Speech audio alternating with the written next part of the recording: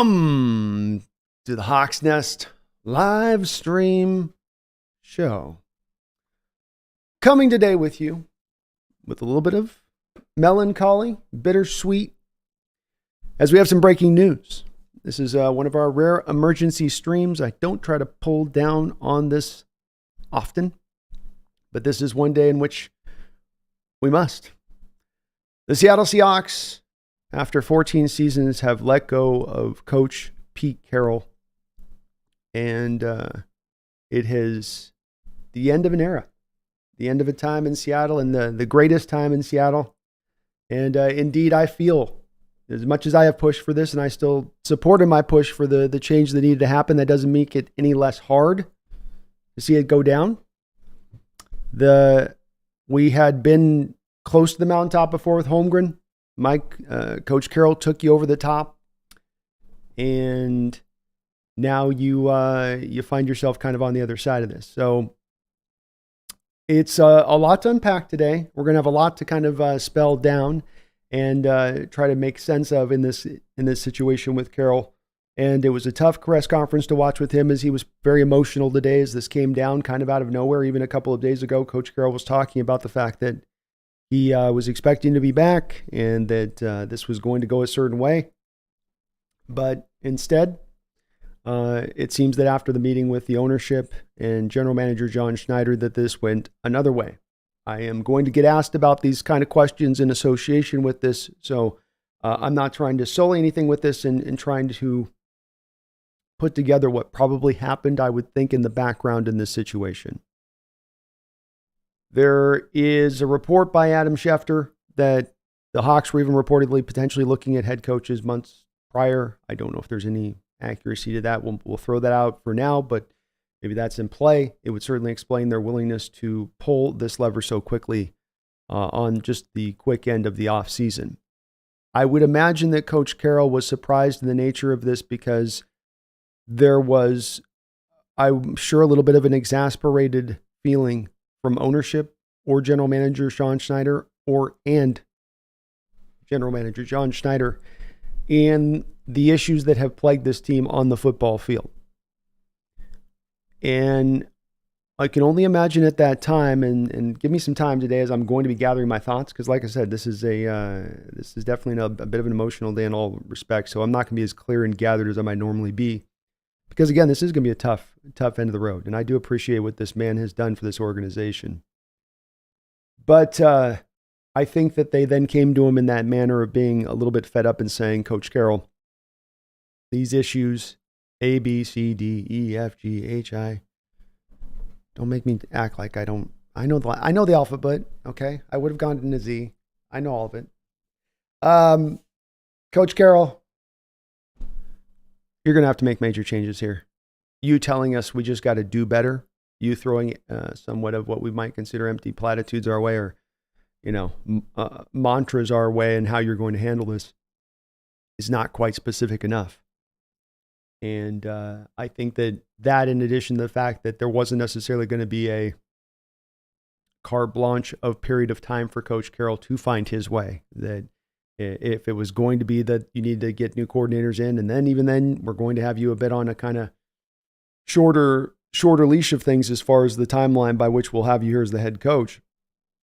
I think Coach Carroll looked at that and probably went, well, rather than go into that scenario and have to let go coaches and then myself only maybe be on sort of a lame duck kind of situation on one more year of my deal or whatnot, well, I guess perhaps I'm going to have to just, let's just do the mutual parting of ways thing, and we'll go those separate directions. So it is definitely it is surprising for me. I did not expect Jody Allen to pull this lever, and it is coming, I think, really mainly from ownership rather than this being a sort of Coach Carroll feels at the end of his line at this. That's not the case. You could hear it in the press conference today. He still feels energized. In fact, I think he was even intimating a little bit that he might still be willing to coach somewhere. And so I don't think this was necessarily him as the main driver here trying to make this happen. And that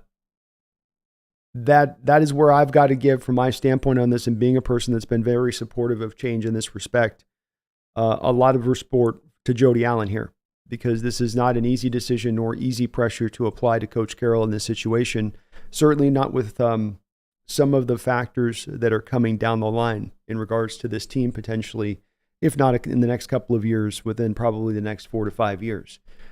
She came in, as an owner has to do in these kind of situations, and with a coach that has multiple years remaining on his contract, with a legendary coach here, as a woman who's inherited this team from Paul and did not necessarily buy it at the forefront, came in and I'm sure listened to the advisement of those around her and took that into account as well. And good on her having the proper advisors, in my opinion, to give them the advice that's the right advice here. And then she took and made the hard decision. And when we look at owners, they don't draft players. They don't go down on the field and run X's and O's. You don't see their faces on the sideline. In fact, they're very much often in the shadows. But a great team, a team that can be elite and contend, needs great ownership. They need the guiding hand in there. They need the hand that is going to make these kind of decisions that are some of the biggest decisions an organization can ever make. They need to have the wallet ready there to spend the money when there's money needing to be spent, needing to have it all the way down the line. Commitment to the facilities, right? Got to check all those boxes. And Jody Allen, I've definitely given my share of shade at times for feeling like sometimes I wasn't as sure as if she was invested as that.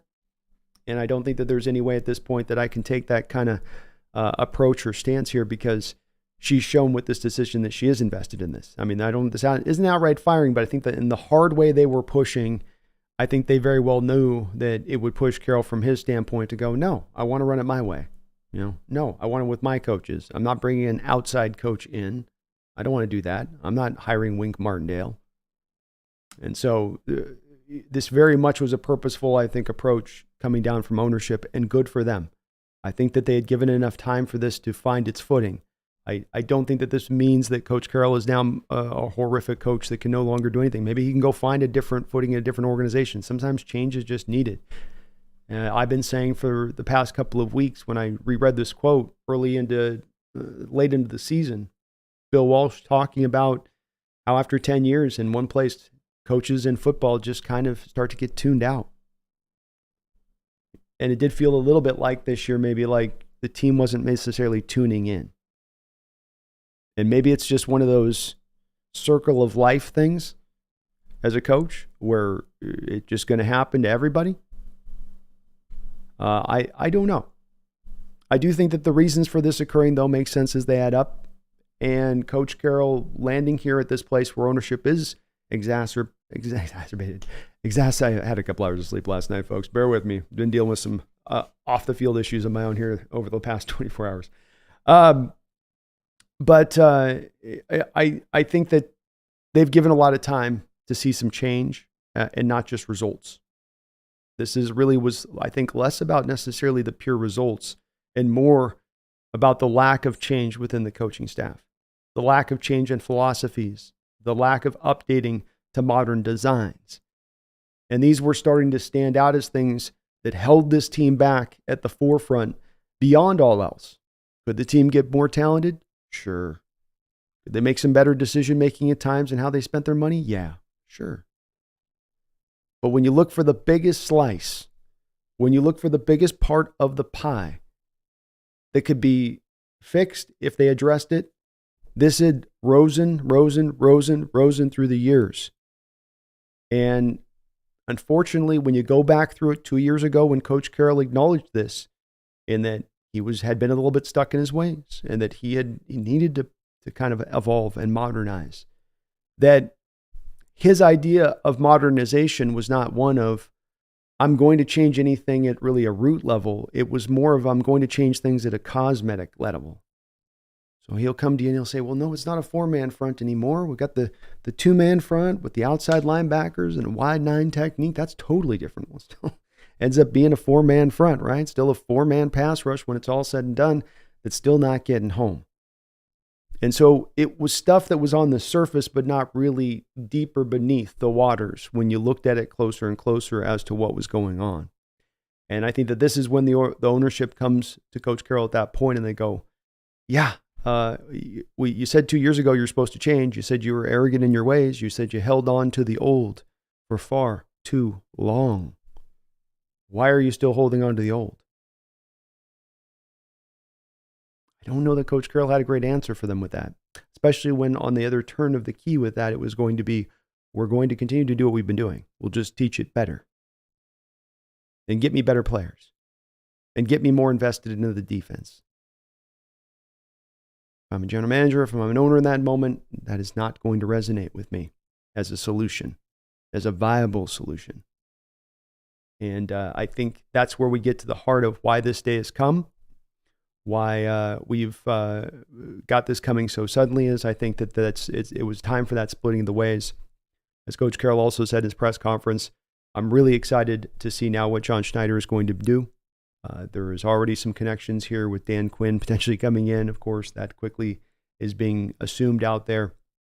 We'll see which road this team goes down, as I've said, and I know we will talk a lot on this stream about potential head coaches that can come in here, no doubt about that. But I want to see an exhaustive process. I certainly have somebody that I would have a preference for, but that doesn't mean that it only has to be that. And I think that there are a variety of guys that can come in here and do a really great job. And while Dan Quinn is certainly a guy that is well qualified to now be another head coach here in the league again to get a second opportunity, I really got to say, I'd like to try to turn a bit more to the new, number one.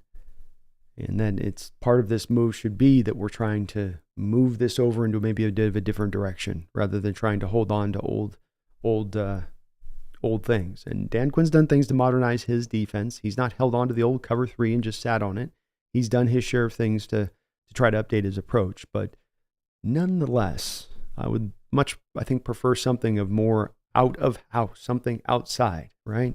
Let's scour the landscape and find the best and brightest, not necessarily merely look for just a retread with some connections to the organization, no matter how decent a job he has done there in Dallas with that defense. And he's done a very good job with them down there in Dallas. But you can also see us kind of standing out to this point number two as to why I'm a little reticent with a guy like Dan Quinn or any other defensive coaches. Look at the coaches being fired right now in the league. I know Arthur Smith this offseason is one of the few, but you are looking here, not fired, or parting. I'm not going to call this, it's not a firing, obviously, but you've got Coach Carroll now gone, Vrabel gone, quite a few of these defensive coaches that are not remaining. And we already know with the defensive coaches how hard it is for them to win, or at least how hard it's been in recent years to win when you're a defensive-minded head coach. There are some that have been able to run that Luke Skywalker Star Wars 1 endgame run to fire the little proton through the tiny little hole. But more often than not, most of these defensive coordinators are getting taken out on the outside of the Death Star. They're not even getting down there to run the track. So it's harder to do with the defensive coach. Offensive-minded head coaches are a bit easier. The caveat being, of course, if you do bring a defensive-minded head coach in, if you can have one who can think without that sort of, what do I want to say, the cliche defensive mindset, right? Why is it with a Coach Carroll team? You have a team over these 10-year span who wants to run the ball, but never really then addresses the offensive line in a substantial way to do that. Almost kind of like he doesn't really consider offensive line. Well, he's a defensive-minded coach. He's going to pour it to the defensive side of the ball. If there's a place he's looked for and saw it on his team, then he goes, the one place I can go light on is offensive line. That you don't need that. That's a little bit to me not as outlet of Coach Carroll as much as that's kind of an outlet to me of a kind of what you get with a defensive-minded head coach sometimes at times, or that you'll get only a run blocking line if you get a good line. They're all going to be road graders so he can run the ball. You get all of these things that are designed and influenced then by the defensive mind of the coach. It's not merely he's bringing his prowess to the defensive side of the ball. It's also that he then at times can throw reins around the offense and pull them back a little bit. And then in this modern NFL, that's not always the most helpful fashion to going out there and winning football games. It definitely worked in an equal fashion to offense if you went back to the 90s or 2000s. But the rule changes and how offenses have evolved, I think, have moved that needle in a way where that's no longer the case anymore. We're in a different spot when it comes to that type of stuff. So it'll be fun to go through the different options, and we'll talk through them tonight. I know on the show here as far as possibilities for where the Hawks could go with as far as different coaches here. I just think that what's helped them, I think, in the past in doing this has been having a committee come together and really put together the best minds. It would be good to hear if Schefter and report is indeed true, that Schneider's been out there for 4 months, side-eyeing casually potential candidates. I don't know if I don't know if there's any truth to that one. That one's a weird one for me to wrap my head around on that report a little bit. But and I couldn't quite. Somebody had told me about it, so I couldn't quite validate it either. It might be somebody was trolling on that one. But hopefully they don't just go for what is the quick and easy answer. Instead, they go for what is the best answer, and that tends to be one that requires you to spend some mindful time looking through. And if it's a dynamic whiz kid, Mike McDaniels type somewhere out there, so be it. If it's more of a guy that's tried and true and who's ready to pop, and you're looking to replicate what you did with Coach Carroll, well, you got a guy in Harbaugh, of course, out there who's almost they're beat for beat like a little bit in their careers a little bit. Obviously, Harbaugh had more success at the NFL level prior than Carroll did in his first couple of stops, but nonetheless, some early NFL on back to college. Take the college teams to national titles, boop, back to NFL. Carroll gets a Super Bowl. Harbaugh gets a Super Bowl. I mean, I'm just saying the fit would make sense to me. I know many bristle out there at Harbaugh. There are many Seahawks fans that say, "God, no, please." It's the Michael Scott from The Office meme, And I get that. I understand he had a personality that grinded some people in a certain way that took them down in a direction they didn't like. But nonetheless, there are a lot of good candidates out there to look at. We shouldn't just get steered into thinking it's a 1 or 2 or 3 thing. And this is going to be a big boon for this organization. And I'm not throwing any slide at Carroll. We'll do plenty of celebrating Carroll and what he brought here today. But this is going to be very, very helpful for this organization. There has been an e-brake around this organization in certain respects at times. It's one of those moments you've ever had an e-brake where you haven't pulled the e-brake all the way up. You pull it all the way up, car can't roll. But if you just give it a couple clicks, car will roll. Something ain't right. And these problems, like I said before, that have raised up that have been the biggest issues with the team holding them back, and especially I think in this past year from the coaching standpoint, not one of the best and the brightest in the NFL, but he's a reasonable-minded guy that's going to bring modern approach, who's going to be willing to throw to the middle of the field, who's going to be willing to run outside the tackles, utilize fully fly sweeps, maybe blitz a little bit. These commonality things that most teams or at least will be willing to do a little bit. I think this team is going to have so much more upside because I do believe the talent is there. And now the scheme is starting to be better maximized, and that will then better maximize the talent. One to the other to more success. And I truly believe now that's coming. If I had been sitting here this offseason, and I told you guys this at the start of this, as I led into it in my post game, right after the final game, I said, if Carroll's here as we go forward, I ain't drumming up false hope here because it is the coaching staff that's holding this back. This is the impediment. We can dance and all that, and it made some people pissed off because they looked at it as you're not properly celebrating Coach Carroll by saying that. I offer that that's not is the case. I think I can revere Coach Carroll and celebrate what he did 10 years ago while also looking at the 1-5 playoff record since 2017. And that's just sort of stands out to me as I look at this and go, it's kind of the bottom line here in the NFL. And not a lot of destinations would give coaches that amount of time through that period to sort of just figure it out. And the Hawks did. I think they did right by Carroll in this situation. I think they gave him plenty of time to find his way. I don't think they forced his hand with coaching hires or making him do certain things a certain way on the field. And so he had his pure opportunity to take this swing, and he stayed in that kind of same lane. But now you can go get a coach who can move into some different lanes, modern lanes, those that go real fast. And I'm excited here now for this future where I wasn't going to be this offseason. I couldn't break down tape this offseason showing you anything in this defense going, marvel at this sophistication. Look at how they disguise this here. This looks like this, and then it becomes that. I couldn't do that. I was going to have to, I would have had to try to drum that up if I was going to bring those videos. And that sucks because all teams are going to have at least some of that stuff throughout the course of the year you can go to feel a little bit, but you're now going to be able to do a little bit more of this, I think. And with it next season, even in my opinion, and the upside of it starts to rise because this is not necessarily going to be your conventional place where a coach has to come in and throw this guy out and throw that guy out and turn all this over here.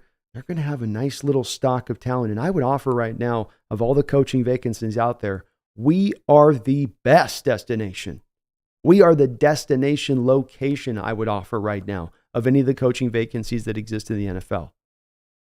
With the facilities that we provide, with the talent that you have laid to bear, you're coming in with a lock, stock, smoking barrel of talent all over the board on this team. And knowing that, by the way, the things I just spoke about with the schematic stuff, any incoming coach is going to be very keenly aware of this, right? So when I talk about there being these limitations in scheme that were the biggest limitations to your team last year and over the last couple of years, you're going to have a coach who's going to be well aware of that coming in, meaning that's the easiest thing to fix. The hard thing to fix is getting the talent. The hard thing to fix is to get the guys that are good enough to do it. And I'm not saying there isn't more room here to bring more talent on. Certainly there's going to be guys getting snipped. There's going to be plenty of players here within this that are now arrivederci. But there's a whole lot more sitting, waiting in the wings, waiting for a coach who's going to maximize the scheme and maximize their talents with it, and more victories will come, and more of a potentiality for this team to be elite will come with it. The backbone is here on this team as far as the base goes. Carroll said that today in his press conference. It's there. Now we need the next step. We need to take the main limiting, inhibiting factor that's been the case here over the past couple of years and remove it. Take it off the table. Doesn't mean there won't be still some other disadvantages. Doesn't mean the new coach is going to bring some of his own disadvantages to the table. But I would reckon to guess that from an X's and O's standpoint, you're not going to be looking at the next coach going, man, on a weekly basis, he is getting out-coached. Hopefully. And if he is, you move on at that point too, like you did with Moore, and still end up back with a Carroll. That's the other thing about this, is the next hire doesn't have to be the boom shot. It doesn't have to be, all or nothing. You get a new hire in here, and if that's not the right one, boom, you can get on to another one too. And it's about the commitment to getting the right one. And if you got that commitment, then you'll find it. And today, the Seattle Seahawks ownership and the committee that advises Jody Allen told you as a fan base that we understand that. We could have taken the easy road on this. Our season tickets are going to sell out next year. You're still going to watch. Brandon, you're still going to stream. You know you are. You all are going to do all that stuff. They could have sat back there fat and happy, smoking cigars. And instead, they showed it did matter. Instead, Jody Allen said, no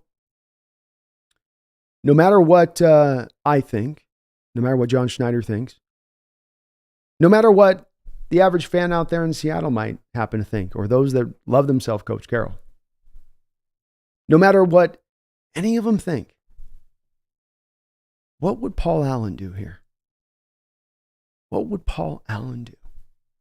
This man walked in 97 and he gave Erickson a year. He watched him with a mindful eye.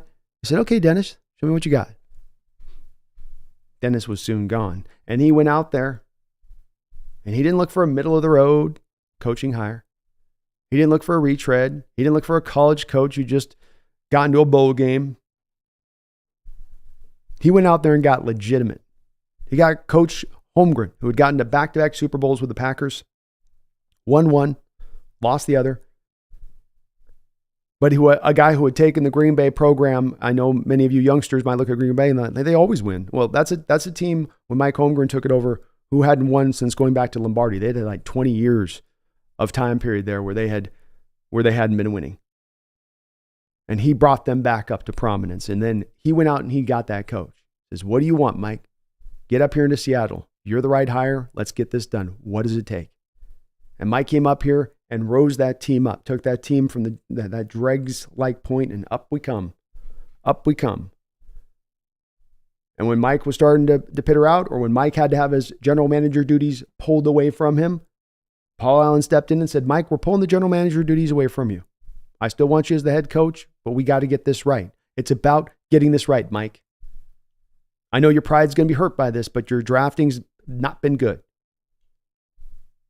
I got to get a new guy. I got to get a guy in here who can do it better. But I think you're still a damn good coach. And then a couple of years later, you got to a Super Bowl. Tim Ruskell came in and indeed provided a rookie draft class that fit very well in alignment with some of those wild child guys of the Holmgren era that he had picked. And it all fit well for a little period of time. But then when it started to peter out quickly, Paul Allen didn't sit there. He wasn't sitting on his hands. He didn't say, let's just let it ride because you got us to that first Super Bowl in our franchise history. Franchise had been around for 35 years at that point. Got them to the first Super Bowl in their history. Had been to 2 Super Bowls with Green Bay. I mean, how legitimate more do you get than that as far as a guy? Give that guy some rope. Give him some room. No. He said no. 2007, out. He even gave him a year in advance notice. He's like, next year we're going with Mora. You're going to be out. Went with Mora. Mora wasn't working. Pretty quickly, we could all figure that out. He was throwing kickers under the bus. And everyone was kind of going, okay, this is awkward. And Allen didn't go, you got to give a coach 2 years. You got to give a coach his proper time to sit in there and get himself established. That's not what he did. Came in there, out. Go find me the right coach. Mora ain't it. And that's what he did.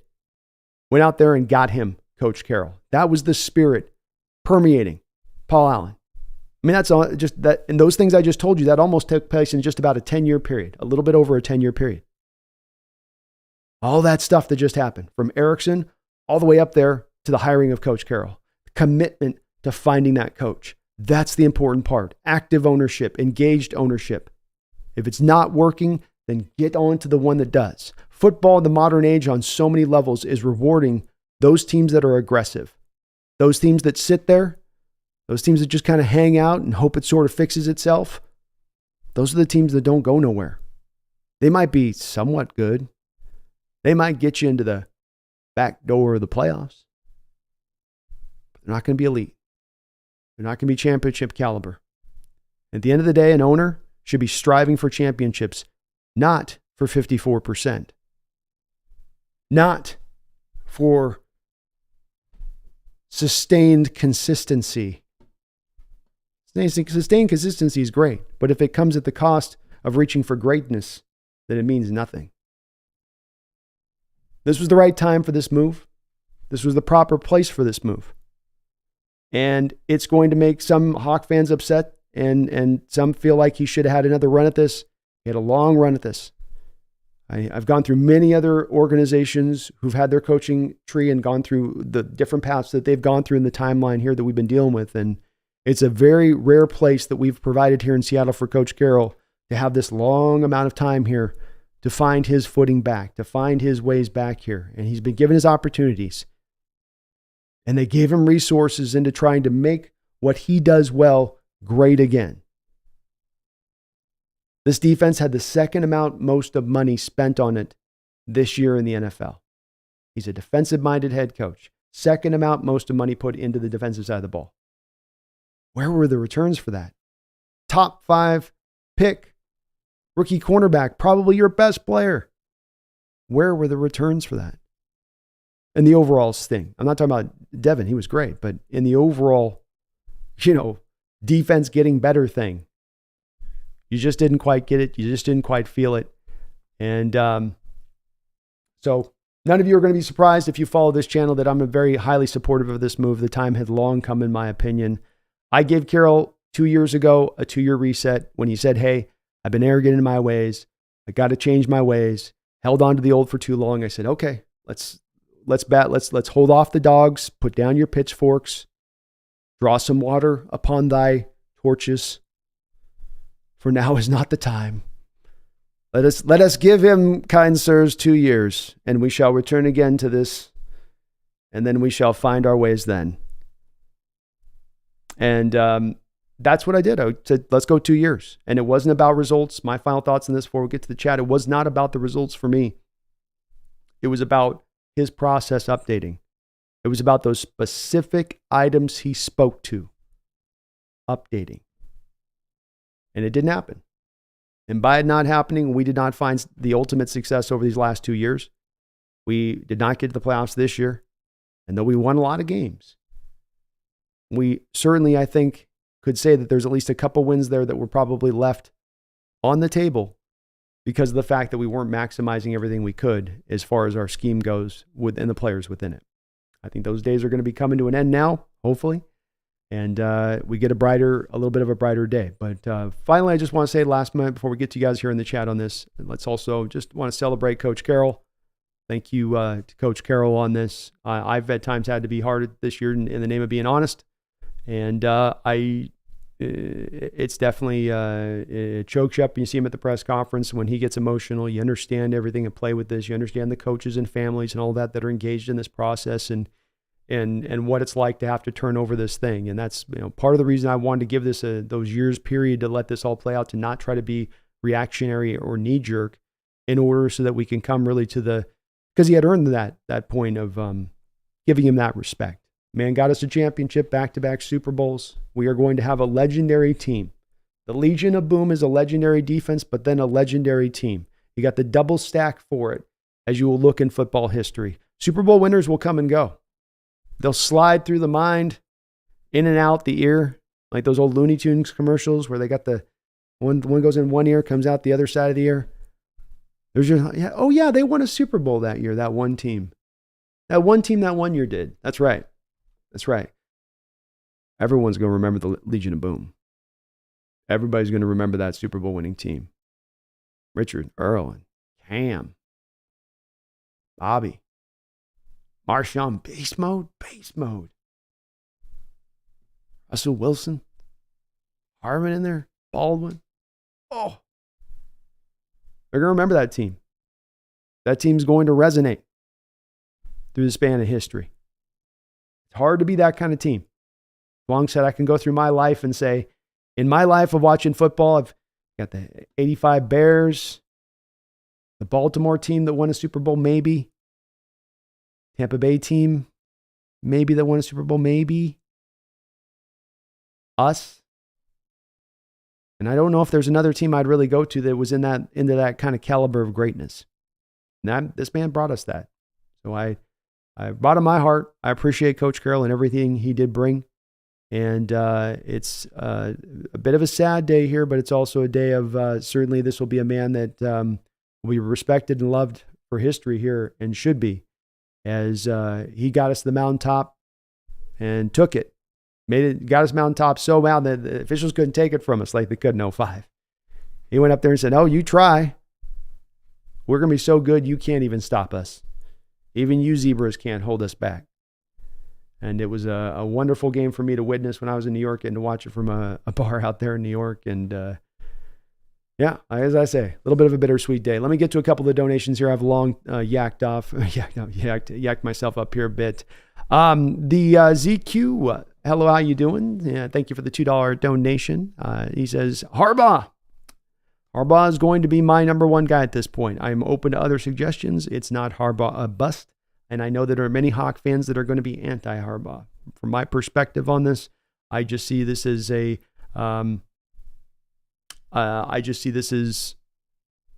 what's the best candidate. And I want an offensive-minded head coach. Harbaugh checks that. I want a guy that I can kind of find as an equivalent to the best coaching hires the Seahawks have had in their history. And there's been 3 really top-notch coaching hires in Seahawks history. That's Chuck Knox, Mike Holmgren, and Coach Carroll. All of them were hired with a track record of success. And that's something that I would love to lean upon. And you can love or hate Harbaugh. You cannot deny he is a winner wherever he goes. He won at San Diego State. They did not have a history of winning at San Diego State. He went to Stanford, won there. It had been quite a while since they had won there prior to his arrival. Carroll was riding high. He was the guy that actually kind of started to knock Carroll down there at that point, created their great rivalry. Then went to the Niners, who hadn't been particularly good for a long period of time, turned them into a winner. Went to Michigan, who hadn't been good since the days of Lloyd Carr, turned them into a national champion. You can't deny the guy and what he's done as far as every stop and every destination. And to believe that that guy would come here with this talent and fail, I have a hard time with that one. ZQ, thank you for another $2 donation. Says the Bud Grant ending, fitting.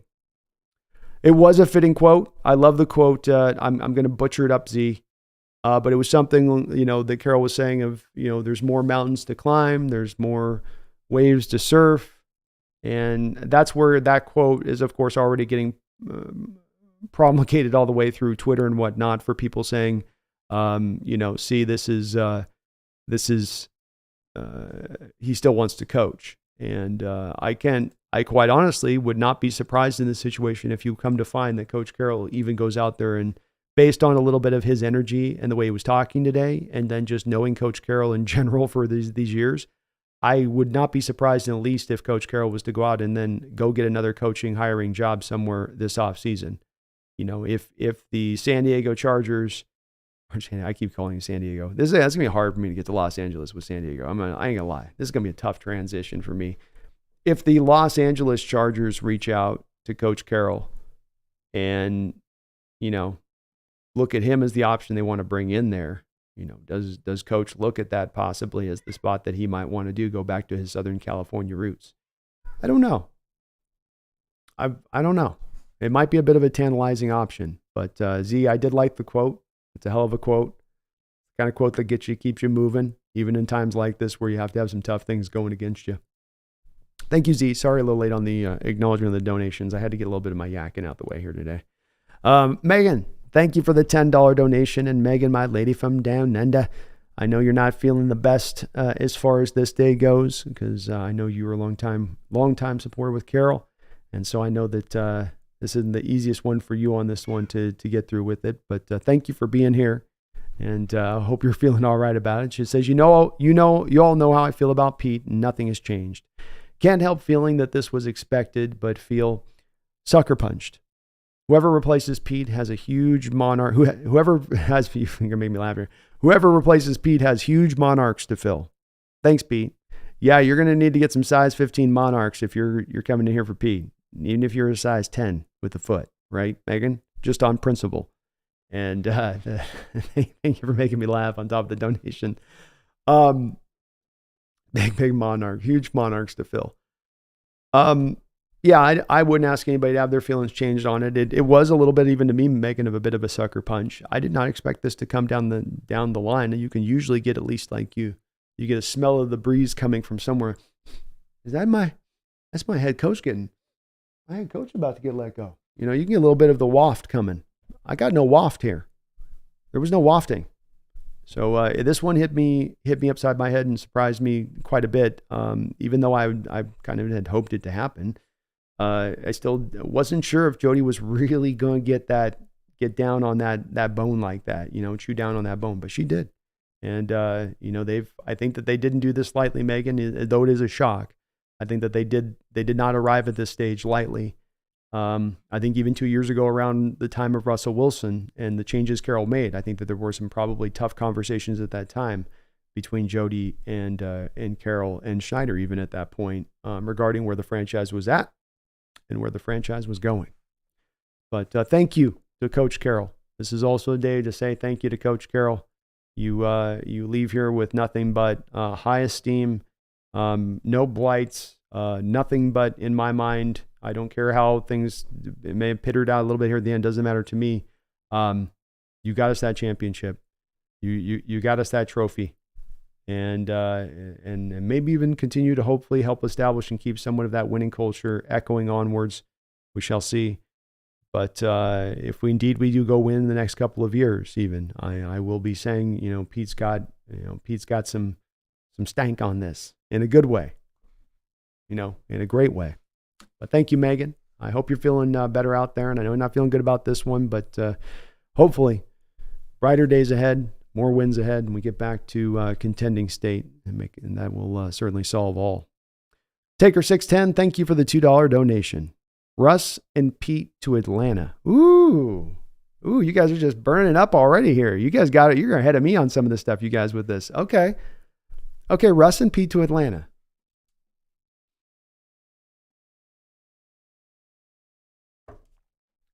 Got the offensive line that can run block. I'll go out there and get Bevs. Go find Bevel out there somewhere. Get the band back together. I mean, Atlanta has seemed like the best location potentially for us. And I hear him Pete with that Bud Grant quote and talking about how the reporters didn't get him beat down. I laughed when he said that. You guys didn't wear me down. Like, oh, really? The Seattle media and all of their veracity didn't wear you down, coach. That one made me kind of roll my eyes. Give me a break. But Russ and Pete to Atlanta, maybe. And we play Atlanta next year. So, woo! That's a Ric Flair. Woo! Thank you, though, Taker. Appreciate you for that. Reluctive, thank you for subscribing to the channel. HJX2, thank you for also subscribing to the channel. Diane Eagle, appreciate you subscribing as well. We're trying to get to 15,000 subscribers here if we can before the start of February, and we are so very, very, very close. So if you could do me the favor and subscribe up, you'll help me get up over that mark. That was our goal this year, and we are just right on the edge of getting there. So thank you to the trio of you for subscribing up. I appreciate you for that. Xman406, thank you for the $5 donation. Could we see Pete go to Alabama with Nick Saban retiring now? Nick Saban, boy, what a shocker kind of day. Yeah, Nick Saban also retiring today, surprisingly so. So kind of I don't know if there's a weird moon or something going down here. But yes, could Pete go to Alabama? It's possible. I don't know if Pete really wants to get in on the recruiting thing. I mean, it's almost like that turns things into having to do kind of more. But it's always been said that, the younger the player, maybe the more resonance he gets from players rather than a little bit of the older player. And with that, then maybe the better landing spot or a potential still landing spot for Coach Carroll to find some success here into his future would potentially be with Alabama. And that may be so. I would think if I was betting X-Man that it probably is Coach Carroll going back to a NFL head coaching job, because right now at the college level, it was already a biatch to try to get out there on the recruiting trail every year and compete with all of these colleges, and you're trying to sell them on your program and keep them, even after you get their commitment, keep them in tow. Now you got to come in with the NIL money and how much you paying me, and then what about my playing time with how I'm getting paid and the transfer portal. It's all kind of a bit of a mess for coaches at the college level. Probably a big part why Nick Saban is retiring. So I just don't think Coach Carroll goes back to that. But maybe Alabama comes in there and like, Carroll, you want $50 million a year? We'll give you $50 million a year. Come down here, Bama. We'll do that right now. You want that, Coach Carroll? We got it. Roll Tide's gonna happen again one way or the other. You're gonna get up on this wave or not, Coach Carroll. They may throw you out down there in Seattle. We'll pick you on up down here in Bama. Thank you, X-Man. Nice thoughts too. Like where your mind's at on that one. Real Cheese, thank you for the $5 donation. So, do we see Shane's playbook open up, or mayhaps new coaching brings in, or mayhaps a new coach brings in his guys? New coach, new guys. Yeah, all of the coaching staff that is in place right here in Seattle is no longer going to be in place. There's a couple of reasons for this. Number one, Shane Waldron has, and with it, the coordinators here have not established themselves in the least bit for a new coach to come in. Number two, a new coach is going to want to bring his guys in, because if he sinks or fails, he's not going to want to fail with somebody else's coaches. He's going to want to fail with his guys. And most of these guys, whether or not they've been coaches in this league, are currently coaches somewhere at some level, have their own guys they really like and already prefer and have communicated with. So why broach this whole new world for a guy that you're inheriting? It won't happen on that front. There's just it's almost a 0% chance Shane returns. Now, opening up the playbook, maximizing the talent on the outside, these are things the next coach is going to do. As was mentioned a couple weeks ago, the Seattle Seahawks throw outside the numbers more than any team in the National Football League. The second that you get a coach that is even somewhat committed to throwing into the middle of the field, to attacking the intermediate game in the passing attack, to utilizing the outside run game, this playbook will open up in full. And then all of those old plays that we used to run all the time that would always get battered down and hemmed up, like the inside zone run, now those start to open up as you start to get defenses to actually widen out a little bit. where they can't just continually collapse down into the interior of the A and the B gaps. So it will open up.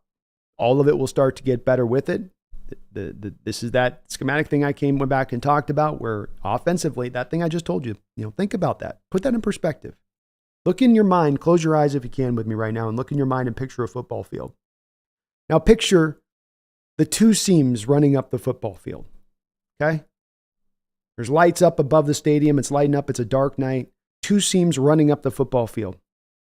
Now I want you to picture two green blocks outside of those hash marks, outside of those numbers, going all the way up the football field. And then picture all of that center space in between those hash marks, in between those numbers. That's the area you do not attack in the passing game. That is the area that you attack at the least amount in the entire NFL over the past couple of years. You did when Russell Wilson was here. You did this year when you had Geno Smith here. It doesn't matter who the quarterback is. And that's because Coach Carroll had a reluctance to throw the middle field because he believed that that's where turnovers happened. And he didn't want turnovers. That was one of his no-go places. So you just didn't throw there. You just didn't test there. But think about this.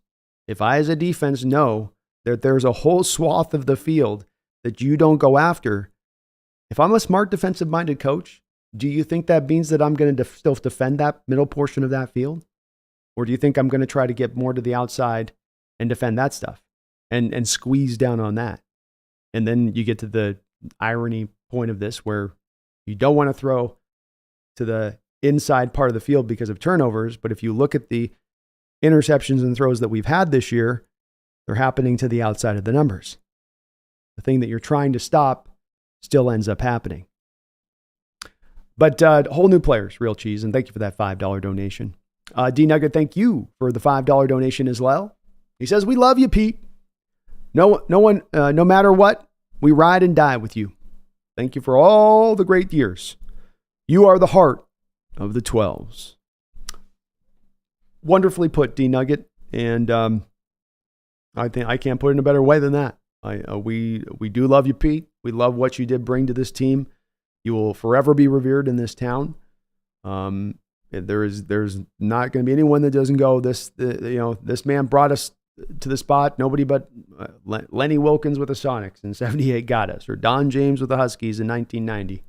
So, you got to give that proper respect when you think about so many different sports in this local area who have not had success for so many different years to get us there, to get us to that spot. And not only that, for the team to be so great. It wouldn't be surprising, at least, if they eventually, built a statue of the guy out in front of the stadium. And I'll throw my $5 down for that statue. As long as one of those good statues and not one of those ones where it looks nothing like the guy, where the artist looks like he was on LSD the whole time he's doing the statue. Like, it's got to look like him, okay? Joseph, thank you for subscribing to the channel. Appreciate you for that. Welcome aboard the Hawks Nest. Ooh, Masterful coming in with a $50 donation. Masterful, thank you so very much for that donation. Very kind of you. I salute you, sir.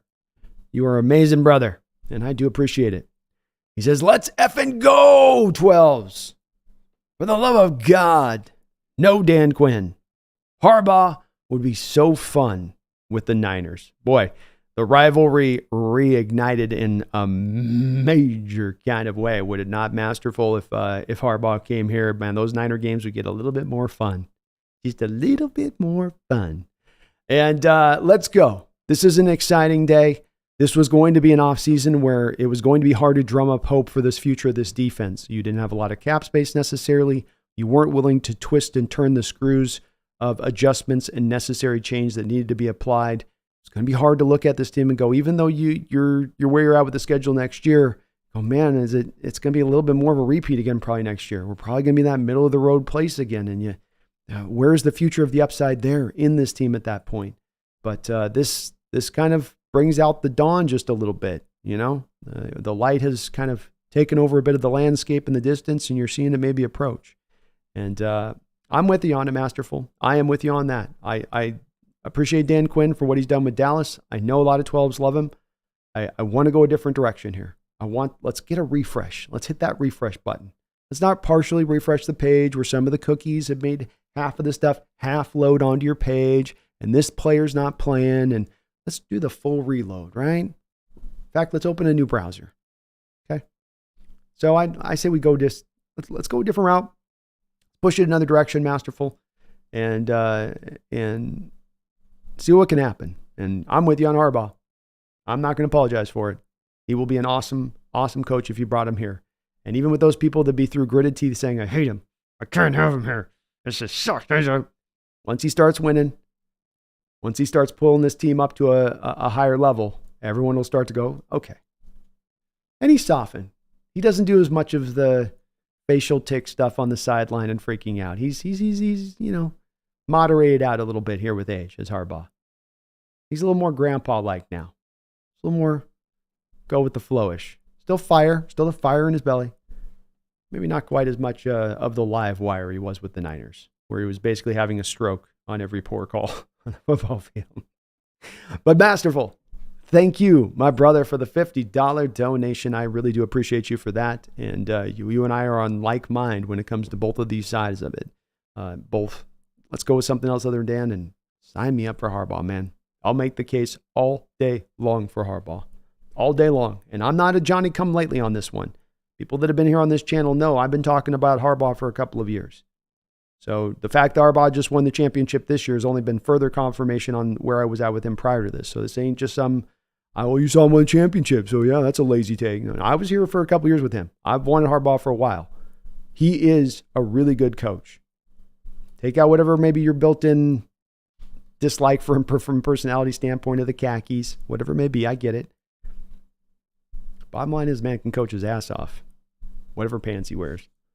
Frederick McCoy, thank you for the $5 donation. Let's get a coach who can utilize this insane level of talent this team has. Thank you, Pete Carroll, but can't wait to see what's next. Boy, you guys are having some beautiful statements here. I love this stuff. And yes, I again, on both counts, I'm in full agreement. Let's get a coach that's going to maximize the talent. I've said that I think that you have an average kind of coach will get you up to about 90% of what a player is capable of doing. A good coach will get a player up to about 100% of his capability. A great coach will get 105, 110%. He'll get more out of that guy than they thought they actually had inside them. He'll have that way to motivate them in that way. And I think there was a time that Coach Carroll was able to get that out of guys. I do. I think 10 years ago he could. A new generation of player, new kind of coach called upon to get the job done in this manner of things. But that's what a great coach could be. And I think we've been a little bit more in that 90% range of things up until this point. So even bringing in just a little bit better than the average guy can get you up that 10%, can get you up into that range then where, now you're really maximizing your talent to the utmost. And with it, that team should rise. There should be 3-4 more wins there on that team than a year, because you're not just dropping the ball all across the board as far as some of the built advantages you can give to both your offense and defense. This has been both sides of the ball that this has been in kind of inhibiting. But thank you, Masterful, for your $50 donation. You too as well, Frederick. And let's go. There's an insane level of talent on this team in certain positions. A guy like Kenneth Walker can be a 1,600 yard back in this league. A guy like DK Metcalf can be a 1,600 yard receiver in this league. The potential's there. Say nothing of even guys Jackson Smith and Jigba, what Charbonnet brings in the backfield from his side of it. You got the bookend tackles you're bringing to play as long as they get this Lucas knee situation figured out. Mafe defensively, Witherspoon's on the rise to maybe be the best cornerback in this sport, rated number 4 by PFF this year. A lot of pieces in play. This is not your typical coach overtake thing where just the cupboard is bare. If this was comparatively speaking to what Coach Carroll was getting when he walked in the door, he had 2 cans of soup and some bone broth. The guy walking in now, he's opening up. It's like somebody just went to Costco. Like, whoa, so you already went to Costco? I thought I was going to have to go. No, coach. We already got that stuff done. Oh, really? Yeah. No, you're good. Okay.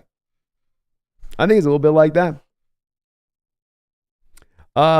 Talon Deal, thank you for the $2 donation.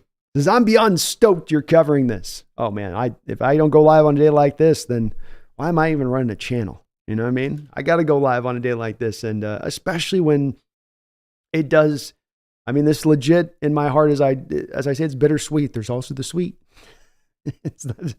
There's the sweet of like, I'm really, really happy with where this is going to take this organization as far as our potential now. I feel like that e-brake is now fully off. I feel like it's not a guarantee of success in the future change. I'm not saying it's that. It's that the limitations, the stuck in place, the in-between nature of the team becomes removed. There's the now potential of more boom or bust. We now have that back in play now, where I don't know that was there before. And I've said that I think that as a team, you know, they say that water comes in 3 states, right? Gaseous, liquid, solid, whatever.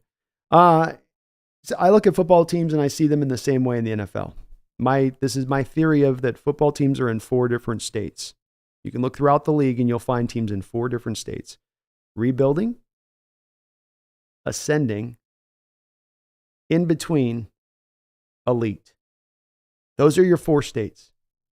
And if you're in 3 of those states, you're in a pretty good place. If you're in one of those states, you're in hell.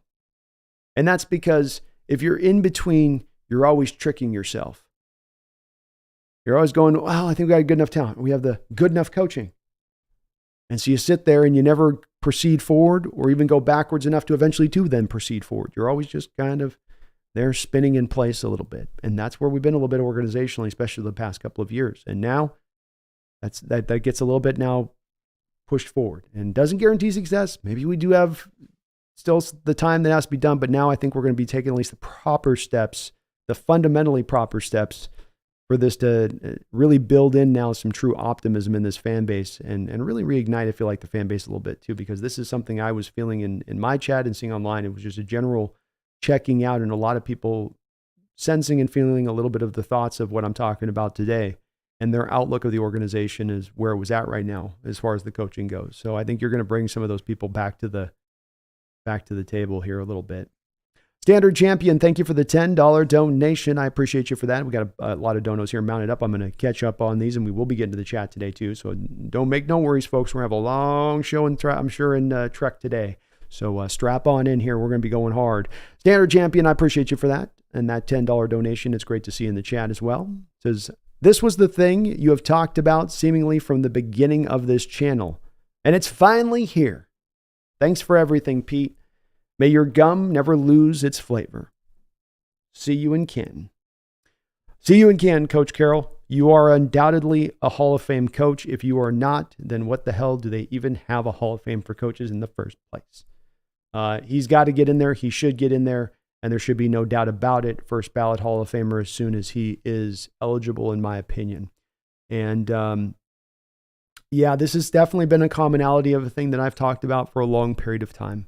I started this channel in 2019. And at that point, you had been a couple of years removed from the Legion of Boom. And you were looking as a person in my place here who tried to analyze this team and cover this team and look at them with as much depth as, of course, my amateur eye can. And trying to see what it is that might be factors holding us back from recapturing that success at that point in 2019, of course, that had been once had 4 years ago, 4 years prior to that. And you started to see the pattern develop. You started to see the pattern in the way that the team went about their business on both sides of the ball. It became more, I mean, once you have something happen for a year or two, you kind of vaguely see it. When you've seen something for 10 years, you really see it. It becomes undeniable in what you're seeing. And that was the unique part about this Coach Carroll team, especially that time in 19 onwards through the now, is that you had not just a coach who'd been there for a year or two, but the one who had been there for so long and also had such a hard and simple design that it made it even that much more easier for a guy like be an amateur or a person looking at the situation to even more thoroughly recognize the problems that were rising to the surface within this thing with time. And it was that when Coach Carroll walked in with his scheme, especially defensively speaking, it was a scheme that was viewed at that time as outdated. Many coaches were scoffing around the league at the thought that this scheme could work. And what Coach Carroll was able to do to get around the simplistic designs of that scheme, of course, was have and find and unfold a collection of great elite talent that was not only elite talent, as we're learning now, especially with a team like this year, it was also an elite amount of talent that had a very unique and special mindset that they brought with the elite talent. Oftentimes you get the elite talent, but you don't get that mindset of, I want to be great. You'll get more often than not, it seems like, with the elite talent of, I'm happy to be here. I'll do my job. I'm getting paid. I'll do what I got to do.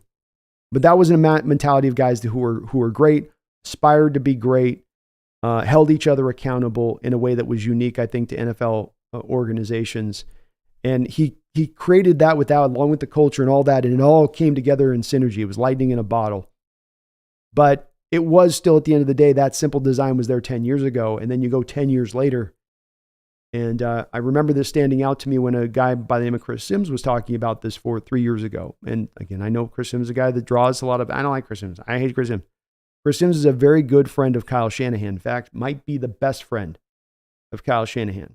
So you might not like Chris Sims, but when Chris Sims happens to talk about the dynamic of San Francisco and Seattle specifically, might be worth listening, because there might be a couple of nuggets in there that he's throwing you coming via Kyle Shanahan in the background of this.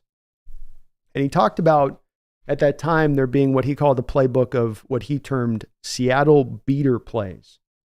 And this was essentially a collection of play designs that could take down the cover 3 defense, which was what Seattle ran a predominant amount of the time, or take down their heavy zone, deep zone based defense. And this playbook got deeper and deeper and deeper through the years as Coach Carroll went from, when he walked in the door, the first guy and the only guy running it in the league, to then his acolytes and coaching tree going out there in Gus Bradley's and Dan Quinn's and other teams starting to adopt it who didn't even have necessarily guys from his coaching tree, bringing their defense into that same model. And so now you have all of this tape for a 10-year period, not only Seattle teams, but Atlanta teams with Quinn and Bradley, that all were giving these offensive minds in the league a lot of tape to look at and watch on how their offense can attack that, how they can draw up plays to go after that specific scheme, because it's highly predictable about where the players are going to be from pre-snap to post-snap. It's highly predictable in what you're seeing pre-snap in the coverage looks. They're not mixing that stuff up. So teams were able to finally kind of accomplish. Now, that's how we got 10 years forward, and that's why there's needed to be that drive to start to update this. But that's why I also started to talk about it even a few years ago on this, and it's gotten harder and harder for me as I've put my foot a little harder and harder on this subject through the years, because it was one that you just saw continuing to be there season after season after season, and it was getting worse. The returns of the old were becoming ever more diminishing. And it was really not about talent, as you were spinning through a collection of a lot of talent and you're putting a lot of resources into that side of the ball, and the returns just weren't there. But Sandra Champion, I thank you for that. It is overall a day of celebration for me, because my Hawks have a chance to be great next year, not merely average, not merely backing their way into the back door of the playoffs, but they have a chance to be good and be really good on in the future. And that's what I want to see at my most. I'm a fan, first and foremost, of this team. I will celebrate the players. I will celebrate the coaches. I will give them their due. I will do historical videos where I, celebrate their careers. I will, like Coach Carroll talked about in his press conference today. But it's the team that we root for. That's what is the most important thing, right? That is the baby at the end of the day. So it has to win out above all. Angry Bucket, thank you for subscribing to the channel. I appreciate you for doing that, Angry Bucket. Long live the King. Thank you for the $2 donation. I appreciate you for that. King says, Ground Chuck and Pete, my favorite too. Ground Chuck was a hell of a coach. I believe he had been with the Rams, and he had even gotten some very good teams out there in Buffalo. I think until Marv Levy had actually gotten there in Buffalo 10 years later, they had not really won much until he got him back. And he really did on the back of just having only, I think at that time, O.J. Simpson he had to utilize in his backfield, did Chuck. But he was a hard-nosed coach. He knew how to build a football team that could be really good. He got the most out of his guys, like I talk about a good coach needs to do. That certainly was Chuck Knox. He got the most out of his guys. He didn't always have the most talented Hawk teams through those 80s teams. And especially that year when they got to that conference championship, he was able to get it done with his mentality, and the team took on his mentality in many ways with Knox. And certainly you could say that with Coach Carroll too. And those are probably two of my fave as well. It's hard for me. I love all with Knox and Holmgren and Pete. They all, I celebrate kind of all of them, because it's just, you can definitely tell with all three of them, they were a cut above from what you get with typical coaches. But I like your favorite too. I'll go with those as well. Long live the king. Thank you for the $2 donation. He says, unpopular opinion, but Waldron, Shane Waldron, he's grown on me. I think it's fair. I don't want to seem like I'm throwing too much shade at Waldron. I think a lot of what Waldron's been held back is those scheme implements that I was talking about. I speak heavily about them on the offensive side of the ball, or the defensive side of the ball, but I've also talked about the offense and our hesitancy to throw the middle of the field and run outside the tackles, go to those outside zone runs and pitch plays. And so, I agree. Waldron is, I think, done what he can do with some of the arm tied behind his back nature of things and the way this offense is kind of forced to be managed under Coach Carroll a little bit. But that still doesn't mean he survives I don't know if he survives the great reckoning here. Because I think a new coach coming in is going to go, give me mine. If it's Dan Quinn, I think Dan Quinn, if Kellen Moore doesn't get hired with Los Angeles for that head coaching job, probably brings in Kellen Moore with his Pacific Northwest connections and roots to be the offensive coordinator. If that was to be, one goes to that'd be my next guess. But I don't think the new head coach is going to keep Waldron in. But I'm with you too, King, where I don't think it's necessarily Waldron's just flat out failed here in this job. It's a lot of things coming together at one, bad timing. That's what I'll say. Bad timing. Holy Hand Grenade has been celebrating as a Hawks Nest member for 6 long months. I appreciate you for that, Holy Hand Grenade. It says, chew one out for Pete. Ended as he began. A winner. Amen. Man's a winner. He knows how to build an organization. He knows how to foster the right mindset and championship mentality. He knows how to motivate guys. I feel a little bit of that was lost here at the end, but through most of this time, even in years where the scheme failed them, even in years where maybe they didn't have as much talent, the players always tended to play very hard for Pete Carroll. And his dominance at 10 a.m. in the morning through the years and ability to get this team to play up at those times every coach from Knox to Holmgren and everyone in between had an issue with 10 a.m. Eastern time zone games. It was an issue they just could never solve. They tried everything they could. All those coaches did. More coffee to the players, wake the players up early, get there a day late, get there a day early. They did everything. Coach Carroll was able to find a solution. And, that speaks to his ability to motivate and get them there. But he did. He ended as a winner. And it's no coincidence that he was able to win a national title at the college level and win a Super Bowl. You do things the right way as the coach. You've got a philosophy that is well honed out and that you trust in and you believe in and you are committed to 100%. Those are the type of coaches that can win at any level. And luckily enough, we were able to catch him here at the end here of his career. Well, maybe not the end. Maybe he'll be coaching onwards here after this. Megan, thank you for the $5 donation. I appreciate you for that, Megan, so very much. Pete is the same age as my father when he died, which is why the last time I felt like this was when my father died. We'll need some time to deal. I understand. It can bring out those emotions. I find myself a little bit like that too. I got a father right now dealing with a little bit of medical issue myself right now, Megan. So I'm a little bit like torn with this in this moment as well, because he's kind of in that he's in that sort of auspice a little bit viewpoint in Coach Carroll and how he's kind of viewed at. But no worries, I understand on that. And it's as I say with this will be a day that I certainly am going to feel overall encouraged for the future of the Hawks. But there's also that hint, a bit of sadness with it too, as you have an era coming to a close. The most magical era firmly comes to close in Seattle Seahawks history. 14 years, Beastquake, 2 Super Bowls, tons of wins, tons of playoff appearances, some absolutely heart attack down to the wire moments. Sometimes you'd have 5-6 games a year like we did this year of them. It will be a year an era we look back, I think, of with a true amount of fondness and respect. And I'm glad we got to have it. There's a lot of franchises out there that have been sitting on poor play for 50 years, 60 years.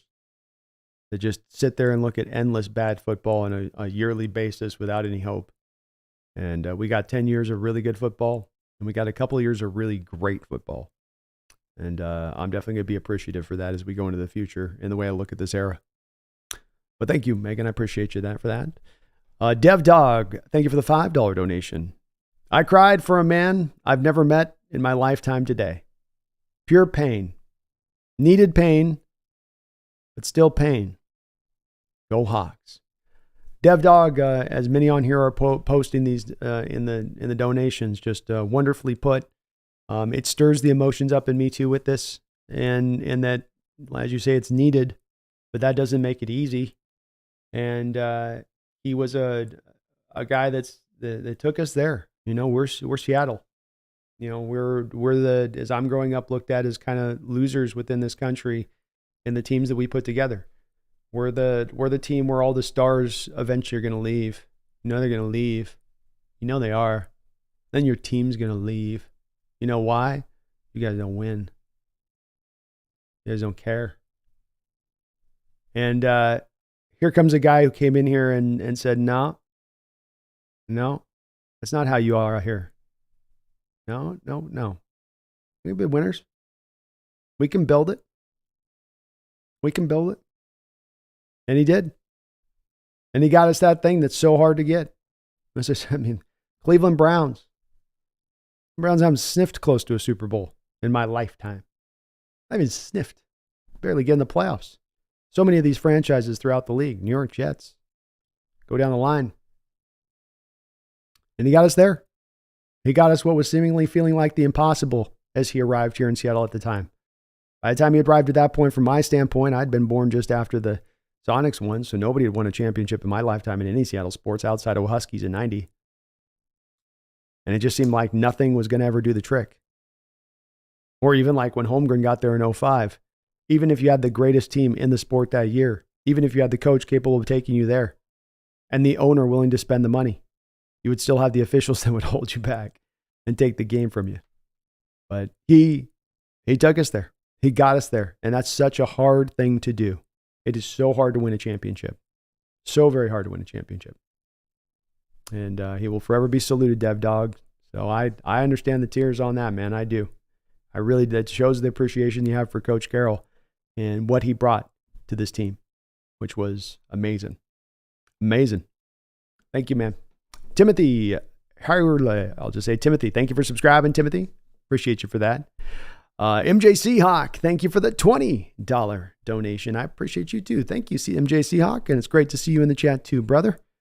Says, thank you, Pete. I will always appreciate everything. Let's start a new era and a new championships. McDonald for head coach. No, going for the Ravens. OC out there, I believe. Was it the DC? I forget. I get the two names there confused out there with the Ravens, but he's certainly going to be a guy already getting interviews out there in the NFL circles, MJ Seahawk. So maybe a guy that they do look at as a potential candidate here, as he's getting a little bit of acclaim. And this is a day about thank you, Pete. Certainly feeling good about the horizons and where things are going in the future, but this is absolutely a day of celebration and what Pete did, because it was not an easy job to get this done. He didn't walk in here with a full cupboard. He didn't walk in here with a city that was just used to championships in any sport. And he took them up over the top, got us up over the top, found the way to get it done. And got to appreciate everything he's done. I thank you for the $20 donation. Bring up a little bit of McDonald here.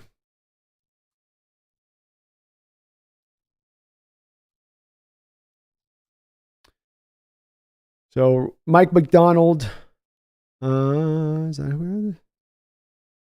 Yeah, defensive coordinator. Yeah, I always get them confused with their offensive coordinator. Mike McDonald is one of my favorite coordinators in the league right now. He would come in and bring your defense in a place that is so diametrically different from where it's been. It would be silly. You would not recognize the look of this defense if McDonald came in. He has kind of expanded to me a bit of the Vic Fangio principles, from strictly operating out of a cover 2 look and then floating your coverages between different things post snap, to showing a willingness to do that even out of single high looks. I'll go single high to cover 2. I'll go single high to man coverage. I'll go single high to driving my safety down as an outside corner, and then I'll bring my slot up as now my single high safety. You know, he he will flip everything up on the back end from a secondary standpoint. And he does that in conjunction, as we saw in our game, with a bunch of those stacked boxes approaches. I'll get 6, 7 guys down around the line of scrimmage, and I'm going to end up dropping 2 of them out or 3 of them out. You'll end up with a 4-man rush. You don't know which are going to be the 4-man rushers, though. So I'm going to create a lot of confusion up front. I'm also creating a lot of confusion on the back end, and now I'm making it very hard for the quarterback to play the position because I'm having a lot of stuff to read. I'm making the line hard to deal with and what they're having to read, and I'm giving my players kind of a step ahead then at that point. Now, hasn't been a head coach here before in the league, so this is definitely not a guy that's a tried and true, you know what you're going to get. There's definitely a risk there involved, but he is a guy that's on the rise, and what he's done with that Ravens defense and bringing this approach and how he has, it looks like a modern defense. It looks like where defenses are going, whereas you watch certain defenses like our own in recent years and you go, yeah, that's where defenses have been. I want to go where defenses are going. And so that's certainly something that he would bring him, JC Hawk. Thank you for the $20 donation. I appreciate you for that. Drip Skylark, thank you for the $5. And I promise you guys, I'm trying to get through all these donos. I'm a little backed up, I know, but we are going to get through these. Drip says, hey, Brandon, just got in. What do you think about the idea of Dan Quinn coming back? Love the show. Well, thank you, Drip. I really appreciate that last part there. I'm not going to pull my hair out and cuss if Dan Quinn's hired. I'm not going to get mad about it. I think there are more exciting hires. I'm really more in favor of this point of turning this ball forward in a way to move to a different coach, move into a different direction. Let's go a different path here. You know what I mean? Part of what we've done in these 10-year span is a lot of retreading through at times. Let's retread through old defensive coaches. Let's retread through old players who have been here once before. I think it's time to kind of pivot and move into just a fully new, different direction. Embrace the new is what I would say. That's my shirt I would have. I think I would put here, if I was wearing a shirt today, I'd get custom in 2 hours after you learn news. It's just embrace the new is what I would look to do. So Dan Quinn coming back is not the worst thing. He was a guy that stood to me as, but even more than Bradley, he was one of the guys out under Coach Carroll that realized very early on that he had to move away from the pure cover 3 principles. And when he learned where he learned this, funny enough, Seahawks fans are going to love this little note if you haven't heard this before. But he was in Atlanta as the head coach, and Dan Quinn's offensive coordinator in Atlanta was Kyle Shanahan. And Kyle Shanahan was shredding Dan Quinn's defenses in practice with Matt Ryan. Absolutely shredding it. The pure cover 3 was getting taken to task. Out to the woodshed on every practice. And Quinn went, holy hell, I got to start updating this thing. And I feel like with what Dan Quinn has done especially is understanding that there has to be the mix in coverages, understanding the need to blitz, that you can't just completely lean away from that. They still do run a lot of simplicity from pre-snap to post-snap with Dan Quinn. So he is not your McDonald type in that he fluctuates a lot of stuff on the back end. What you see is kind of what you're going to get. But he will bring man coverage principles into play, right? He's not going to have Tariq Woolen sitting back there in zone as much. He'll put those guys in a position that's going to be best for them. He is also a former defensive line coach, of course. And what he does bring as well is a great ability to maximize in developing pass rushers, getting guys to get better at their hands and become better technicians as pass rushers. So there's things that he brings to the game that I like. He got the Falcons to a Super Bowl. That was pretty good. But I feel like it would be kind of a boring hire, right? It'd be kind of like an unimaginative hire when there are many imaginative hires out there. And I feel like there's something a little bit better we could go at. Chad Blessing, thank you for subscribing to the channel, Chad. I appreciate you for doing that. Keldon, thank you for the $5 donation. Very kind of you, Keldon.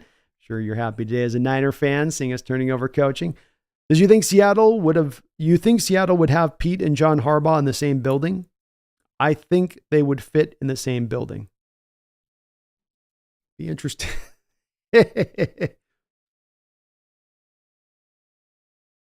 The dynamic would be a strange one. No doubt about that. It wouldn't be the easiest of, I think, fits between the two. But I'm also not as certain that Pete at this point is really going to be in that advisory role thing. He was asked about it at the press conference, and he didn't have anything specifically fleshed out in what they were going to do. I think it's a little bit of a PR thing rather than you saying we're letting Coach Carroll go. He's moving to an advisory position. Sounds so much better.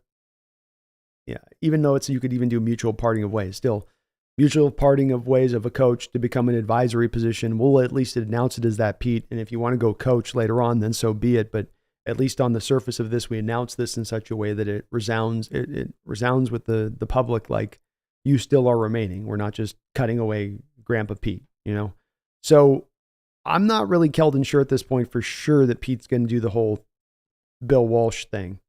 Maybe. But I think that there's coaching vacancies in this sport, even this offseason. And if he does have that fire he seemed to indicate that he did have in his press conference, then I think there's going to be teams that are definitely going to come calling this offseason. There'll be some team that'll offer him a coaching position. I'm sure about that if he wants to do it. So, but could Jaron and Pete fit in the same building? I mean, I suppose, especially if Pete doesn't necessarily have power over John. If he's just in there kind of advising, you know what I mean? Letting him know what's up. Dre Bay, and thank you too again, Kelvin, for the $5. I don't know. In the name of beating the 49ers, Keldon, anything's possible. Dogs and cats living together if it means the Niners are going to get beat. Desperate times, desperate measures, my man. This is what happens when you guys win this much. We got to counter with something very, very extreme. You started this war, but we're going to finish it. Dre Bay, thank you for the $2 donation. I appreciate you for that. Next coach should be who tosses the salmon the best. That's right. I want to see one of the coaches. I want to see one of those little 15-foot pike place throws. I want to see you halfway down the block throwing a 15-pound salmon, and you better put it right there down the honey hole. That's right. It's a Pacific. You just tell them it's a Pacific Northwest thing, Coach. It's a Pacific Northwest thing. I love it, Dre Bay. Let's go. Keldon with another $2 donation. Thank you for the. You did throw me off the John. I was like, John Harbaugh. I was like, I think he means Jim. He says I meant Jim Harbaugh. My bad. No, I know. I definitely know what you meant on that too. And those guys have a history. I mean, you've got the moment out in front at the 50-yard line after Harbaugh was running up the score with Stanford against USC when Coach Carroll was still the coach there, and Coach Carroll comes up to him and he goes, "What's your deal, man?" And Harbaugh says, "What's your deal?" And from there, the rivalry was born between the two. So they may have. It seems like Carroll's indicated he's softened a little bit. There's never been anything he's ever, when talking about Harbaugh, indicated as far as annoyance with him or that they have. It's been more of us and on the outside looking in that have really talked about. Well, these guys really seem to hate each other, and it seemed that way at certain respects and how you see them kind of like that. After the game moment, they had a couple of, back there when they were in the college teams, but I don't know. I'm going to be, I think I will be surprised if Carroll does slide really into this advisory role. I mean, he might kind of be into it. I don't know how active he would really be into that versus not being inactive. And then the other option really going and then just Keldon trying to be a coach again. Snail, thank you for the $10 donation, Snail. Great to see you in the chat. Hope you're doing well. Head coach hires have about a 30% hit rate. Hope all you dancing on Carroll's grave are ready to see the floor of this team. I've sat through a 2-win season. Hope you Jen's TikTok clowns are ready. But Snail choosing violence today. Let me reread it here, Snail. Sorry, it was just a little cut up on the deal. So head coach hires have about a 30% hit rate. Hope y'all who are dancing on Carroll's grave are ready to see the floor of this team. I've sat through a 2-win season. Hope you Gen Z TikTok clowns are ready. Indeed, we are having the potential at this point, Snail, that I think you do get with Coach Carroll, no matter what maybe there as far as inadequacies go as far as getting to a contending state. I have said that I do believe that Carroll is a high floor coach. He will get you to minimum 6-7 wins a season, even if he doesn't necessarily have the greatest stock of roster around to work with. And I think that this does become, as I say, the boom bust becomes more of the possibility of play here than ever before in the last 14 years with Carroll in who you do bring in next. And I think that is true. And while I don't want to weather myself a 2-win season or be bad, I am a guy that has said that I'm willing to weather a bad year or two if it means getting to the mountaintop and taking the prize. Or at least being in aspiration of getting to the mountaintop. Let's just put it that way. And this boils down to that question a bit, Snail, and it certainly was applied this past 10 years. Is it better for a 10-year period to win over 100 games and do that and maybe don't get to a Super Bowl, but you're in the playoffs and you're in it every year and that? Or is it better to be bad for 8 years and then you get like 2 years of good and a Super Bowl win? And for me, I'm in this for the Super Bowls. The consistent winning thing just doesn't push my lever that much. It should be, to me, we try to push for championships above all else. And we might, in that pursuit, fail badly. But that truly then does become the pursuit in mind, Snail, thank you for being a member for 11 months. This is not UB. Thanks for at least being respectful. Yeah, I hope I am being, and I know you weren't addressing it to me. I know, Snail, you'll let me know if there's something with that, I'm being bothersome about. I don't mind you let me know here either, of course. But I do want to make sure that I'm trying to be respectful. I want to be fair in why these things happen and why it's the right time. But I'm not here to shade Coach Carroll in the respect of he was a bad coach here, or that this is something where just is a complete and utter failure. It's not about that. It is just merely to me about trying to get to that next step and how we get to that next step. How do we get to that contending step? And this was a part of that process and the decision making that had to go down to make it happen. But I know you weren't referencing me, and I get where you're coming from with it too. Where I don't know that there's always in people's outlook where they're building into all of the understanding of what goes on for this decision to come down, and they just go, I just want something new. Just give me the new. Just give me the new, and there's probably some of that does permeate in from some of the fan base on this, to your point, But Snail, thank you for the $10 donation. Thank you so very much for being a member of this channel. And this is a day about being respectful with Carroll. I do want to make sure, and I hope I am doing well by that.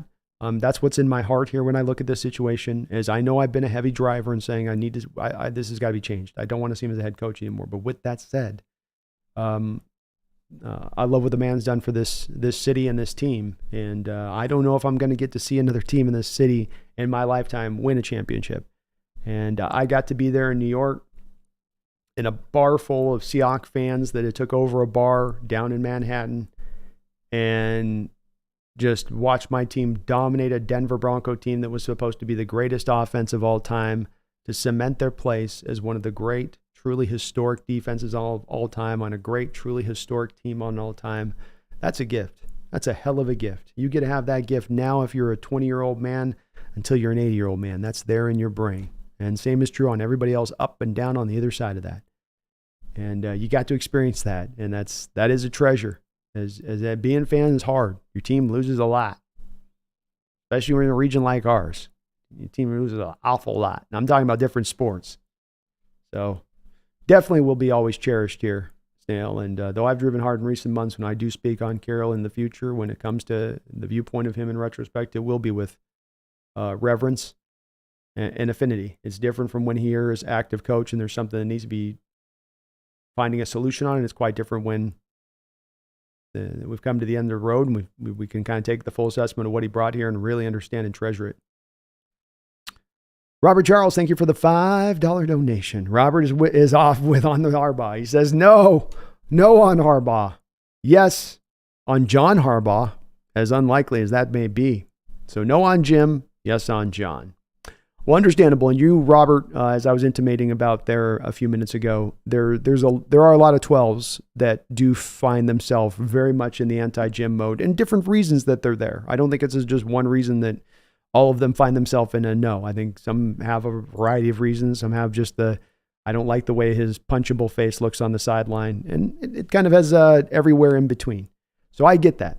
I do understand that. It's simply, as I will say on this, just my perspective on, because I'll always get asked, Robert, I'm going to be asked now, between now and we hire the coach, it's going to be probably about 1,000 questions on who I want going to be a Harbaugh guy on this one. I'm going to say that I look at this decision closely and think about it, and I think about it and I go, okay, part of when I try to figure out what's the best for our Hawks, not all, part of what comes into that decision is what, what path took you down the greatest success in your franchise history? What's been, as I say, a tried and true approach.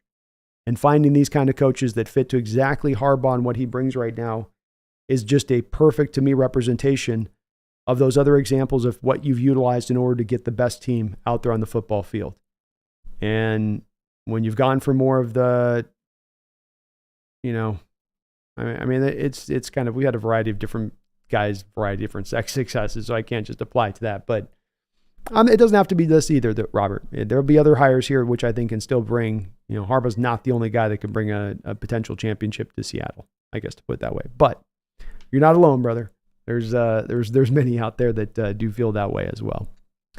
Alan has been a member of the Hawks Nest for 5 long months. Thank you for that, Alan. I appreciate that dedication. And tomorrow, folks, we will be doing a call-in show on the Hawks Nest for members of the channel at 6 o'clock Pacific Standard Time. So I'm sure that's going to be very lively.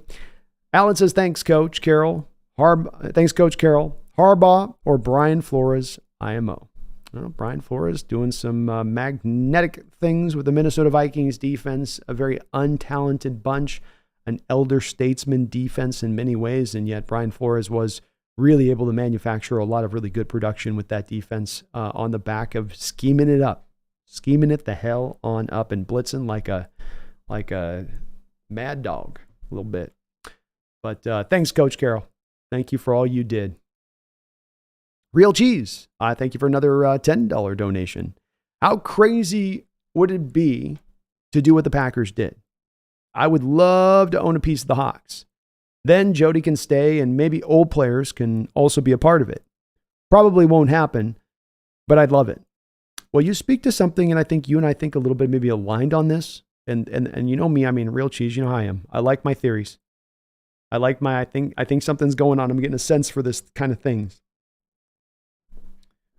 And I like to put 2 and 2 together, even when sometimes it adds up to 5. Now, we've got the players that have spoken about, from Marshawn Lynch to Cam Chancellor, about wanting to own part of the team, potentially. We have Jody Allen in a place, let's put this all together. Jody Allen in a place where she takes over for Paul Allen, and initially we're not sure if she really wants to own the team. We have the Portland Trail Blazers at that time, this about a couple years ago, where they're up for sale. Everybody's putting the math together saying Seattle, after they cross the line this next spring, that then they too will be for sale at that point. She'll try to move the team then immediately at that point.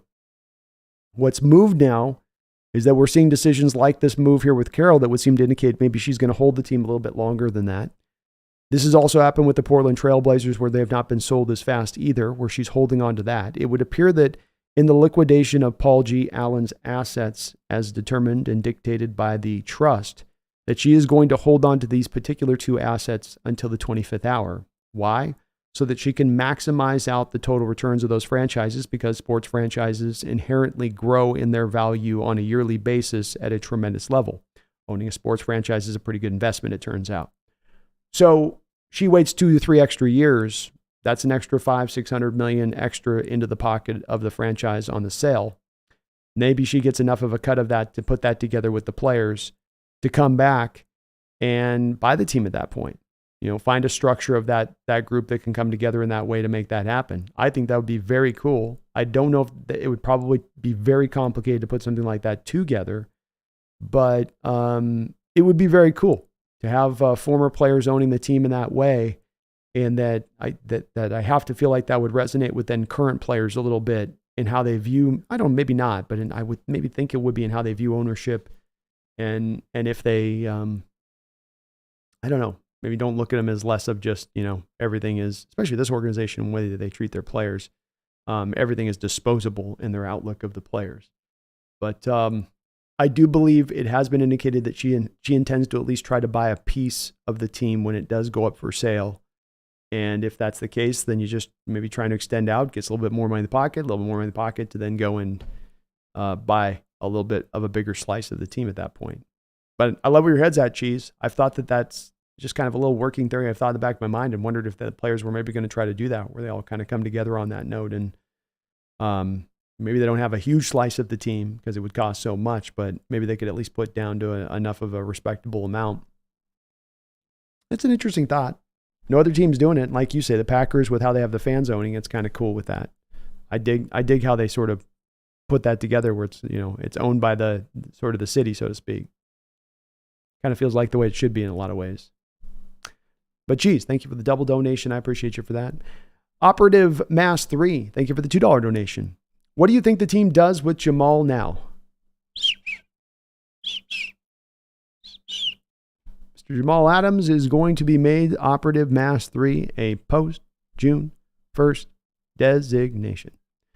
So I think Jamal Adams, long had I suspected that Jamal Adams was a move that Coach Carroll pushed John Schneider heavily for. I would imagine that this Jamal Adams situation has come up in this meeting that they probably had. I talked about at the start of the show about how maybe this meeting went, Coach Carroll, we need major changes here. Coach Carroll, I don't want to do major changes. Coach Carroll, you had this Jamal Adams thing. We're going to make him a post-June 1st designation. You're talking about him bringing him back. We don't want to bring him back.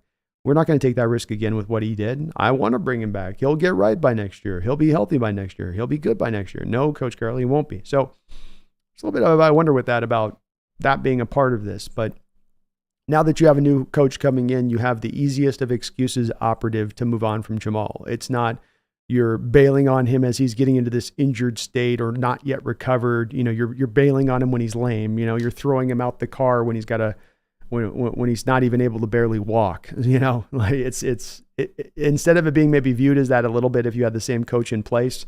Now instead you go, look, new coach, new scheme. He's got to bring in the players that work for what he needs to do. And that doesn't mean Jamal. You have operative mass, $2 million in cap space right now, but it's not even really $2 million in cap space because you need to put $7 million aside for the draft. You're going to need to put $6 million aside for a reserve fund for during the season. So you need $13 million of cap space right now as it is, just to get to a manageable state as a team to be able to just do and operate normal business. Say nothing of having to add players and get this guy out, get that guy in. And so with Jamal, he's the guy that you save the most amount of money by post-June 1st designating, on top of the fact that he's bringing the least amount of returns to the field of any of the possible candidates that you could have to make a post-June 1st designation. So it just, to me, it's going to all add up. I thought it was going to add up even before this. I thought Carroll was kind of giving lip service with Jamal coming back. I think that was going to be more of I was expecting him to come back a couple months later and he's like, well, gee, we just, we looked at the books and we had to do something and we just didn't have the money on him. And he's, it's very expensive and da-da-da-da-da-da. So I think Jamal is now operative 3 on his way out. I expect him to be a post-June 1st designation as soon as the team can find a way to do so. Arthur Marquez, thank you for subscribing to the channel, Arthur. I really appreciate you for doing that. Very kind of you. And please do, folks, hit that like button if you could for me as well. It does help this channel out and helps this video get shown out to a lot of other people. And I really do appreciate it as well. We're trying to get to 15,000 subscribers this year. We are achingly close. So very close. You could help us get there now today by subscribing up. Drebe, thank you for the $5 donation. And the double donation, Drebe says, although I think this move was for the best, something tells me that if we made the playoffs, first round exits or not, Pete wouldn't have gotten let go.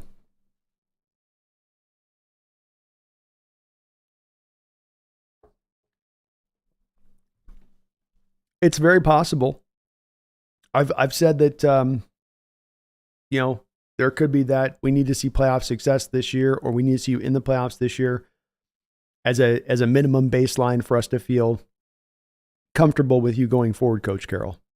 That could be something that certainly ownership could push down on a coach, and certainly ownerships in the past have put that mandate on coaches before in the past to say that it's sink or swim this season. You get it done or you're out.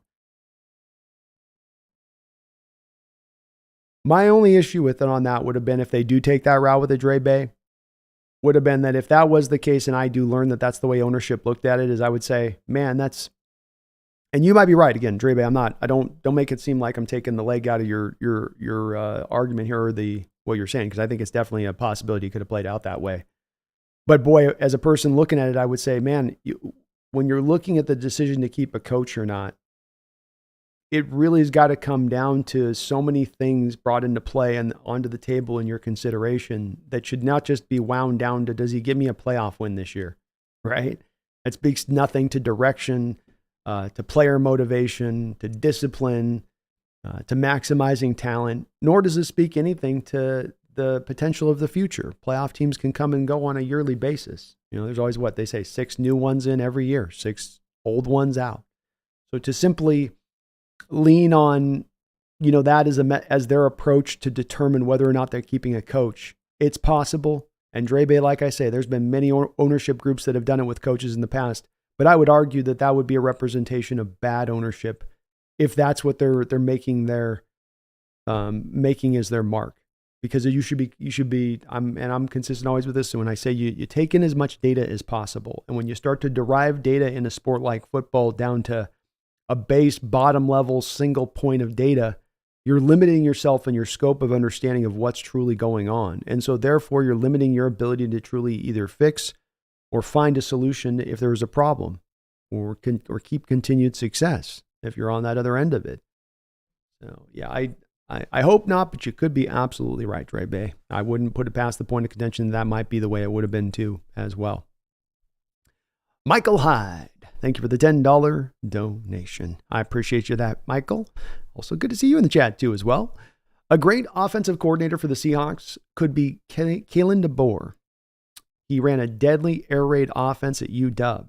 I know the Pac-12 defense sucks, but if he could replicate that at the NFL level, we could have something special, something magical.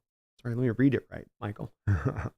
I would certainly be okay with bringing him up in that way. I think Kalen, I will say this, Michael, I would be doubtful that Kalen DeBoer would take going from Washington at UW as the head coach and where he's been at in the success the past couple of years to then being merely an offensive coordinator then at the NFL level. I don't know if that's a lateral move in his thing, but the one thing I'll say with that, Michael, is I can't think of one coach in the college level that's kind of done what he's done the past 2 years, whose then next step is to go be an OC. The next step with Kalen DeBoer is probably to be pushing for saying, hey, I'm putting enough of a resume together now for me to be given NFL consideration as a head coach. You shouldn't be looking at me as an OC. You should be looking at me as an HC. And I think Kellen's got a good argument to be made on that, Michael. I wouldn't be against doing what you're saying here, of course, because air raid offense, college offenses are going to come to the NFL one way or the other. In my opinion, they're already kind of here in a lot of ways. You have 2 tackles in Abraham Lucas and Charles Cross, who both ran the air raid system at their respective colleges back in college. So they have familiarity with it. You have the receivers on the outside and the plethora of playmakers out there to go and make it done, get it done out there on that side of it as well. He is an offensive-minded coach. I think Kalen, though, would be more a guy that you look at, Michael, as a guy that they would interview for the head coaching duties. And maybe very well even be on the Hawks list as one of those guys that they truly do take a look at here. And I'm okay with that if they do. I think the job he has done with the Huskies is very impressive. I've watched a litany of guys come through UW since Don James left.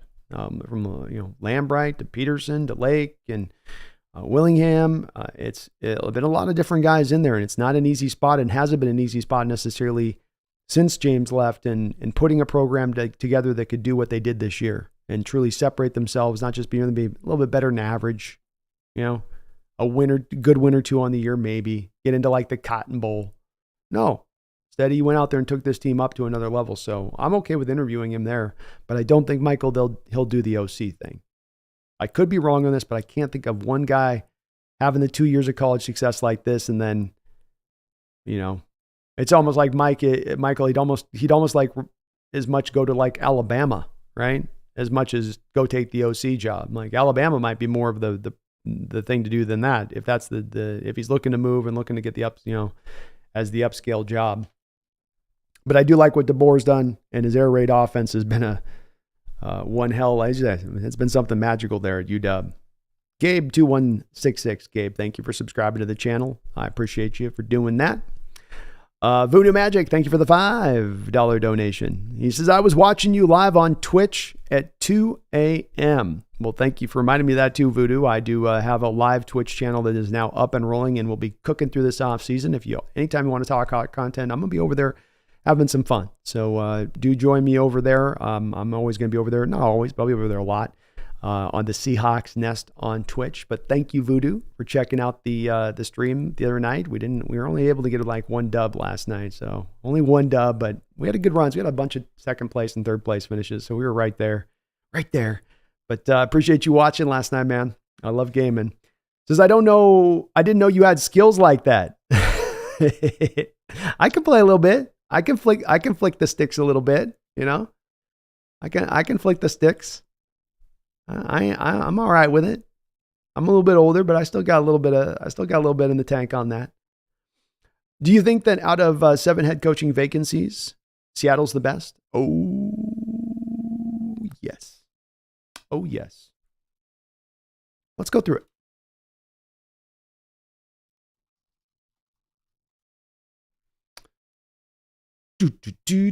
Okay, so we've got the Carolina Panthers, the Raiders, the Tennessee Titans, the Washington Comanderos, Seattle Seahawks, the Los Angeles Chargers, and the Atlanta Falcons.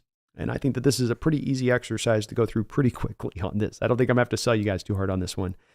Carolina Panthers, looks like they drafted the wrong quarterback last year. Maybe Bryce Young gets better in the future. That line's in no shape right now at this point to keep him clean. They need skill. They're going to need skilled position players all across the board. Thielen's likely to leave. He was their best receiver this year. That's a year removed from them losing DJ Moore.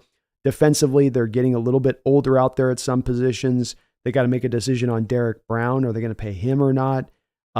It's an okay defense. It's maybe defense though also that's it's maybe taken a step back here in this last year. Certainly not a lot of attraction there to going in that job. On top of the fact that you got David Tepper as your owner, a guy that's throwing whiskey drinks on fans that are, he doesn't like in a stadium. Then you got the Raiders. I don't think I got to sell anybody on the fact that a team that was just simply moved in the last couple of years from the city that they had resided at and had a loyal fan base may not be the most ideal target. Say nothing of the fact that the Raiders have a pretty weak amount of talent right now. Even in their best talent, a guy like Devontae Adams, how many more years is he going to be able to play at the level that he's been able to play at? They've got to make a decision with Jacobs. They waited a year not to pay him on that. Are they letting him walk in free agency? I mean, offensive line, not too good of a place. Defensively, not too good of a place. In my opinion, Raiders should just bring back Antonio Pierce. My man did a good job out there. Let him ride with it. Tennessee Titans, another covered as bear situation. They traded away A.J. Brown, got 2 players that haven't helped them out really much in for that. They've drafted guys like Caleb Farley in the secondary in recent years, who is not able to play with a back injury, and Christian Fulton, who's hardly able to play. They've got a little bit of a good defensive line, I suppose, but not much else there to pick through on that one. Washington Commanders, no quarterback. Terry McLaurin offensively, a good interior defensive line, but now you've moved Montez Sweat and Chase Young, so you can't even say they got this fearsome defensive line that you provide them. Their secondary is just okay. Again, similar to a bit like Tennessee, where their covered is just basically bare. Chargers, another team, again, moved the last couple of years from their home city. Dean Spanos is known as being a crap owner. You got Herbert, who certainly provides a tantalizing possibility, but a lot of people overrate, I feel like, Chargers' talent. Khalil Mack, how many more years has he really got to play? Injuries have mounted on him at times in the last few years, and Joey Bosa can't stay on the football field. He's supposed to be their best defensive player outside of Derwin James, and he can't even stay out there. So they look okay, I think. They're close to us as far as a decent spot, but at the same point in time, they can't offer like a fan base that's super energized and whatnot like we could. And okay, Herbert's a nice thing, but the collective talent I don't think is where ours is at, especially from the youthful angle of it. Keenan Allen's getting very old. Mike Jackson the other receiver they have, not Mike Jackson, but the other receiver they have out there is always injured. The Quentin Johnson guy they got last year is kind of looking more like a bust than he's looking like a true first-round talent. He might come along in the years. He was a raw guy coming out, but that leaves us with Atlanta. And Atlanta's got the offensive line they can bring to play that is better than ours. I think our backfield certainly can match theirs. Our receivers can overtake theirs. You've got more work to do, I think, defensively with Atlanta than we're going to need. And so they're maybe close. They've got certainly a good market of fans there and whatnot, but I still think at the end of the day with us and our facilities that we bring and with this roster and being young and good and cheap and young and good at most spots, I think that we are the best location. And I think we're the best location kind of by a good distance, quite honestly, Voodoo. For anybody that's looking past just the one position like you do at the Chargers with Herbert, I think you'd go, let's look at this a little bit more on the closer part of this. But thank you, Voodoo, for the donation, and thank you for watching on the Twitch channel. You guys, please do sub up there on that Twitch side of it if you want. I'll be over there again doing a lot of playing over here this off season here as things kind of starting to chill out here on the football front. Well, they're heating up a little bit as they're chilling out. Doesn't that heat you up and cool you off at the same time? Peyton Nelson, thank you for the $5 donation. All I want to say is Kalen DeBoer and Michael Penix. And this is coming from a Duck fan. Go Hawks. You do wonder about that, don't you, Peyton? I mean, that's a part that how do you not, even as a Duck fan, you're putting this math together. And I think it does kind of potentially add up here as a way the Hawks could go. And I'm certainly thinking that they're toying with this in their mind. You bring in a Kalen DeBoer. You have a guy who's played Michael Penix for 2 years and knows just what he needs to do with Michael Penix to get the most out of him. You have the skill position players on the outside who can do a lot of the similar things that Michael Penix was able to get out of Romo Odunze, Jalen McMillan, and Polk. You will be picking in this draft in a place to where you can then move up in the draft if you want, and you're not going to have to move up substantially to go Penix. / he might just land at your native pick. But it's not going to cost you multiple picks to go get him. So if you have a purposeful approach of bringing on DeBoer and then going and getting Penix, you could do so. And I don't think that there's any better point of success you could have for Michael Penix at this point than bringing a guy like Kalen DeBoer in tow with him. Like, there's no place Penix is going to go that's going to have a coach who does better for him, I don't think, because I think DeBoer showed these 2 years exactly how you have to allow Michael to operate in order to not just allow him to be a good quarterback, to be a great quarterback, to maximize what he can do at his best. So there's a lot of this that I think Peyton does add up on the level here. And I think the Kalen is going to be one, I'm sure if there's a 10 candidate list of guys that they're looking at, if they're narrowing it down to that, I have to think that Kalen's got to be at the very least one of the top 10 and maybe one of the top 5. Wugan Shin, thank you for subscribing to the channel and answering that call there to help us get over the top of the 15,000 subscriber mark. I appreciate you for doing that. Sanchez, what's up, my man? He says, bittersweet. Hope Harbaugh sees the value in Locke.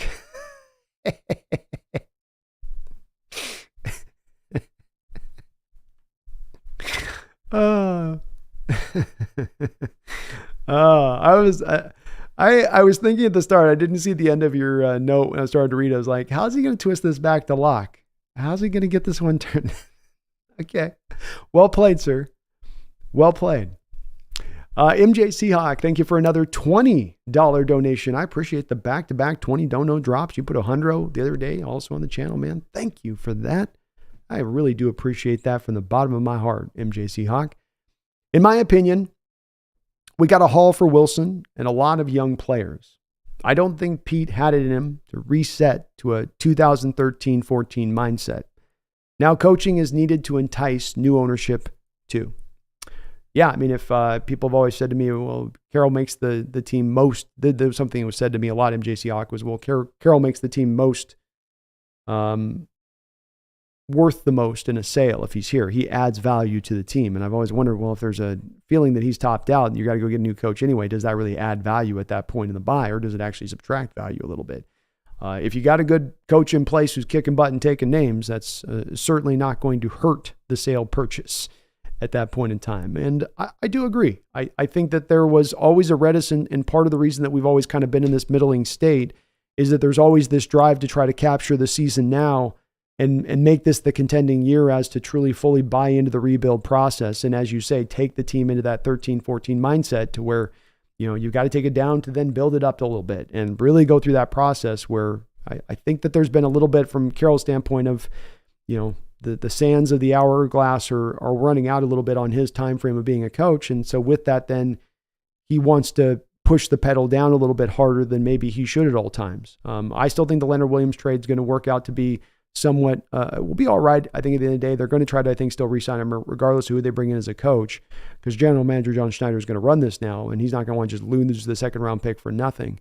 But that was a trade that I think was very much made on the back of Coach Carroll driving for this year, driving for the thought process we can be a contender now, that internal optimism that flows through him at all times, even when maybe it shouldn't always. And I think this is now needing a little bit more of the, let's take this down and work this back up from the foundations, and make sure that there's nothing within this that is inherently not working within our scheme and our system right now. And so I do see it that way myself too. But we got a hell of a haul, MJ Seahawk. We won the Russell Wilson trade. There's no doubt about it. I think it's still one of the greatest trades in NFL history for our team. It's maybe not the Dallas trade. Maybe it's not the Cleveland Browns trade that they had to give up for Deshaun Watson, but I think it's in the universe or in the galaxy of those trades. And so I think it's part of what helps. If you look at MJ Seahawk too, just as to your point on this, the haul of what you got for Russell Wilson may be a big part of what then brings you the best coach in this situation to land here. I just spoke about all those destinations that exist that are less attractive to this one. This one is as attractive as any of them, or the most attractive, because you got those haul of picks. You got the left tackle and Charles Cross. You got some young edge rushers. You got the two backs. You've got the shutdown cornerback on the outside who can play in any scheme. That entice is the word you used, MJ Seahawk. That's going to be mighty enticing to a variety of different potential coaching candidates that come here versus other destinations. So that Wilson haul is still even paying off now in maybe roundabout ways, but it still remains one of the greatest hauls in NFL history. Russell Marque, thank you for celebrating as a Hawks Nest member for 4 months. And MJ Seahawk, thank you for the double dip $20 donation. I appreciate all these donations. I'm sorry if I haven't caught up to your donation on this yet. I will. We have a huge stack of them here today, and I promise we will be getting to the comment section as well today. I plan on going really late, so hang on in there with me. We got a lot of the, we're going to have a lot of chopping up to do tonight. So we'll be going through all of this a little bit, up, down, in, out, backwards and forwards, up, down, every which way, forward and back. Russell Marque, thank you for your 4 months as a Hawks Nest member. Says, does Mike Vrabel interest you? I don't know if I'm late. No, it's all good. I appreciate the question. He does interest me about the same rate as a Dan Quinn. I think Dan Quinn would maybe be a little more interesting to me because Dan Quinn is going to remove himself a little bit from the conventions and allow an offense to be ran as it needs to be ran versus sometimes the defensive-minded coaches who can lean on the offensive side of things, which I do think with Vrabel, I want to run the ball, protect the ball, don't make mistakes. Let me trust my defense. Let's run down the clock. Let's grind it out. I do think he's a very quality head coach. I think Vrabel is going to be hired this offseason somewhere. I don't think I would be interested in doing it here though, because I do not want a defensive head coach at this point. I feel like they just have a tendency more than the offensive-minded head coaches to push things on the offense that don't allow the offense to soar as high as it can soar in order for them to then protect their defense. And I don't like the idea of that in this modern NFL. And this is also why I think offensive-minded head coaches are finding so much more success, is that psychology of thinking holds you back on the football field. And it didn't always this case. This is the hard part for defensive-minded head coaches. It was not always this way in the NFL. It was not always this way in the NFL even recently. But this has been a modern way the NFL has evolved, in my opinion. And it maybe will go through a cycle where the defensive-minded coaches will again find more of their day with this. But I think that you just have an uphill battle if you're kind of running that methodology of approach. And you can find some success with it. I don't know if you can find as much elite success running on the back of that approach. A defensive-minded coach is just going to grind out a running game, tough as nails. And I think you need to go a little bit more than that as a franchise to get over the top. Long live the king. Thank you for the $2 donation. Says, imagine the story. Getting Coach Khaki Pants. Yes. You talk about a move that would ignite the lance. I mean, this is already, I know, going to ignite a lot of the Hawk fan base. It's going to galvanize and it's going to bring a lot of people back into the fray. I think that we're starting to find themselves dipping out a little bit, even folks that I had heard from.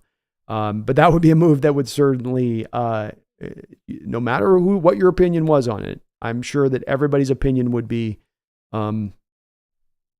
as passionate as you can believe. Because the people that are with Harbaugh in form, hey, they're really with him for him. People that are not for Harbaugh, anti-Jimbo, they want no part of the khaki experience. No part. And they're very loudly so about it. I get it. I do get it, though. Randall McDaniel in the house. What's up, Randall? Thank you for the $20 donation, brother. I appreciate you for that. And thank you for letting me. Randall broke the news to me. I was waking up today, rubbing the sleep out, saw the text message on. Carroll is stepping down. Oh, my God. Randall says, think Harbaugh wants a general manager or president title, similar to Gruden when he came back. John Schneider seems like he's in control now. Relationships matter with coach and general manager. Wonder if Harbaugh is too big of a personality. I know I'm willing to find out, though. Well, you just put... Hold on one second.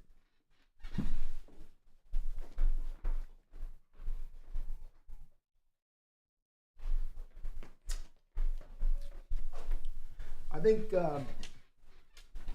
Randall, you put it in the way that I think about this, in that I think that the real inhibiting factor to Harbaugh coming here is probably not the rivalry of Carroll and Harbaugh. It's more probably that Harbaugh is going to want some kind of player control, being that when he left with San Francisco, there was a big rift between him and Trent Baalke in the players that were coming in, the players that were being decided upon. And that could be the thing that has the potential of Harbaugh in Seattle sort of snuffed out before we even begin. John Schneider is in control now. Carroll's comments in this press conference certainly illuminated the fact that he's excited. He's getting his chance. Schneider's earned this chance. I'm not interested in necessarily wrestling control away from Schneider to give it to Harbaugh in order to get Harbaugh here. I wouldn't go that route myself. With Jim, I'll pay him what he wants to be paid. He's going to know that we're going to spend our money and give him all the support we can financially. But he's going to have to trust his general manager and understand his general manager will listen to him.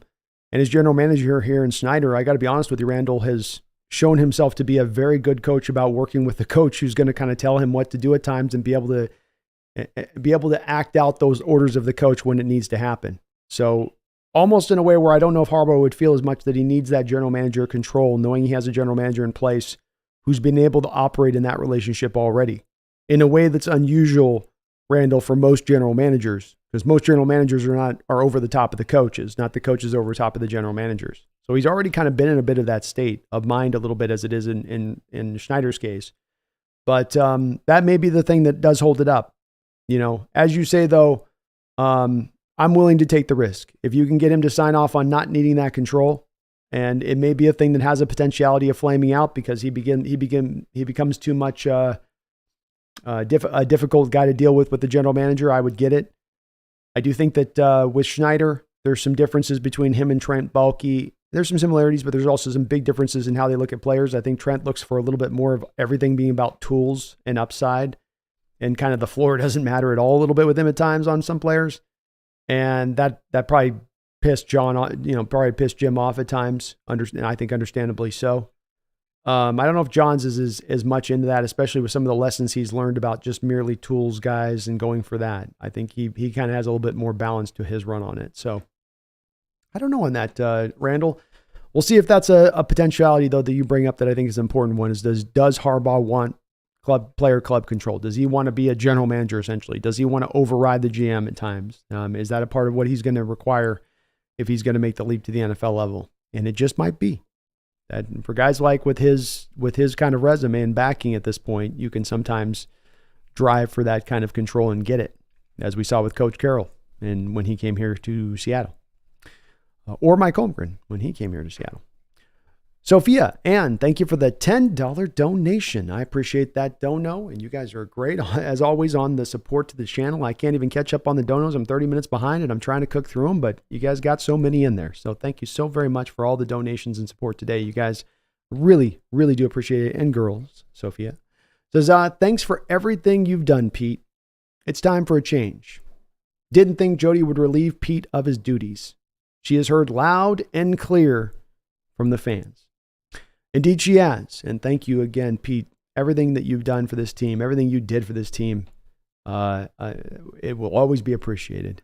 And Jody Allen stepped up today, and it's going to be harder for me to hear from people that want to stand out there at times and come into my chat and tell me that Jody Allen doesn't care. Jody Allen's checked out. Jody Allen is just biding her time until the team can sell. It's very hard for me to land there with people now at this point when we're watching her spending money on a yearly basis to the tap end of the cap, willing to convert base to bonus as they had this year on a couple of different deals in order to create more cap space, in order to accommodate more players into the roster. They signed the biggest free agent contract in Seahawks history this past offseason with the Draymond Jones deal. And now we have her essentially in a place where we can feel with Coach Carroll. This is not Carroll saying, I'm at my wit's end. I'm tired. I can't get through to these guys anymore. The end has come.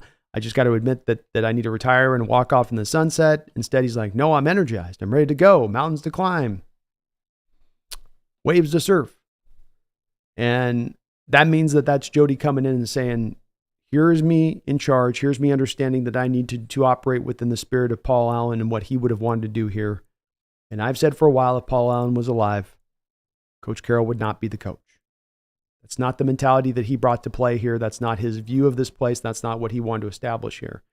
And so she's carrying on, and she's honoring her brother's memory in the greatest ways by doing this, as hard as it is to do, as melancholy as it may be to go this route. But it is doing that nonetheless. And I think somewhere Paul Allen's nodding his head and smiling and saying, well done, sis. Well done. The Real Cheese, thank you for another $5 donation. I appreciate all the donos today, man. Hawks have a history of signing 49er coaches. Pete was their defensive coordinator back in the olden times. Jim may not be too much of a stretch. I got one more for you, Real Cheese. You're going to like this. You are going to like this. You didn't bring it up, so maybe you were going to acknowledge it within it. But then we've also got Jim Mora was the former defensive coordinator for the 49ers as well. There's a lot of incestuousness here. Let's just acknowledge that. Robert Saleh with his connections back to Pete when they hired him to be the DC. There's a little bit of a back and forth there that goes on. So yeah, you got a little bit with the Mora, with the Pete Carroll. Hell, Real Cheese. The more I think about it, you might be onto something here, man. Mike Holmgren, former offensive coordinator of the San Francisco 49ers.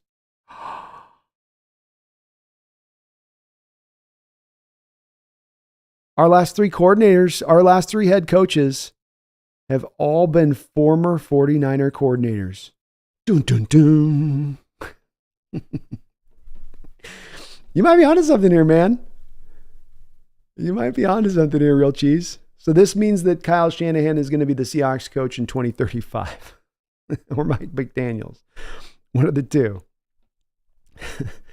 But thank you for the Real Cheese for the fiver. So maybe Jim comes in. It's a great point. I hadn't thought about that too. That's crazy when you think about that. The last three head coaches for your Seattle Seahawks. What's even funnier is that the fourth coach, Dennis Erickson, was eventually to go on and become head coach of the San Francisco 49ers. That's that whole incestuous backwards and forwards thing going on there, Very wild there. But thank you, Real Cheese, for all your donations. Kind of trippy. Randall McDaniel, thank you for the $5 donation. We will know next week who the coach is. Hard to say on that part, Randall. I would say it's hard to say on that part. It kind of depends on how long they have been considering this. Has there been silent inquiries in the background or silent committees that have come together to kind of try to come up with the names that they want to look at, meaning, Randall, that they've been a little bit ahead of this process.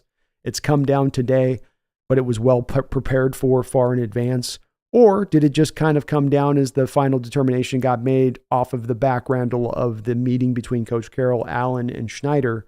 And then from that meeting, it was like, okay, we just can't come to a meeting of the minds. And if it's that, then the chances are it could take a little bit longer than, let's say, just a week. But if it's the former and that this has been understood that this was coming down the pike, I would think that that would mean that the coach is going to come in probably sooner than later. Not within a week, but definitely within probably 2 weeks.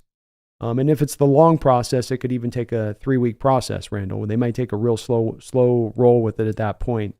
Being, there's no reason to speed this up at this point. You're not even through the end of the offseason, the NFL offseason. There's no free agency on deck. There's no OTAs coming down the line. There's no reason to do this in super fast mode. Take your time, make sure you're right on your decision making, and let it roll from there. Push that stupid thing out of the screen. Thank you though, Randall. Appreciate that $5 donation and double donation today. Cameron, thank you for the $5 donation as well. I'm sad we'll never get to see the full potential of Waldron. Kind of hoping the next head coach keeps him. Well, it's definitely, I'm playing the odds on this one, in that I can't remember of too many head coaches that come in and that they retain a coordinator on either side of the ball. It just tends to not be in a coach's makeup to go that route, but it's not out of the nature of possibility, Cameron. So does it prevent a coach from doing that? No. Are there some things that Waldron can tell a new coach that, that might be able to make his case for this, and make his case for this pretty strongly to retain him? Sure. I think that Waldron, as you say, it's sad he necessarily didn't get to run this offense in full. And I will think a little bit about what might have happened with the Seahawks offense over these last 2 years if they had run the Rams offense truly, if they had committed to going to it truly, instead of kind of just sort of softly using some of the principles that the Rams utilize. And unfortunately, that's just going to have to be determined on what kind of coordinator Waldron truly is, probably somewhere else, But he hasn't been bad.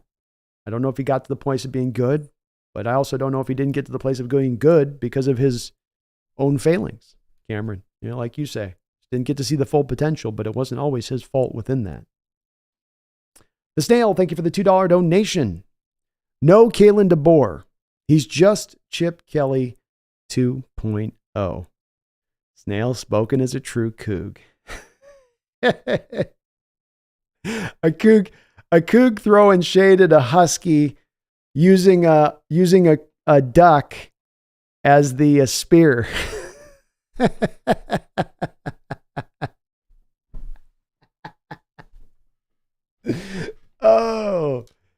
Oh, Snail, you went on that one. You went on that comment, bro.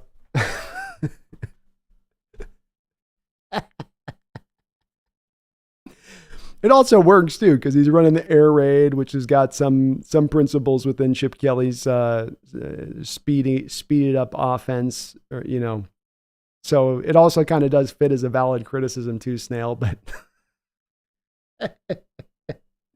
the biases are showing a little bit there. Using a duck to shade a Coug, using a duck to shade a Husky. Oh man. Thought I had seen it all. I don't know why, Snail. That just makes me laugh. That's funny. Oh man. I appreciate you, brother. Jake Waldman, thank you for the $5 donation. Says, enjoying your live stream. Well, thank you, Jake. I'm having a good time today too, man. I'm having an awesome day on this live stream. I'm happy for this day to come. I'm way more excited about covering this team this offseason. It was gonna get a little dark, folks. I ain't gonna lie. It wasn't looking super positive. But thank you for the $5, Jake. He says, enjoying your live stream. I agree 100%. Dan Quinn is the safe hire. Don't hate it, but don't love it. Let's get Ben Johnson, Lions offensive coordinator. Ben's definitely got to be a guy I would think here, Jake, that is in that top 5, on that top 5 list of consideration. He would be, to me, the McDonald's, the guy out there with Ravens, as the defensive coordinator who's kind of the star on the rise guy that is going to be in every coaching interview process, from every team. They're all going to want to kind of kick the tires on that one. I think the same thing could be true about Ben Johnson here, Jake. They're all going to want to kick the tires on this one as well. And Ben Johnson has done some great stuff there with the Lions the past couple of years. Certainly checks off the box as far as maximizing talent, checks off the box with running a system and running a Rams system. So it's an easy transition to bring him in here because it's a lot of those Rams principles within what they do. He's gotten the best years out of Jared Goff, who had some great years and maybe even his purely best year at one point in time with the Rams, but he certainly has been able to maximize out the best out of Jared Goff in an age where you do need mobile quarterbacks and guys that can have some escapability, and Goff's got none. He needs his coordinator to coordinate things and scheme things up for him. And he's done that. And when you look at Ben Johnson over these 2-year period, while their talent's starting to kind of round out at the end of this season now, as you look at the end of it, where you've got, instead of just Amon St. Brown, you've got now Jameson Williams out there. You got Laporta there, Jahmyr Gibbs mixing in with David Montgomery. He's got a couple of guys to go in between now. But last year, it was really just like, Amon St. Brown and kind of just a lot of manufacturing to number 3 wide receiver types, number 2 and 3 wide receiver kind of types. And so I think he's done a really good job there. I think he's earned, Jake, those interviews he's going to get. And I certainly would take a look at him as well. He fits to that guy if we're talking about, rather than going with the tried and true Harbaugh'ian kind of hire, Carolinian type hire, right? With the track record and coached a lot and everything else. If you want to go the other end of the scale, which is more of the Mike McDaniels looking for the Kyle Shanahan kind of hire before Kyle Shanahan was Kyle Shanahan, Ben Johnson would be more down into that line of things. I'm okay with it if they want to go with that. I like Ben. I like the work he's done. I want an offensive-minded head coach. If they land on that as a spot, I think I would feel okay about that. But yeah, I think with Dan, it's just the safe hire part of it. As you say, you don't hate it, but you also feel like, man, and I'm not going to put words in your mouth on this, Jake, but you also feel like to find the success here, to get to the mountaintop, to go be a championship contending team, we're not going to do it by playing safe. We're not going to do it by playing not to lose. We're going to have to do it by going big. Go big or go home. And the go big could be getting that Harbaugh'ian kind of guy, or it could be going and getting that wonder kid type that you're like, look, he doesn't have the track record, but this guy is whip smart. Everyone in the league feels his star is completely on the rise, and it's only a matter of time with this guy. Bump it a bump, Ben Johnson. So it can be either direction on that. It ain't a one or the other. But yeah, I'm with it, man. Sign me up, Jake. And thank you so much for your donation and support to the channel. Mick, thank you for the $5 donation. I appreciate you for that as well, Mick. Thank you so very much. Says, would you rather have Harbaugh, but you draft McCarthy in the first, or would you have Dan Quinn and he drafts Penix in the first round? Also, thank you, Pete. We were talking about this the other day, Mick, for, there's the old reference to these kind of choices at times when it's on the other end of the scale, where it's Sophie's choice, right? Hey, Brandon, what do you want? If you had your pick between the two quarterbacks, you want Drake May or Caleb Williams? You go, or Caleb Williams and Jaden Daniels. I can kind of like them both. This is the other side of that. This is Barb's choice. That's what we'll call this, Barb's choice. So I gotta choose between McCarthy and Harbaugh.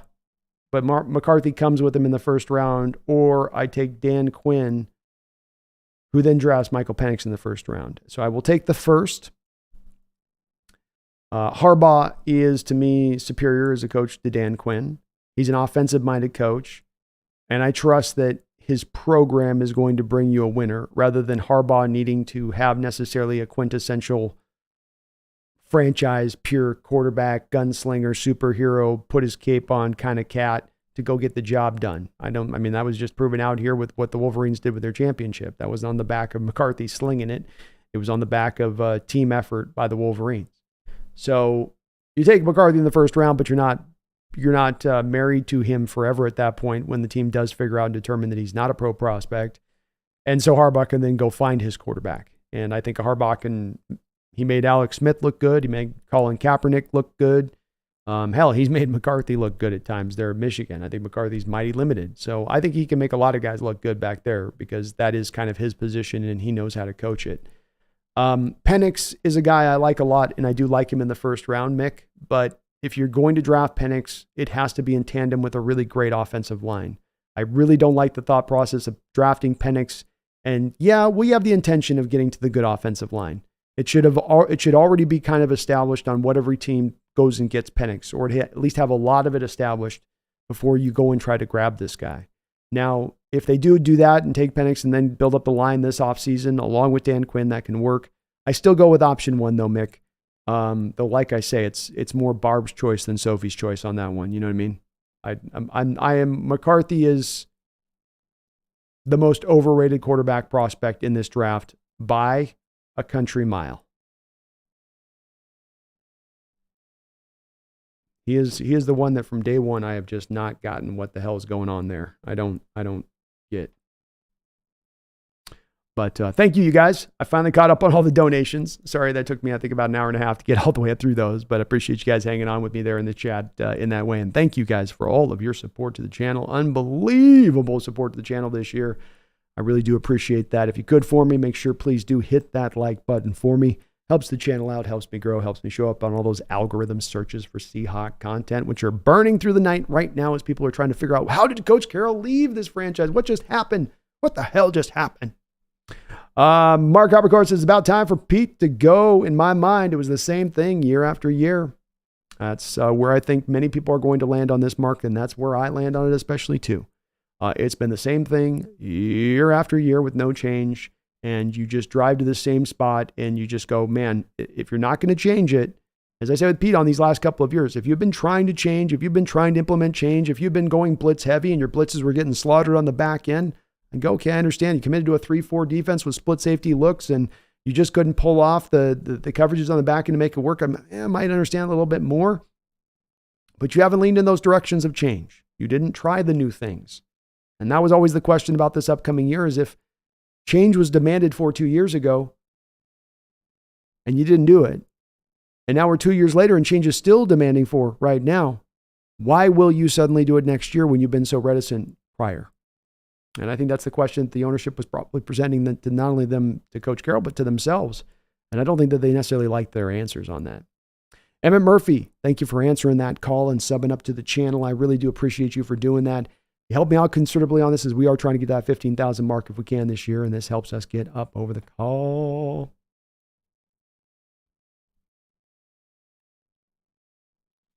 And if I happen to miss your comment or question in the chat, feel free to repost here as we'll be going through the comment section here. And I try to respond to as many folks as I'll be able to respond to today. So I know we got a lot of folks in here today. And I will definitely try to respond to everybody as we can. But do bear with me on it, as we do have a bunch of folks in here on the chat.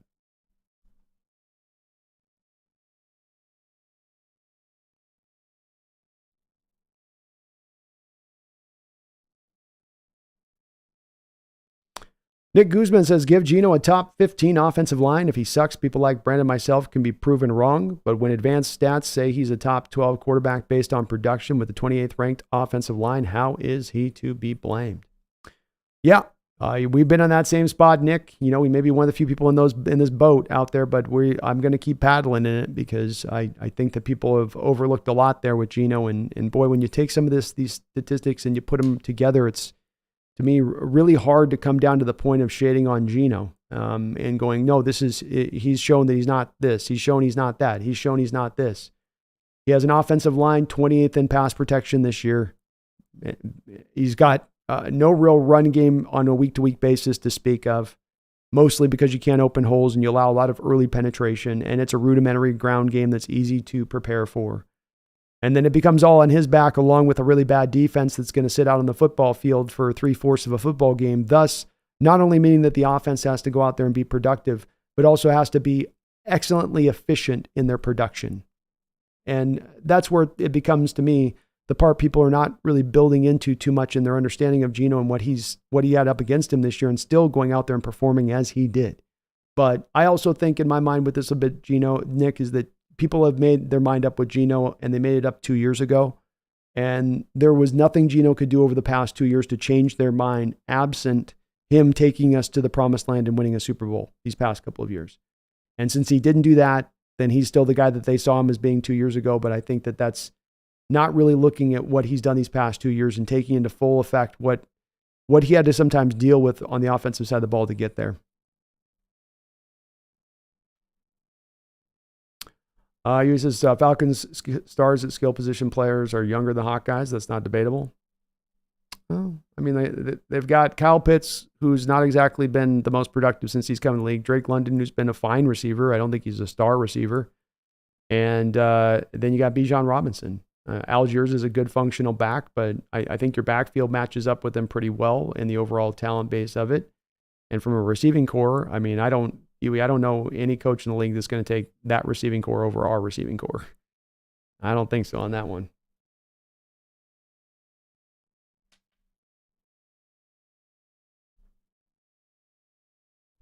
Scooby Snacks. Hey, everyone. How's everyone tonight in the chat? Hey, B, how about this move?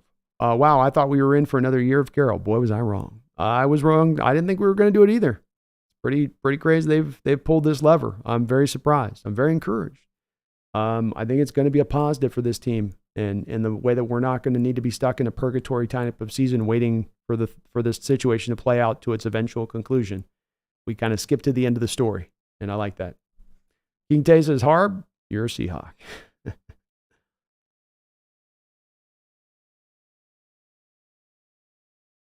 Johnny Utah says, we get Harbaugh, we draft JJ first, Jenkins and Zenter in the third round, Colson in the fourth, along with Olu and Mike Morris. We have a ton of Wolverines. There we go. Michigan West. You got Georgia East, and you got Michigan West. Nick says the pieces on the offense have to be very intriguing for a guy like Ben Johnson. I would think so as well. Pobe says, hot take. People say they want offensive-minded coach. Isn't Harbaugh old school? Every team he has is a good defensive game manager, quarterback, and a strong running game, i.e. Michigan the past 2 seasons and 49ers with Alex. Excuse me.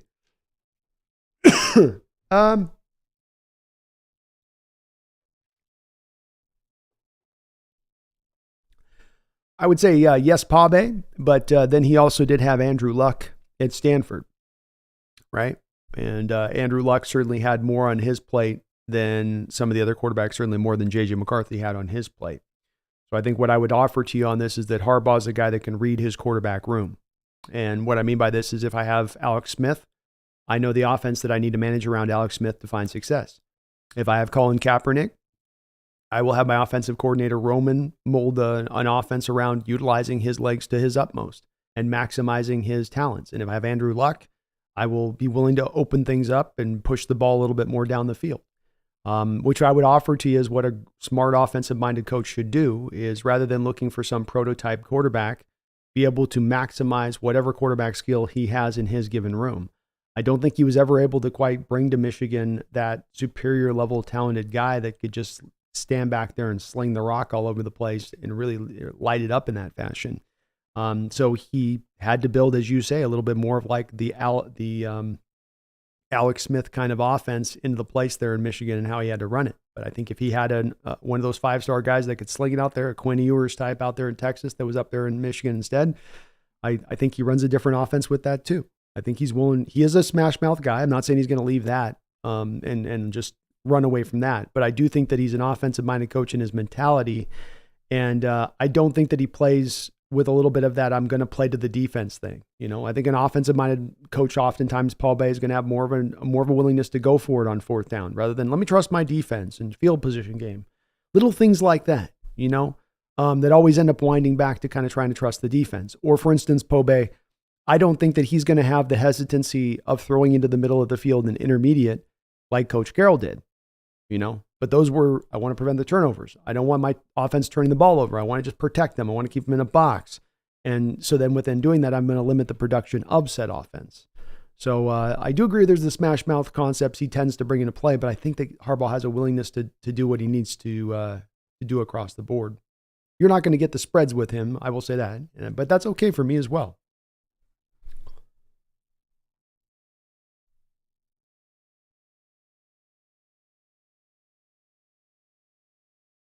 Seahawks Dubs, no way B, or actually happened. No way B, it actually happened. Hoping for Dan Quinn and Hurt for Waldron to get fired next.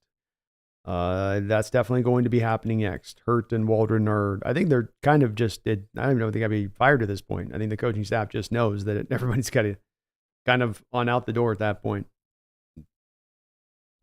Church Cacti likes Knicks better than Penix. There may be a few talent evaluators that see it that way. Johnny Utah, Harbaugh helped create a viable offense for Cap. He's innovative and schemes his roster, not the other way around. That's the way I see it too, Johnny. You just touched on exactly what I was saying on that too. Bingo. Fumi says Ben Johnson or Harbaugh will bring their own coaching staff and quarterback, and I am all for it. Me as well. You gotta let them bring in their own staff. Mariah says, "What's your cat's name? She's so cute." Well, thank you. Her name is Pumpkin, Mariah. So I got her about 10 years ago, and she was supposed to be, Mariah, a gift from my ex. And my ex said, "Go get me a female orange kitten for my birthday when I get back home," because she's on a trip. Got back home. I scoured the city of San Diego, found the one darn orange kitten that existed. And then the cat ended up picking me. So she got scorned. The birthday present got she said, "No, I want him." So I got the cat in the breakup. Jabay says, "I see JSN taking Tyler's spot when Tyler leaves the Seahawks." I would say probably so. It was nice to see JSN do some things out of the outside at the receiving position this year and have success out there.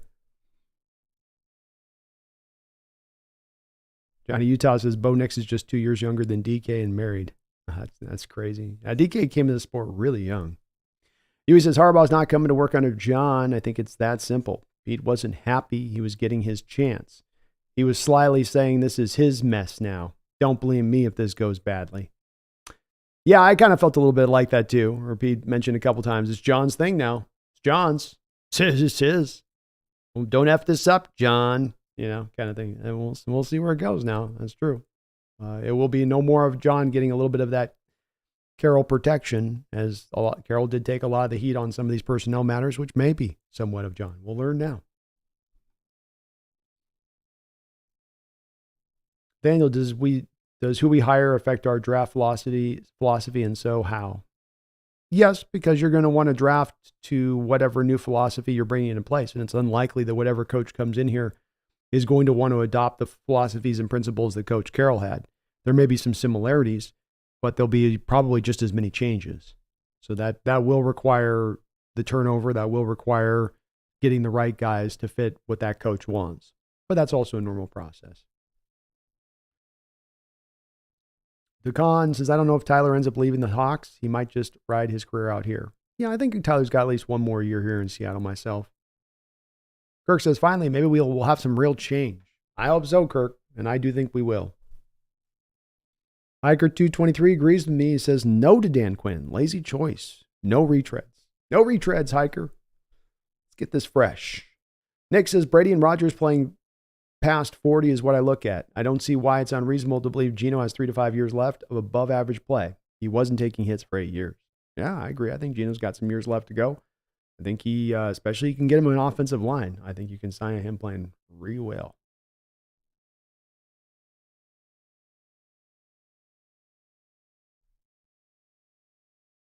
Greg says, "B, I heard Paul had Harbaugh on his short list at one point." Ooh, interesting, Greg. Nice little nugget there. Maybe they double back.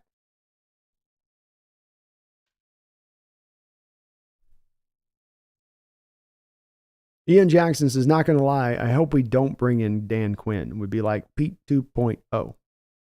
I agree, Ian. I'm also as well finding myself in a position of just not. It seems just kind of like a boring approach to the outlook on it. It just seems like just kind of the lame answer here to the search. Let's go a little bit bigger than this. Tommy says, "Harbaugh and Pete have a Bud Grant connection." Well, we got that. Huey says, "Not sure Harbaugh wants to be a general manager. Might just want his guy a general manager that is beholden to him, not the other way around." It is possible, Huey. I think that could be the single biggest impediment to getting him here if he is looking to get that. And many coaches who have been in his position have before been able to require that kind of control and get it when they do get that head coaching job.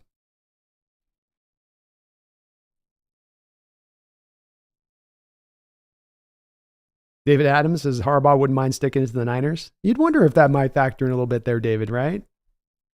You know? Revenge is best served on a dish cold. Cliffix, what's more amazing is that Pete and Nick Saban are both 72 and both stepped down as head coaches today. Pretty surprising. Yeah, same day. Very strange to come down like this. And yeah, it's kind of amazing. End of an era and two coaches that ran an old school football to its end. They took it as long as they could, that old school approach, you know. Nick adopted a little earlier than Coach Carroll. I'd say that's what kind of elongated out some of Nick's run there with Alabama. But two coaches that absolutely know what they're doing and understand how to run a program, motivate players, and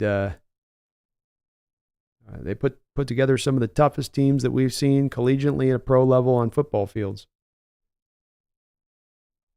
Tom Eden says, all that says is Bill Walsh was the GOAT. That's also true.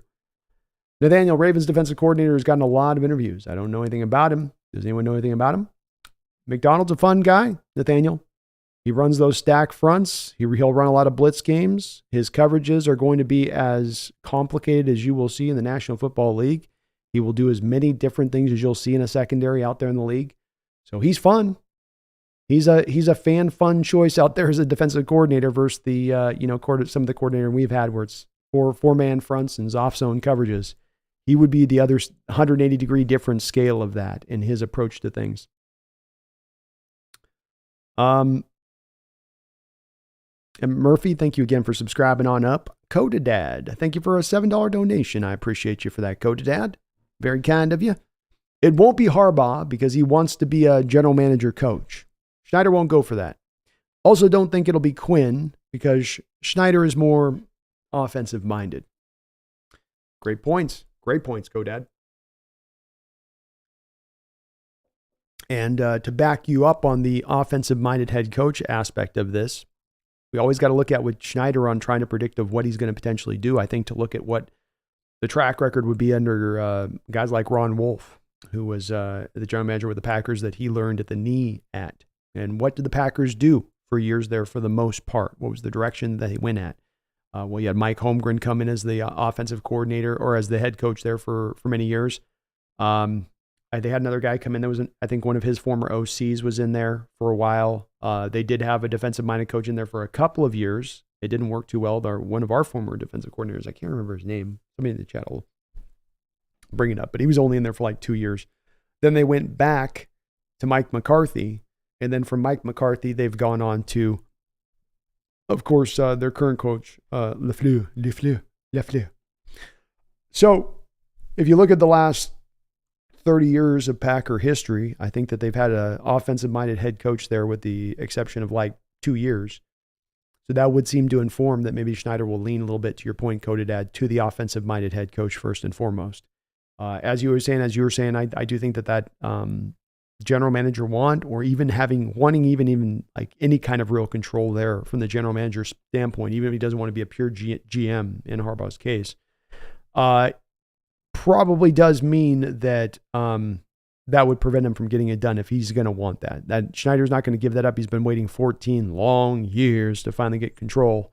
I don't think he wants to now immediately throw that control away just to bring on Harbaugh. I think he'd just rather go get a coach so he can be a pure general manager at that point and run this team at the top down at that point without any coach trying to kind of dictate to him what he does need to do. So I hope you're right. I hope you're great thoughts on your part, Codadad, but I also hope you're right about not being Dan Quinn and going for an offensive-minded head coach. I think that would be the best approach here. It doesn't have to be Harbaugh or bust for me. I have a preference here, but I'll go with some other guys. There's some really, really nice sparkling candidates out there that make a lot of sense. Seahawks Press. Thank you for subscribing to the channel, Seahawks Press. I appreciate you for doing that so very much. Sanchez, thank you for another $10 donation. Says, request, which players likely stay and who is gone? As a member-only delivery. Oh, okay. I got you on that, Sanchez. That's a great suggestion, man. So maybe we'll do that for one of the members' show. So, yeah. That's an awesome suggestion. I'll put that together. I'm trying to think about those member shows, so I got to stack up different ones now that we don't just have Thursday night football to go back on. So we got a member show. If you are a member of the channel tomorrow, take a look at your community post. We will be doing a call-in show tomorrow if you're a member of the channel at 6 o'clock Pacific Standard Time. So just check out that community post. I'll repost it tomorrow once again, but that will be out there tomorrow for anybody that is a member of the channel to jump in and give their thoughts on this Carroll situation. Let me hear it. Am I been crazy in my outlook on it? Where are we at? As far as that goes. So, but I have a pretty good idea on it, Sanchez. I think it'll help too, is maybe giving a little bit of time just for the coach, because who the coach is hired will tell a lot. If you're looking to go hire a coach that's going to want to run a 4-3 defense, well, that'll start to instruct you on a lot of the players here, maybe on the defensive front. I do think at this point, Adams is doesn't matter who comes in. You're going on the other way. I think Quandre, doesn't matter who. I think you're moving there. I think those two are our main ones. Jordan Brooks is another one. I don't think he resigns. Definitely now at this point. Fans gone, But as far as active guys go, that they're going to actually push out the door now, I don't think there'll be as many as that. I think it'll be more natural conclusion. But Sanchez, that's a great suggestion, and I'll put that together for maybe next week's member show. We got the call-in show tomorrow, but maybe next Thursday we'll do the who's gone, who's here, who's gone. Kind of a prep for the off season. Fantastic suggestion, man. I appreciate you for that, Sanchez. JCCT, thank you for subscribing to the channel. I really appreciate you for that, folks. Please do join JCCT if you're not already, and do sub up to the channel. Hit that like button. We're trying to get over 15,000 subscribers here before February arrives. We are approaching fast and steady health. Today, we might even get over the top of it. So you can help us get there today by subbing up. I really do appreciate you for doing so. Thank you, JC.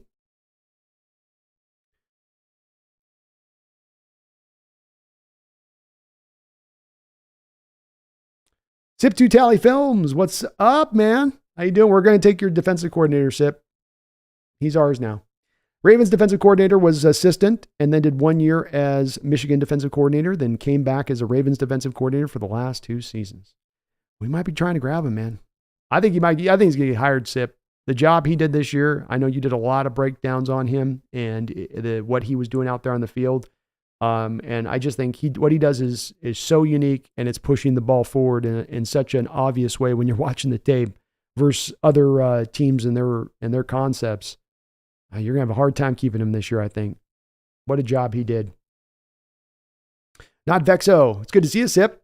And by the way, Sip, I'm starting up. If you're in the chat still here, I'm starting up on my scouting. So I'm still planning on reaching out to you here this offseason. We got to chop it up on some of our prospect outlook. So I'm well up over 100. Hope you're getting ready here, because I'll be reaching out to you in a couple months, seeing where you're at, ready to go on this, getting prepped. Plagueis, is Belichick next? Yeah, I don't think Belichick remains in New England. I think that there's some last-minute trying here from certain camps to make this happen, but it does seem like it's going to go to where he is going to move on. And no, I don't want Bill Belichick here. No. Not Vexo. I would love to get Ben Johnson, line offensive coordinator, young offensive coach with all that talent. He'd be a good hire. Nathaniel Park says Dan Quinn is a lazy hire, but I'd still expect 10 to 11 wins next year if he's our head coach. Well said, and well said. I think I agree probably on both accounts. I think it's just about any coach has a natural uptick in what they're going to bring from this team next year because of some of the things they're going to do that Carroll refused to kind of do. Maxwell Stern, Arizona's field is cursed. Super Bowl 49er, Cam's last game, Sherman's last game, Earl's last game, Russ's last game, Pete's last game. Indeed, it's been a little bit dark there. Injuries and last games of players and coaches now. Ugh. Huey, Jody Allen was absentee owner. She has stepped down now to make a long overdue move. Time will tell if this was her initiative or the result of John Schneider's machinations to save his job and fire Pete. It's possible it could be of the alternative. I will say this, Huey, one of the nice benefits in doing this channel at times is that I have people reach out to me privately here as the years have gone on, especially over the last year, and I get scuttlebutt in the background from people that claim to have connections into the know. And I try not to lean on this too much and just sort of see how it plays out, Yui, and what they tell me. Obviously, okay, well, I'm hearing this, so let's see if this does play out to what I was hearing. And what I was hearing here is I was speaking pretty harshly at times about Jody as we were leading up into this offseason. And as you speak about the potential of her being an absentee owner, I was getting a lot of pushback offline, Yui, from people that have some slight connections there, telling me that my outlook of Jody in this situation was incorrect. And that she indeed is a voracious owner in this respect of things, and that she does care, and that she will do the hard thing. And so, those people were telling me that long before this came down the line today. And that does seem to me to fit to them being truthful and honest and forthright in what they were telling me, which would mean that she is more than that absentee owner. And as I was saying, coming into this offseason, from my perspective on this, Yui, was I can understand the time that she's given up until this point. Even if we don't agree with it, I can understand it. It doesn't mean absentee. It could just mean a disagreement between whether it was time 2 years ago or time now. But the fact that she's taken the steps now with 2 years remaining on this coaching contract, with the fact that she's allowed them to financially spend the money that they've spent, to take base and convert it to bonus money and bring costs up, essentially, speaks to the fact that there is at least some level of commitment here from her as an owner, or committing to the process of having somebody in charge who is committed one way or the other. And on either of those, I don't care whether it's her or somebody else, just that we have a committed party to doing all that they can do as an owner to make us the best that we possibly can be. King Bomber or Brandon, I'm so happy. I couldn't believe it. I know, man. I was shocked too. It took me a double take. That's for sure. Hiker 223, Dan Quinn would be a snooze fest. He lost that team in Atlanta. Can't do it. Can't do it, Dan. Mr. Joe says Harbaugh wants power. He learned from the Niners. Very possible. Very possible. Plagueis, I feel like Dan Quinn needs to stay a DC. I think that's his best route too. Some guys are better coordinators than coaches. I think he's one you can make that as a strong case for that, is what is the case with him. King Bomber, I love Pete. I love what he's done for the franchise. I'm glad he's still here, but we had to make this move to step forward and move on. Yes, we did. It was the necessary one at this point. It was the necessary.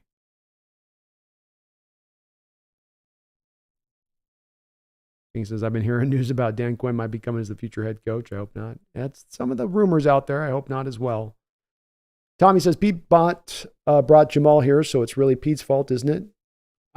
I don't know on that. We never have gotten the actual report on, was that a driving thing by John Schneider to get that done? Did Pete come to him one day in the morning, late into training camp, and say, our pass rush is in crap shape. You've got to bring me something here and get me Jamal now. I don't care the price.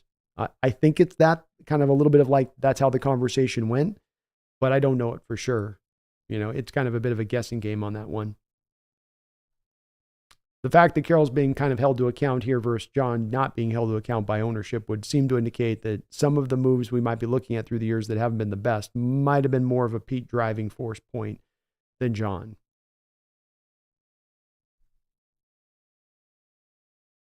King Bomber says Ben Johnson, Eric Bieniemy, Jim Harbaugh, Todd Monken, or Bobby Slowick are my top coordinators. I think all of those are great names. Monken, Baltimore's OC. Slowick, I think that's the Texans. I think that's what I thought of too. I'm a bit hesitant if we hire Dan Quinn as our next head coach. If we do, I'm more interested in his coaching decisions. I will be as well. I do hope we do go a different direction than Dan. Ian Jackson, Seattle is the best landing spot for a head coach, period. We have some draft capital. Lost of talent, lots of talent is what you meant, and a city that loves the shit out of our team. I feel like this is all positive, easily. I agree, Ian. You look at those other teams, man. A couple of them have been moved to their recent cities in just the last couple of years. They don't even have maybe a fan base in their local area. Others have a cupboard that's completely empty. Ours has got to look pretty darn good with the fan base, with the stock of talent. Dev Dog says, just rewatched Pete's last interview, and I'm bawling again. I was a bit choked up a bit when we started up this stream, and I watched because I just got done watching the full presser as well, and the emotion is definitely tough. You feel the 14 years, you feel what it all kind of flashes in front of you a bit. Well over a decade of time, all those football games, all that drama, all that anguish, all that success, it all just sort of comes out at once, Michael Koros says, Brandon, thanks for your show, brother. I see y'all. Go Hawks. Go Hawks, man. Thank you so much. I appreciate you. Jordan says, Coug fans are so salty that they won't ever accomplish anything. Tommy says, John seems to have a pretty good connection with UCLA, though. I would not be stoked. I would not be shocked if Chip Kelly was on that list. Oof. Boy, you talk about a controversial hire there. Haley says, worth mentioning, I think that the mentality when Pete Carroll took over as head coach was that he only ever failed at the NFL level. He was also leaving USC when USC was going through sanctions. That the mentality when Pete Carroll was, he had only ever, that's true. Yep. That is very, very true.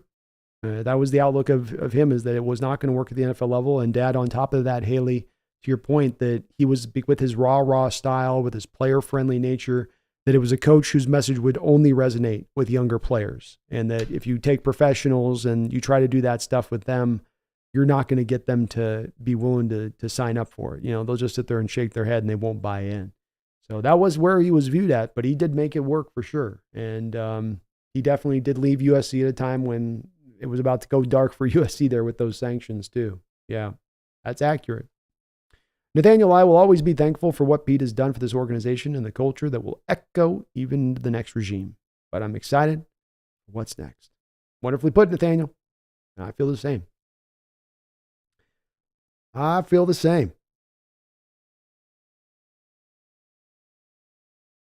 Johnny Utah, Hawks Nest. I don't think Pete is out so the new coach can oversee a rebuild, but rather to compete for the NFC West and Super Bowl.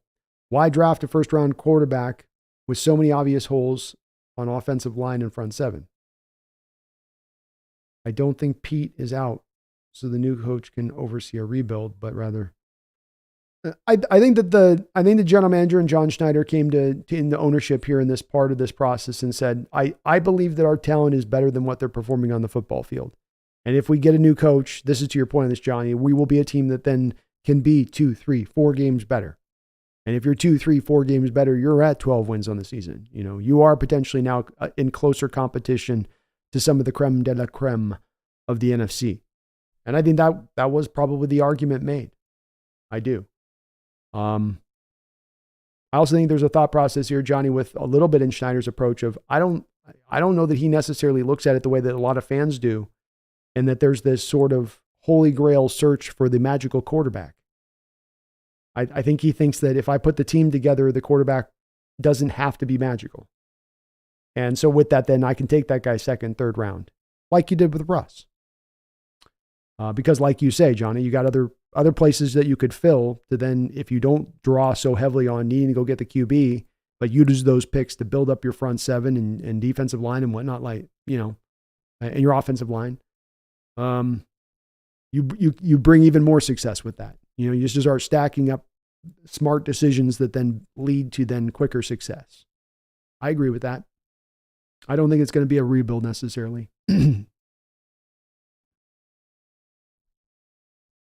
James W., I get why people think of Dan Quinn, history and connections, etc., but those reasons are the opposite of a new direction. That would be kind of a lateral move. I think their new direction is more offensive. I'm glad you guys think the same way about this, as I'd had quite a few before this that announced today. I mean, we had a few streams here where a lot of people were really banging the drum heavy for Dan Quinn. And I'm really not a guy that can go for that myself. I just say, it's just, let's go new. Let's get turned. There's got to be something we can go that doesn't have to be the same thing we've been doing in, or some connection to the same thing of what we've been doing in here. King Bomber's got Ben Johnson's number one guy. Yeah. Use Goff. Great. I think that's a great suggestion, King. Plagueis, is there a possibility we trade up to get Caleb Williams to solidify the quarterback position for our new head coach? I would say no, Plagueis. Certainly there's always a chance, but if you're going to have me make predictions off the past history, we got to remember first and foremost, and this is no small measure of a situation, John Schneider has never in 14 years traded up in a first round. Never, not once, not one spot, not one space. He's also shown himself to be a guy that tends to value draft picks. The more draft picks, the merrier. And when you're going to trade up, you're taking away less of that approach. The Chicago Bears, I think, have long locked in on Caleb Williams as the guy they want to roll with here. And so if you're going to push them off that spot, it's going to take the biggest haul that's ever been given in order to make that happen. You would have to find a way to get another first-round pick in these next 3 years so that you could throw them 4 first-round picks. And then you might even have to throw them another future second on top of that. I don't want to make that kind of high-level payment for a guy like Caleb Williams now. That's too much. I think we can build up the best of the team, and then we don't need the superhero quarterback necessarily to make it happen. Nathaniel says, Quinn has head coaching experience and is hands-off on the offense. Hard to argue with him, but I'd prefer a new outside hire with no knowledge of Seattle, bringing fresh ideas like Ben Johnson. I am on the same page, man. That's where I'm at with it too. And I like Ben Johnson. He's fun. Tommy says, any defense will work if we commit to it and don't go half 4-3 and half 3-4. Yes. Thankfully, maybe now the 2-man fronts can be finally fully put to bed. No more of that. No more. Tommy says, we need someone as smart as McVay and Shanahan. It's that simple. Someone who can really compete on offense. Amen. Nick, Quinn lasted, 5 years as a head coach? Yeah, something like that. Yeah. 14 to 18. Yeah, that sounds about right. Big Hawk, I want Nick's mobility with our offense. He might be a guy in play. Like I said, one of those guys in that second, third round level where I think that's really where John Schneider is more going to look at for the next QB. So certainly probably on the Hawks' radar. Leva Lance, John Schneider like Josh Allen and Patrick Mahomes. Who fits that bill in this draft?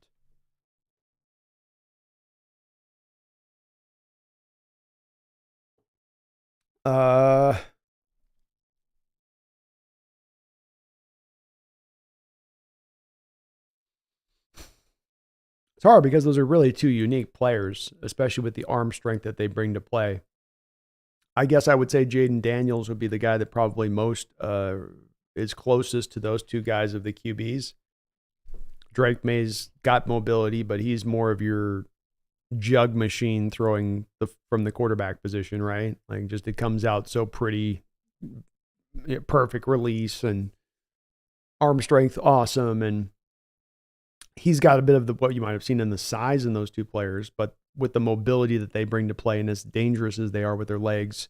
Even Mahomes, who I know didn't run a fast 40, but in how he utilizes his legs, I don't think Drake May quite has that ability to call upon his improvisation and whatnot. Whereas with those two guys, that's what you get, and that's certainly what you get with Jaden Daniels. So Jaden would probably be the closest fit to those two guys if I was to make the guess. Tommy says, poor Barb.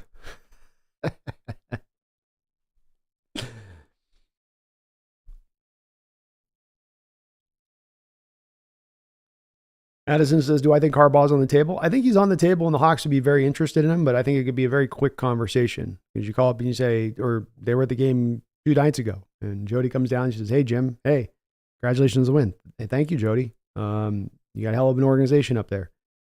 Hey, Jim, yeah. Were you interested in maybe coming to the NFL level? We're looking at maybe making a coaching change. Yeah, but I'm going to want some control over the personnel. Yeah, I can't go that far. Sorry. I think it could end up being as quick a conversation as that if he pushed for that in that direction. Kyle Bosch, thank you for answering my call and becoming a subscriber of the channel and helping me get just a little bit closer to that 15,000 mark. I really appreciate you for doing that. Welcome aboard the Hawks Nest, Kyle. Randall McDaniel with a $20 donation. Thank you for another $20 dono drop. Randall, I appreciate you for that, brother. Congrats, we got a little bit of light tonight. He says, two of the best coaches in the league are in the division, both young and offensive gurus. Wonder best way to combat that. Next young offensive mind, Ben Johnson. Proven defensive coach like Quinn. Young defensive mind like McDonald.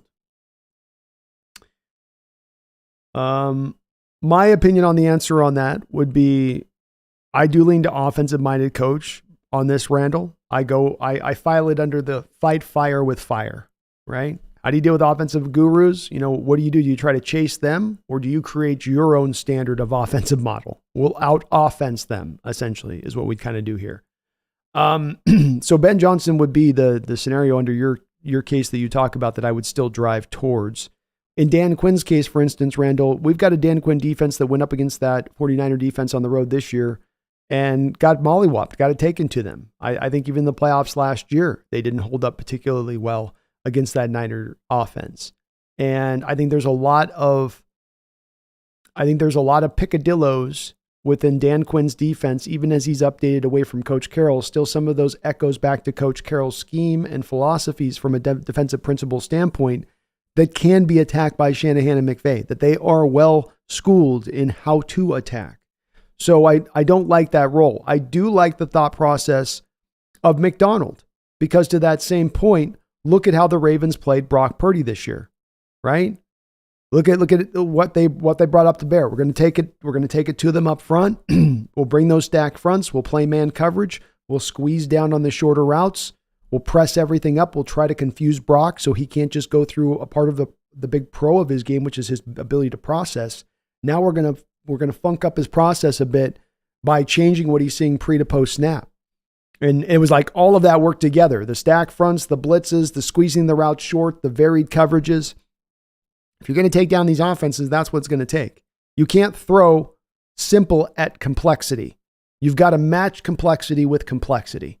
And that's what McDonald's defense would do in going after the Rams and the 49ers offense. So I would still like to go offensive mind first, but if I've got to pick between Quinn or McDonald, I'll take McDonald because that's what I want to. That's the kind of defense I want to run. That's the style I really gravitate towards. Scooby says they might use Geno as a bridge quarterback this coming year and draft a quarterback this year, and it would be a good year to do that too. I feel if we choose to go that route. Agreed, Scooby. I don't think that this move necessarily puts Geno in super peril necessarily. I don't. I think that Geno just as likely is probably to stay as he was 3 days ago or go. The situation probably remains very much the same. And Randall, thank you for all your $20 don't know drops today. And some great questions in addition to that, man. McDonald, though, that's the way. That's the way. Clivic says, personally, I take an OC for this year as our new head coach. Not sure if Pete was letting Clint Hurt make the DC plays or he was making the plays, but I'd take an OC just to be safe. So Ben J for me. Well, we'll start running a little bit of a poll here in a second for the channel. I'll post it up. We'll see what the chat thinks. I was meaning to do that earlier today, but let's do it right now because I want to see where the fans are with this. Let's get it up here. So let's go with a poll. Engage your audience.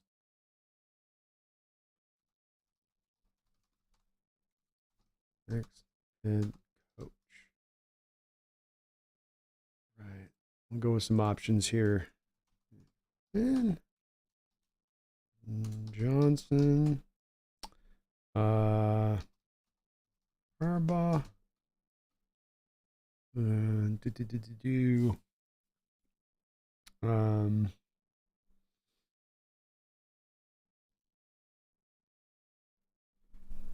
I guess we'll go with the fourth one. We got Dan Quinn, Ben Johnson, Jim Harbaugh. I don't know if McDonald would get the votes. Let's just do it for the hell of it. We'll go Kalen DeBoer just to put him in there. If Kalen doesn't get a lot, maybe we'll repost. So let's put this up to the chat, see what you guys think. I've been wanting to do this today.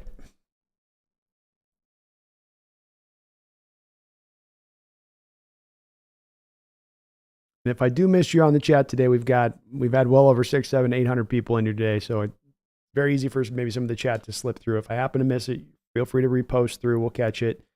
We got a lot cooking today here on the chat, no doubt about it. And this is one of the reasons I do these streams and tend to do these 5, 6, 7 hours is I try to get to as many people as I possibly can. So if I miss your question, it's not on purpose. It's just there is a ton of people we have in the chat today. So bear with me on that.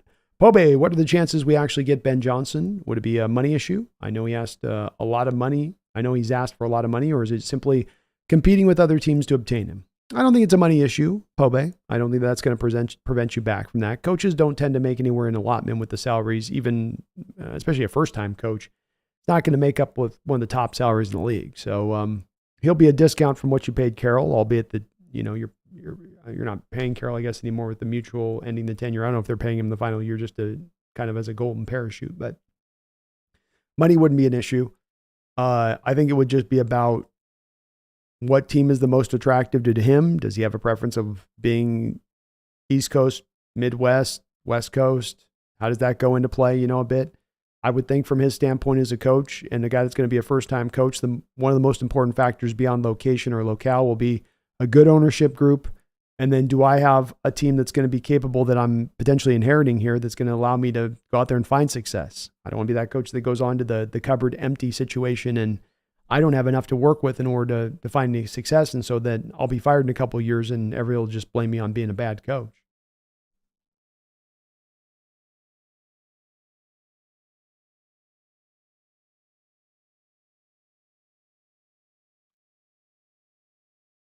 Kevin O'Connell, sorry, I cut your other question off. Says still is right. I think it cut you off on that, Kevin, with it. Sorry, you might have to repost that through. Herman Gobos says your cat should be the new head coach. I agree, man. Look at her right now. She's working on strats right now. She's working on some heavy-duty strats right now. Okay, you think that's sleeping right now. That's not sleeping. That's contemplation.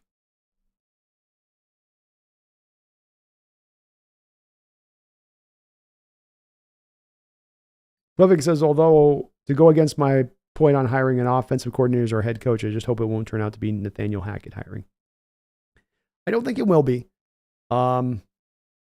A lot of bad hirings can come back to understandable reasons for why they failed when you look at them in retrospect. And for instance, with Hackett, his hiring failed because you hired him because you were hoping to lure Aaron Rodgers there. So you tried to get Aaron Rodgers' drinking buddy in the house.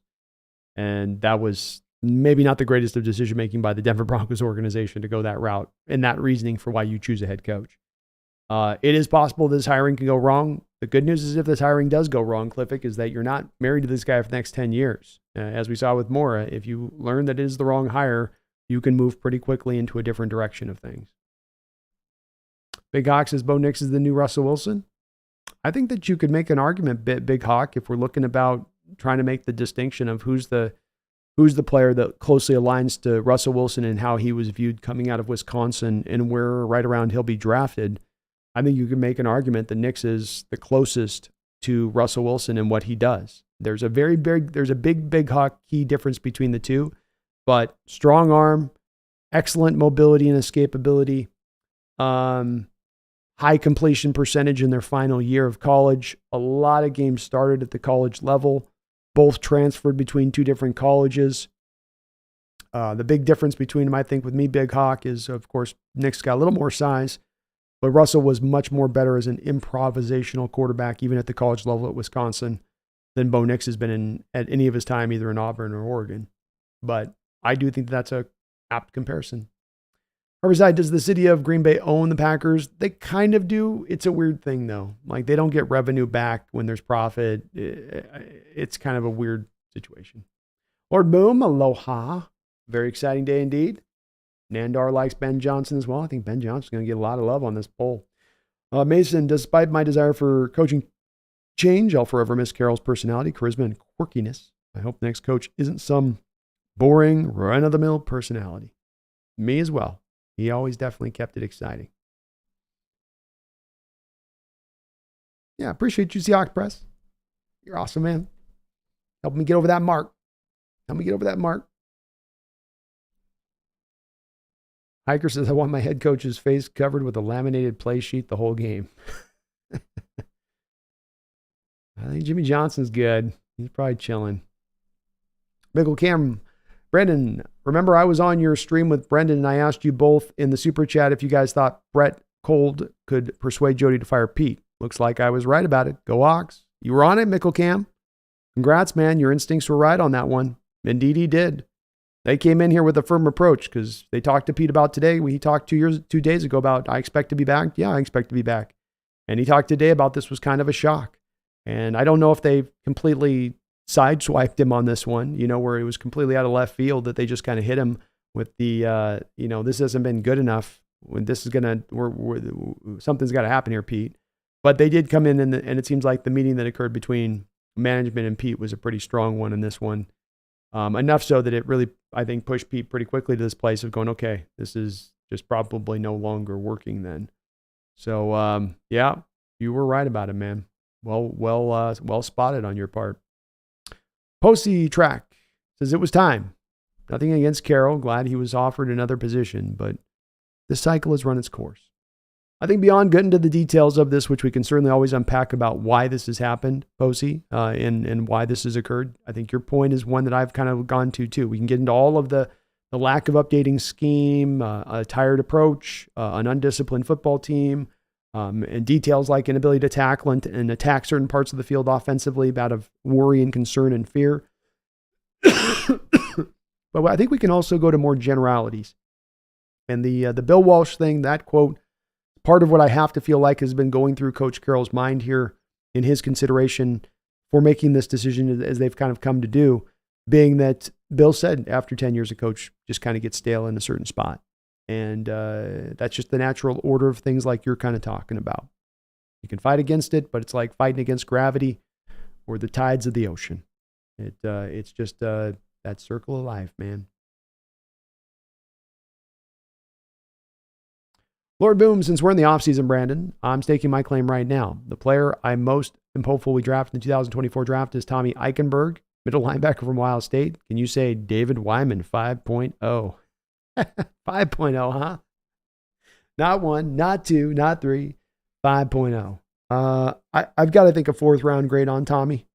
I certainly like the size, and instincts are pretty good, but I don't know if there's a lot of athletic bounce to that guy's game. And some seem to be a lot higher on him than I am, but I can't quite sign up to him as a high-end prospect. 4th round, I'm okay.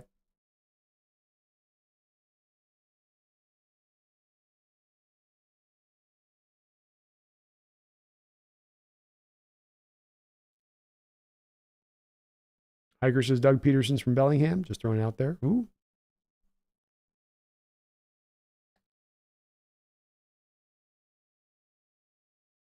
Jared Johnson says, what if the Seahawks hired DeBoer and the Huskies hire Pete? That'd be funny. That'd be awesome. I posted on the Seahawks Facebook why Pete should be fired. I called it. Let's go Hawks. It's like we won another championship. Does feel pretty good, doesn't it? Drew says, wow, all the changes to be made, we chose Pete. End of an era. All I can say to that. Yes, sir. Well said.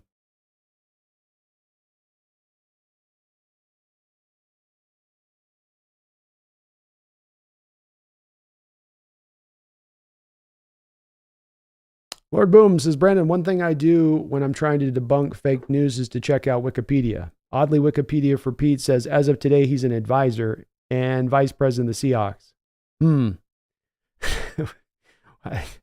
That's, Wiki's always been a little bit touch and go for me. I don't want Ron Rivera. If they're interviewing him, that's fine, but that would not be no. I will say I don't think Ron got the greatest of shakes with Washington, but no. Paul Susia, Dan Quinn learned his lesson with the Falcons. He will get a good offensive coordinator. Very well may be him. And he did have Shanahan last night, like Sam Somerville says, to your point, which does show proof of what you're saying on that. Radu, Brandon, is there any chance that Jody is invested in the team and does not sell? Well, she's indicated, Radu, that she intends to try to get a portion of the team and to be a part of an ownership group that could buy the team. And being that she's selling to herself, there may be a decent chance of that, right? Especially if there are some stipulations within the selling of the Seahawks that she's to take certain steps to ensure that the team is to remain in Seattle versus selling to the highest bidder, which I would imagine there would be some contractual language in there from Paul to make sure that that was the case. So, yeah, I think very much right now, Radu, part of why I think that we have not heard that this team's just definitely going to be sold as soon as they pass that spring date, I think of this year, where they can be sold and then they don't have to pay 10% of their proceeds back to the city of Seattle. That that seems to ensure that she's going to want to sell the team or own the team for the foreseeable future. And I think in part in doing that, Radu, is to build up the value a little bit more. You wait 4 or 5 years in the NFL to sell a team. They go the difference from 2024 to 2028. That's a good $500, $600, $700 million difference as far as the sale price for a given franchise. That's pretty substantial. So I think she maybe tries to wait in that kind of role there a little bit as long as she can to kind of build that up. Gibson, Baltimore, DC would be good. I almost put him on the poll, but I put DeBoer in there instead. If they put a 5th option in there, I would have put McDonald.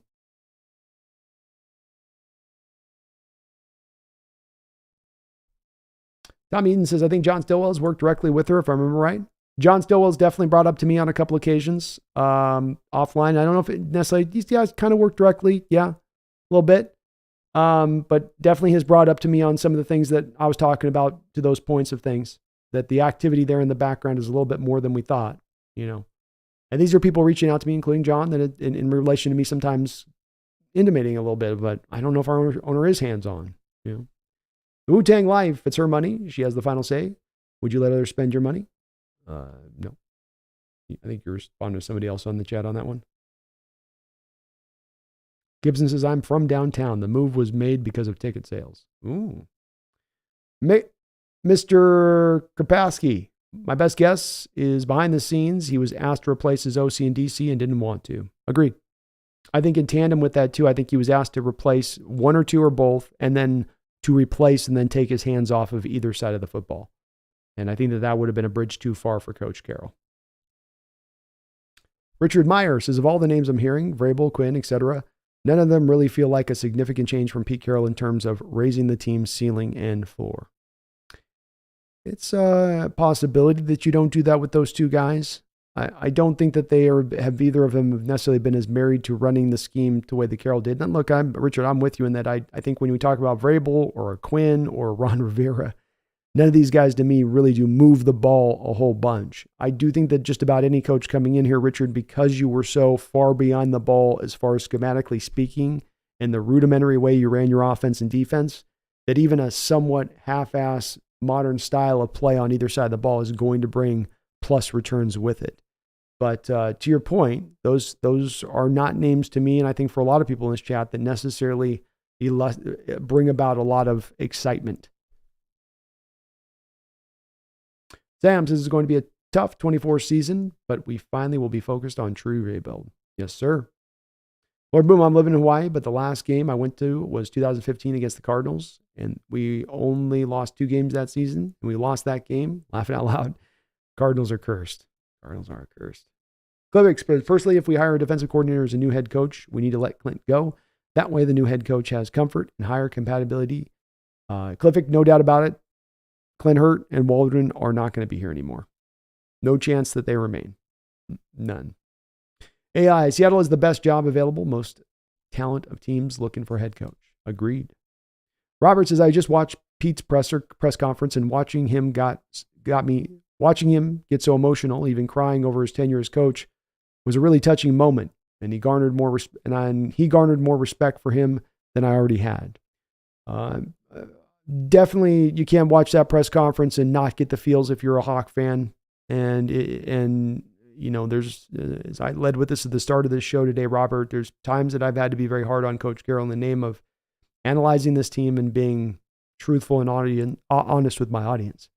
With that said, I can't deny that he's the best coach in Seahawks history. He is, absent Don James of the Husky, the only coach that's taken any of my sports franchises I followed here in Seattle to a championship since I was born. And that's no small thing. And Pete, you can get mad about scheme, you can get mad about the X's and O's, but you can never deny with him that he was a guy that cared and wanted to win and was competitive and wanted to go out there and get there. And maybe his approach to it wasn't the way that was going to work to get you there, but it didn't mean that his intention wasn't to accomplish that, and to accomplish it with a ferocity and motivation that not all coaches can bring to bear. And that's part of why he was able to to build the kind of culture that he was able to build.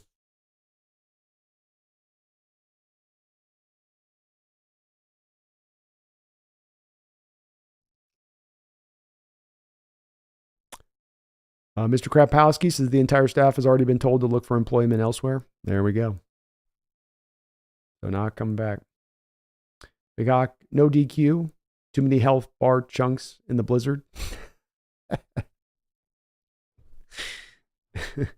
Too much wheatgrass, Big Hawk. Not enough berries. Lord Boom plus Jeff Bezos personally, I couldn't or wouldn't want him to own our team. He has way too much shadowy scandals connected to him. Laughing out loud, especially in his political views. Yeah, he's a divisive guy, that's for sure. Tommy says you could really argue Seattle is hungry for a winner, and we know what to do with one when we get it, unlike other cities. That's right. There's no doubt about it with us. We get ourselves a team that's good and ready to go. We will. Hell, we're giving support to franchises at times that aren't close to it. Look at the Mariners. They turn out 2 million plus people every single year, no doubt about it. And a lot of baseball franchises out there across this national sport can barely keep it half full. Positrack, sorry that you're not enjoying your time as much, man. Mr. McFrewer, Micah Parsons said last year that he wants Dan Quinn to stay his coach. Maybe he would follow Dan Quinn to Seattle. I don't really want Dan Quinn, but I wouldn't be upset about that situation. I'm not going to, get super pissed about it. That's for sure. It'd be fine. It'd be fine. We get a little bit of coffee, folks, and more water. I'll be right back in a sec here.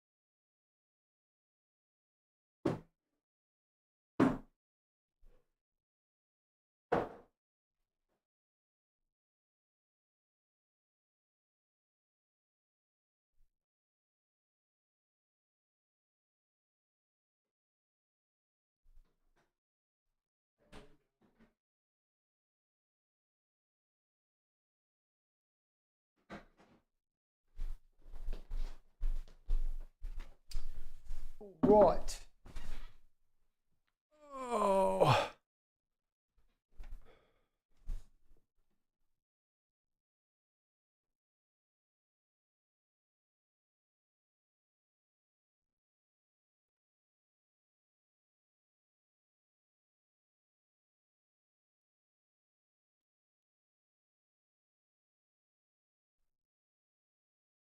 Wu-Tang says, it's not the city's team is privately owned. Wu-Tang Life, there's a contractual point within the team right now because when they had to get the city built, it was on the back of the taxpayers' money. And the city wanted to make sure that they were going to build the stadium and then the team was going to try to leave shortly after building the stadium. So there was a stipulation put within the contract at that time to build the stadium that the Seahawks could not be moved out of the city by a certain date.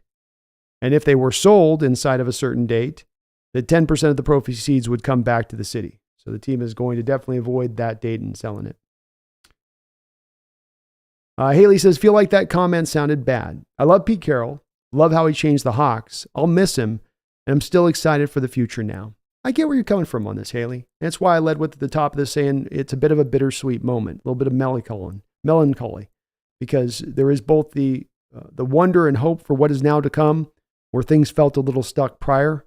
But then there's also the wanting to make sure as you feel that same way, there's that draw. I certainly feel it here of making sure we also kind of honor what came before here and how this went and what Pete brought to the table here to this team, this city, this franchise, and respecting that at the same point in time. And it's a balancing act, I think, Haley. It's not an easy one. I'm trying to do both on this one a little bit, but I think there's a pull on either side, and those pulls kind of take you to two different places. But I know I get what you're coming from on it.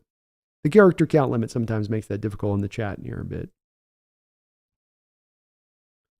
Lord Boom, we have a lot of newbies on this channel acting like they know everything. How about you guys? Yeah, we'll get a lot of new folks in at this point, I think, with what some of this news brings about. Dre Day says Geno is better than any quarterback you can draft in the top 10. I'm perfectly fine staying with Geno myself too, Dre Day.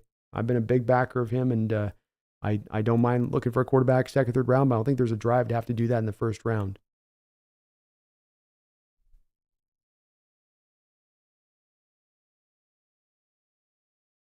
Richard says, if we're going away from Pete Carroll in a defensive-minded set, which is what I'd prefer, me too, then I'd like to see a quarterback drafted with a new offensive mindset.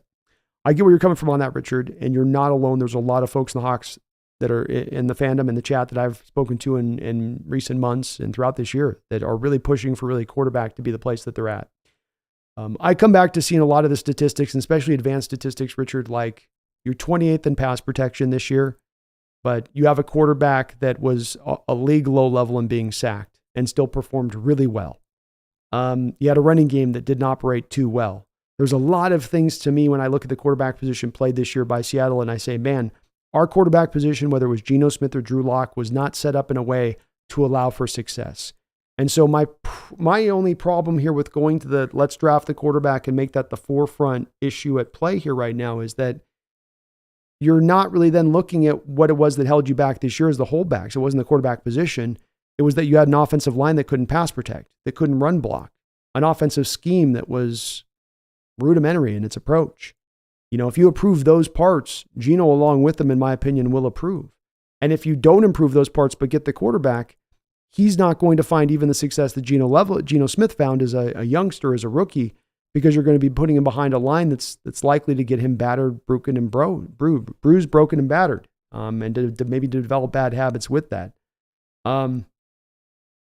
I can get where you're coming from. You're not alone. Like I said, there's a lot of folks that are there, but I tend to lead with, in my opinion, there's a little more value to be had in trying to build up that supporting cast and then getting the quarterback or targeting that QB versus getting the quarterback at the forefront and then trying to get the supporting cast.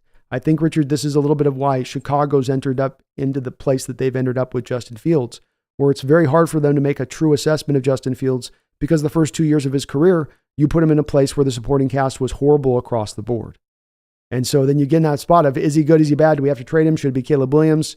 It becomes a conundrum when it didn't have to be if you make the decisions right at the forefront, if you don't get the caboose before the front of the train, so to speak. Crazy Fool, you said you think John wants a coach who will get us 2 to 3, 4 more wins. We lost 2 games due to refs, one of which also missed a kick. So Pete loses his job because of shitty reffing. Number one, I did not say that I think John wants a coach who will get us 2 to 3, 4 more wins. That's not what I said with that. What I said was that I thought another coach in here, by naturally taking advantage of scheme philosophies that are not outdated by 30 years at the NFL level, that then by bringing somebody in that was at a more of a forefront, that naturally alone will raise the tide up a bit. That will give you a natural level of productivity, which should take a team like this year and give them natural 2 to 3 more wins a season, where not on a weekly basis they're being outcoached. I've said on a weekly basis, I've said a lot of specific things to this crazy fool when watching Coach Carroll led teams over the past few years. You are getting outcoached on a weekly basis. He's over here playing checkers. The person on the other side is playing chess. So if you get a coach that's actually playing chess against chess on the other side, there's going to be some natural wins in there, even if that guy's not dominating, even if that guy's not the greatest of coaches, just by naturally updating both sides of the football. And again, I've spoken to specific ways in which this will update, which are not requiring acrobatics from the new defensive coach or offensive coach to bring this to bear. And if he does that, then the returns will be better from this team. But that speaks to Crazy Fool, my feeling on this, that Coach Carroll was not maximizing the talent on this team. He was not getting the most out of this team. I've also said, Crazy Fool, that the decision that came down the pike today with Coach Carroll was not one that happened off of the back of one game or one season. You make this determination off of what you've seen for years now, Crazy Fool. He is 1-5 in the playoffs in the last 7 years. That's the bottom line. And that's most in every NFL city that exists out there. That's not going to keep the coach in-house for years to come. That's not something that allows you to keep your job at that point. That's enough to where people go, okay, well, you don't seem to be able to get us up over the top. So that's what I meant by that, was that there's a natural increase, but John wants to get more wins than that. John would like to win every single game if he can with the new coach who comes in. But I do think that there's a natural uptick in wins you get. I think next year going back with Pete again, if we'd run it back with Pete again next year with the moves that we can make this offseason, I think you top out at probably about 8 wins. That's as far as you can go with the Coach Carroll team, because those schematic deficiencies will always be laid to bear, and most likely on a weekly basis, as we've seen for the past couple of years. Oh man, I'm behind a couple donos. My bad here. Jeffrey Thistle, thank you for the $5 donation. I appreciate you. Sorry, a little late on acknowledgement on this one, Jeffrey. I got caught up on the chat there. Jeffrey says, first, thank you, Pete, for all the winning. Secondly, thank God he's gone. Yeah, it's a thank you to Pete today, first and foremost, but it is also a happy turning of the page to the next chapter of the Seahawk book. And an era ends and a new era begins. And it's a time of wonder and excitement and hope. And it's a time for new. So well said, Jeffrey. I do feel the same way on that as you do with this, basically. And thank you to Pete. Thank you to Pete for all you did for this organization. Thank you for getting us that championship. Thanks for getting that instilled in this organization. It will no doubt resonate in the future. And I no doubt know that this team, and finding success next year, you will have had a hand in that as we move forward in your approach and in the culture that you built here. Valdir Benaningo, thank you for subscribing to the channel, Valdir. I appreciate you for doing that. Welcome aboard the Hawks Nest. Randall McDaniel with a $2 donation. Thank you for that, Randall. Rumor is Ben Johnson wants $14 million a year. That's kind of pricey for a guy that's never been a head coach in the NFL league before for me, Randall. I mean, it doesn't really matter to me at the end of the day what you pay a coach or don't pay a coach, but that's a lot to ask to command as a guy that's never done it before. So that kind of seems that way to me. That's a bit much, but it's also someone else was mentioning that above in the chat too, Randall, that he was asking for a lot of dough to do it. So that could be an inhibiting factor a little bit here, Randall, if he wants to be paid that, being that you're still already going to be probably paying Coach Carroll at least for one more year here as it stands. But boy, $14 million, and you've never even coached in the NFL. That's kind of a lot. Ian Jackson, thank you for the $5 donation. I can't not feel like we lost a dad or something, especially after that presser. We all love Pete and what he's done. It was the right move. These are my feelings with it. You guys are capturing it well. Thank you for these donations. Appreciate you, Ian, for that. And also appreciate you for your thoughts on this, because it's where I feel a torn in my heart on this one, where there is a sadness to it. The time coming to an end, and it was such a great run at that, and a great long run at that, which is so hard to see, not only in the sport of football, but in any sport. You don't get to see this very often. And so it was a hell of a run, and nobody has done it better here in Seattle as a head coach. And we've had some great head coaches, but it was also, as you say, the right move. This thing had run its course, and the writing was on the wall and clear for everybody and that was paying attention here as to what was going on. And the team has taken those steps and done the hard thing, but have done the right thing. And that's what you want your organization to do. And sometimes in doing the right thing, a lot of times it ain't the easy thing. It ain't the quick thing. It ain't the fast thing. It is a bit of the painful, tough, pulling the Band-Aid off slowly, kind of while pulling it off fast at the same time. Kind of feeling to it. I appreciate you though, Ian. Thank you so much, man. Andrew Rezajenko, thank you for the $2 donation. He says, how long does it usually take to hire a new head coach? This can be a little bit of a fluctuating answer a bit, Andrew. I would expect it to happen within the next 3 weeks.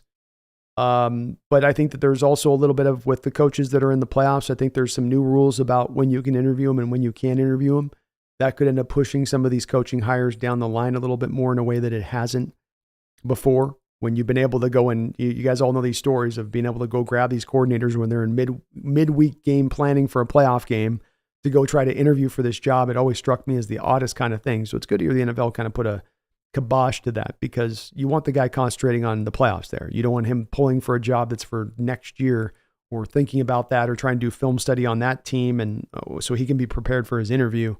So, yeah, I think it's probably going to take a little bit of time on this one, probably a little bit longer than people would like, as people will be chomping at the bit for this to happen quickly. But I would imagine probably inside of 3 weeks, Andrew, spitballing. I can't remember the timeline for Holmgren, and with Carroll, it was a little bit of a surprise because technically speaking, Mora was kind of still your coach as you were out there wooing Carroll. So you didn't even really on that one kind of wait or have a lot of time period. It was sort of like one was out, one was in, and almost on the same day.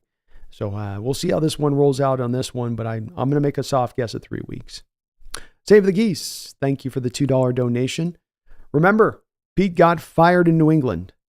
Hire Quinn. Indeed he did. Indeed he did. Also the Jets too. We can't forget the Jets job he had as well before New England. And in New England's case, he just did never get to feel like he really got a chance to run his show there the way that he wanted to run it properly. But in a lot of ways, he kind of set down some base there for Bill Belichick and some of that team that was in place there with Carroll and what he was doing with them there. But yes, yeah, he has been fired before on this. It ain't the first time on this, though this is kind of a mutual parting of ways thing. I don't know if it's a pure firing as much as it's just we haven't been able to get a meeting of the minds in our approach for the future. So we're going to call the ball on this one. Yeah. Holy Hand Grenade, thank you for the $2 donation. I appreciate you for that Holy Hand Grenade. It says, stupid Arizona field, ending our legion of Boom and Pete. So many guys on that field have been costed. So many final games on that field. It's a house of horrors. Well, the day that they burn that building to the ground will be the day we are finally set free, I guess. I don't know. Did they choose some Indian burial grounds out there in Glendale? Is that what they did? I would explain it. Just doesn't make sense. So many guys, final games, both from injury and just naturally being their last game. So I don't know. I'm not going to say that the field's cursed at this point, Holy Hand Grenade, because we're going to start making this a thing. the synergy of our outlook on this will force it to suddenly become something now. But yeah, it's definitely been a little bit dark when we've gone into that stadium as of recent. It ain't been the best. It ain't been the best. Mr. Krabkowski says, I think if you take into consideration how the Chiefs offense looks so different without Eric Bieniemy and then add in how he was able to get out of Hal this year, he is worthy of a shot here. He may be a guy that's on the list. I'm a little bit more lower on him with it from my perspective, Mr. Krabkowski, because I do think the job he did this year was pretty good. I don't think it was overwhelmingly great. I think some of what Chiefs have had laid to bear on them is that they've started to have to pay a bit of the cost of the Patrick Mahomes contract, and that they also tried to kind of put their money in on the young second-round receivers developing really fast rather than getting a little bit more of the game-changing dynamic kind of talent they had in a guy like, let's say, Tyreek Hill. And so none of those three guys ended up kind of really, Rashid had a pretty good year overall, but I mean, there's still some up and downs with him. And Sky Moore, no, former second round pick. Darius Moore that they traded for, didn't get anything done there. You have Kelsey getting a little bit older this year and a drop in his production with injury. I think all that kind of factored in that offense having a bit of a dip on top of the fact that they lost their left tackle this offseason in Orlando Brown. And maybe the line was at a little bit of a worse place it's been than in recent years on top of it. But Eric Bieniemy did do a good job. I'll give you that, Mr. Grabowski. I just don't know for head coach. Oof. Henry Diesel wants DeBoer. I got him on my poll here, man. Or boom, I wouldn't have wanted Chip Kelly out of college because he's a Duck, let alone now that he sucks as a head coach in the pros. Yeah, I would not be on board with Chip Kelly.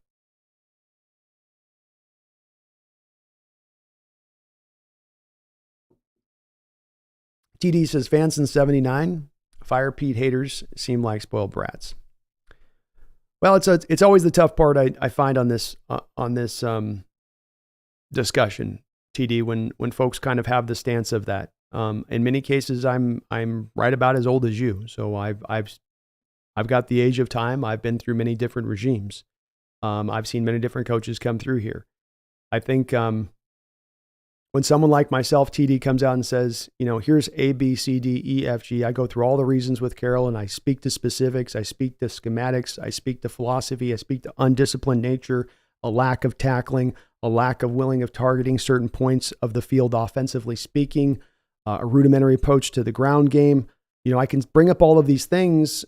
And then if you come back and say, well, you're just being a spoiled brat, I'll say you're free to your opinion and go for that on that. But I will say this, you haven't done a lot to make your point by saying that.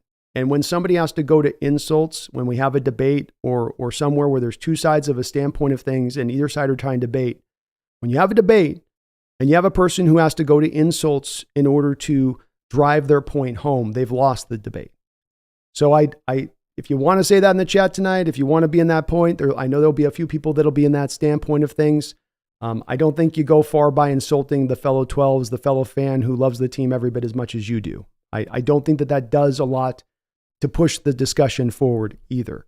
And if you disagree, which you're free to do, it would be great is rather than bring up insults, if you can actually bring up points. That's always what I brought up with. I did this for the last month as I've been on the train of saying Carroll's losing me on this stuff. And I brought up all those specifics, TD, of things that bothered me and issues with this team and things that were going unfixed. And I asked pro Carroll folks like yourself, or Crazy Fool in there, folks that will back Carroll to the nth degree, till the end of time. And I said, okay, I can be with you guys. You can bring me to your side, right? Because any stance you have in life, you can learn a lot by somebody, whether or not they're just going to dig in on a stance, and that's what they think, and nothing can ever bring them over to a different point of view. And I see a lot of that at times when I have discussions in the chat. But I asked for at that time, I said, bring me something tangible into what Coach Carroll does right now. Right now. They'll reference Super Bowls from years ago. They'll reference timeless cultures. They'll reference the consistent winning of 10 years. But they don't go to specifics about right now why we should have this optimism that Coach Carroll was the guy to guide this thing home. And instead, it comes down to more often than not, insults.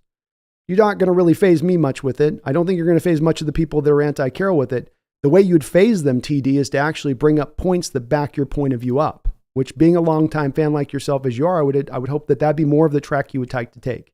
Insulting people does nothing, man. And we are all on the same team. We all want the same outcome. We want to see this team be great.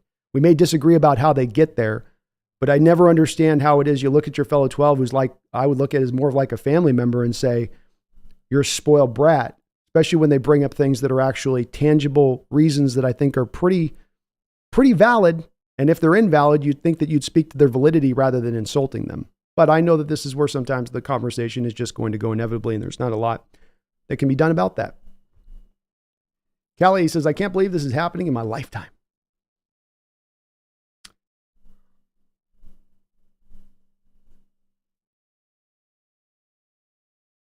AI, I like Joe Milton as well. He's got, he might have even a stronger arm than Penix. Guy's got a hose. But he's a fun watch. A little bit of mobility, not a lot of mobility, a little bit of mobility too, but a legit NFL arm. Lord Beams says, TD, I've been watching the Seattle Seahawks and Steve Largent was drafted. I felt Pete Carroll should have been fired like 4 years ago. Yeah, the reference to how long you've been as a fan, again, doesn't have anything to do with Coach Carroll and who he is as a coach, right? That's the other thing with that. And that you're good point there, Lord Boom. I'm the same way. I'm in the same point you are. I've watched many generations of coaches come through. That doesn't, it's kind of like it has nothing to do with the price of tea in China, so to speak. So, yeah. This is, again, where I think what ends up happening here is that we get folks that don't have the tangible points to lean on, and so they roll to the insults because they can't back it with anything tangible. The scheme's not going to modernize. He's not going to update his defense. He's not going to throw to the middle of the football field. He's not going to commit to running outside the tackle boxes and is going to continue to hammer the A and B gap runs. It's going to be either short passes or 9 routes for a large part of the game. That's what you're going to get going in the future, and there's not much you can push back on that because you don't have anything to back up that it's going to go that way, outside of a blind belief that he would suddenly change overnight.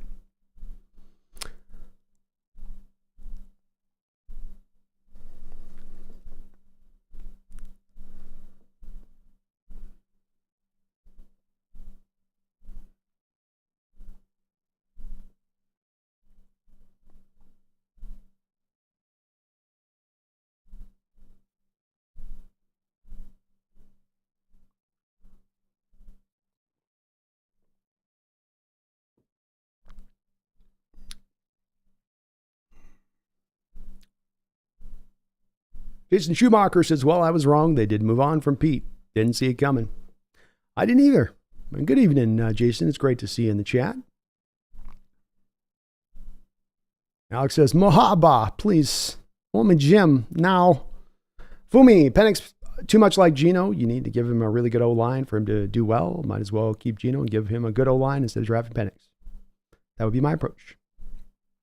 Huey says, culture doesn't win games. Talent and scheme and adjustments do. Yeah, amen. I don't think that the culture thing, it's a good thing to have. It's nice that players feel warm and happy and fuzzy about their coach and their situation and what you have, but that's not necessarily always equivalent out to wins or losses at the bottom line. It can be, but it doesn't necessarily mean it is for sure. Tyler says, the only way Seattle gets the top quarterback move up is if you trade Witherspoon. I don't know. I don't even know if that would do. I think the teams that are at the top are going to just want to take those quarterbacks this year. Jeffo Hefo, Brian Schottenheimer for offensive coordinator, Dan Quinn for head coach. Suppose it's possible. I don't know if Brian's going to want to do a lateral move unless, just he digs Dan so much. Because he's got a good thing working there, and he's had a hell of a season there with Dak Prescott. Got Dak to an MVP level of potentiality right now. Mr. Krapowski, technically, I guess, since Eric Bieniemy is from Andy Reid tree, does that make him part of the Holmgren tree since Reid is? It does. Yep. Just a couple branches down.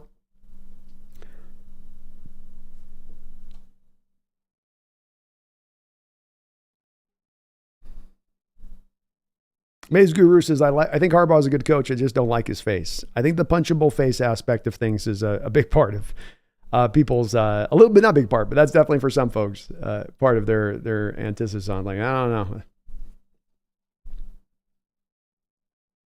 Chad Hart says, how about Nick Saban? Nick retired today? He did. He seemed a little bit in recent years like he's kind of, from an energy standpoint, he hasn't seemed as spry as he once was. He seems like some of this college process, the NIL, the transfer portals, has been a little bit exhausting. Doom Traveler says head coach doesn't need to be the schemer. It's a leadership position. I think the head coach can be different in different places, Doomed, and it depends on the head coach as to what level and what they provide as the oversee when it comes to the team. When I've gone to specifics on this, Doomed, when you look at the offense and the defensive side of the ball, you've gone through a myriad of offense and defensive coordinators through the years. Yet the offense and the defensive side of the ball have continued to be run the same way. That speaks to a coach who comes in with some fingers in the pies and says, this is how you're going to run this. And I can back this up with a ton of proof. But it is really where the bottom line is at, is you're right. There are coaches that at times will just trust their coordinators fully and let them run the team as they want to run it. But there are coaches on the other end of the scale of that who are very micromanaging, who are very heavy-handed in their approach. And they do so in the name of managing the game. And that's been Coach Carroll's more often than not. That's why you go through all those coordinators and things look all the same. Again, to those specific points that I've spoken about, both on the offensive side and the defensive side of the ball.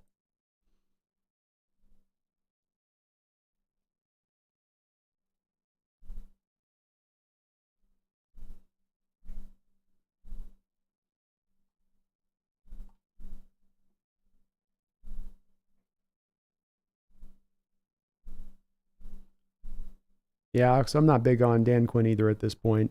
I could go a different direction on that one as well.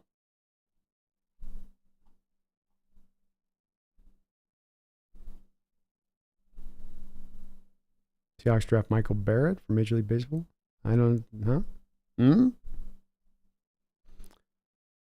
Jobs Harbs is endorsement for Jim Harbaugh. I don't think so. Ask Richard Sherman and Doug Baldwin what they think of that guy.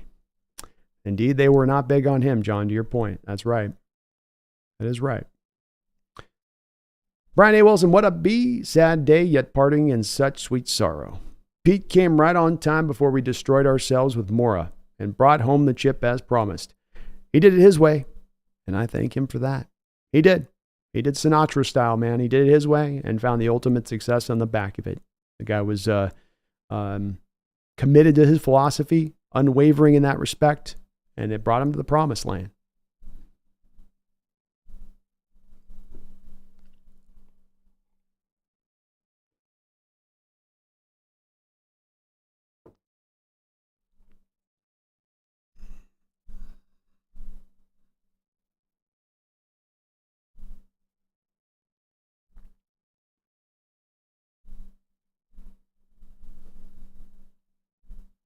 Johnny Utah says Pete was sadly the third best coach in our division and maybe the fourth after getting outcoached by Gannon on Sunday. We almost went 1-5 in our division. 9 wins shows our talent. It's also our ceiling. Yeah. Akoda Geta says no DK. We need new identity. I think I'm with you on it. I'm very interested to see where the poll is at on this. Got 368 votes in the House right now. We'll see where this one heads, but I, like you, would say let's maybe go a different direction. Fleek the Mac, we need a guard. I don't think Evan Brown's coming back. I really don't like Olu or Damian Lewis. Agreed. You got to attack the interior of the offensive line this offseason with some more talent for sure. That's a place that's severely lacking.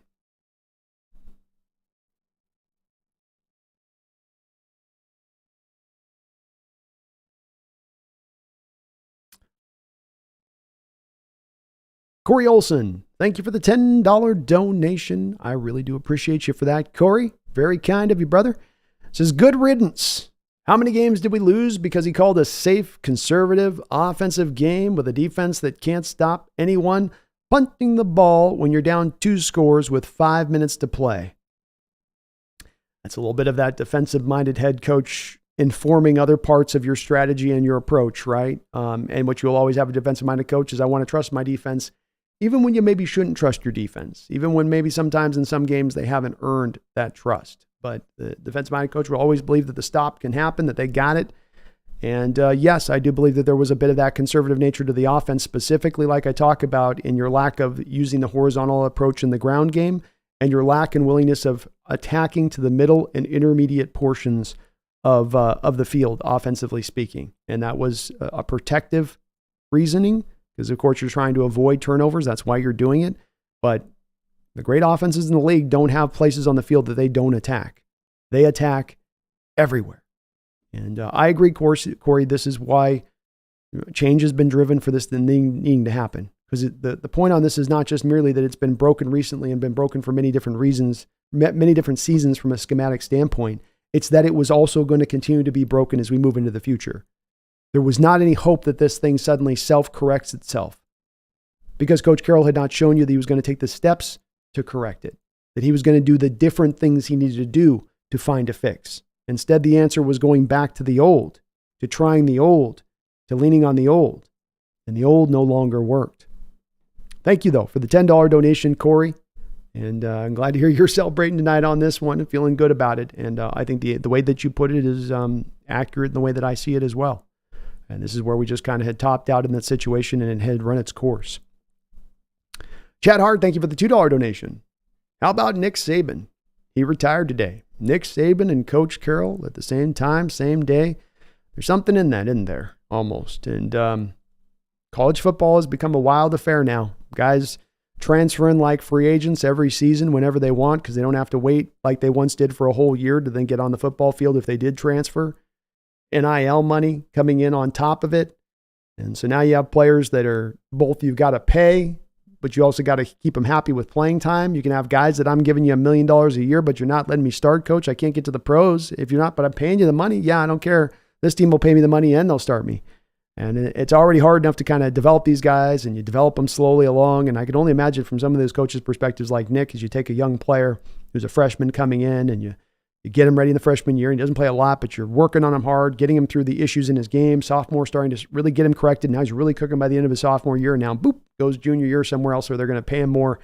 And you've essentially served as kind of a minor league system there for other programs in certain respects of things. And so it adds a layer to the college coaching game that is going to make things tremendously hard for these coaches moving into the future. I mean, it is it does not sound fun. Being college coach does not sound fun. It was already a lot in doing all the recruiting you got to do on top of the coaching you got to do. Add into it now this kind of extra process. But Nick got up. Nick was fed up. He was done. Drake London is better than JSM. Bijan's better than K9. Atlanta offensive line is good and defenses in the league is better. They have better draft capital. They're not vastly better, but they're better. Okay. We'll see with it. We'll see with what they can attract through there. But I think it's even. I think it's more even than there's a differentiation there. But I also think that DK is far beyond Kyle Pitts, Huey, right? It's more like DK against Drake London and then Kyle Pitts against JSN. And JSN, I think, has got Kyle Pitts beat as far as productivity. There's potential in Pitts, but it's potential. I think even with just Will Disley, we're still better than them at tight end. I'll give you that they got us on the offensive line, but our receiving core is much deeper, I think, on top of being better at the front of the stack. Interesting I put that with the London to JSN rather than DK there. James, the worst part is we traded a second round for Williams, and now we may not re-sign him. Waive Jones, Diggs, Adams, and let Brooks, Lewis, Haynes, Fant walk. Peace. I'm okay with that, James. I'm okay with taking that approach of it. Mike Smith, what do you think about us making a move for Justin Fields? I'm not a fan of it, Mike. Number one, I don't think that the quarterback position is a big problem for us right now. I don't think that that's the big thing that sits over the top of us that's the issue holding this team back. As evidenced by the fact that we make the coaching move here is kind of the first move we're making out the gate. The issue with Justin Fields is he's just completed his third year. So he's right now in line to be paid a contract extension. And if you get him 1 year and he goes out there and balls out for you, then you're going to have to go pay him $50, $55, $60 million a year. If he goes out there and balls for you and then you lose him after the year, then you're going to have to you're going to lose out on the draft pick you gave up for him for 1 year of whatever he's able to do for you. No, I wouldn't like to go after Justin Fields at this point. If I had some cheap club control years left with him, then you could sign me up for it, but not with only the payment looming on deck. I think paying quarterbacks is something that you should be very, very careful in doing in the modern age. Bryony, if Ben Johnson wants $14 million, it needs to be heavily backloaded until he can show he can make a deep playoff run. Oh, maybe so. I think that's still a lot to ask for, period. I mean, even $10 million is for me. Like, you've never been a head coach, bro. Yeah. Lord Boom says, I guess it sounds like a lot, but he's coming from college, correct? Do you know how much college coaches get paid? They get paid that much? Ben Johnson? I thought Ben Johnson's with Detroit. David Adams, best environment for the who's got it better than us. Nobody mantra would be the Lumen Field, most hostile stadium in the NFL. Amen, man. Amen. Who's got better than us? Nobody. Kogeda, I don't think Wagner's going to retire. He indicates he's going to keep playing. Tommy says, to me, it's like when your kid goes off to college. You don't want him to. You're sad, but excited and know they need to go in order to grow. There we go. Jeff Hefo, I guess the state of Washington should be mourning because apparently we've just lost a father figure in Pete Carroll. There's a little bit of mourning going on there. DD, I don't know where Harbaugh's going. And Saban's going to probably retire. He's already tried to take a run at the NFL and didn't have a lot of success with that. Didn't have too much.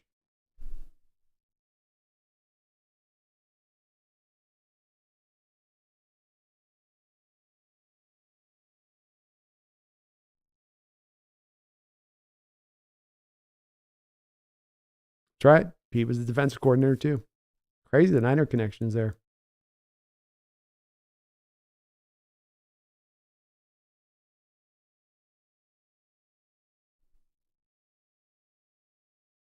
Alex says, I don't care who our next coach is as long as his last name is Harbaugh.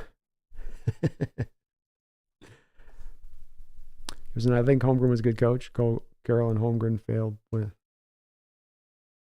Cut you off there, Gibson.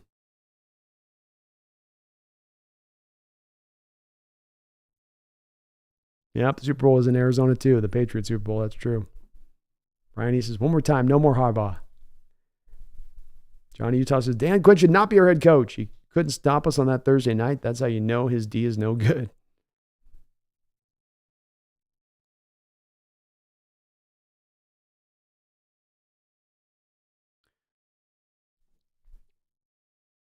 Clippy says, Ben Johnson's the youngest in the poll and how he turned around the Lions offensive game. Reason why I want him as our next head coach. I don't mind Jim. He's great, but I'm looking at the long-term cycle.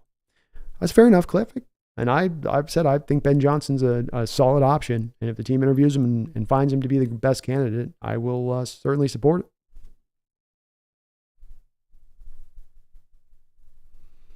Doom Traveler says, DQ held Ben Johnson's offense to 19 points. So there's that. Good point there. He's done a good job with the Cowboys defense. Isaac Wesley, Yo B got home. I'm torn, but happy we have a special talent to build on. It was the Legion of Boom, Pete and Russ, Lynch-wise, which made me a Hawks fan, but we all knew some changes were coming. I think everybody's turning in their own way. Even the most pro people to this move needing to be made are dealing with a little bit of that Isaac, being torn factor of things. And I think that's a valid way to look at this. It is the bittersweet. Don't get the sweet without the bitterness. Don't get the bitter without the sweet. Bit of both. Caitlin's Giraffe. Quinn should not be a head coach. Shanny offense took that Falcons team to the Super Bowl just like he did with the Niners. Yeah, I'm as well in that space, Caitlin, where I'm just not quite there for Dan Quinn. I can't sign up on it myself either.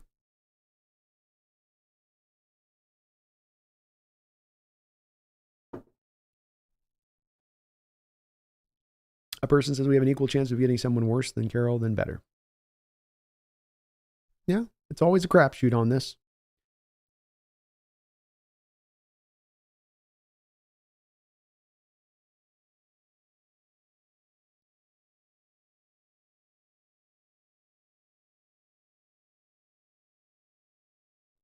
Wicked Garden says, I want Frank Smith, the offensive coordinator from Miami.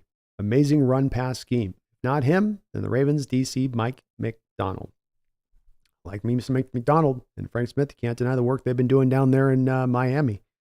You do wonder a little bit, is it how much of Mike McDaniel's really running? Is he just letting the coordinator go there? But they've had a hell of an offense they put together, and certainly a modern, conceptualized one on the back of really utilizing the pre and the post snap motion. Card Crazed, my choice for head coach wasn't on the poll. My choice would be Eric Bieniemy. I wish YouTube would allow me to do more like 6 or 7 options card. They only give you the 4, so kind of lock me in. But we'll probably run a couple of polls here throughout the next couple of weeks to try to find maybe who ends up getting the most votes.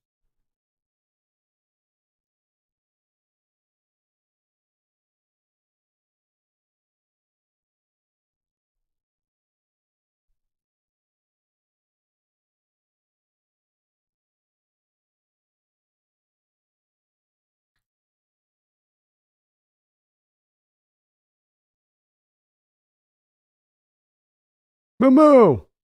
How you doing, Momo? Momo in the house. What's up, girl? Chat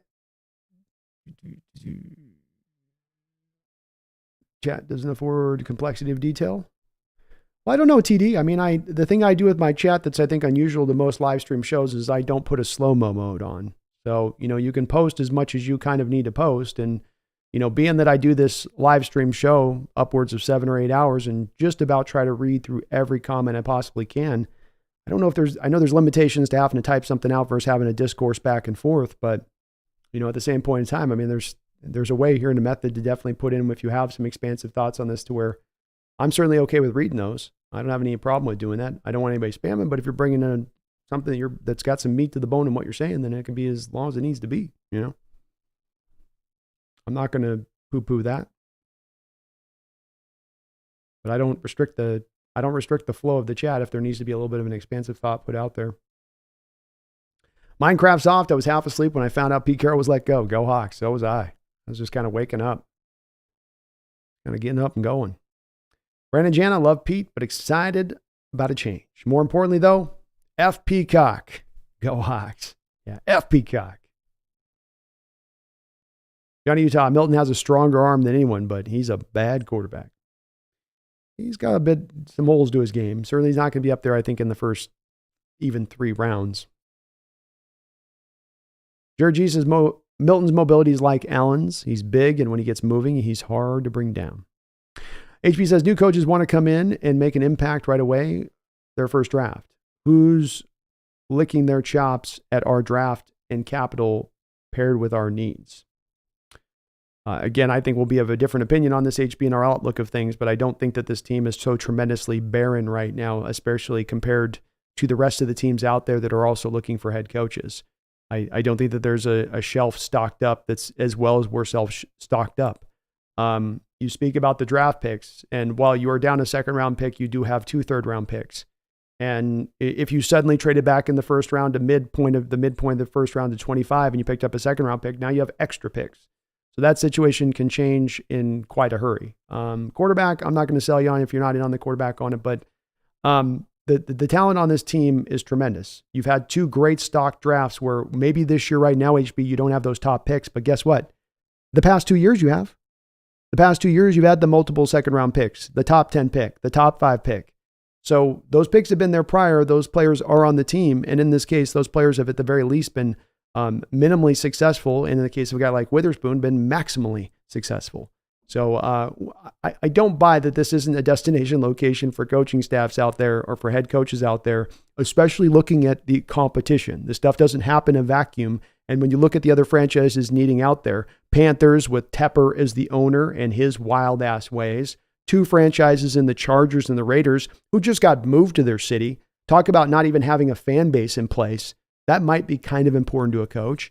Say nothing of the fact that those are also teams that have just as much, not way more to do as far as to add talent to those teams. So it's also a process of comparative, right? It ain't just where Hawks are in the vacuum, but where they are against these other teams looking for coaches. And I would offer to say that it is at the very least as attractive as the best destination out there, at the least. There's a lot to work with at this team. And I again say on this HB with it, and we having this discourse, those specific things that I spoke to and mentioned to that I know I haven't had a chance to see where your responses on the chat to those things, but those specific things I mentioned to will be taken advantage of by the next people who come in. They're not going to leave those advantages off the table for the namesake of fear, right? We don't like to throw in the middle of the field the past few years because we're scared about turnovers that occur in the middle of the field. You're not going to get that with the next head coach. That's a very strange ideology to apply. And one of the reasons, HB, that we've been 32nd in the NFL year after year with throwing outside the numbers and ignoring the middle of the field. The next coach coming in is naturally going to take advantage of those things. And that's naturally going to make the offense better, more improved. It'd be hard to see how that would make the offense worse. You know? Pobe, some food for thought. Since we are drastically changing leadership, does getting rid of Jamal Adams need to be a factor as well? I understand we were paying him a lot of money, but he is a problem. Jamal Adams is all but guaranteed to be released at this point with a post-June 1st designation, po' boy. So it's almost kind of just about close to a no-brainer on that one that the team will do that. It might have been that he had a chance to remain if Carroll was here. That small chance has been removed with Coach Carroll moving on. Minecraft Soul, would Raheem Morris be a good fit as a head coach? I'm not really in favor of that, Minecraft, but I'm also a little bit more in favor of looking for an offensive-minded head coach rather than a defensive-minded head coach. Very hard for these defensive-minded head coaches to find success. There are very few of them being made head coaches anymore in the NFL. I lean much more to the offensive side of things. Greg Kemp says Joe Milton's got Big Ben mobility to me. Yeah, I guess that's more of an accurate. It's just not the twitchy thing. It's that kind of, like somebody else was saying, he's going to use the big body to be able to kind of drag people. And he's an interesting prospect, but just 1 year starting. There is some upside there to him. I do have him as more of a 4th grade guy, though, because of some of the inaccuracy I see at times, processing issues I saw at times on my early looks at him. But I do need to still do my deep dive, to be sure. James Wave Diggs, Jones, Adams, upgrade interior line. I'm with it, man. We'll see with Draymond, but you can always post June 1st him if you really want to maximize his savings too. Man, the Pit says, I want one of the AFC coaches. Vrabel in Seattle would be great.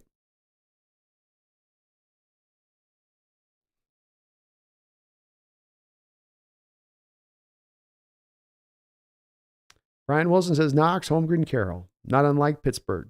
Yet we've had a few others to pass the time, so to speak, till greatness replaced them. Let's go. Well said. It amazes me that Justin Fields wants to come here just based off that he followed DK and JSN, but come on. I don't mind, but I'm not trading picks for him. No, I'm not either. And you're not getting him for cheap picks necessarily. It doesn't add up for me. James Peters says NFL has changed. You need an offensive coach with offensive coaching abilities. Amen. He says, I don't care if the next coach is offense or defensive. Just want him to be good at coaching and making adjustments and hiring competent coaches that he lets do their jobs. All things Pete didn't do. Well said. Amen. Dude, Bob, why do people keep wanting a quarterback? O-line and D-line is the biggest priority we've been avoiding for years. People become fascinated with the quarterback position from my perspective on this. And there's this theory out there that quarterbacks are superheroes somehow on the football field. And there may be a few of those that are built that way. They're hard to find, and I don't think they grow on trees. But I feel like sometimes in the way that it gets mentioned in my chat, all it takes is just for you to have a want to go seek the top end quarterback, right? It just takes your motivation to want to get it, and then you will have it. And it doesn't work that way, in my opinion. And it especially doesn't add up to me, as you say, Doodle Bob, when you have other things in play, which are more pressing as far as issues go, and which will have more impact on how the quarterback position is played if you address those issues. And that's the way specifically with the offensive line I see that as. But it's something I see as well where there's this heavy predilection to get caught up on the quarterback position as the end-all be-all. And it's not. It's one position of 11 on the field at any one given time. And while it's an important position and it requires somebody who can get the job done, no doubt about it, the theory of, that there's so many of these superhero ones all over the place flying on high is a highly inaccurate one in my opinion. Philip Simons wants Bobby Slowick as a head coach. He's been mentioned a few times out here today, Philip, and definitely a guy that's going to get his share of, I think, interviews this offseason.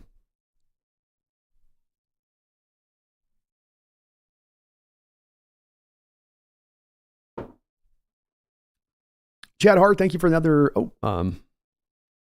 Brian Kennicott, thank you for the $5 donation. I appreciate you for that, Brian. It's great to see you in the chat. He says, a salute to the coach. It was a peaceful end to the best reign. It was time for a change when it was obvious he was beyond change. Happy New Year, Brandon. Well, I think Brian really hit the nail on the head here. I always love succinct ways of putting really complicated things. And that's just what you did there, Brian, with that comment. Thank you for the $5 donation. Let me reread it again. It was time for a change when it was obvious he was beyond change.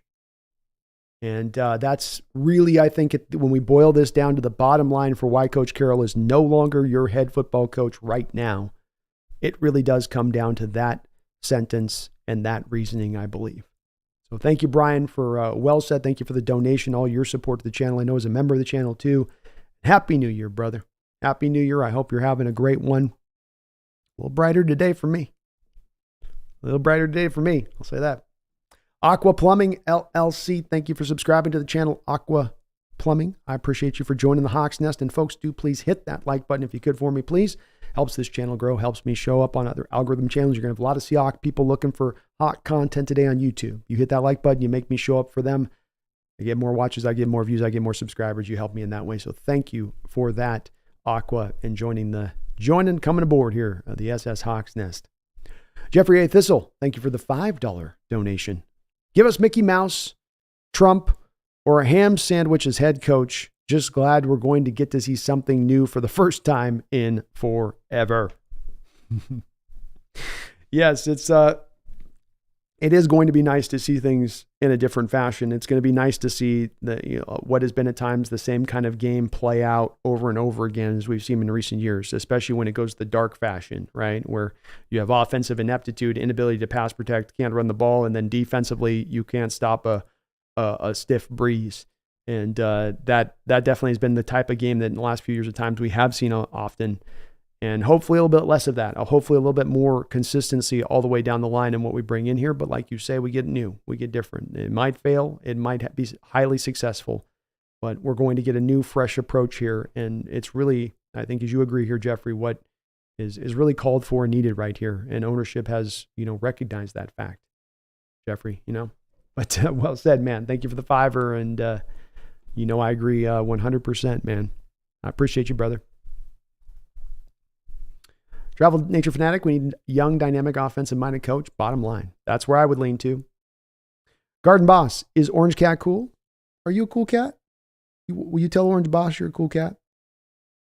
Just give me one roar. Give me one roar for Carol. She's kind of low-key today, man. But she's a good girl. She's always up here every time, Garden Boss, doing my show with me, man. So she always keeps me company. She's my co-pilot here. Ryan M says, the more I think about it, the more upset I am. I don't want to be here. I don't want to hear about Quinn or some other failed protege or hot up-and-comer. They better have a Harbaugh or someone huge to replace him. Whoever does replace him, to your point on that, Ryan, is going to be standing in a very tall shadow that will be cast. And maybe that, to your point on that, the better way to go is to find more of certainty, more of you absolutely know what you're getting with this guy. And this is, you bring up in a lot of ways in a distilled fashion why I lean so heavily into the Harbaugh camp of this and why I would make such a heavy run at him. Because I think that he just really hits all the right box, checks off all the right boxes, hits all the right markers for being the type of coach who comes in here and gives us the type of team I would like to see.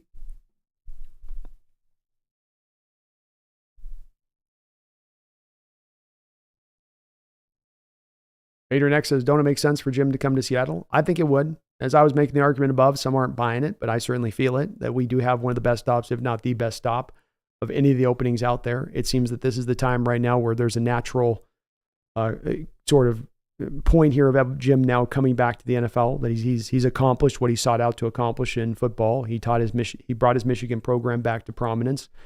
And so now there's that one last thing here left for him to accomplish, to go get that Super Bowl win as a coach. And so we would, on the surface of this, provide him that place. James Peters says, we don't need a quarterback. We need an offensive coach. Purdy can win a Super Bowl. There we go. There we go.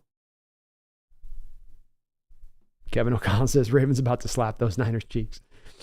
Card crazed. I would love for the new head coach, let the DC and offensive coordinator do their jobs and not have the head coach's fingerprints all over the place.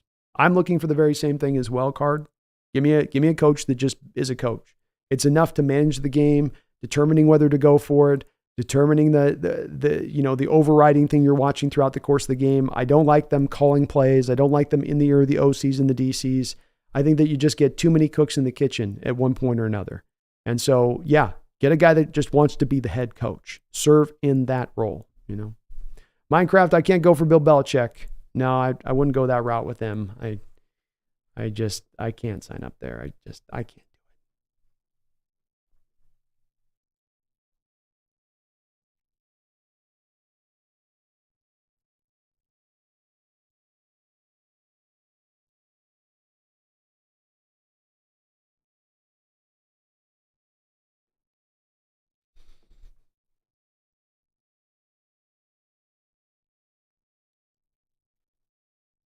Kevin says, does he realize that if he had simply taken advice and adapted, he not only would have won more, but could ride this to the day he dies? Being Coach Carroll, you mean? I don't think that he did realize that.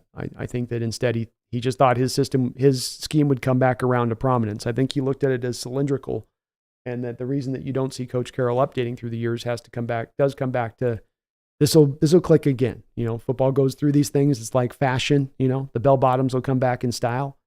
And they just never really have. My 4-3 over defense, my cover 3 defense, the soft zone, they'll come back in style.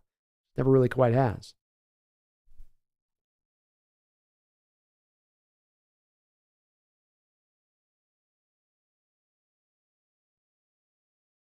Brian says, free agent's going to be fun. Sign Bobby. Did I already say that? I'm sure to say it again. Then give Adams the boot. I'm done with Quandary as well. Lock it as a Seahawk. Keep him and Bobby. All theirs. DATW. I think that's probably the way that it'll go. If I was to make a guess.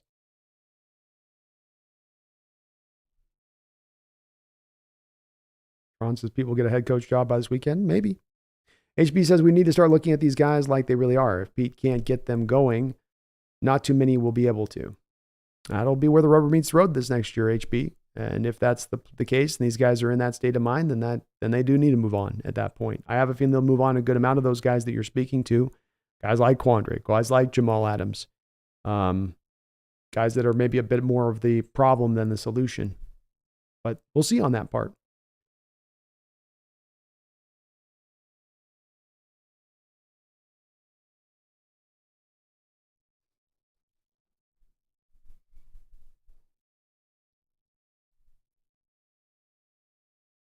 He also held to the nail on Justin Fields.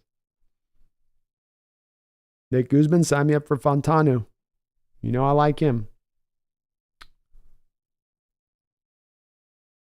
He says, Legion of Boom had Hall of Famers that pushed everyone around on the team to step up, and so did their jobs. No excuses. Iron sharpens iron. Ain't a lot of irons on this defense.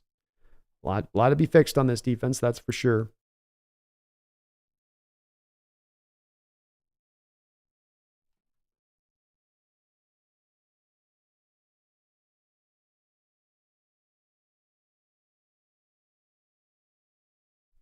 Orlando says, I wonder if the new coach will keep allowing ex-players to still hang around the VMAC during camps. I would think so. I don't think there's really a downside to that.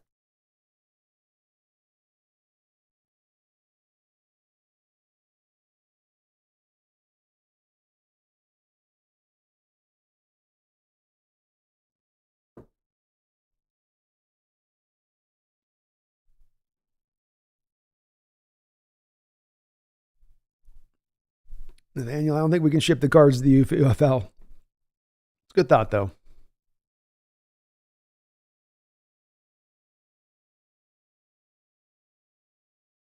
Tribe says, Brandon, what about Lincoln Riley?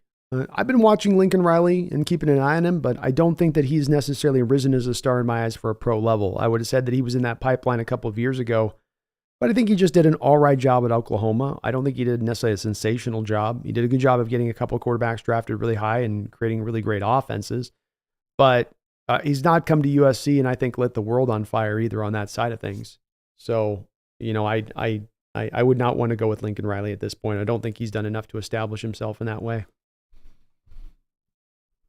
Nathaniel says, Brandon, you need to add more mods. Whoever you trust, I don't care, but your channel is a size where you're attracting a bunch of trolls.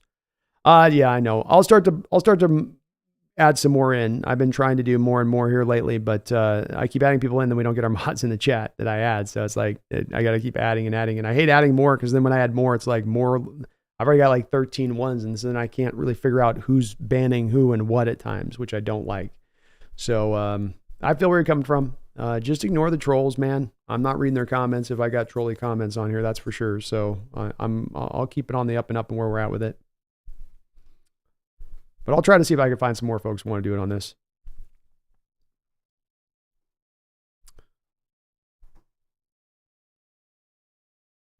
DVD says Brock Heward so far says Harbaugh, Quinn, or the coach from USC, Lincoln Riley. Okay. At least Harbaugh's on the list. I like to hear that. He says 2022 was a draft success, but I think we squandered draft capital by not getting a franchise quarterback with all that. It does come down to where you if you actually had the opportunity to get the franchise quarterback. I mean, I know Will Levis, I guess we maybe could view him that way, but I don't think that you were going to get up to CJ Stroud in that draft, or Richardson for that matter. I don't know if you were going to be able to move up for him. I think those teams wanted to pick those QBs.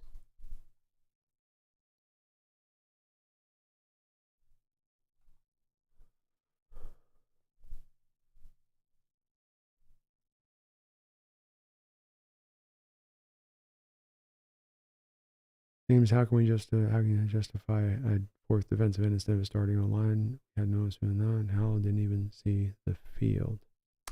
There really wasn't a lineman to select the pick of Hall, I would say. It was a pretty weak James Peters. It was a weak interior offensive line class. And so I think when you arrive at that spot, there wasn't, if you're going by the value of the board and you're not being driven by need, and I'm a big person that believes in the value of the board, the value of the Hawks board took him to Hall, even though they had already selected a couple of defensive ends or signed even a Uchenna defensive end that previous offseason.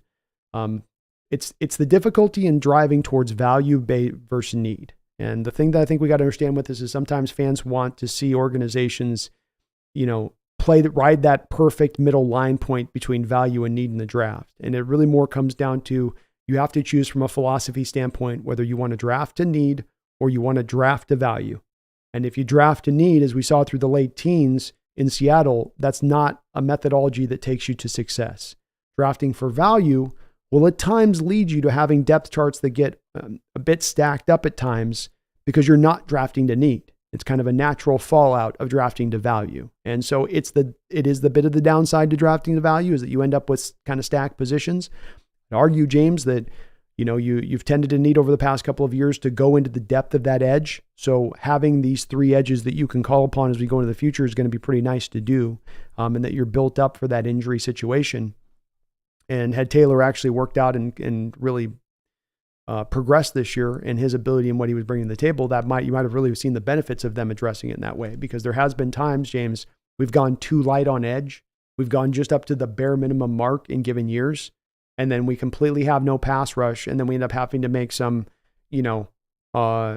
desperate type trade like we did with Sheldon Richardson, Jadeveon Clowney, or even Carlos Dunlap at the trade deadline.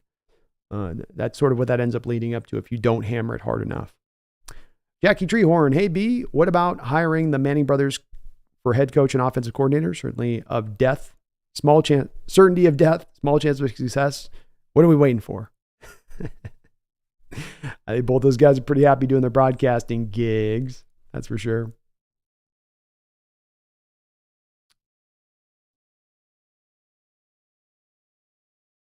Jacob Davis, Harbaugh should be the coach. I was Team DeBoer until the championship game. Kalen should stay with the Huskies until he can prove himself in the Big 12. Harbaugh is the one. That's my guy. It's been my guy for quite a bit of time here, Jacob. That's for sure. I'm a no thanks to James with Lincoln Riley. I'm good on that.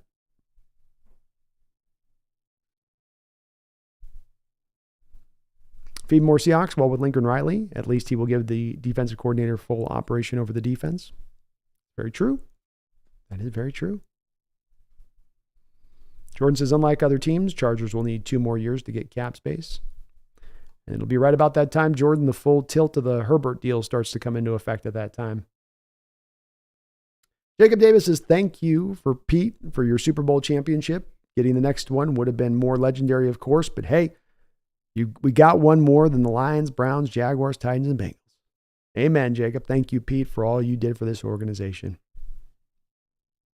DVD Forever says, talent's plentiful on this team. Look at Woolen last year. Looked like Sherman by week 7 this year. Can't get his head around. Coaching matters more than our roster right now. Well said. Amen.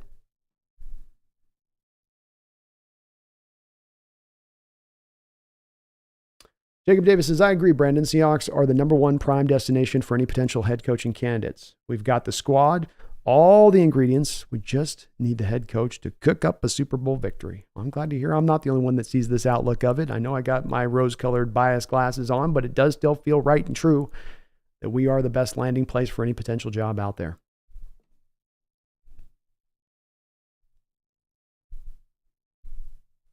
Zach says, we can't have Quinn to be head coach. They want to change, and he's not it. That's what I'm with too, Zach. The point of moving to this change, the point of going to something else is let's go to something new. Let's go to something different. Let's try a different approach. Not something that has some approaches that still has some wispy echoes of the other approach.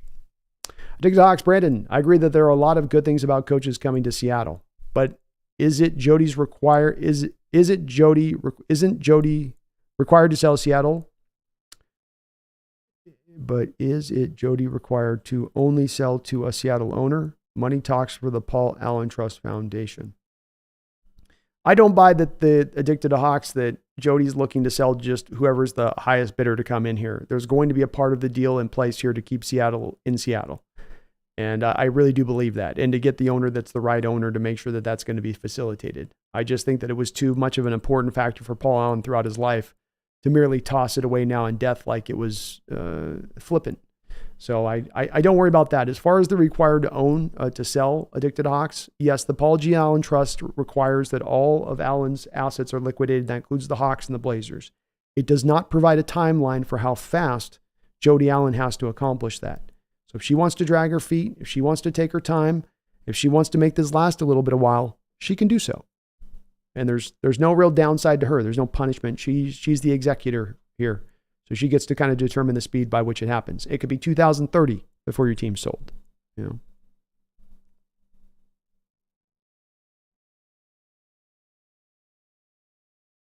Jacob Davis says, I think we cut Geno Smith before the February 16th deadline for when his $12 million 2024 salary will kick in. It's possible. That's a key date to keep an eye on, Jacob. Definitely keep a date to keep an eye on.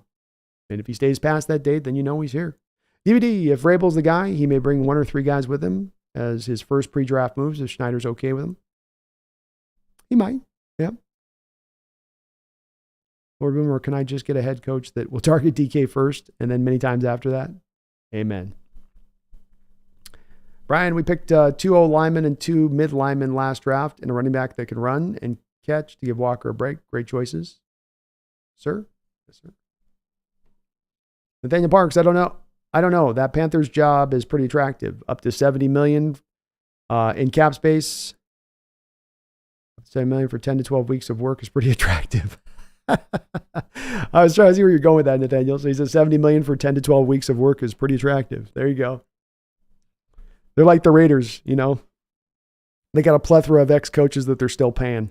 Raiders paying Gruden, McDaniels. What are the Panthers paying? They're still paying the previous guy. Paying Reich. James Peters, they sent out my accounts because you refused. DVD, I don't think Glenn Hurd will be back next year, no. Uses is not the best landing spot, while the Seahawks have the best fan base, but Seahawks also have the toughest division of the teams with vacancies. Chargers have a fan base. Chargers have a fan base in LA, Huey? I mean, they do in San Diego. I don't know about LA. I'll give you the Falcons do.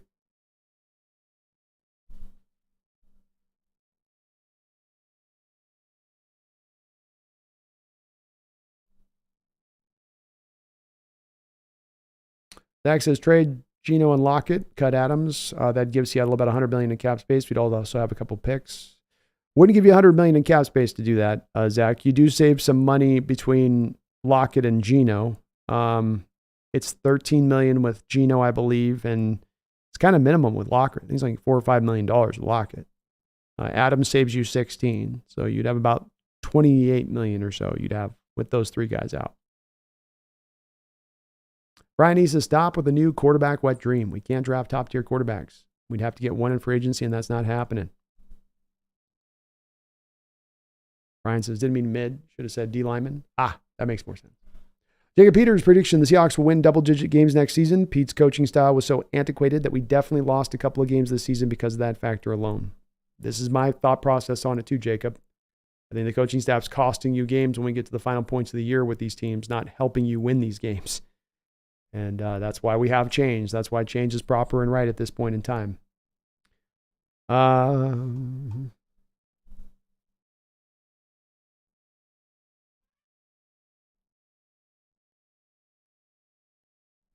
He says, Penix and Jalen Polk, you're now Seahawks. Not Vexo, how much time do you think they should take to find the right guy for the job? Maybe have one hired by March? Oh, yeah, I think you have him hired before free agency starts, that's for sure.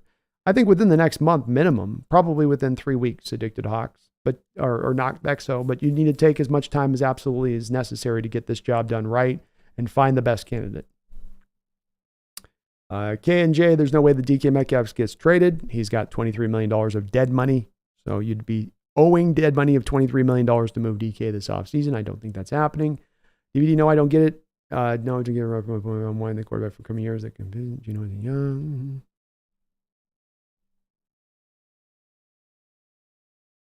Card craze was to talk about trading DK's young and a proven player. Draft picks are too much of a hit or miss and more misses than hits. It gets brought up about once a stream for me on my show. There's just a contingent of Hawk fans that are not big DK backers and just, in some respects, I don't get it, but they would almost just want to give them up for spare parts or something at times. I don't understand it always. Card says so it'll be like Pamela Anderson, but Tommy Lee still lives in the house. I watch Pete is a legend and the best coach the Hawks have had. But I thought it was time like 4 years ago for Pete to leave or adapt. And now I am excited for change. I am as well. And I felt the same way. This was something that years ago felt like it was probably about time to have happen. And we've given it a little extra time to see if it could work itself out. It hasn't. But now it is most really time. It's good to see you in the house too, Garth. You're doing well, man. And yeah, Kevin, I don't think DK is going to get to act and throw out and be in the manner that he's been at times running wild and free with the next head coach. They will probably hold him to a little bit harder account on that side of things. Lord Boom says Geno Smith is a franchise quarterback. Not sure what more he needs to do in his current reality and situation. I agree. I'm a backer of Geno myself. But like I talked about DK, there is also a segment of folks that just have been out on Geno and will always be out on Geno, I think. Jordan says, trade DK and Geno are both very weird to me. I don't get why people just cling on to hating a player for weird reasons. I don't either, Jordan. I've seen it. You're accurately putting together what it is, I think, with both of those two players. You have a team with a lot of players that are underperforming, not doing their job, being highly paid and underperforming. A lot of guys that you can go down the line into saying, he shouldn't be here. I don't want this guy here. I don't want that guy here. I don't want this guy here. to be landing at Geno and DK before looking across the board at so many of these other positions that would require a lot more of that harder stance. I don't get it either. I really don't. Why throw out the things that help you win games versus concentrating on those things that aren't helping you win games and giving those the boot? Big Hawks is Dan Lanning and Nick's coming to the Hawks.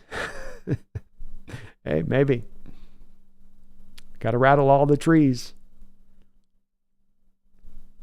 Dan Park, since John Snyder's keeping his job, does he have connections that we can hire? I don't have any connections with him on this. He's never hired a head coach before, so hard to know what he leans to, what he wants. We were thinking about this earlier, Nathaniel, that the Packers have had a pretty hard baseline over the last 35 years of going for offensive-minded head coaches. So maybe that informs him a little bit on his approach with this one. Braden Lewinsky, why is Vrabel not on this vote list? I want him. We'll do another couple of votes of adding some other candidates on here as we go along here next week or two. I only have the YouTube thing, Braden, only allows you to have 4 options. So I tried to grab the 4 most likely options. And so I went with the Dan Quinn one as the defensive coach there.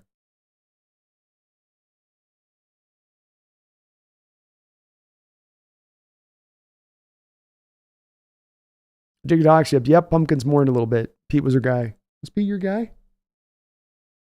Was Pete Carroll your guy? Yeah, you can miss Pete. Garden Boss, why is he behind the chat? Garden Boss asks, why is he behind the chat real time so far? No offense, just curious. Garden Boss, I've been doing this channel for 4 years. I do it in a way that nobody else does this like this. And it's just a natural kind of fit for me in the way I do it. And if you notice on my videos that go live, I tend to be 7, 8 hours, 6, 7 hours, that I go long. And so what I've tried to do is that, you're awesome enough to watch my videos. The other people in this chat are awesome enough to check this content out. I feel like a little bit of a respect thing here is to try to get to as many comments and questions as I possibly can throughout the course of the show, which means then that I'm not always going to be right on top of the chat as it's happening in live, bumping around. But I try to do my best with this. It's kind of just my approach. I know it's a little bit different from other places, but I feel like this is a way where I can get the most engagement on my channel with the most possible people every single show. And again, it's also why I tend to go so long, so that if you happen to find yourself being in a place to comment where I'm not responding instantaneously, I will be getting to it. I will be responding to it. Predicted if Harbaugh could bring his OC and DC to the Hawks, I might be more interested. Still kind of like Quinn, though. All right, I'm with you. Yeah, Kevin, if Harbaugh comes here, he's definitely not letting DK play like that wild and free way. James Peter Walker's a top 5 back in the NFL, and it's a travesty. He has to make the first guy miss 5 yards in the backfield. Those days are over with, man. Those days should be days of the past, days of the old. I would hope so.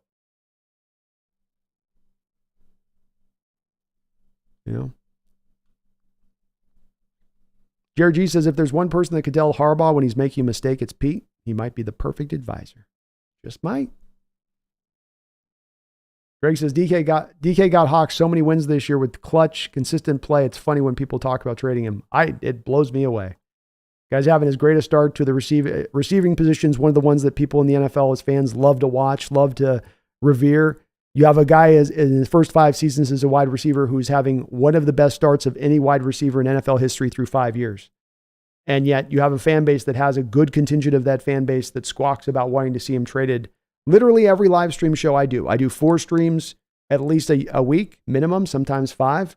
And on every single live stream show, there is at least one comment and sometimes multiple comments about the potential of moving DK. And it really does flummox me, man. I find it completely confusing.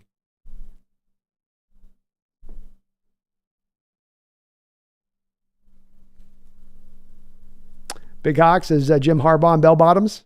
Ditch the khakis for the bell bottoms. Make a statement. I'm with it.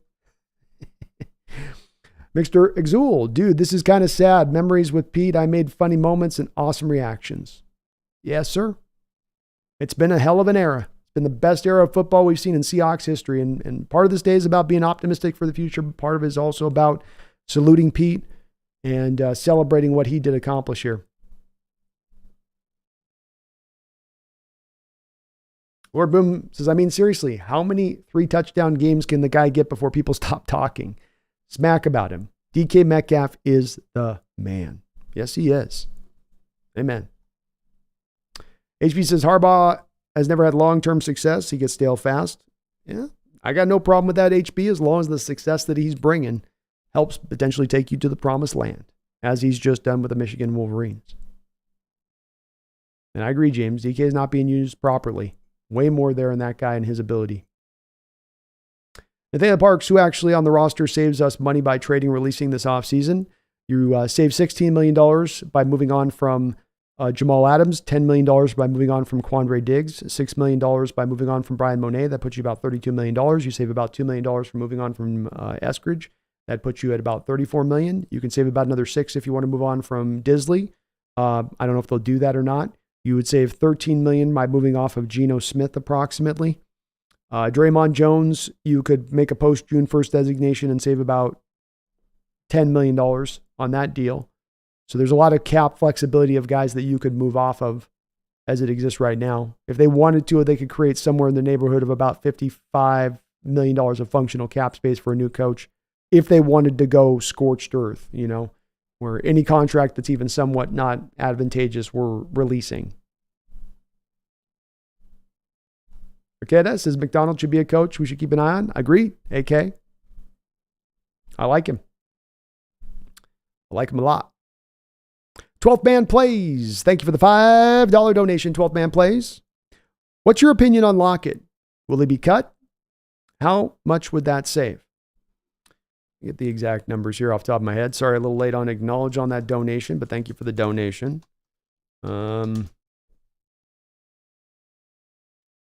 Lockett is a guy that you can do as a post-June 1st designation, a la like a Draymond Jones, a la like a Jamal Adams, who I'm expecting to definitely be so in that case.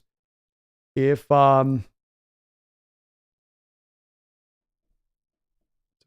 Tyler Lockett was made a post-June 1st designation, it would basically do similar to it's basically the Jamal deal. Post-June 1st designation takes the $20 million of dead money, clips it in half. So now you have him with a $28 million cap hit, but you remove the dead money off of that. And so that would be $10 million for this year, which brings you out to almost $18 million of cap space that you could save on Tyler Lockett's deal to do the post-June 1st designation with him. My opinion with Tyler is that I still do think that he is a very sound receiver in this league.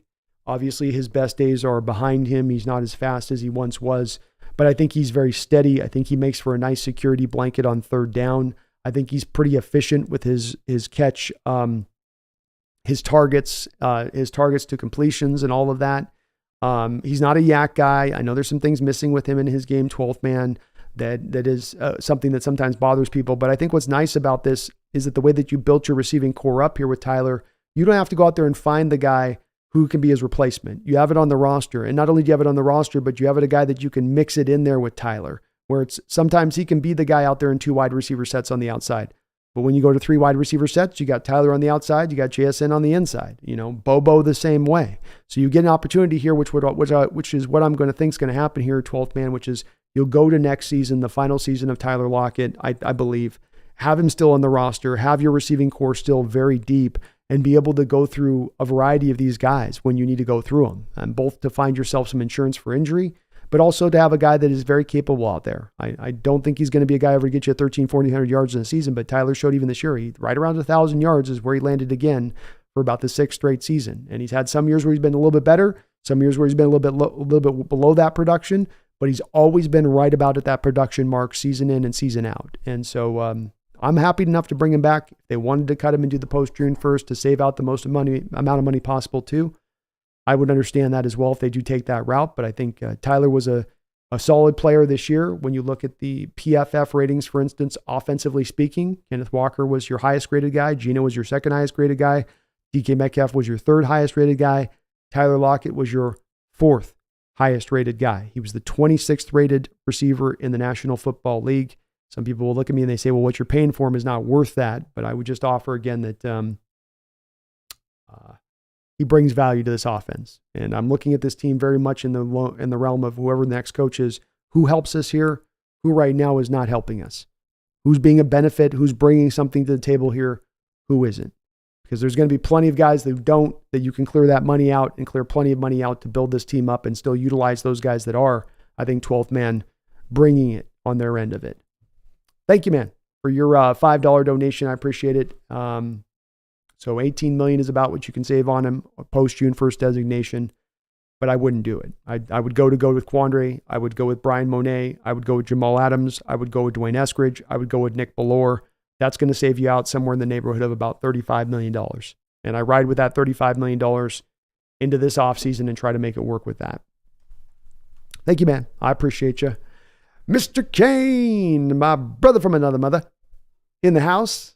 And thank you so much, Mr. Kane, for the $20 donation, as well as I know, too, you've been a long-time member of the channel in addition to that. So thank you for that support. I really do appreciate you for that, Mr. Kane. Says, all right, B, I'm going to try to sway you towards Bieniemy. Number one, his name is fun to say. Yes, that's true. It is one of the more funner last names, Bieniemy. Eric Bieniemy. He's even got the first name that goes good with the last name. It rolls off the tongue really well. So number one, his name is fun to say, no doubt about that. Number two, he reminds me of my uncle. That's understandable. He's got kind of uncle energy to him. I kind of feel that. Number three, Mahomes with versus Mahomes without Bieniemy. Number four, made Hal a good, decent quarterback on that team. Number five, just wanted to throw a dono at you. Well, thank you, man. I appreciate you. Go Hawks, bro.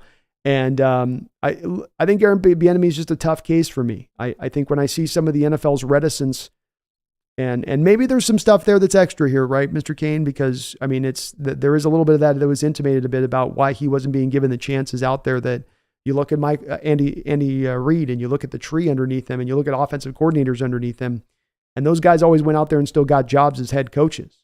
You know, you could look at a variety of them that were able to go out there and get hired.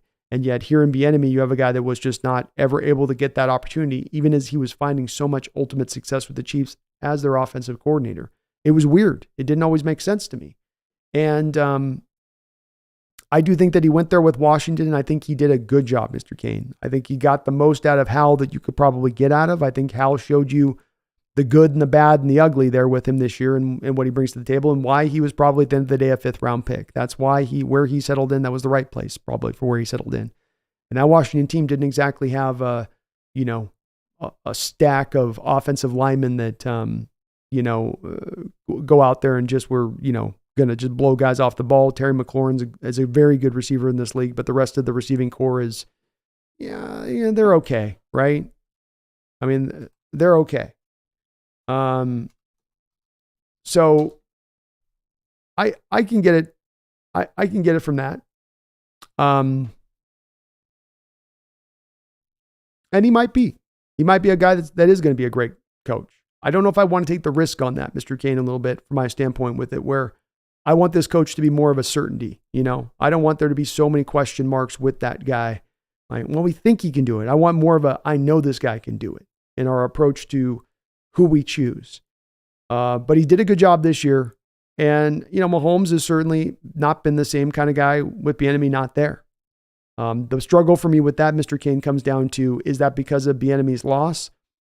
Is that because the 3 wide receivers that you sort of put together as sort of the amalgamation of what you would hope would replace Tyreek Hill, being Marquez Valdes-Scantling, Kadarius Toney, Rashee Rice, and Sky Moore, 3 of those guys 2nd-round picks, that those guys didn't develop, that they didn't come forward in their game to help out Mahomes, along with losing Orlando Brown, your left tackle, this offseason, and maybe that offensive line in general, Mr. Kane, not quite playing as well as they have played in prior years. But I do think Bieniemy's impressed me more this year and give me a little bit more favorable outlook on him. And it will be interesting, Mr. Kane, to see with Rivera going out of Washington, where does Bieniemy go? Where is his next landing place? Maybe the Chiefs try to bring him back, as part of a recognition like you talk about over the fact that there has been a little bit of maybe a drop since he left. And he's got a little bit more of that harder style that works up against well of Andy Reid's kind of soft style of being a little bit able to more hard drive on the offensive side of the ball in the way that he does, as we heard a lot of those Washington players squawking about Bieniemy early in the year. He's so tough on us. Gosh, man, he's so hard on us. Yeah, that's his job, boys. That's his job. But Mr. Kane, thank you for the $20 donation. I appreciate you on that so much, man. Very, very, very, very kind of you. Snail, thank you for the $2 donation. Says, B, what do you think about Ryan Day? Ryan Day, the Ohio State head coach.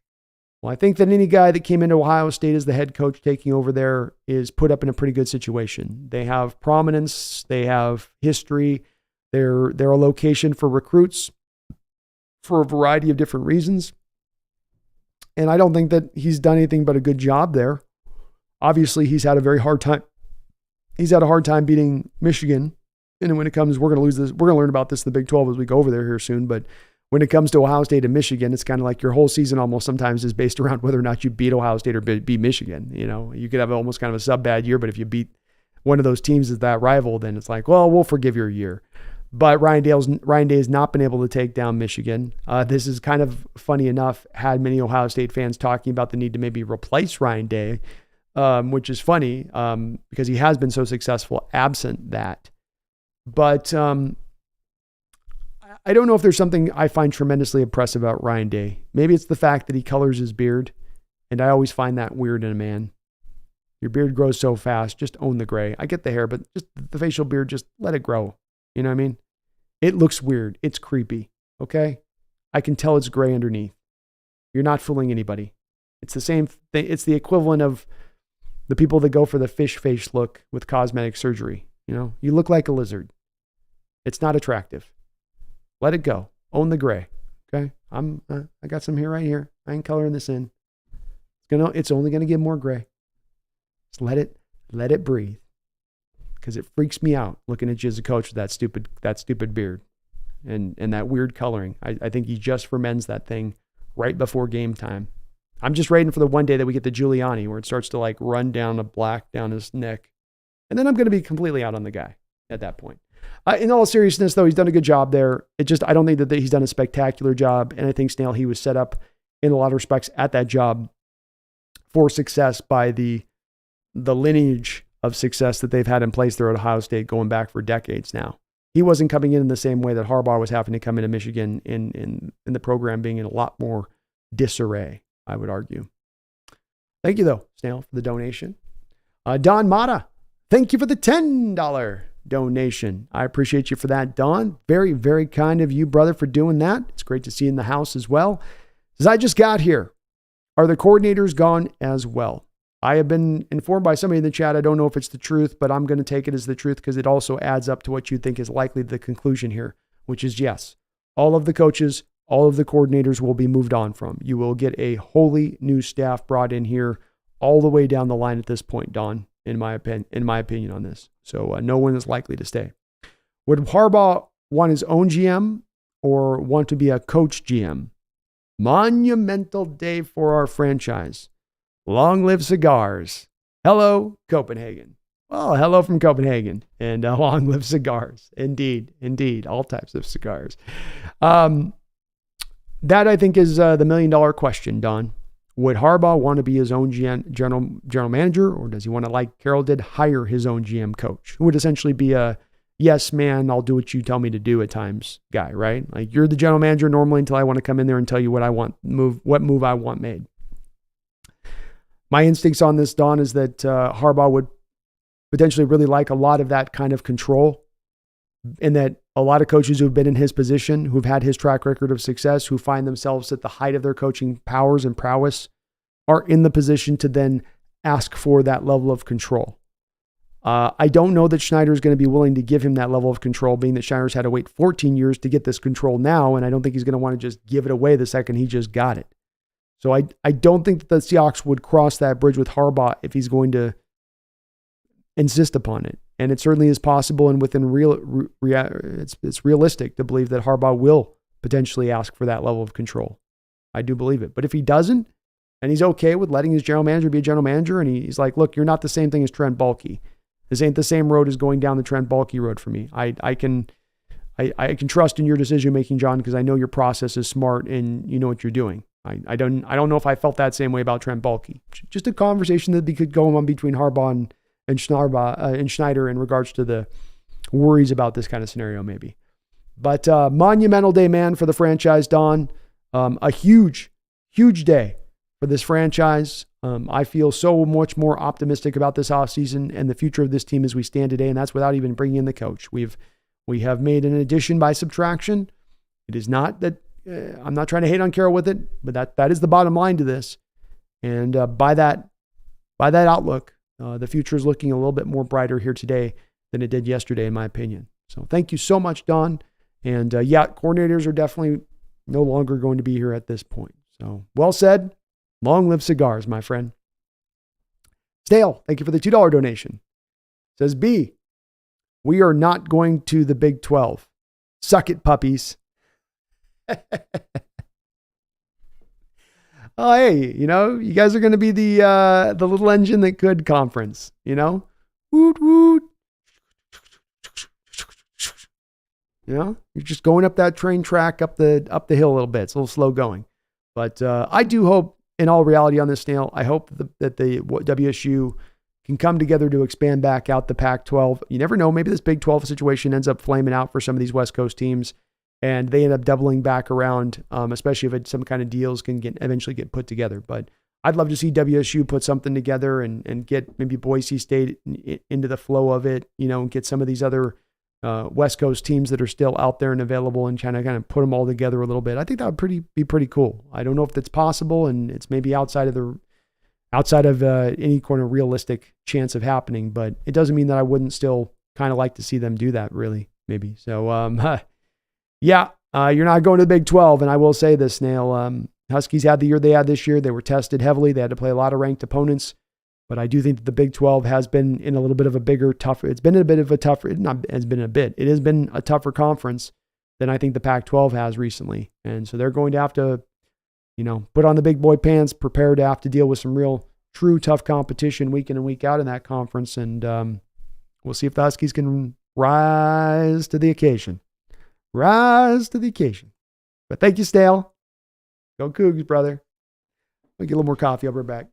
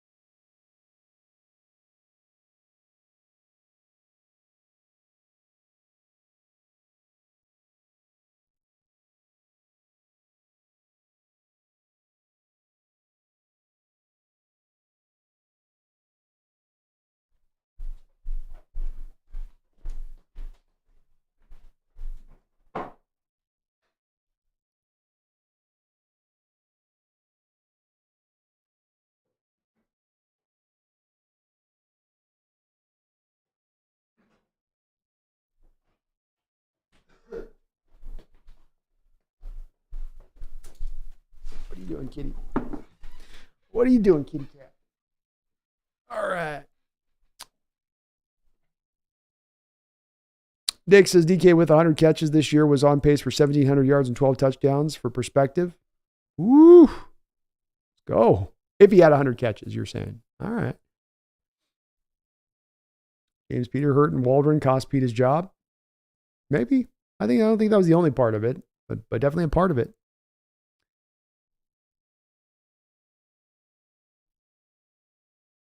Gibson says, I'm from downtown. We'll put together a team.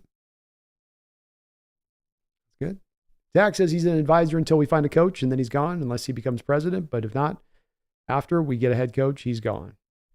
Yeah, probably so. I think he might try to go be a head coach somewhere else too, Zach, in the name of Carroll's situation. Greg Kemp says DK is stuck in the situation Adrian Brown was on the Titans. Just needs more targets to show his full potential. Yes, sir. Yes, sir. Devian Lockett's still a really good asset. With the changes going on, I want Lockett to stay. We are already losing tight ends this offseason. Me too, man. I just don't think that there's a need to push this direction with him right now quite yet, especially with how much dead money we're already kind of leaking out in different areas.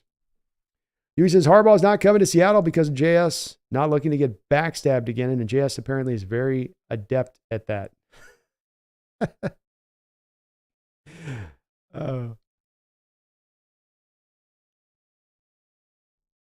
Tommy says Lane Kiffin with a nice shout out to his mentors, Saber and Carroll on X. That's cool. Certainly Kiffin well aware of Carroll, going back to his dad, Monty Kiffin.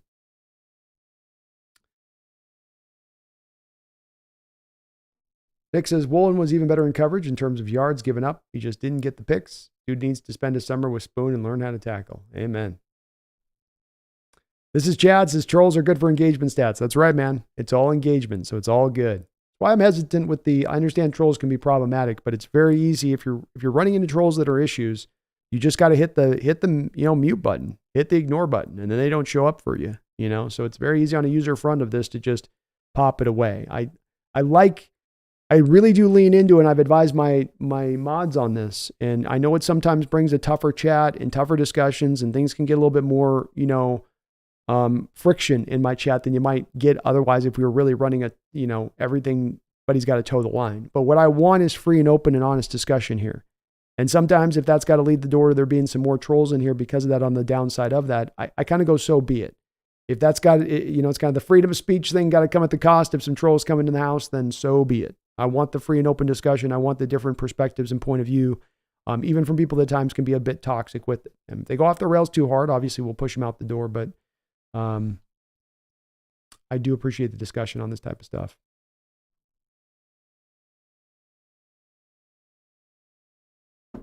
Nathaniel says, sounds like Jody just made up a role for Pete. Seems like an easy out for Jody there. Yeah. And it just sounds better on these kind of things rather than we're letting him go. He's still part of the organization,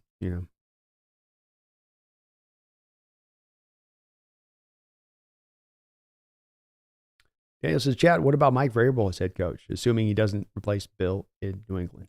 Well, I know New England fans are hot to trot for Vrabel, that's for sure, if Bill Jack does go. I think he's a candidate, Daniel.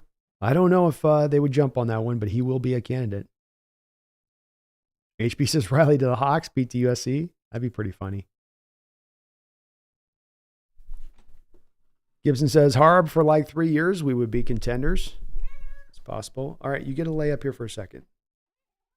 All right, just a sec. Don't cry a whole bunch, okay? Please. There. Okay, I got you. That's not. Dragon Hero. What tight end are we losing? Dragon Hero, we're going to lose Noah Fant, and then we're going to lose Colby Parkinson. Parkinson might be brought back on a low-end deal, but more likely than not, both those guys are going to go in free agency, especially now with the coaching change, I would say. Yeah, I hear you. Okay. You got to chill. I've got you, babe. There we go. He says, we didn't try to get a quarterback in 2023. Why? Because old man Pete wasn't interested in developing a quarterback because Father Time was peering over his shoulder. Opportunity missed. Colt Techs were listening. Maybe they were. I don't know on the Texans one. I think that they were pretty well in on C.J. Stroud, but maybe the Colts were.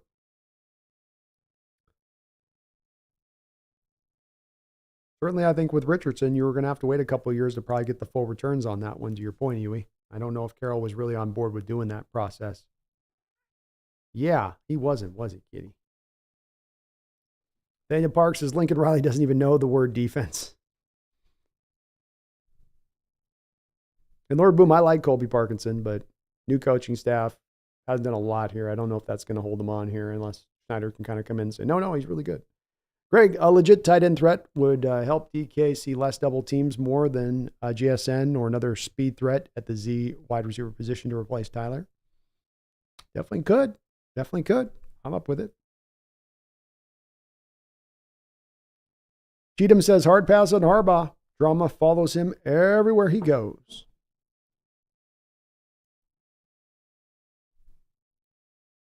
Devian says the NFL script will follow him wherever he goes. The NFL isn't slick. They want brothers to face each other in a Super Bowl.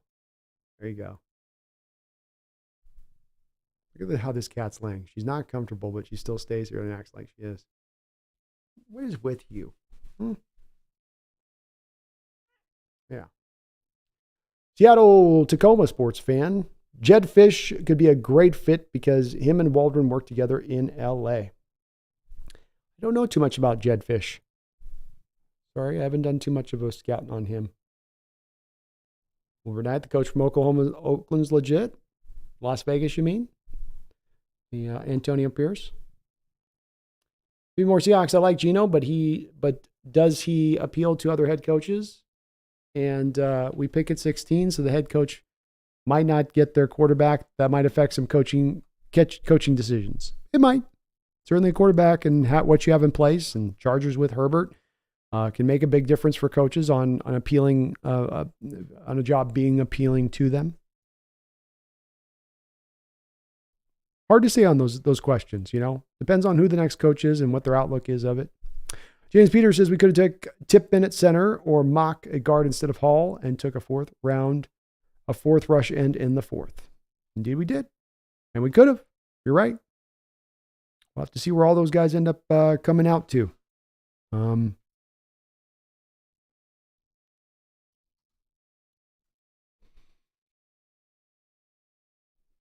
So in Cody Mock's case here, Cody Mock had a 44.7 rating from PFF this year, playing well over 1,000 snaps.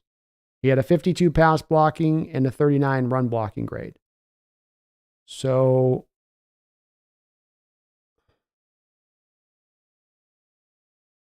so essentially with that, James, just kind of my point on this is that Mock, at least, is a guy you would have taken in the second round. You got better performance out of Anthony Bradford in the fourth round than Cody Mock gave Tampa Bay from the second round. Maybe long-term, those guys turn out to be good players. In Joe Tippmann's case with the New York Jets, he had a 61 grade. So, even in his case, he does have a little bit better upside, I'd say, from what we saw in his first season versus Cody Mock coming from the smaller school. And you already had some questions with him in regards to that. But I think neither of those guys have necessarily shown themselves to be so vastly superior as players to what Derek Hall is going to end up out in what they brought this season either on that. Maybe they would have been better picks. I don't know if in Tippmann's case, he fits some of the mobile-based linemen you were kind of looking for from the center position. But they had okay years. In Mock's case, I would say that's not a good year in what he brought out there on the field. DJ, JF, the question today is the same as it was last year and same as it will be next year. Will Jody sell the team in 2025? I feel like I might have noticed a change in win attitude in recent times. I don't think that the team's looking to be sold in 2025, DJ. I think that this is going to be a few-year process. I understand, DJ, that it's at the forefront of a lot of Hawk fans' minds, and they're very touchy about the sell and who's going to sell and where's the sale going to come from and how's the sale going to come down the pike.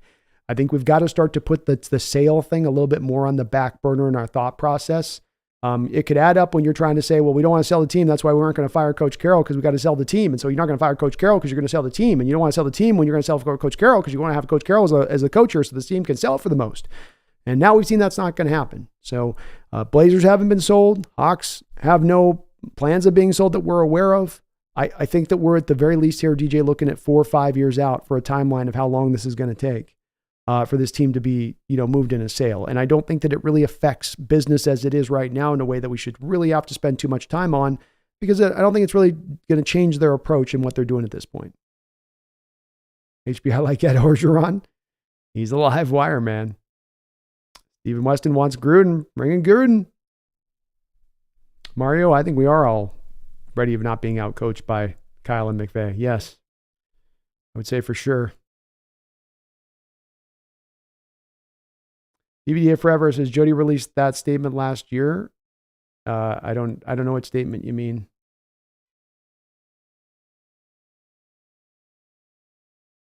It's kind of hard to look stuff up on the live stream because I just sit here in silence trying to Google stuff. But I'm not too sure what you mean on that. Sorry.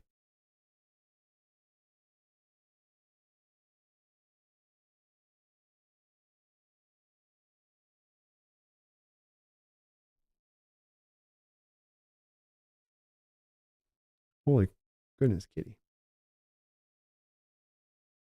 James Peter, value increasing. With the value of teams increasing so fast, Jody Allison isn't selling anytime soon. Exactly.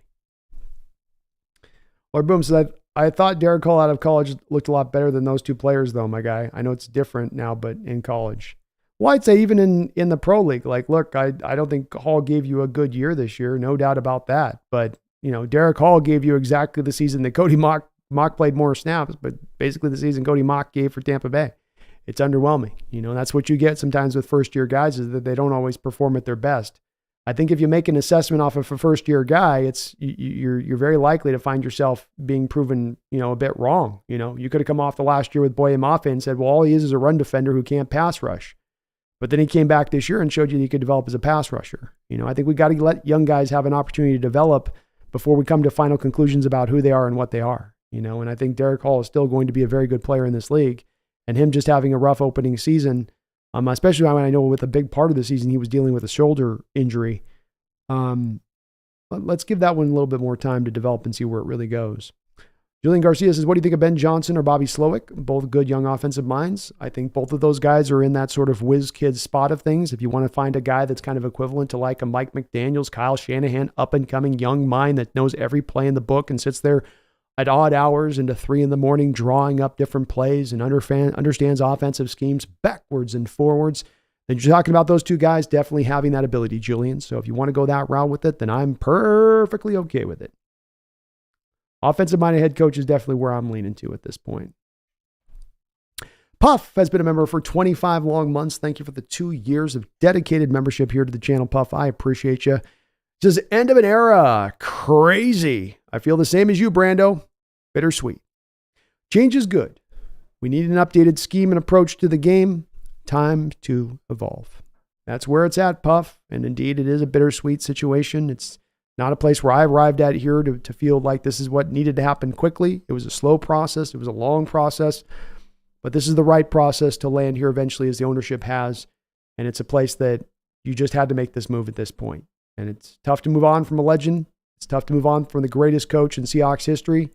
But if it's the right decision, it's the right decision.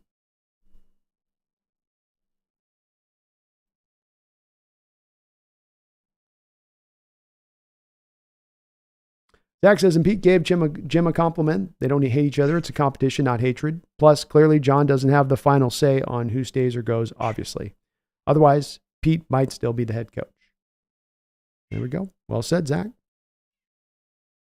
My cat's going crazy over here.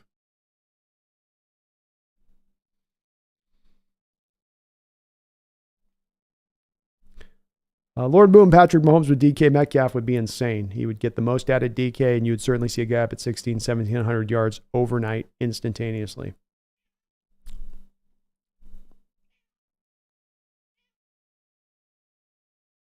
Yeah. There was a shoulder injury with Hall that we've got to kind of make sure we're keeping into account with. Yeah, Brandon Jana, John Gruden's not coming here. So people mentioning John Gruden, there's no possibility of that happening. Ageta, I only have 4 options I can put on the poll, so I had to kind of just select 4 options. I know that you're mentioning you'd like to see more options. I wish YouTube gave me the option to put 15 different options on the poll. Unfortunately, I'm restricted by a 4 count deal, but I promise you this. We will run this poll today. I'll save these results. We'll run a whole new poll in the next show. We'll put a whole set of 4 names that I've been hearing talked about. We'll put on McDonald on there.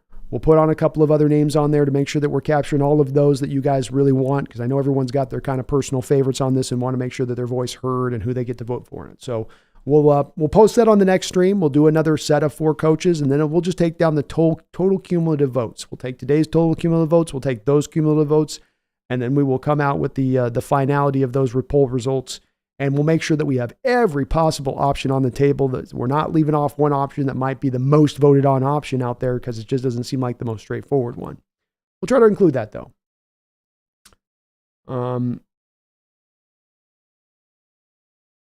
Make Orange Cat a mod.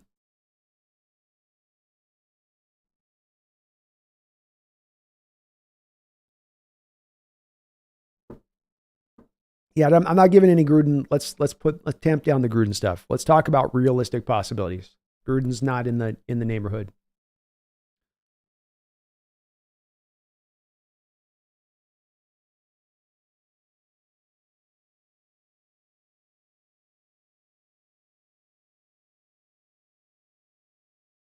Jeffrey says, I don't think you fire Pete and not have an idea of who to move in. Very, very possibly true here, Jeffrey. That this has already been a bit of a process where they have the idea of what they want to do here. You know, it very well could be the case. Makes sense. HB says, whoever we decide, people will be pissed. Yeah, man. There's always going to be the contingent that doesn't like whoever is taken. That's for sure. The Nuggets says, imagine if Pete was innovative with modern schemes and disciplines with penalties. Wow. We would have definitely had another Super Bowl. Very possible. Very possible. DVD forever. If the new head coach isn't announced before the Cowboys lose in the playoffs, then we know Quinn is at the very least getting his interview. Otherwise, I give it to the weekend. Good point. Very good point. Yeah, if it happens to last a little bit longer, maybe they're waiting for that interview point. Yeah, well said. EVN says, hardest team we face next year is the Bills, and by then Spoon and Woolen will be picking off Allen 3 times in that game. That's one of the tougher ones. You got the Dolphins too. Of course, the Niners a couple times. It is an easier schedule next year, though. Jard says, go look back over the years of Seahawks win-loss records. History shows we're more likely to be very bad, not very good. I don't know what you're basing that on, Jard. You had 1 year of bad Mora before Carroll came in here, but then if I'm not mistaken, you won what, 4 or 5 division titles in the 2000s before Carroll arrived? You got to the Super Bowl 3 years prior to Coach Carroll arriving in Seattle. The narrative that you're trying to post out there is not exactly accurate to what history has taught us the Hawks to be. You had some success in the 80s, though you didn't find the Super Bowl. But if it's just merely a mark of prior to Carroll, we didn't have Super Bowls, so we weren't a success, so we sucked, so now we have to suck in the future, that would be a very simplistic rationale to apply to this point. And you look across the league, there's a lot of teams that haven't even been to the Super Bowl in the 3 times that we've been to the Super Bowl over the past 25 years. Teams that haven't been to the Super Bowl in 50, 60, 70 years. So I don't know if that adds up. And yes, we did win more games under Coach Carroll than you lost. But Jard, it was just barely so over about the last 7 years. You're 1-5 in the playoffs over the last 7 years. When you look at that and look what the team's at, look at where they're going, where they're trending, it's not in a place that's trending towards being a contending team. A middle of the road team, a team that barely gets in the playoffs, or a team, as you say, Jard, that wins just a little more than they lose. Maybe that, but not a contending team. And I think that's what the fan base is really at this point salivating for and looking for, is to truly be able to look at an NFL team and say, hey, we got a real chance this year to make noise. Not, we have a good chance this year to win 1 or 2 more games than we lose. And that's where I think a lot of fans are at on this one. Not everybody, obviously, but a lot of them, including myself. HB says, I still think a defensive mixed head coach isn't a bad option. He won't be as hands-on and stubborn as Pete about the O. Maybe. That probably depends on the coach, HB, I'd offer, right? I think a Dan Quinn type might be a little more hands-off on the offensive side of the ball than versus, let's say, a Vrabel type. But just give me the best candidate. I prefer an offensive guy, but I'm not going to say it has to be this. Just give me the best guy for the job at the end of the day. Nick says the thing I like about Harbaugh idea is he cares about the trenches. Why I like Harbaugh, I think some people might think it's just a little bit of a simplistic mindset driving me to Harbaugh, but it's actually a variety of different reasons. I could give about 12 different reasons that I like to love the idea of bringing Harbaugh, why he's my number one candidate. And the evaluation and understanding of the importance of the trenches, as you say, Nick, is just one of those reasons. Be More Seahawks report, the Bears have asked to interview Shane Waldron. Ooh, I'm guessing we're going to grant him that. DVD, would it be too much on him if we just asked Bobby to still play, but also make him the new defensive coordinator? That might be a bit much. It might be a little overwhelming for him. DVN says part of trades is teams can pick up money from the player. I love DK. I'd only say to trade him if we continue to waste his career, but now I have faith he'll stay. There we go. Yonk 1000, Russ definitely not coming back to Seattle. Nope. John Proper, let's go to USC again. Lincoln Riley as coach. Wink Martindale as DC. That'd be fun. It'd be exciting, Sean. It'd be exciting, both sides of the ball. I don't know if it'd work. I don't know if it'd make it. I don't know if it'd go, but it would be fun. Nathaniel says Gino's a franchise quarterback, but I can't see how he'll get you to Super Bowl. I don't know. I think he can get you to Super Bowl, Nathaniel. I think you look at, if you can, to me, it comes down to simply this on this, Nathaniel, and let's just take the defense out of this. Get him pass protection that is not league worst. Get him a running game with run blocking that is not near league worst. And then you will see Geno Smith able to go out there and flourish, and I think definitely could go out there and get you that. I think he's been dealing with some bad impediments on this team that has made it very hard to play the quarterback position. Not one, not two things, but like three major things. And once you remove those things, and I know one of those at the very least is going to be removed with the schematic element being taken away, where now you're actually going to be able to have him utilize the full field in his reads and what he looks at. But I don't know if the answer on that is a true no. I think there is a potential there. I don't think we can answer that question in full because we haven't been able to give him really that line there to make things functional. Chad is cooking today, man. Great to see you here. And what college coaches would interest you? So Nathaniel, I haven't done, and this is something people have asked me to do in the past. I didn't want to do it in the past, Nathaniel, until I knew that we were actually having a coach fired. So or let go. So the whole thing with having a little bit more candidates to look for and talk about, or do the deeper dive on the Georgia coaches or Oklahoma coaches or Arizona coaches. I don't have a lot of information for you on that because I just haven't had the time to do the deep dive on that. We just had the season wrap up. I'm starting to already do the draft prep work. I'll try to do what I can to maybe find some more viable guys that I can look at with it. But at the same point in time, I'm just going to kind of be riding this out to who we're going to go down there and kind of choose a little bit. Because I'm just not going to have the time to do as deep a dive on all these guys as we're heading the offseason. It's just the stuff in the NFL, Nathaniel, it's 365 and it's rolling. You know, like I thought I'd have like a second to breathe here with the season ending this week, right? Like I'd have a second to go, like, let me go get some rest. But like I'm literally trying to sleep today after the back of going 3 straight days streaming. And I got a call on my phone about the fact that we got Carroll gone. So here we going live again today. So it's, we get back again at that time where I get a lot of great suggestions on the channel to dive into certain topics and things, but I'm increasingly at times running into only so many hours in the day at some points to cover all topics and all items, even though it's just covering this one team. There's just so much with the Seattle Seahawks to unpack across the board on things that I can just tell you that's one of the places I'm going to kind of run into it a little bit. So I'll try to do as much as I can deep dive on those guys, but I don't have a lot of information for you as far as to get into kind of details on those programs.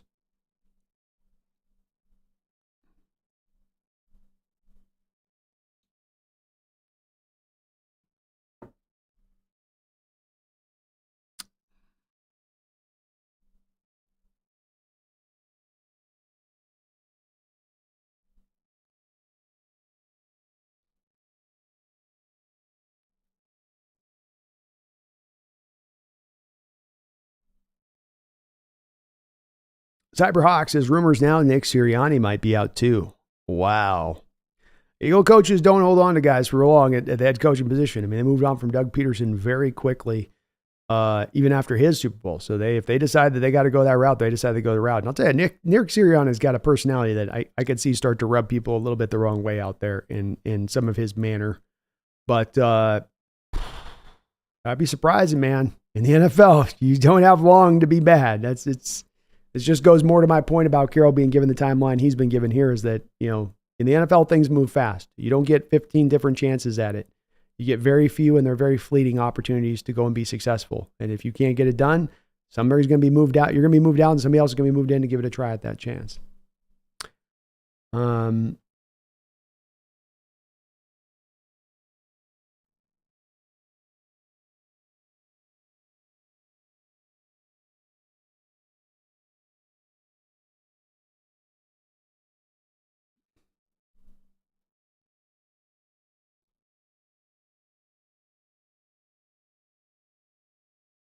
Cooper Mills says, I wouldn't be surprised if Johnny tries to trade up for a quarterback in the draft. He almost did it with Mahomes, Allen, Baker.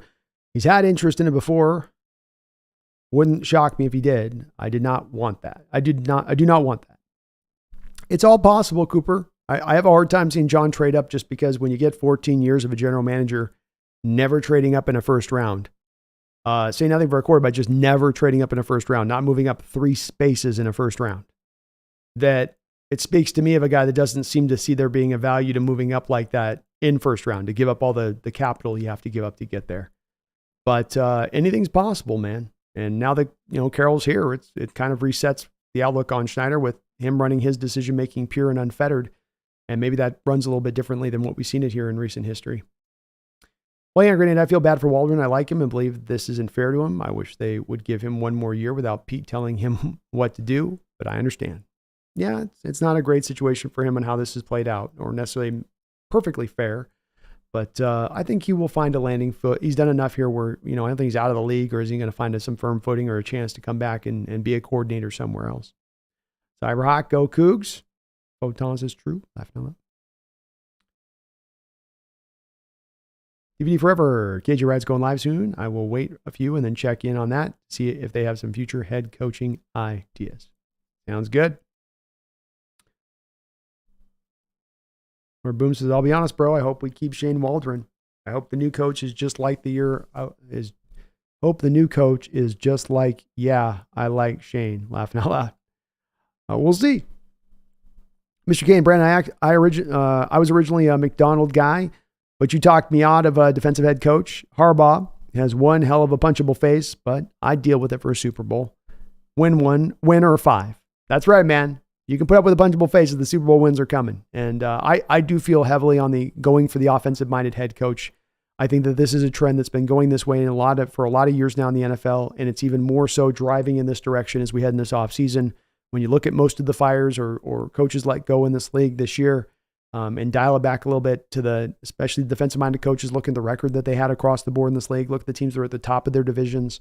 It's telling you something from a data standpoint. And I do love what McDonald's done there with the Ravens, but I still do, Mr. Kane, lean to offensive-minded head coach. Get me Harbaugh, and I'll feel perfectly fine with that. SAG3, thank you for the $5 donation. I appreciate you for that, SAG. That is very, very kind of you. He says, we need Penix and Ben Johnson. Every Penix needs a BJ.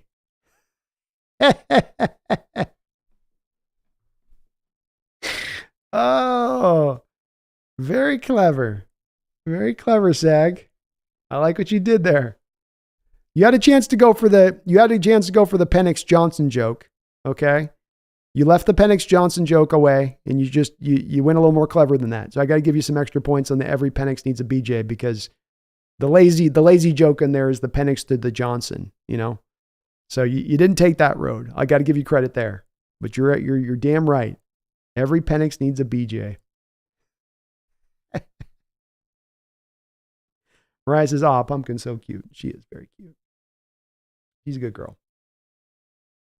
Lord Boom says, Brandon, I agree with that. I'm going to celebrate with Pete Carroll tattoo. Go Hawks. Ooh, going hard. Let's go. James says, how many leads we have at halftime? Long got scheme second half. I'm not sure off the top of my head. Brady, college coaches have turned into an unruly cluster F. I'm less interested in that now than I already was. Makes sense. Different game down there at the college level too. Your point. Jacob Davis, no matter how many times I see it, I'll never get Big 12 and Big 10 confused. I'll never not get Big 12 and Big 10 confused. At least Pac-12 was never Big 10 or 12. Yeah, it's all a big confusion for me. Why don't we just have one conference at this point? Just about, it's about down to just 2 anyway.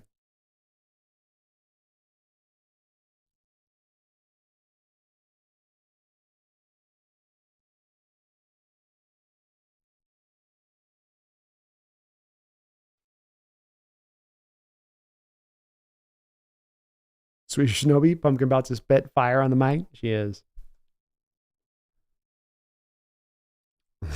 She's like, you've been streaming 3 straight days. When are we taking a break here, Dad? Come on.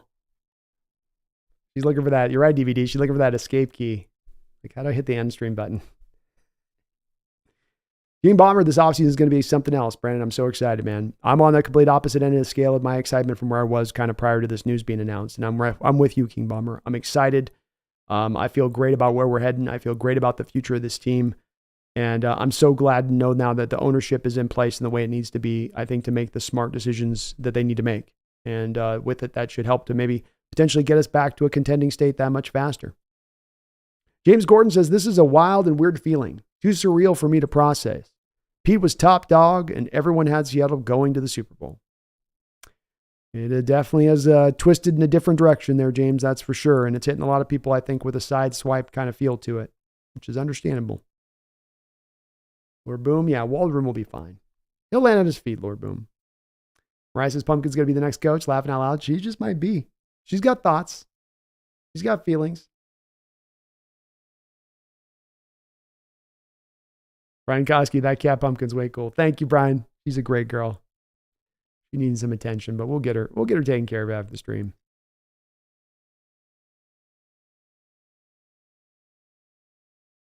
Well, hand grenade, I wonder what B's Uber Eats bill looks like.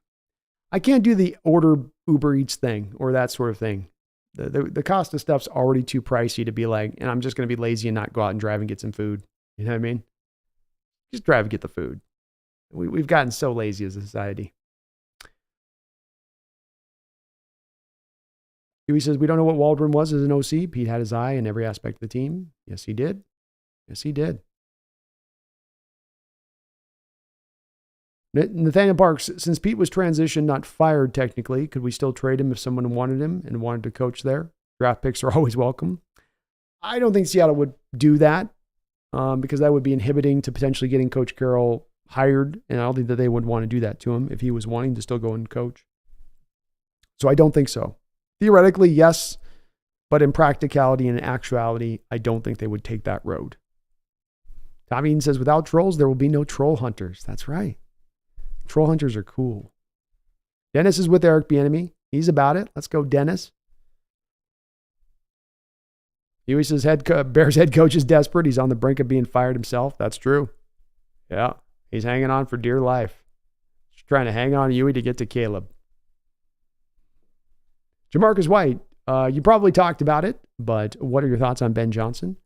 He's really one of those hot commodity coaches out there, Jamarcus, and there's not a lot right now in the NFL that seems like are spoken about a lot, right? So you get Ben Johnson, you get Bobby Slowick, you get McDonald with the Ravens. The offensive coordinator with the Ravens gets mentioned a bit as well. These are the guys that are kind of at the forefront, as talked about, as not necessarily the guys that have had head coaching jobs before, but are looked at as now kind of the next brightest coming along. So Ben's kind of at the top of that stack. He's done great work there with the Lions. He's had to do at times great work when they haven't had always the greatest of skill position players out there to work with. They've had a good line there for a couple of years, but at times all he had was Amon St. Brown and Jared Goff to kind of make it happen. And this year they've got a little bit more of the playmakers around Goff. Jahmyr Gibbs in there, Jameis Williams coming back off of his suspension. And so, it's looking even more explosive. He's a coordinator that's kind of cut from like the Rams system a little bit. He will attack you at all levels offensively. He'll hit you in intermediate, short, deep. They'll run the short screen game. He's willing to commit to the running game. So he's a very complete coordinator who runs a lot of modern principles as well. So I do like him from that standpoint of things and what he brings to the table. Reportedly, Jamarcus, he's asking for maybe even $14 million a season, which is kind of rich for a first-time coordinator. That might be a bit much for me if I'm owners for a first-time guy. Especially if he doesn't work out and you got him on the hook for a 4-year, $14 million deal, you're paying 3 years at $14 million if the guy's just a complete Mora-like guy, which is a possibility when you haven't had a guy who's ever coached as a head coach before. But as far as a bright, young offensive mind, checks the box of an offensive head coach who brings a modernized approach to Jamarcus. He absolutely does a lot of things with what he would bring to the table that would interest me. James Peters, Waldron's inability to call halfback screens and shorter routes against the blitz killed us, but I've honestly never seen so many free blitzers come unblocked in 49ers of being a Hawks fan. Yep. I think part of what hurt you with the screen game too, James, is of course you changed to this new scheme a couple of years ago, which was going to try to utilize those screens more, but the interior of the line especially. Your Damian Lewis, your Evan Browns, your Phil Haynes, those are not guys that can get out to the second level on those blocks that they got to hit in the screen game. Especially in Lewis's case, you had a lot of screen attempts over the past couple of years that have been tried that have just completely failed because you couldn't get him out into space to reach his block. So his defender comes up, makes the tackle, and it looks like it's a blown play. But in actuality, it's your guard not being able to get out of his stance to get 5 yards up the field to actually make contact.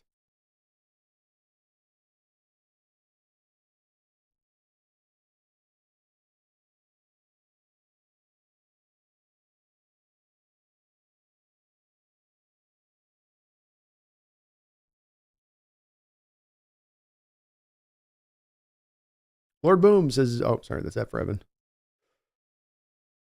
Zach says, so we only have $1 million in cap space? Dear Lord, some crazy stuff about to happen. You have $2 million in cap space, but it's not that bad, Zach. It's less about cap space in the NFL, and it's more about cap flexibility.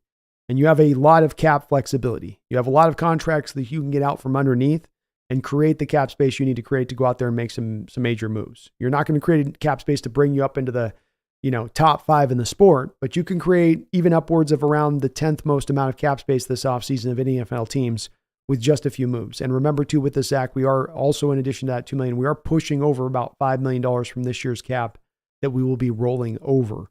So there's a little bit of an addition in there as well on that, but it is that.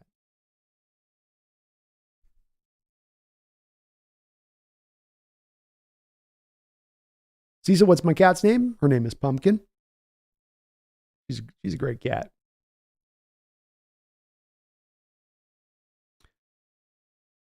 Brian East, I must live at KJ Street. If there's anything consequential, I'll let you guys know. Sounds good, my brother. Nathaniel, I did hear that the Bears are interviewing Shane Waldron for the OC job. Makes some sense.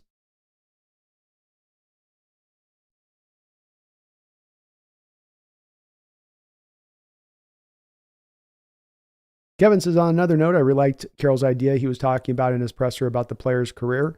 This guy really cares. I think he brought up some really great points about that. And the NFL in so many ways has gotten very disposable with its players at times. But as Carroll said, this sport doesn't happen without the players and their willingness, especially to lay their body on the line. And I would really like to see more of an opening there for franchises to take the steps like I think Seattle has at certain points with their former players to try to keep them into the fray and to not just sort of toss them away at that point when their career is done. I like his attitude on that, Kevin. It sucks that there wasn't more resonance with the owners in this because this is a sport that's ever more cold-blooded than the rest of the other sports. Basketball contracts guaranteed, baseball contracts guaranteed. This you can cut anybody kind of at any time. Careers are very short. So I get where he's coming from, and I think it's certainly something that I could be on board with. Mac Pacific Northwest just got home and turned on the stream. What's the word on the possibility of Vrabel? I think he's in play, Mac. I wouldn't say that he's a top candidate for Seattle, but that's certainly somebody that they're going to kick the tires on, maybe even interview.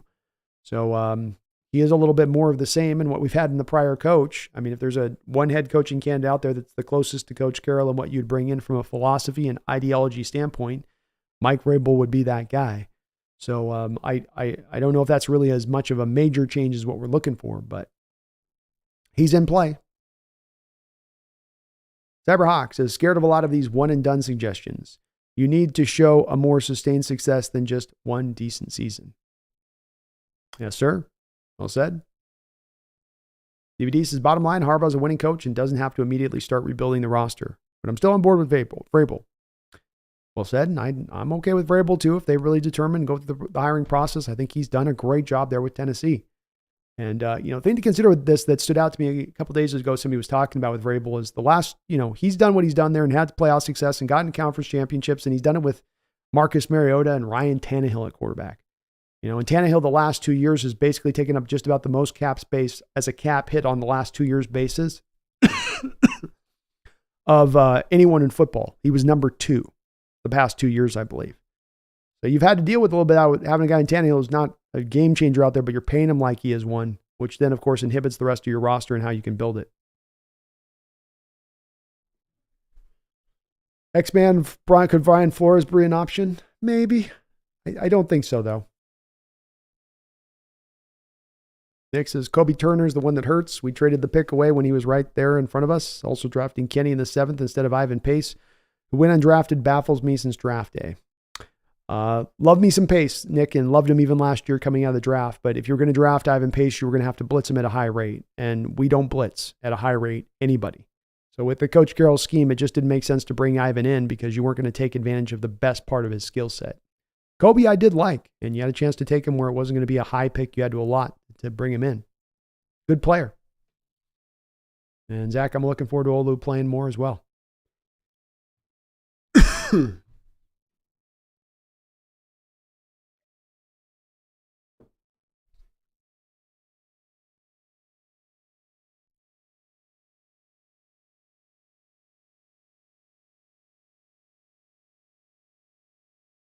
I wouldn't want Vrabel over Quinn Ewing. If I was getting that across, that's not where I see. I see them more as kind of similar than different. Snail says, pay attention to Pumpkin B. She'll jinx the team if you don't. I know. She's already turned away from me in disgust now. Oh, you're not going to let me you're not going to pet me. Okay. All right, whatever. DVD OKB, we hire Marshawn as the new offense coordinator, and he only calls, the only play he calls is run through a mother effer's face. On one, on two, ready, break. It's possible, man. It certainly is very possible. Luce's pumpkin over Dan Quinn for head coach.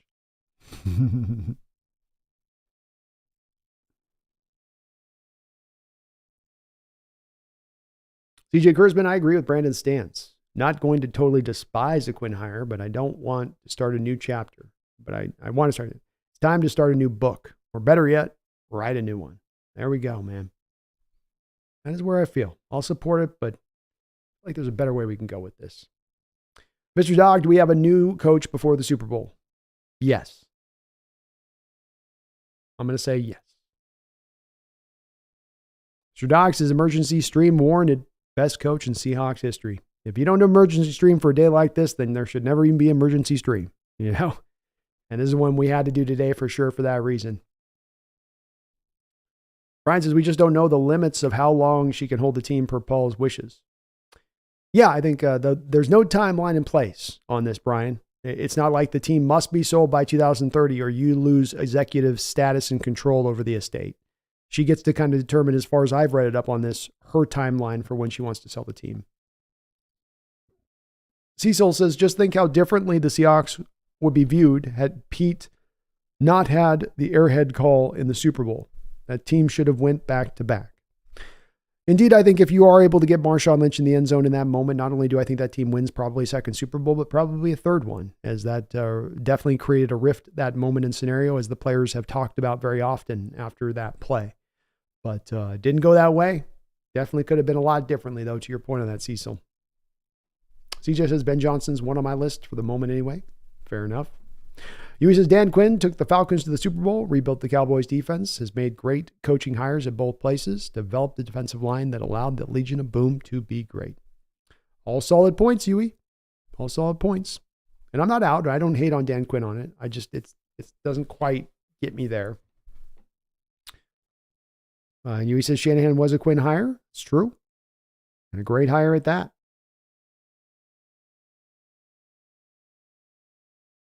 The Bean is great. I can't imagine they don't have a good idea who they will choose to fill Pete's shoes. I'm expecting a Harbaugh or other big name. So someone else was saying on this too, Bean, is that they don't make this move unless there's a consideration of someone coming in that's going to be that hire that can stand in Coach Carroll's shadow and not shake and can get the fans excited in the way you'd want coming on the heels of a Coach Carroll. And maybe that does mean the big signing at that point. Brian Myers Hall will be helped next year when healthy by his Michigan rush coach if he's still here next year. True. Mac, Pacific Northwest, whomever the coach is, I hope he doesn't bite on overdrafting a quarterback from this year's class. I don't know if any of those guys are going to be a guy. I think Schneider's going to get to make the call in this Mac, Pacific Northwest. I don't think the coach will be come in and just say, well, I dictate you go get this quarterback this year. That's what I want. So make that happen. I think that he's going to have to do with what Schneider gives him. So I think they'll go that route with it. Huey says, I want a coach that can coach his side of the ball and can hire talented coaches to do their jobs. Well said, man. Beautifully put.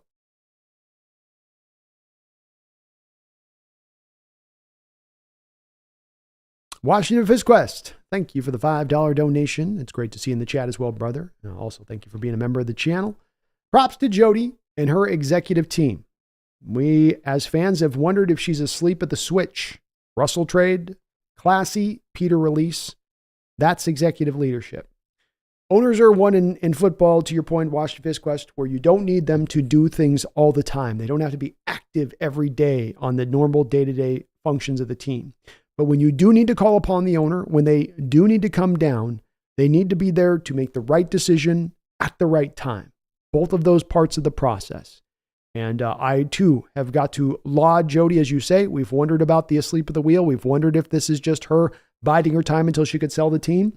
And these kind of decisions like you make, the Russell trade, which is a tough trade during the time. There was blowback from that trade. That was not an easy call for the owner to come in there and make. They could have just said, let him go through the rest of his deal. And once he gets to the end of his deal, we'll figure it out. push for the trade. This is what needs to happen. This is the change that needs to go. I'd offer too, in addition to this Washington Visquest, there's a good chance here that she came in at that time and really started to give more control to John Schneider, especially as far as the drafting process goes. It would make a lot more sense as to why we've seen such a different result of the past 2 drafts from what they were in the late teens, especially with their need-based mindset being driven by how they draft and who they choose to draft. So a big lauding to the ownership group here and the job that they've done here. It speaks to the fact that they are committed, that they are dedicated, that they want to see this team get back to a contending state. And that should absolutely do nothing but encourage a Seahawks fan base to understand that they're going to make the moves that need to be made to try to get to the promised land. Doesn't guarantee you get to the promised land, but you can see a lot of organizations that are held back by even having a chance to get there by bad ownership. And I don't think that we have that right now.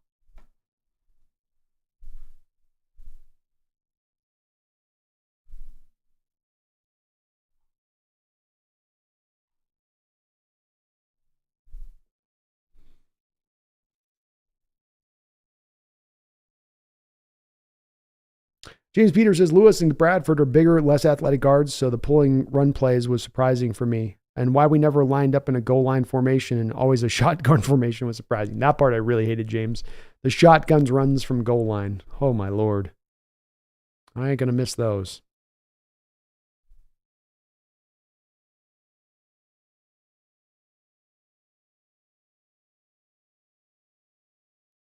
King Bomber says Evero's DC request by the Jaguars was blocked. Safe to say he's not going to be public. And whoever becomes the Panthers head coach is not going to be able to make many decisions. Wow. Well, that's kind of wild, King Bomber. They blocked it, huh? Why would they block it? That's a dick move. That's what you get with the David Tepper. That's why I mentioned David Tepper's an owner and just, Lord Boom, Brandon, over the course of your stream, I've decided I'm just going to jump in 100% behind whoever our new coaches, regardless of who they are. Imagine your first day of work and everybody already hates you. I'll be supportive too, Lord. I'm not going to, I'll definitely be honest about the hire, whether it's one that's got me, super, just loving it, or whether it's kind of like, yeah, it's all right. But I'll be supportive and hopeful for sure. Definitely won't be crapping all over it unless it's a miserable hire, of course, which I just don't think that will do. Roland says Pete will remember the opening season with Geno Russ as his second greatest moment. Maybe so. Clivic says Geno can take us to a Super Bowl, but we do just need a better O-line and defense. Amen. DVDB, does John get to still do what he wants if we have Harbaugh as head coach? Or maybe he likes what he did with Pete and wants to try it again with Harbaugh. Well, you would think at this point he would really be driving for full control, but maybe he loves Harbaugh so much as a coach to bring him in here. Maybe he looks at him as such a great candidate that he's willing to cede over some of that control to Harbaugh at that point, if that's what it takes to kind of close the deal. I don't know on that. I would say that he is a guy that is uniquely built, is Schneider, in the way that most general managers, I don't think, have that in them to do that. DVD, right? Like, I run this show. I run this ship. I tell you what to do. He's a guy he's a guy that has been on the other end of the scale here. I would think he's chomping at the bit to run his own show and to do it his way and do it his way in full. But like I said, maybe he loves Harbaugh. Maybe he looks at Harbaugh as far and away the best candidate here. I could see how he arrives at that stage of things. Drunk says Geno is good, but need the O-line and a good scheme. Bingo, bingo. Brian Myers, I like me, Barrett Carter. Second round grade, light second round grade. Lord Boom, Brandon, is there any way we can get troll buttons? And every time the chat finds a legit troll, a member can give him a troll button. And if you get 5 troll buttons, you get kicked out. That'd be cool if they gave you some ability to do that, Lord Boom.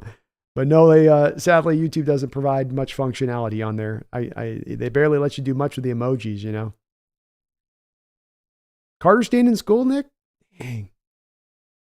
Middle linebacker class got a little weaker. Orlando, will tomorrow being Thursday, will there be a B&B show like normally?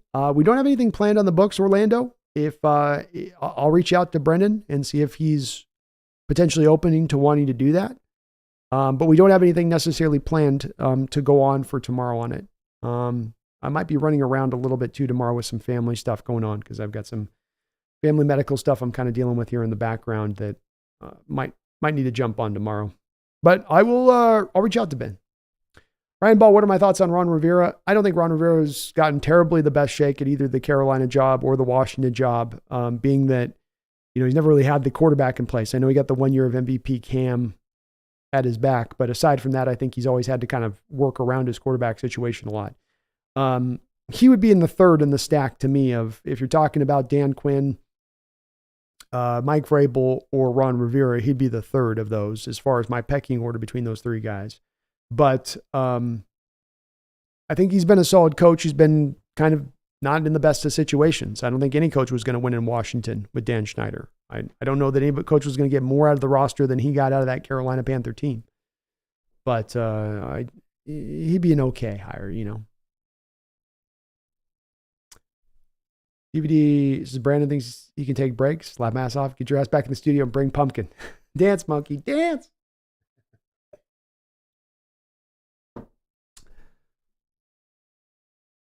Drunk, was Jason Garrett a bad coach or had unlucky playoff eliminations? I just don't think he was a good coach. I don't know if he's a bad coach. I know that we get to that black and white phase of things where guys got to be one or the other. I just think he was a middling coach, maybe.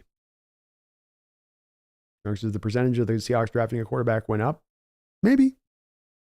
It's possible. Possible. Depends on the coach. And then it also depends on if the coach is going to need or determine he needs absolutely to be a first round kind of quarterback. I thought they were going to draft a quarterback anyway, but I still think it's second, third round, even kind of regardless of who they take as a coach. DVD, John does like to make his list and only trading for what he thinks will fall to him later and upgrade from there. Yeah. That's right. Greg Brandon, what available offensive coordinator head coach candidates use a zone scheme? It would possibly shrink the OC list if you know what they like to run. I think a lot of these teams at this point, it's reached the stage of this, Greg, where you have pretty much every team implementing and utilizing zone across the board. It's just a matter of which ones run it super heavy, which ones run it at a pretty strong level. Johnson's attack looks a lot like the Rams attack. So there's some zone heavy nature stuff to what goes on there. I think Vrabel had a lot more of kind of man on man kind of stuff in his approach, if I'm not mistaken, a little bit in running the ball. It was less about they'll do dual block, but there's a little more man up and get your guy taken care of, I feel like, in his scheme. Harbaugh will run zone elements. Absolutely. Harbaugh runs a scheme all over the place with that. So I think most of them have heavy influences of zone at this point. The days of man blocking schemes and all of that has really gone away for the most part across the board. It's more about then at that point, do you run a zone scheme that also takes advantage of the horizontal running game?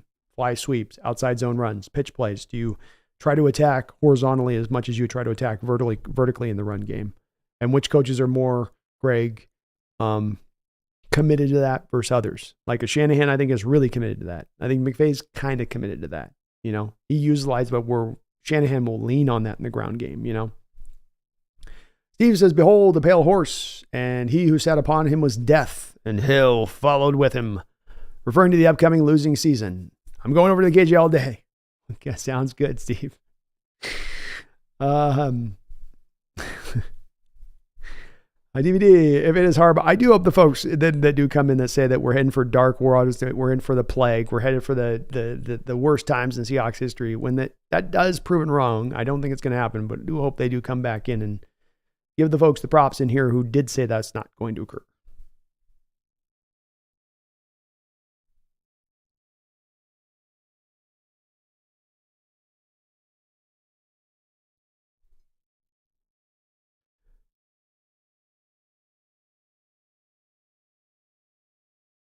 Russ the Hunter, how you doing? Johnny Utah, Hawks Nest, do you think this move signals the team sale is way off in the distance? Would a high-profile coach want to sign if there was a possibility of a new owner in 2 to 3 years? I would not think so. I think it would be an impeding factor in signing a coach. And I'm logically taking this in the same train, Johnny. is that if the team was due to be sold within the next 2 years and you have 2 years left on Carroll's contract, it gets very easy to just ride with the same old, same old. That they're making this change. I was thinking this even a couple weeks prior to this, that I just, by the feel of this, by the fact that we're not hearing any impending rumors of sale, I feel as though that this was an indication that this team's really a little bit more further off from being sold than some people think. Everybody thinks this is happening within the next year and a half, 2 years. I think it's more like 4 or 5 years. If that's the case, I don't think that holds you back from bringing in any coach at that point.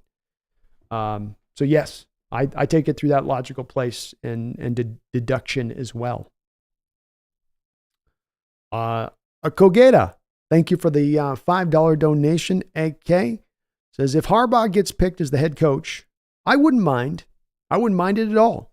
He'll bring back that smash mouth football to Seattle. Indeed he will. And you bring up another one of those reasons, as I mentioned with Harbaugh, there's a lot of reasons that I like him. A lot of boxes that he checks off. I do believe that you have to be an offensive-minded head coach that has to embrace the passing attack in this modern era, and that is hugely important, especially in the getting the ball to your guys in their hands and spaces, let them work up the field. But I think you also, when you play in this stadium that we play in, that plays out in the elements so very often, and you have so many rainy, wet, cold days, inclement weather days, that having an offense that can go back to the rushing attack and have some balance should be something that's a little bit at the head of what you think about in how you build your offense here in Seattle. If you were in the Kingdom, if you were in the South, in warm conditions at all times or most of the time, you wouldn't have to think about this stuff, I think, as much. But the fact that you play 8 or 9 games, as we play 9 games at homes next year, that potentially do take place in that inclement weather, then I think you've got to have that as a part of your team. It doesn't have to be that you run the ball at the foremost, but you have to have always the ability, I think, to go back on it so that when you get those dirty, mucked up games where passing is really not able to happen very much, you can fall back on that running game quite easily, and your opponent, with their modern designs and maybe being a pass-happy attack, maybe they are not able to do so. And that's an advantage to the offense at home. So, yes, I like that aspect too. There's no doubt about it. You bring in Harbaugh, you will run the football. And you will run the ball well. You will run the ball well. Thank you, though, Okato. I appreciate you for that donation. And he is my top pick. That's my number one right now. That's the one I would go out there and I would aggressively pursue if I was the Seattle Seahawks. Chad Hart, thank you for the $4 donation. I appreciate you for that, Chad. It had nothing in your comment section posted in there, so I appreciate just the donation solely alone on that. Very kind of you for doing that. Lucky LaRue says the Dolphins-Chief game this weekend is on Peacock only. That's BS. That is BS. The NFL cutting out ways for people to be able to watch games is silly. Absolutely silly. Yeah, Robinson, a punchable face, left my ass up. You know it's true with Harbaugh. I dig the guy, but it is true, the punchable face part. Huey doesn't agree with me. He says Jody was asleep at the switch. Wilson issue forced her to wake up. JS convinced her this was in team's best interest and he'd clean up the mess he helped make by firing his buddy old pal Pete. Appreciate your perspective on this, Huey. Drunk says, I'm actually shocked Jody Allen made this decision to relieve Pete of his coaching duties. Me too. Did not expect she would do this. And I think it does speak to her commitment level at this point. Nick says, the Hawks Nest, did the cigar smoking and the Leonard Williams trade maybe fuel this? Laughing out loud. It could have been a small factor on either end of this. Certainly it could have been. But I think that there was a multitude of reasons for why this day has come. And I think in those multitude of reasons, it's very hard for Coach Carroll to pivot off of them in a tangible way of saying how this gets relieved. How do you fix this, Pete? I don't know. We're going to do more of the same. We're just going to do more of the same better. We're just going to coach it better. I don't think that probably resonated with the ownership group at this point. Lisa says, I really thought Jody Allen was going to keep Pete Carroll. Carroll, what happened? She's listening to her advisory committee. She's trying to do the right thing by the team. Tommy says, I kind of wonder with Pete's talk today if he doesn't consider a job with the Shield implementing some of those ideas he had. It's possible. It'd be cool to see. Doc says, Brandon, can you give a spoiler alert for the Hawks round 1 draft pick? Wonder if your choice now is it different prior to today's news? No, I still would be in the same standpoint of this where I would try to move back from 16 to somewhere in the territory of maybe like 24, 25 and see if I could pick up my second round pick back. Maybe I've got to package one of my third round picks and that 16 to get up to 23, 24, something like that, to get the second round pick. I would probably first try to do that. And then my intention would be to maybe take the best guard of the entire draft then at 24, guy like Cooper Bebe or Graham Barton, and look to build up the offensive line. So my approach is still going to be the same at the forefront here. Though again, I would be most informed, Addicted Hawks, more than looking for a positional value. And you'll hear me be very consistent on this, because the value-based approach is the one that I want to go with, right? I don't want my approach to be need-based. And so if you say, well, which way do you go with that pick at number one pick? That would mean I'm going with a need-based pick. I can give you, this would be my general philosophy, but I wouldn't be locked into that. And I really would want to drive at the forefront of value being what drives the day, first and foremost. If value is Tyler Nubin, because they love him at the safety position and what he brings from Minnesota, 24 versus Cooper Bebe, then go with the safety. Or if you have an edge there, but go with the value. Go with the best value you kind of got there to go. And that's really where I want them to lock in at. But in general terms, in general fashions, that would be the direction that I would look to go.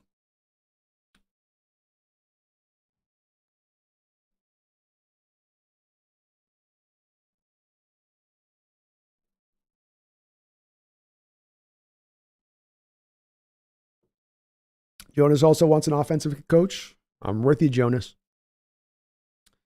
King Bomber, haven't heard much about Todd Monken or Dave Canales. Any thoughts on these candidates?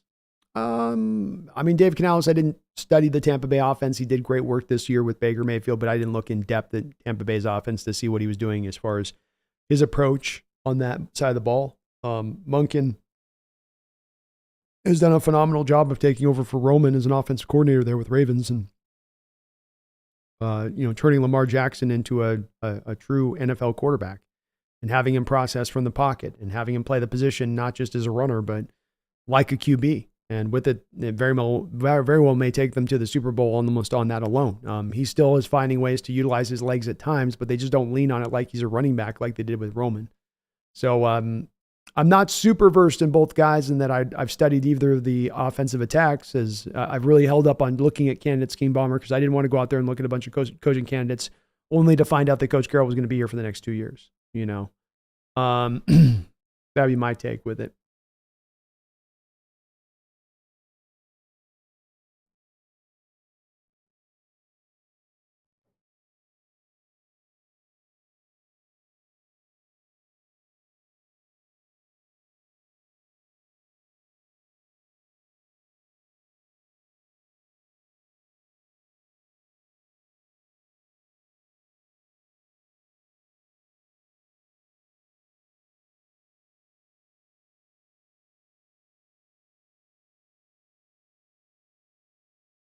Drug Squitter says, just shows how great of a coach Pete was. Every player that Pete has encountered has said good things about him on Twitter, from Brock Coyle to Walter Thurman to Russ and Sherman. He indeed has a players-friendly coach, and his players definitely do honor him, even in retirement, even if they were just here for a cup of coffee.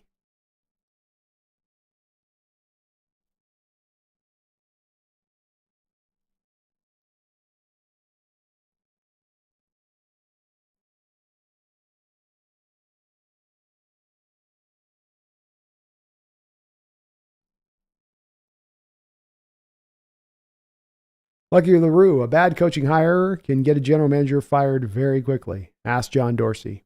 True. You want to make sure you get it right and get it go with the right one. Dorsey made some. He had that one hire. It's just like, whoa, really, John? Fleece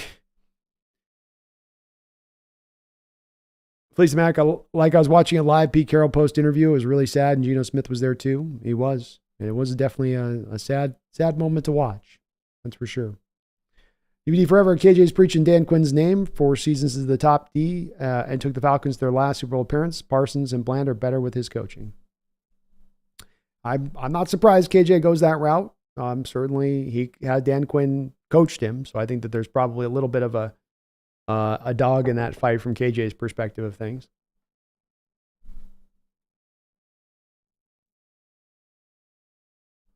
Flippin' Flapjack says, what's interesting is hearing that John Schneider's been hunting for a head coach for the last 2 months. It is. I indeed take that away from that as well. I think that speaks to, I I do think that this speaks to a little bit of that. This issue's been holding up for a while, and this wasn't merely down to the team looking at whether they got to the playoffs or not this year. That there were some results that went beyond that they were looking for and change that didn't come out to be. Roland says, Colin Cowherd says one reason Pete was fired is because he stuck with Geno. Things changing under his feet without him knowing it. Roland, when it comes to Colin Cowherd, there's really not much of anything with him that I'm going to listen to or put much validity behind. The man doesn't understand football at all.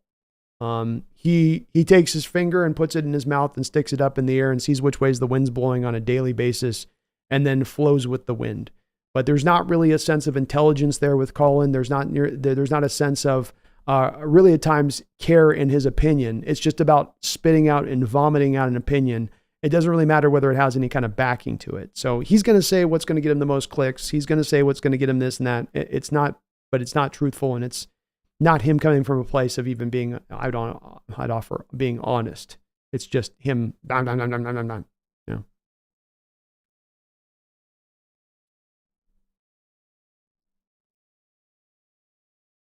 King Bomber says, I just realized for those saying Dan Quinn went to the Super Bowl, look at the coaching staff: Kyle Shanahan, Mike LaFleur, Matt LaFleur, Mike McDaniels, and Raheem Morris.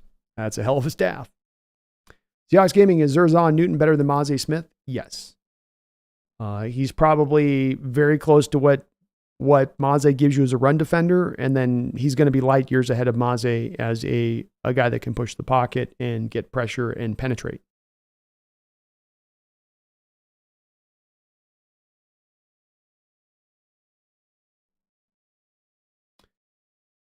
He says, Quinn assembled that staff, Bomber. That was good enough. Master Phil is shocked with all the Dan Quinn votes. Let's take a look at where, I want to see where it's at right now. So let's take a look at the poll. We got a good amount of votes in. It's about a good time to be able to take a look and see where we're at. Let's see where we're at.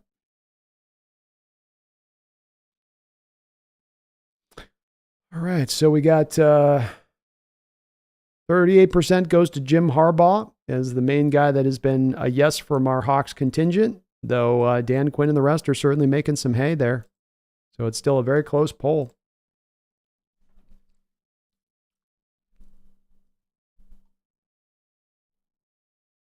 Please the Mac draft Christian Haynes with the 16th pick. Just get a guard. Oh, no. Nope.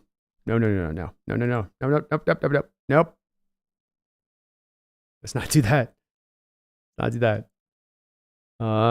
Christian Haynes, I got a, what do I got a grade on him at? Yeah, I got a 4th round grade on him. So if you go out and get him in the first year, please the Mac, that's a wee bit early. Masterful, the Dan Quinn votes have to be the people who didn't want Pete to go. No other argument. Quinn is lateral move. There's something like him. He always makes his points on where he stands with him. Isn't just necessarily because he liked Pete. He likes the ways he's assembled his staff and the success he's had. I think some others might feel the same way on that. Diggs and Adams will be cut, Fleece. No doubt. Alex Van Pelt from the Browns? I don't know about that, Robert. I don't know about that. I'm not even hearing about him yet being really mentioned as a coaching candidate out there by anybody. I know that Browns did good work working around their quarterback position, that's for sure. But I don't know if that one's been posted out there. Lucky the Ruse says Rivera's horrible. That's a fact. He had a full control over the draft and missed terribly. Greg Kemp says, Brandon, I asked about what the offensive head coach that likes to run zone most because the coach could possibly change the O-line Hawks are currently having. And again, some of this comes in, Greg, on it where I've got to admit a little bit of ignorance on this. And again, just with, there's so many things to look at in football, from individually plays to prospectively free agents to prospective draft picks. And so I've got to make my decisions on like what I can put the time into, because man, my head pops off the pillow with this channel and it's 24/7 on it. So it's not a matter of, well, you can cut out 3 more hours a day to go look at head coaching candidates. So I get asked a lot about the coaching candidates, and maybe it's a bit of my failure on this one as the channel, and I apologize for that. And I should maybe be a little more efficient in finding my time on this. I just haven't had the chance to dive this deep into these coaching candidates like this because I just didn't know, Greg, if it was really going to be a smart line to go down, because I didn't know that we're really going to release off the coaches. So, it kind of comes down to like, do I go out there and scout 3 or more, 4 more players for the next upcoming NFL draft? Or do I look at proverbial coaching candidates, dive into their scheme, watch into their tape? Because if I'm going to come to a conclusion on these guys or a strong opinion, Greg, of course, I'm going to need to do a heavy amount of deep diving to get there. And so this is going to be a question I'm asked a lot. These kind of questions like this, you're going to find me, Greg, kind of where mostly I will usually give you a firm answer on stuff. Pulling back on this. Oh my God, sorry. Why is this going off? Oh boy. Okay. Always a million things going on. I'll tell you what. But this is one I'm just going to have to, you're going to have to, Greg, give me some time on this one. I'm reacting today in the news that it just came down the pike today that this thing that I didn't think was really going to happen's happened. And so now I've got to play a little bit of catch up, but it's again, always at that thing of, still need to create the videos, need to prep the live stream, still need to get ready for a draft where I'm going to need to have looked at 350 people because everybody's going to ask me about every name in this draft. And the expectation is that I've got to have an answer for all of these right off the top of my head. So it's so many hours in a day. I will do my best, but if we can hold off on getting to exact details on these coaches about what does this guy run in this specific way versus this guy to this guy, I got to look a little bit more deeper on that stuff with it, to be honest with you. The zone-based concepts and picking apart from zone to man is a very tough one, Greg, like I said, because everybody's utilizing all of these different elements within their scheme. There'll be some blocking. Back in the day, if I had Mike Holmgren, Greg, he ran a man-on-man blocking scheme. That's what Mike Holmgren ran. So you as a left tackle and Walter Jones are taking on the defensive end. You as the left guard are taking on the 3-tech, right? We go all the way down the line and it's allotted that way. It used to be really ran in a pure fashion in football in that methodology and approach. And that's what you're intimating about in your question a little bit. It's not ran like that anymore. Now it's more like these offenses are going to utilize all of the concepts brought into play. And yeah, you'll have those that run a little heavier zone, but I don't think that there's anybody that's going to run anything here, Greg, that's going to substantially have moving any of our offensive linemen out that are in place. Who comes in and sees Charles Cross and Abraham Lucas are going to be perfectly happy. And those guys kind of fit in, I think, to either scheme, to be honest with you. On the interior of the offensive line, it's all open to be able to be fluctuated out if they want to. There's no guy in there that you're necessarily riding with right now. So sorry, I don't have a little more information to give you on this one. But again, it just comes from a place of I've been asked a lot in the last couple months about the coaches on this. But when I end up going offline on the stream, I end up coming down to, man, there's just other places I got to put my attention to on this channel and the focus on, because I end up running into it every single day where there's only so many hours in the day. I need 29 hours in the day and I only got 24.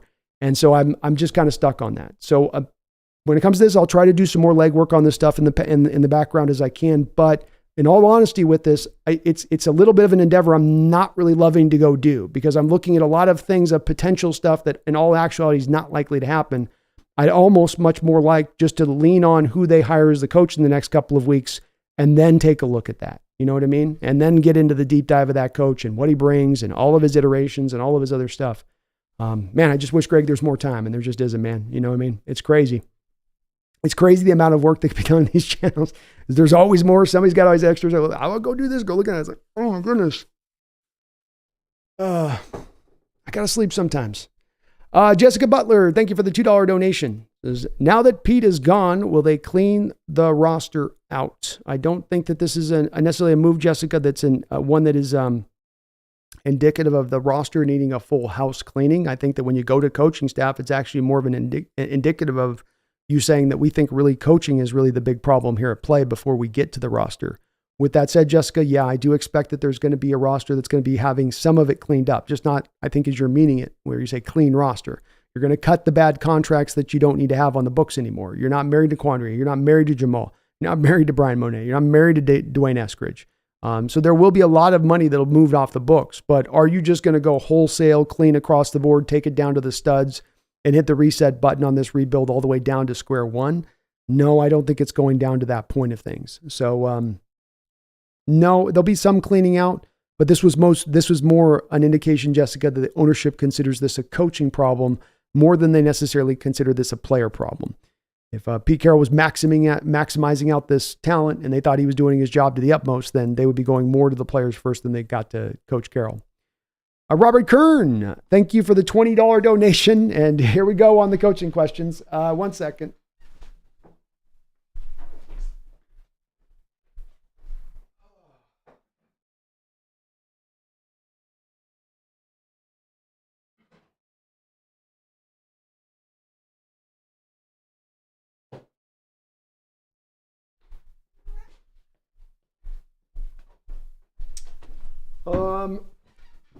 Robert, with the $20 donation, I really, really do appreciate that. Robert says David Shaw, Kevin Stefanski, Alex Van Pelt, Jed Fish, Doug Peterson, McVeigh Tree, Shanahan Tree, Carroll Tree.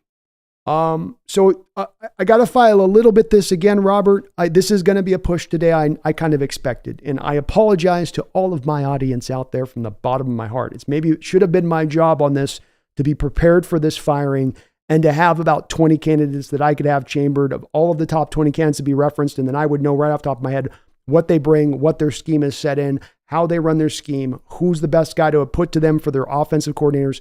So I've dropped this ball, Robert, and I apologize to you. I apologize to you, Greg. I should have definitely maybe have done a little bit more background research on this and maybe taken a little bit more seriously the thought process that the Seahawks would absolutely move on from Coach Carroll. But you guys are peppering me with a lot of different names that I have not done these deep dives on, that I can give you general terms of this guy's okay. That guy, I guess, would be all right. But I don't cover David Shaw with Stanford. I don't cover Kevin Stefanski with the Cleveland Browns. I love what he does with the offense. I don't think he's leaving there, so he still remains there, Robert. I will try to do a little bit more after this stream today. I will go into tonight and I'll start doing a deep dive on coaches because I can sense from my chat that this is something that you guys really want to look through all of the candidates and talk about all of them through. I will come down and say this, Robert. You've had the most success in your franchise history through 3 different realms in hiring coaches. Your 3 best hires have all shared some things in common with each other, Robert, and that is that they've got a track record of legitimacy. You're not hiring first-time guys. You're not hiring guys wet behind the ears who are green to coaching. What you did is you took Chuck Knox, Mike Holmgren, and Coach Carroll. 3 best hires in Seahawks history by far, okay? So rather than us looking for David Shaw, who's never coached in the NFL, Alex Pelt that's never coached in the NFL, Jed Fish that's never coached in the NFL, rather than us looking for these kind of coaches, in my opinion, if you're asking about what I would want to do or what my approach would be as a general manager, it would not be to go try to find this up-and-coming bright youngster who's ready to go be a head coach. I would look to go find the guy who's been a head coach, who's had a track record, because that's been what's brought us the greatest success in Seattle's history in our coaching hires. I'm not against going out there and getting a whiz kid, and I really wish I had maybe had a little bit more background on some of these guys you are peppering me with as far as these names go, because I don't have a lot to give you guys on this. I'm sorry about that. I really, really am. No, I do not want to go to Coach Carroll's tree on this, Robert. No, I don't think that that's a proper way to go here. It's time to turn to the new. You're moving on from Carroll because you're saying, let's go a new direction. Let's stop doing the old. Let's stop housing ourselves in this old approach. That's the problem, is that we held on to the old for too long. Coach Carroll held on to the old for too long. I don't want to go back to the old. I want something new. And I don't totally care really where it comes from what tree. I just want the best hire. That's what matters to me. An offensive-minded head coach, Robert. So it's less to me, Robert, about the names, and less about this exact guy being that. It's more about here's kind of the silhouette of the guy that I'm looking for. And let's apply that silhouette model to the search. Find me the track record guy. Find me the track record guy with an NFL history.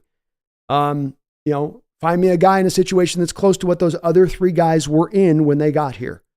And I think that's the method and approach, because that's brought you the most success. And I always say, rather than reinventing a wheel, try to go back down what's brought you success beforehand. It can sometimes be a very smart approach.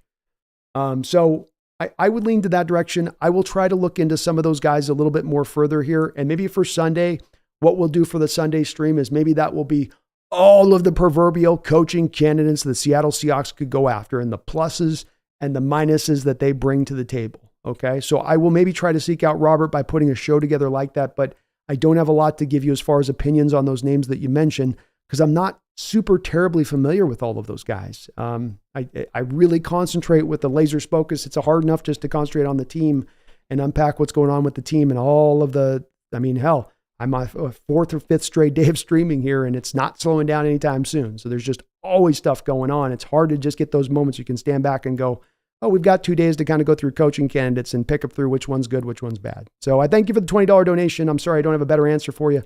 We'll work on Sunday to try to put a show together maybe where I can tell that this is really what's driving the audience and some of the questions I'm getting, that you guys really want to hear all of the possible candidates. So we'll bring out 20, 25 candidates this Sunday. I'll work I'll work and burn the midnight oil over the next 3 days, and we'll try to find a show we can put together for you guys on Sunday that has all of these coaching candidates, and we will go one by one through plus, minuses, in between, who's the best, who's the worst, and we'll totally figure that out at that point, if that sounds okay with you, Robert. But thank you for the $20 donation, and again, sorry I don't necessarily have some better answers for you guys on some of these names, but you guys got quite a few names you're peppering me with here.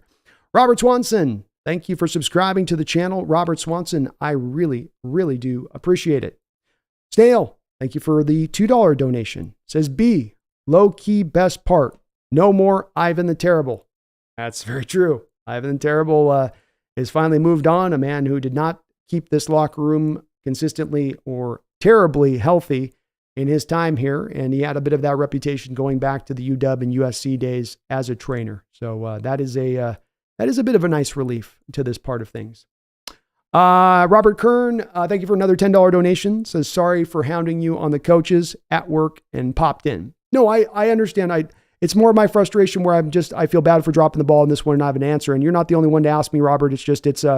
I'm a little bit unprepared for it. I thought that the possibility this could happen, but I really ended up thinking what was going to happen here, Robert, is that I could come at the end of this offseason and spend 2.5 weeks looking through every possible coaching candidate and then end up losing out on 2.5 weeks of times that I could be scouting NFL players for the upcoming draft or scouting players for the free agent period, and that we don't end up making a coaching change. And I really try to make sure that when I put my attention in the channel, it's going into places that I know that are going to be productive and not errant runs. You know what I mean? And the team had shown no indication at this point that Carroll was even on a hot seat. We heard no rumors of it.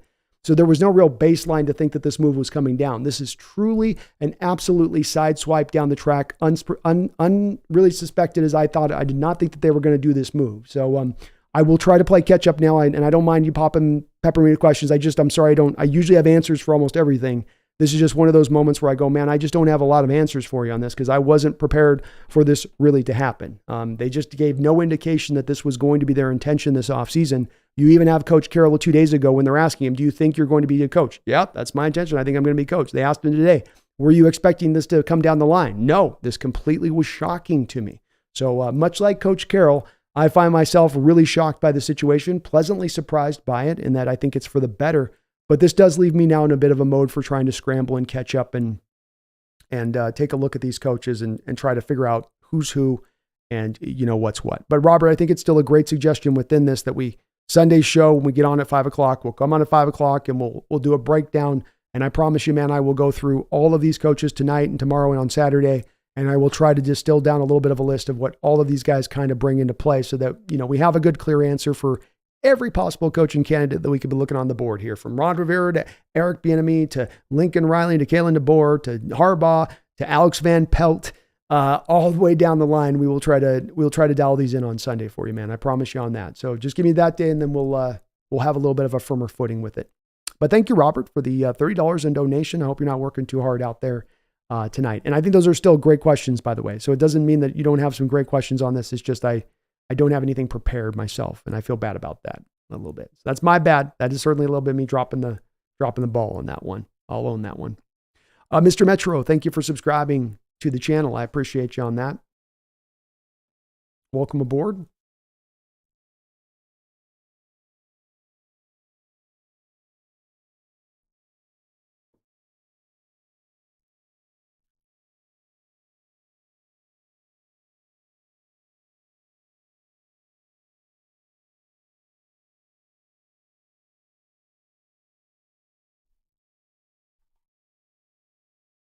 You said I wanted Pete to go away before most. You did. I'll give you credit for that. I wanted JSN to go with him, but unfortunately he warmed himself in the good graces of Jody. So Quinn makes sense. Most seamless transition between general manager and head coach. Very well could. Draymond Jones was not a trade fleece. That was a free agent signing.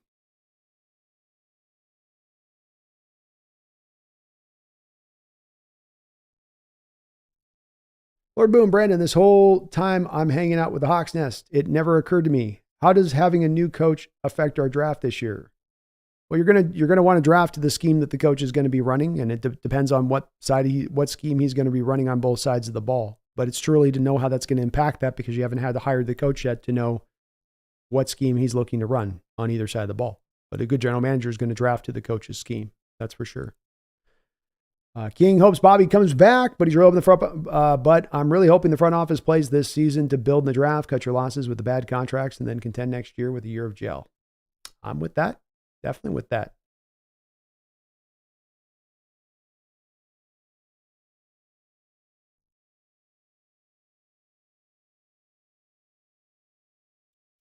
Johnny Utah, Vegas has Dan Quinn as the favorite to get Seattle head coach at 425, McDonald at plus 500, Variable at 600, Ben Johnson at plus 1,000, Harbaugh not on the list. Harbaugh not on the list is interesting. Do they see it as a sucker's bet there? Vegas is never turning down money.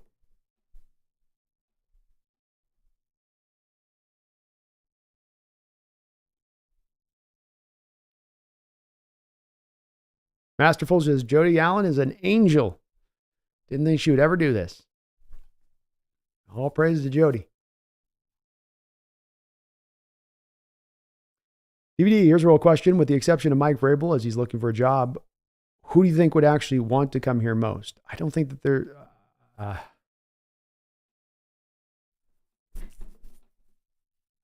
don't know. And that's one of those questions, DVD, I can give you an answer, but it's not really based on anything, you know? Dan Quinn, because he's been here. I don't know. It's kind of, I have just a real baseline of, I don't have much I can give you an answer on that. I don't know.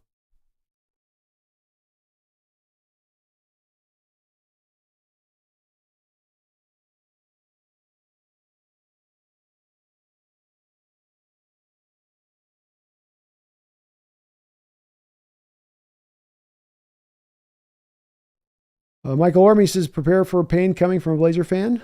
We'll see. I think basketball is a little bit of a different territory than football in trying to turn around an organization. It's a little bit harder in basketball, I think.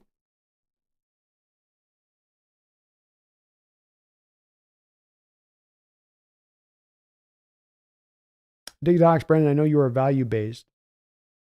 What I was wondering is who you thought had the most value at 16. Kind of a hard question to answer, Addicted to Hawks, because I don't know how you're at 16 picks in.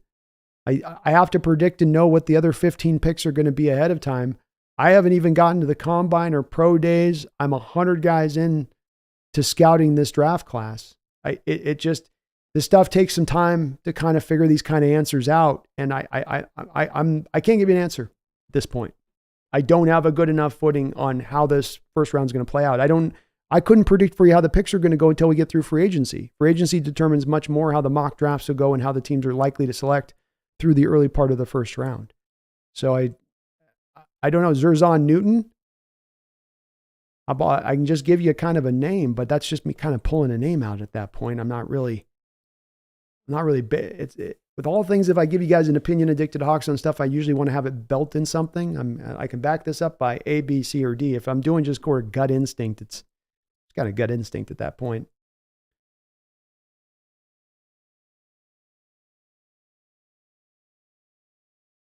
Fleece back, Pete Carroll is a big manipulator. He would control Sean Waldron and Clint Hurt to be his scapegoat.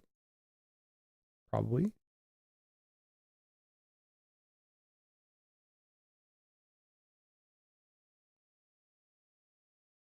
Bullman says, I know a lot of talk about Harbaugh, but I've had a dislike of him since he was a 49er coach. Great coach, just don't like him. Bullman, you're not alone. A lot of folks feel in that standpoint, their outlook of Harbaugh and Seahawks fandom. I've heard from many of them today, and I've heard from many of them over the years. So you are not alone. And he seems to definitely pull out, no matter what you think about Harbaugh, he seems to drive out a passionate response in just about everybody, either way you go with it. That's just, oh my God, your cat has me dying. And much respect to Carroll, Bullman. Yes, sir. AZ Hawk or AB, is the Hawks head coaching position perhaps the most attractive opening, or do the Chargers have a leg up to the market and quarterback? Others might disagree with me on this, but I think it's the most attractive opening of any of the openings in football, AZ Hawker right now. And I think it is by far for a couple of different reasons. The fan commitment, the dedication by ownership, the cupboard having resources fairly well stocked for whatever new coach comes into play. Yeah.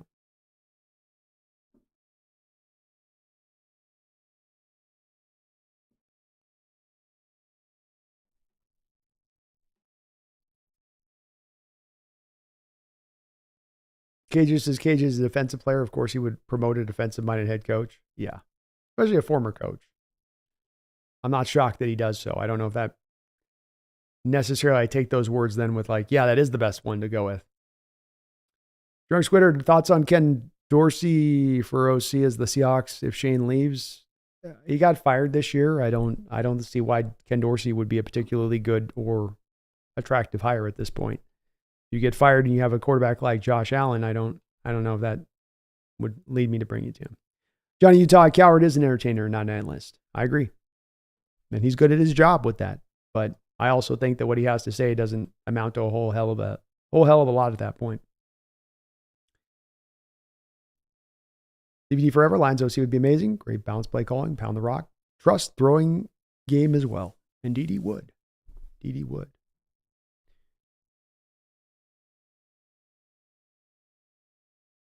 Tyler Singh. Bobby Slowick for head coach. Sure. Nick Guzman, Brandon, have you scouted any inside linebackers or safeties yet? You know I already have my favorites. Was curious, who are you really liking? Yes, I have. I am a little bit on my own on this one, but I do believe that I've got Junior Colson as my best middle linebacker. I have him as first round. I think I might drop him down to more second round grade. To me, middle linebacker is a lot like defensive tackle in this draft. I think there's a heavy stock of them from the second to third round, but I don't think that there's a lot of them in the first round. My top three middle linebackers, or I guess top four linebackers, would be Junior Colson, Edrin Cooper, Jeremiah Trotter, and Cedric Gray would be my top four. I think it's a good draft for middle linebackers than it has been in previous years, where if Seattle needs to get two, they can find two in this draft, where in some years you've had like two or three decent ones and the rest have been not good.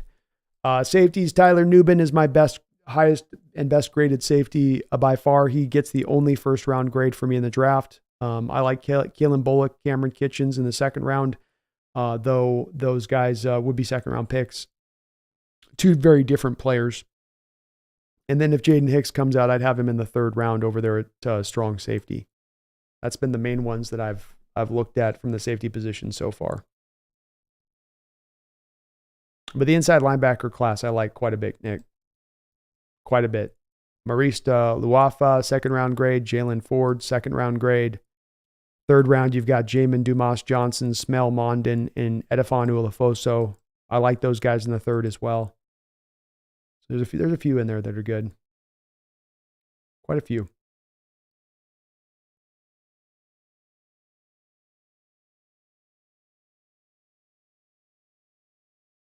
He says Vrabel's just a younger, tougher Pete. What does he bring to the table? I think he's got a little bit more modern designs defensively in what he runs. More of a willingness to be a little bit more creative than Pete does on that side of it. But there's a lot more probably similarities than dissimilarities to your point.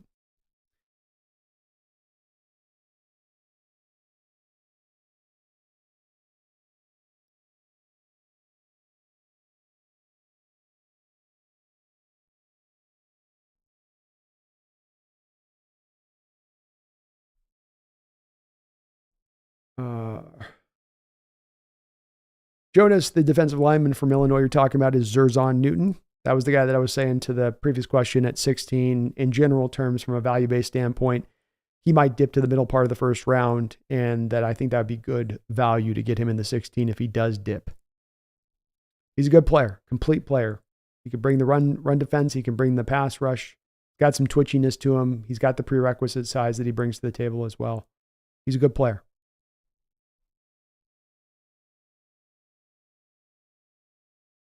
Drunk says Ohio State offensive coordinator, wide receiver coach Brian Hartline's decent. All those NFL wide receivers they generate. The Hawks are looking for college hire. I'd like to go for much more proven.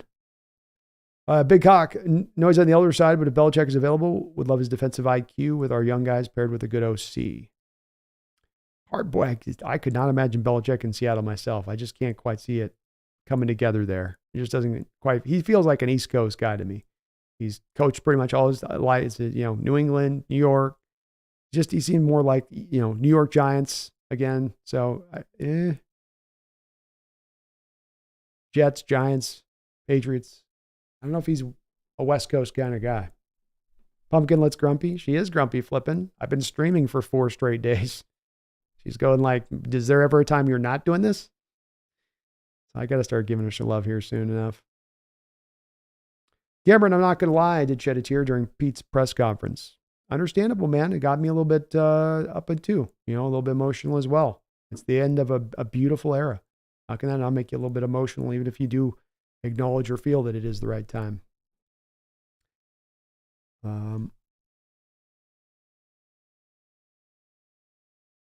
Masterful, this made the offseason so much more enjoyable. It's like a new relationship.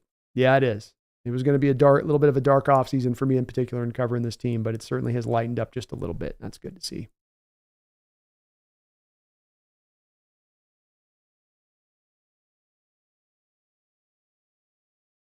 Clovey says, no worries, B. We didn't see this coming. Just didn't, man. Johnny says, no need to apologize, B. No one expected this move to be made. It shocked the NFL world. Yeah, I do feel bad. I do pride myself on being pretty prepared for stuff. And this was one that I had thought about getting into. I was like, they're not going to do it this year. There's no way this is coming down the pike. There's no way they could do this. Like, oof, yes, sir.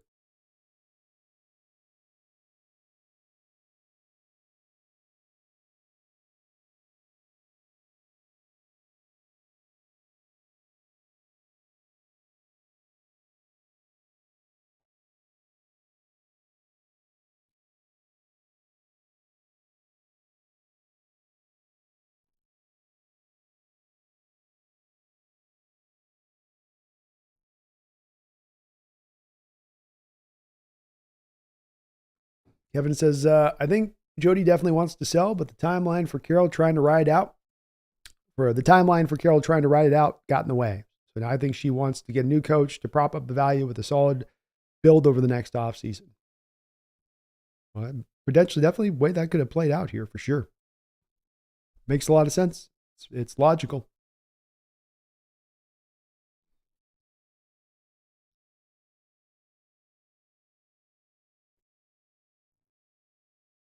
Or man, no need to apologize, Brandon. Laugh out loud. You could do a lot of work for us, and as you do a lot. Nobody could ever have seen this one coming, brother. Not even Pete Carroll saw this one coming. I appreciate that, man. I definitely tried to do some catching up here in the off time. Brian, who the coach is doesn't affect the value of the sale. Each team sells for more than the last. Owners get their money back from TV. Yes, sir. I would say that's probably very accurate. DJ says there's a post floating around for teams needing a head coach. I thought the same can be said for QBs. Is the NFL broken win only due to sports betting mentality? I'm not sure, DJ, you'll have to reword that question. I don't know what you're asking there. I'm sorry, man. I'm not sure what you're saying there.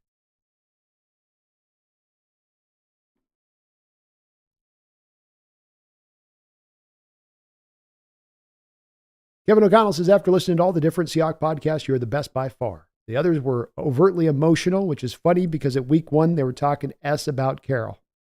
I'll be interested to see some of the reactions out there online from some of the fellow content creators out there and where their stance is on this one a bit. But thank you, Kevin. I do appreciate that. Very kind of you. Yui says, I like Bobby Slowick. He's from the Shanahan tree, but both Slowick and Johnson have never been a head coach, so they are huge unknowns. There it is. He has done some great work, though, down there with the Texans. No doubt about that. Getting CJ developed as fast as he did, a guy who I thought was going to take a year, he got him right on a fast track quick there. CJ says, one guy's under the Carroll tree who I think would be worth exploring is Dave Canales. Offensive guy, showed he could get explosion out of Wilson and something out of Baker this year. He just done a great job, CJ. I do think a little bit of this move, though, why you make it is to try to get into a new direction, rather than trying to go back to the retread or go back to coaches been or people have been here, is to try to find new outside voices, new ideas, a little bit with it. But maybe it's a possibility. And Masterful, yeah, whoever they are will definitely have a much, much shorter leash.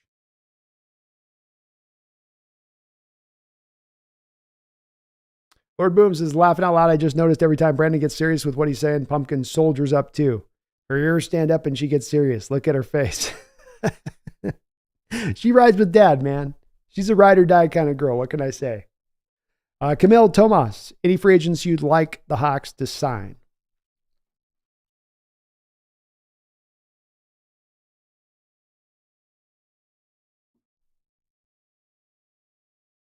maybe a right guard. You tend to find pretty good value out there with a good right guard signing, and you get that taken care of so that you can address left guard and center in the draft. I haven't seen much from what's due to come out in free agency that's got me particularly excited at this point, Camille. Obviously, again, too, need to do a little bit of preparation to see which free agents are coming down the line, but it's also a little bit early to take a look at that free agent list, Camille, because there's going to be a variety of those players on the free agent list that are going to get signed to contract extensions. There's going to be the franchise tag guys, the restricted tag guys. So you could be looking at a list now and going, well, I like this guy and I like that guy and I like that guy. And then we get a month down the line from now, or just before the franchise tag has to be put on, then we come to find a lot of those guys are taken off the market. So it's a little bit early to say. We also don't have a lot of money, Camille, to spend. We're sitting on $2 million of functional cap space as it is. So just as likely that you go out there, you release out the bad contracts that you need to release out, Quandre, Jamal, the like, you re-sign Leonard Williams, maybe you bring back Bobby, and you don't have a lot of cap space beyond that to work with at that point. I mean, that's really where that could kind of end up going as well here a little bit.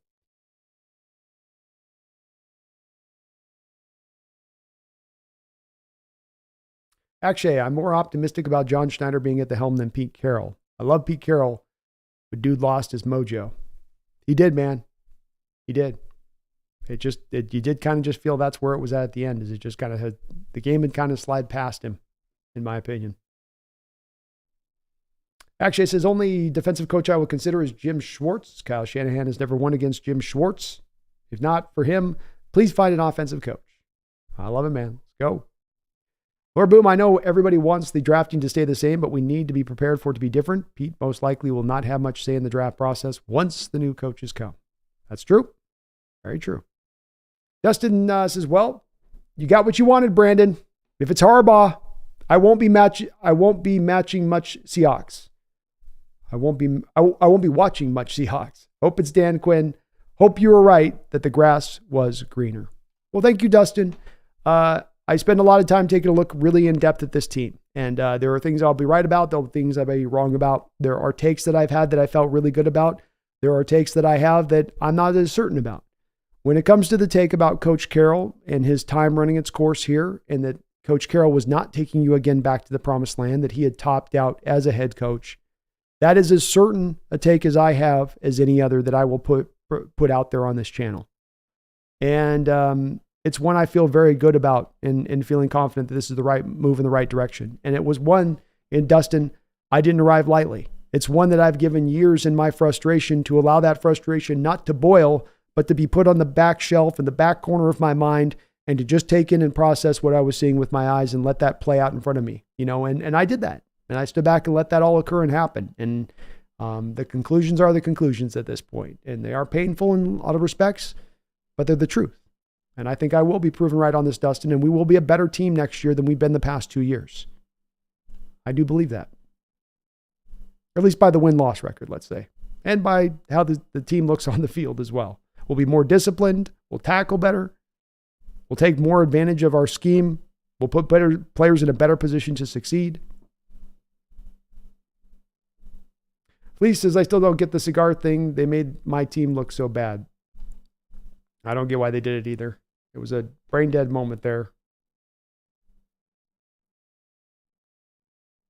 Lord Boom says, I don't care if Kim Jong-un is the coach of the Seattle Seahawks. Nothing could make me not watch them laughing out loud. But you could do my bro youngins and your wild actions laughing out loud. I agree. There's no coach that's going to hold me back from watching, that's for sure.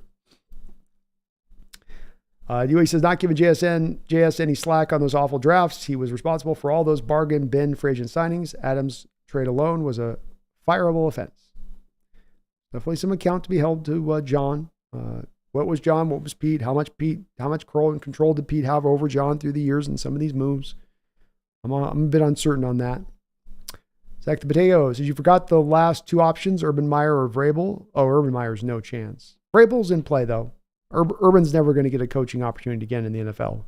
Maybe college if he wants to go there, but not in the pros. And Vrabel's certainly, I would say, on the top 6 list for the Hawks. I would probably expect them to interview him.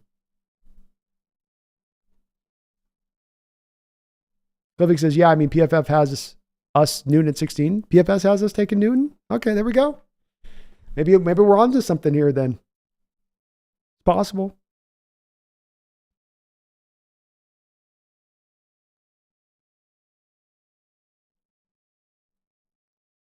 I don't know if letting John Schneider off the hook, I can understand maybe not completely letting him off the hook, Huey, but I think that there's also a level of consideration that has to be put in play when his head coach is a vice president over him. And we don't know how exactly much control he truly had. Was Pete able to come in there and override him on a lot of these bad decisions, both in the draft and both how they sign their contracts and whatnot? I don't know. We don't know. This kind of move today would seem to illustrate a little bit that there were some of those bad moves that could be laid at the feet of Coach Carroll. But at the end of the day, we just don't know. Brad Kerward, it's going to be Quinn, and I'm not entirely sure how I feel about that. Not either. Overall, we'll be pretty positive with it, but that's certainly kind of a boring hire. Whew. I think we'll start to kind of put a wrap up on this, folks, here. We've almost approached 7 hours, and I'm definitely getting a little bit hangry.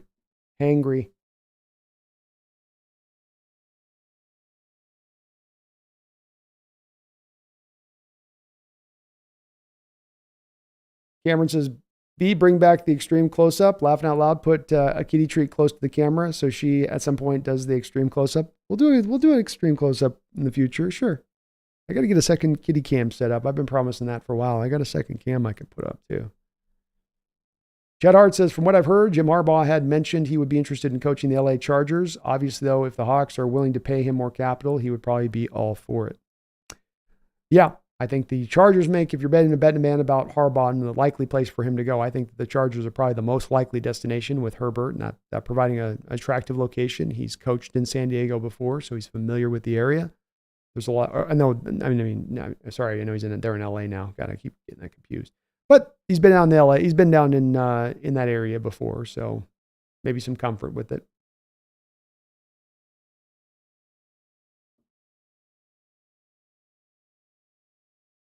Actually, he says Ben Johnson is possible. I remember John Schneider raving about him in one of the interviews he did with Seattle Sports earlier this year. Could make some sense. I'm okay with it. Well, Valdez, Seattle should make you a talent scout so you get paid for your time and energy. Hey, if they ever want me to do it, I'll work for free for Seattle. So I don't mind working free for them. It helps me out on that. I'm happy to do so.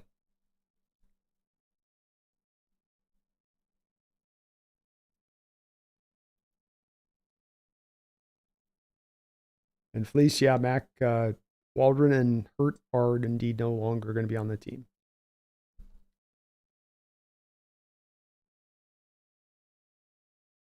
And we do have Waldron being requested by the Bears. Good notes on you guys.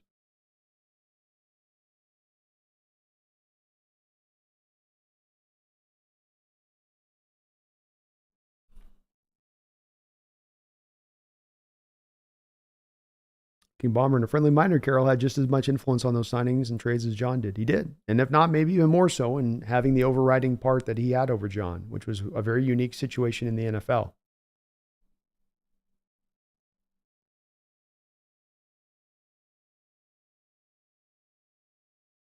Big Zox, Brandon, I trust your gut instinct more than most folks, but don't worry, I totally understand your point. Can't wait for your draft coverage this year. I'm going hard this year too, Addicted. So every night I've been trying to grab a couple more prospects and keep adding the list, and I'm going to try to keep improving that with that every year, and this year is going to be no different. I get up to 350 players. That's going to be the goal, and scouting that many players and taking a close look at them. And so we'll have a much better idea. And of course, Addicted Ox, we're going to even be doing the mock draft next week on the B&B show. So we'll start to be doing some of this stuff already as it is a little bit. You can count on that. And yeah, appreciate you, my man.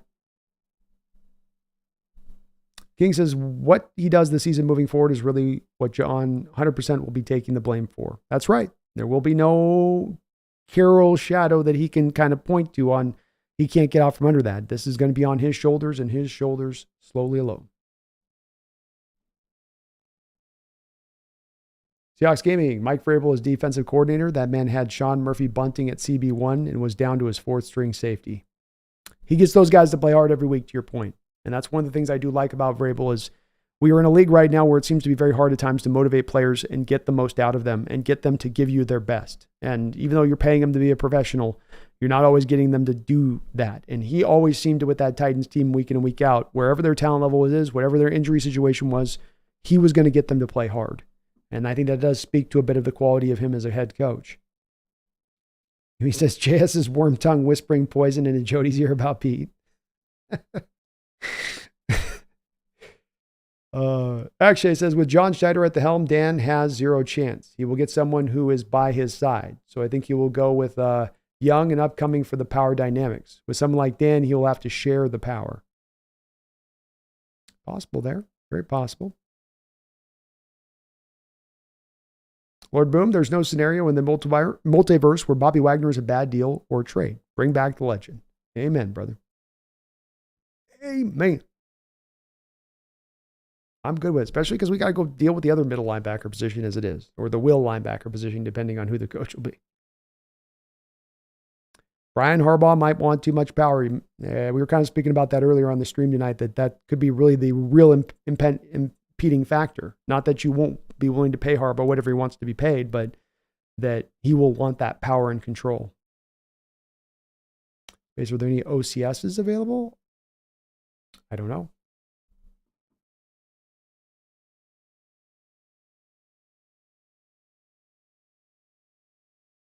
Jordan says, most of y'all on here were wanting him gone. Don't act like it bothers y'all now that it happened.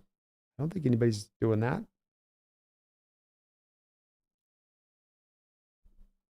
Evan says, whatever happens in the future with the coaches, I really hope Pete stays in the team in some way, somehow, brings energy like no other. Boy, does he ever, Evan. We'll see how it goes here as we go into the future with that. The way he was talking today at the press conference, it seemed like he might still want to keep coaching, Evan. But we'll see where that goes, you know. DJ Owen, thank you for the $2 donation. I appreciate you for that, DJ. Hope you're having a great night out there. He says, go Hawks. Well, go Hawks, DJ. Ice wants Bill Belichick. Boney E says, nice shirt. Sun's out. Guns out. That's right, baby. Look at these cannons. Look at these wilted cannons. There's one ticket to the gun show for you.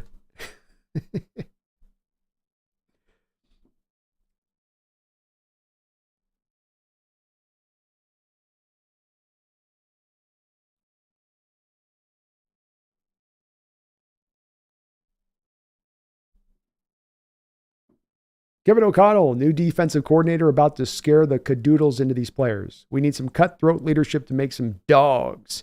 I look at the Ravens defense and can only think it's attainable here. New voices, maybe a little more of a hard-ass approach, Kevin, especially on that side of the ball. More accountability, more of that's not good enough and you better fix it. And let's see if we can get that a little bit with a new coach. DVD says Jim Harbaugh was never given the chance to adjust, tweak after a loss deep in the playoffs or championship. He was fired too early, and Kaepernick doesn't help his career. Agreed. He wasn't in a situation there where I think any coach was going to make that work where it was at and where it was headed with Trent Baalke.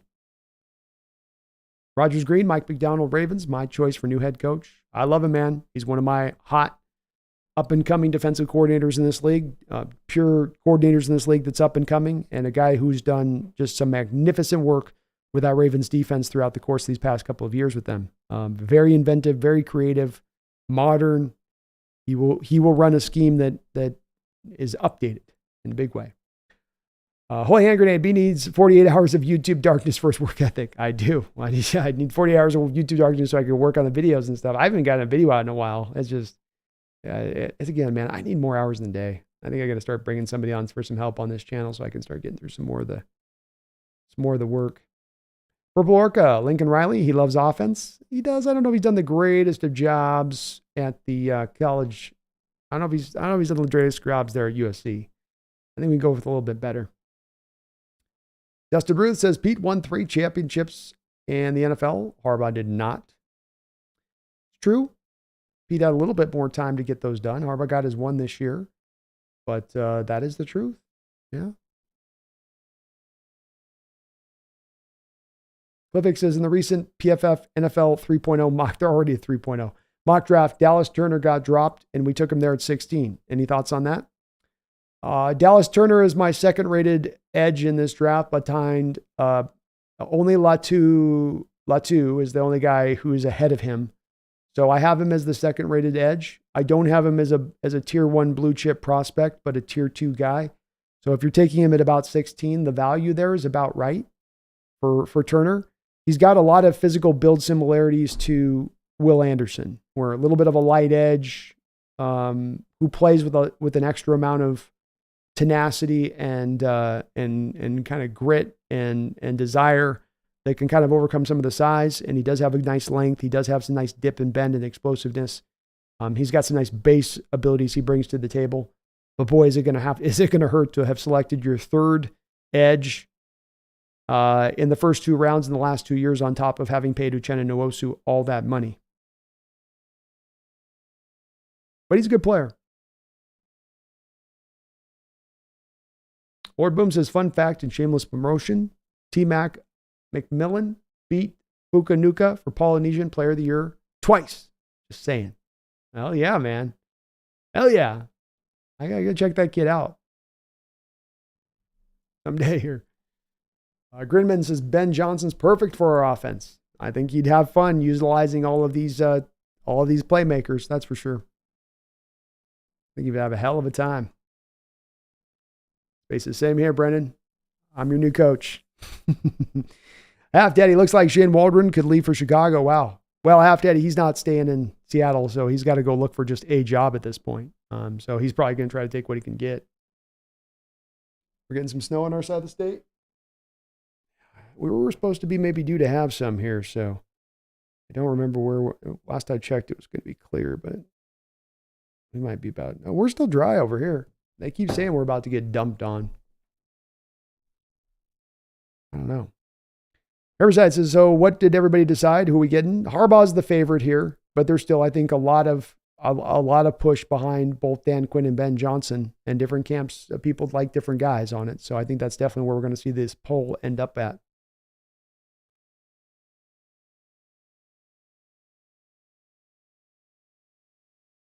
We're moving a little more info on what I said. The Polynesian Player of the Year is amongst all Polynesians. It doesn't matter the age. Well, it starts in high school, so high school can compete with college. Oh, that's kind of cool. That makes sense. Be interested to check them out. DVD says it's official per Ian Rappaport. Seahawks' new coach is Leroy Jenkins. Prezon. I genuinely hope this team experiences poverty at this point. It's what this fan base deserves for how they ran Carroll out the door. So I would love to, I'm down in the chat on this. I always try to have a little bit of back and forth on this, Prezon. With Coach Carroll and where he's at right now in his coaching career. So please don't reference to me timeless culture. Don't reference to me a Super Bowl from 10 years ago. We're 1-5 in the playoffs over the last 7 years. Both sides of the ball are showing a lack of updating and modernizing, which Coach Carroll himself, Prezon, said he needed to do 2 years ago, but that he did not. And you and I can go through the specifics of that. What is it about Coach Carroll as a coach right now that makes you feel he can be successful going into the future? And I'm talking about specifics. Please don't put in vague terms things like culture or atmosphere or environment. Talk to me about when it comes to X's and O's and on the football field, how it is you have that faith that Coach Carroll was going to be that guy. Because I don't think anybody ran him out of time, President. I think he got more time here to find success and find his footing than any other coach would be given in the National Football League. And there's a lot of proof to back that up. So if you're on this stance, and I'm okay with you having this stance, but as I've said for the folks that are on this Coach Carroll side of it, and I've had many different talks and iterations with the folks that stand in this camp, you've got to bring something to the table as far as your backing of that. Simply casting aspersions on those who think opposite of you, that's okay to think that. But if you're going to convert people to your side of the thinking that this Carroll firing was so bad, bring something tangibly then that's proof or evidence of that. And if you're just talking about you guys are spoiled for wanting him fired, well, you guys deserve to suck forever now for wanting him fired.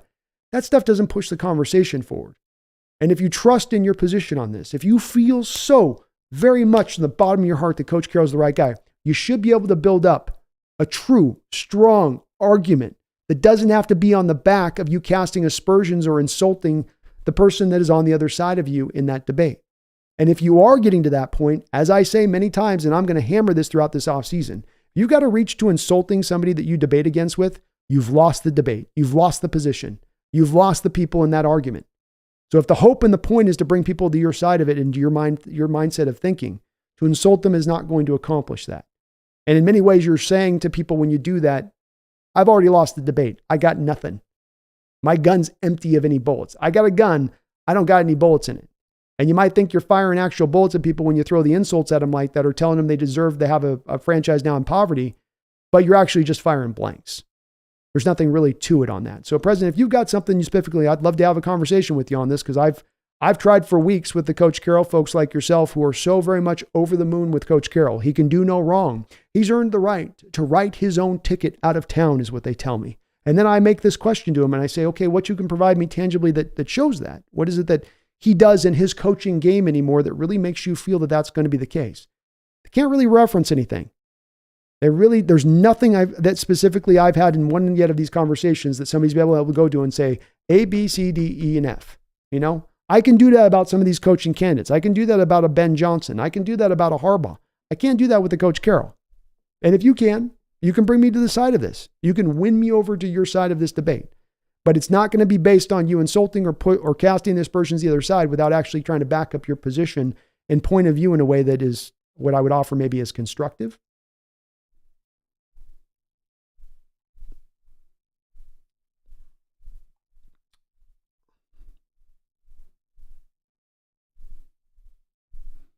Preston's getting some Preston, if you're going to say that, you got to back it up. He says, is it not y'all who created fake narratives that constantly damaged his name for years in and years out?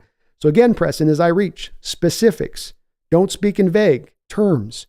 Don't speak in these things that don't mean. What are the fake narratives? The Seattle Seahawks offense is a rudimentary offensive attack. The defense is a rudimentary offensive approach. The schematics of that are for offenses and defenses that are out of the late 1980s. Backed up by the fact that I go to a variety of different points on this. And the thing with this, Prezon, is Coach Carroll himself said this about his own defense and his own offensive approach 2 years ago. So you can even get mad at me at saying that. This is straight out of the mouth of Coach Carroll. Is that a false narrative? Was Coach Carroll false narrating himself 2 years ago? Because he did live up to his own words from 2 years ago. And that's why he's no longer the coach of your Seattle Seahawks. That's not a false narrative. That's just the way that situation played out. But as I said here, and I'm happy to see you bring me to your side of the debate on this, what tangibly were the fake narratives created about Coach Carroll in regards to this team? And the running out of time is hilarious. The guy's 1-5 in the playoffs since 2017. There are coaches who have more playoff wins, press on, than Coach Carroll, who are no longer head coaches in this league, who've had more playoff wins since 2017. It's the standard that's sort of being set by some in their outlook of being pro Coach Carroll that we here in Seattle need to let him coach indubitably forever almost. That because he brought us this championship, he gets his own way out of town, kind of. You got to understand that may be your position, but that's a uniquely Seattle thing then. That's not what 31 other NFL franchises do in their operation, in their outlook at the head coaching position. And I'd argue that there's probably something telling in that a little bit.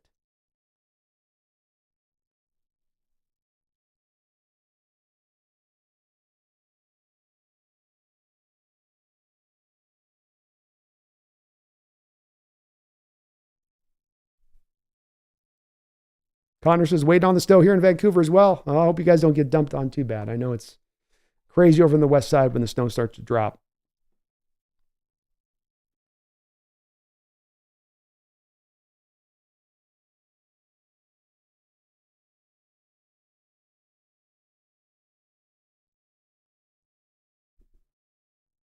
Steele says Leroy Jenkins is more Dan Campbell than Dan Campbell.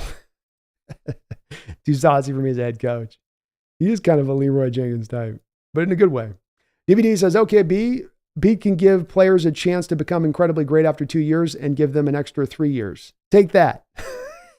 Laughing out loud. Exactly.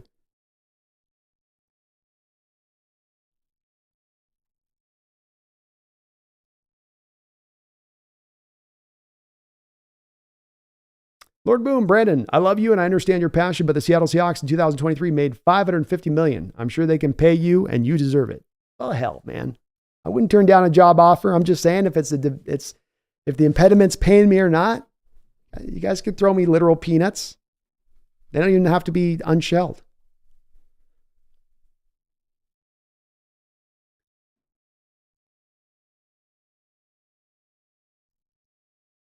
Brandon Janis says, I don't think we'll ever have snow accumulate here in VA ever again. Wild guess. No snow today for the first time ever here in VA last year.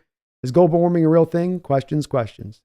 Something seems to be changing. I'll say that it's very similar here. We're in January 10th and we've not gotten our first snowfall, really legitimate snowfall that's stuck here. I mean, you got a little bit of dustings, but for that to be in Spokane and by January 10th with none of that, that is wild. It is really wild. Maybe that's what's going down, man.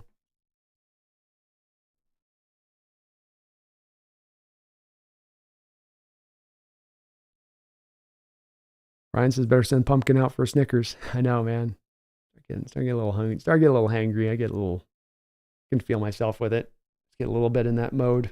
Let's wrap up the poll here. Let's get the full poll results going. All right. Poll has ended. The poll has ended. And I'm going to take a screenshot of this so I have it for later. And for you guys that were wanting some of the different names on there that weren't on this poll, we will look to maybe get some other names out here on some of the other shows we do as we go forward here, for who you guys want to go with and what you guys would want to go with here. So looks like 38% of the Seahawks contingent in the Hawks Nest tonight wanted Jim Harbaugh as the next head coach. 28% want Ben Johnson. 24% would like Dan Quinn, and 8% for Kellen DeBoer. Not super shocking results, but definitely you have in Harbaugh the runaway award winner. Surprised to see Ben Johnson overtake Dan Quinn. That's kind of interesting for my fellow Hawk faithful and contingent. Interesting to see. Kevin says, we're going to clobber this league next season. As many aspects of adaptability will mean success. There we go. Any aspect of adaptability. That's right. Adapt, evolve, modernize. Story of the 2024 Seattle Seahawks offseason. Let's go, baby. Let's go. John M429, thank you for the $20 donation. I really do appreciate you for that, John. I'm always late. No worries there, man. Sometimes we go a little earlier today because we had the emergency stream. Says, thanks, Pete, for the years and going out in a good way, but it was time. Sorry, guys. I know this has already been talked about, but I missed it. I kind of wanted McDonald. How about Brando and the chat? Well, no worries coming in late, John, especially coming in supporting the chat, coming in with a donation here as we're kind of winding down a bit. But thank you for the $20 donation. That is really very kind of you, and I truly do appreciate it. McDonald with the Ravens is going to be a hot coaching candidate. And I believe that, John, I look at him as, when I look at the Ben Johnsons offensively and you look at the defensive equivalent out there as far as the hot commodity on the rise, the guy that looks like the next whiz kid on the defensive side of the ball in the NFL. And let's face it, John, there's not a lot of whiz kids on the defensive side of the ball in the NFL right now. Defensive coaches are struggling. They're struggling to find their way. So when you talk about McDonald, he is truly that type of guy. And what I love about him is that he is multiple. He's willing to run those stack fronts and try to prevent on the front end of it a lot of confusion at the line of scrimmage for offenses. He's not trying to bring those stack fronts every time. And a lot of times it's dropping back into 4-man drops, where it might be 7 guys right up at the line of scrimmage, but 3 are going to go back into coverage. And you don't know where they're going to go back into coverage. It's not just spot drops to the flats. You might have a guy that's up around the line of scrimmage who ends up as your single high safety. He also has done a great job of, in my opinion, sort of implementing the Vic Fangio cover 2 shell with the single high look and creating that same sort of disguise and kind of hiding the approach, hiding the intention of what the defense is going to do pre to post snap in all of that. It's the combination of the coverages in the secondary are going to change from what you see pre-snap, and the fronts up front are going to change from what you see pre-snap. And we're going to be aggressive as hell. We'll be willing to run man-based concepts and zone-based concepts. We'll kind of do everything under the sun. We have an identity, and that identity is that you're going to feel the pressure up front. You're going to feel those stacked boxes. Everything's going to feel compressed. Like great defenses, your offense should always kind of feel like it's under an avalanche. Offenses should feel like they're under an avalanche with a great defense, that everything's just always feeling like it's falling underneath, that there's this vat just coming down upon them.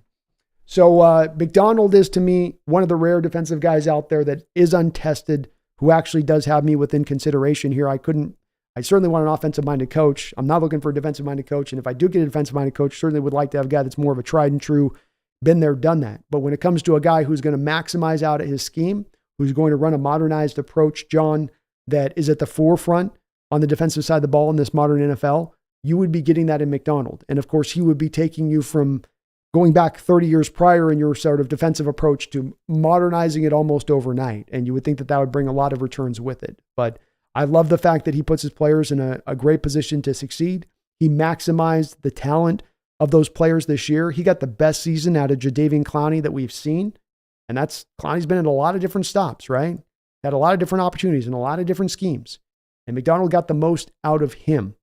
So I have to feel like McDonald would be a candidate that'd be worth kicking the tires and looking at. I don't think he'll be one of the top 3 guys that they look to bring in the house, John. But I think you're right to be intrigued by him because he is doing such a great job at a defensive coaching position where there's not a lot of guys doing a very good job across the league. Everybody's struggling to kind of stay with these offenses. And he seems to be one guy a little bit ahead of the curve. So if they were to look at him and consider him and decide after interviewing that this is the guy, I mean, it'd be a outside the box approach to the position. And again, I'm more leaning to John wanting to see an offensive minded head coach because I think that's just an easier pathway for success in this modern NFL. Nonetheless, the man's done a great job there with Baltimore, and his defense is a lot of fun. A lot of fun, man. Thank you so much, John, for that $20 donation. Sorry to catch us late here, but appreciate you jumping in nonetheless.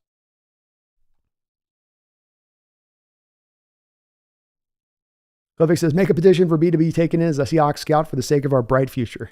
Hey, it couldn't hurt, A little extra data isn't bad for them, right? Isn't too bad for them. Space is why I was variable on there again. I was just trying to grab the 4 names. We'll get some more different names on there on the next telecast.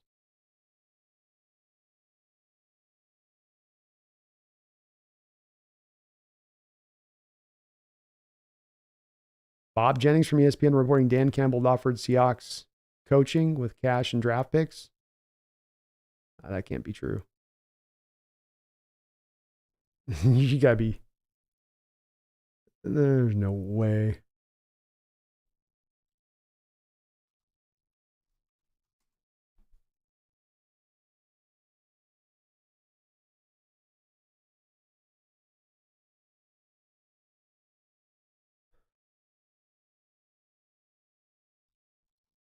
We're getting some trolls. I don't know if this is a troll or not, but there's no way that could be true.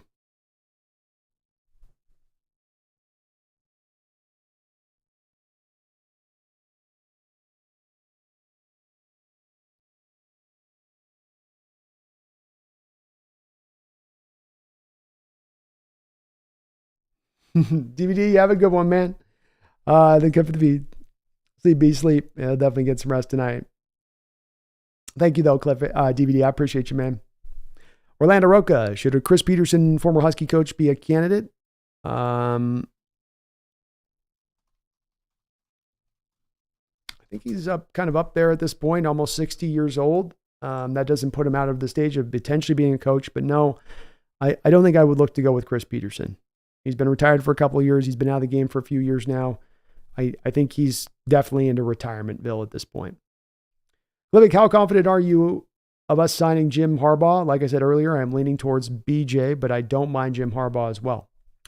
I think it's probably a small chance. It's more like about probably a 30% chance of having it to get Harbaugh, whereas I might give like the Chargers a 45% chance because I think he's going to want some control from the standpoint of the general manager. And I don't know that Schneider's going to want to give that up. I would think, in fact, he wouldn't want to give that up. So I would count on the fact that that's probably not going to go down because of that specific reason. But I would like to see it. He's my number one candidate here, Cliffick. He's the guy that I would lean to. But press on, man. If you're listening, man, it's disappointing on this if you come in with the comments that you came in with and you don't want to have a back and forth. I understand if you want to shame your fellow 12th man and make them feel bad for wanting to see a true contending team. But if you feel so strongly about your position and how you feel about it, you should be able to support what you say in the chat. But this is where we always come to with the Carroll believers. And I don't know if they're just coming in to troll. Maybe they're Niner fans that are just trying to come in here and disrupt things. But this is what's been the case for me for now 4 weeks into having these discussions. As I understand, Coach Carroll has a lot of folks out there that love him, a lot of folks who think that moving on from him was a terrible mistake. But you folks don't do a very particularly good job of making the argument for why that's the case. You do a very good job of shaming. You do a very good job of name calling.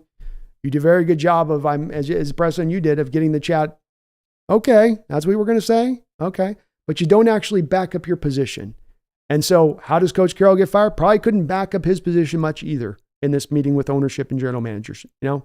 Probably couldn't do much as well. Probably just wanted them to just take it on his word, just take it on faith that it would get fixed, rather than him explaining exactly how you're specifically going to get that done. And as I asked from you, and as I've asked for so many Coach Carroll believers, I just am looking for you to convince me. I'm not looking for me to shade you. I'm not looking for me to try to embarrass you. What I'm looking for is you just to present your point of view in a way that is constructive and that allows for us to actually have a conversation in regards to this, and so that the conversation pushes forward. But as I say, the insulting path, or now you're headed for the dark ages because you guys all ran him out of town, it's not constructive to anything. Let's have a discussion here. That's the point of the Hawks Nest here, and that's why I do this 7-hour stream today or any other time. So I want discussion here, not coming in here and showing your ass and then running away. If you believe your words, then stand up to the strength of your words. Stand up to the testing of those words. Lord knows I do. I spend 7 hours having to build my position and getting tested constantly. You can do it for a minute or two with me. You can stand up a minute or two with me here in the chat. Press on. Come on, man. Don't run off scared now. You came in here bumping the chest. Let's go. Let's go.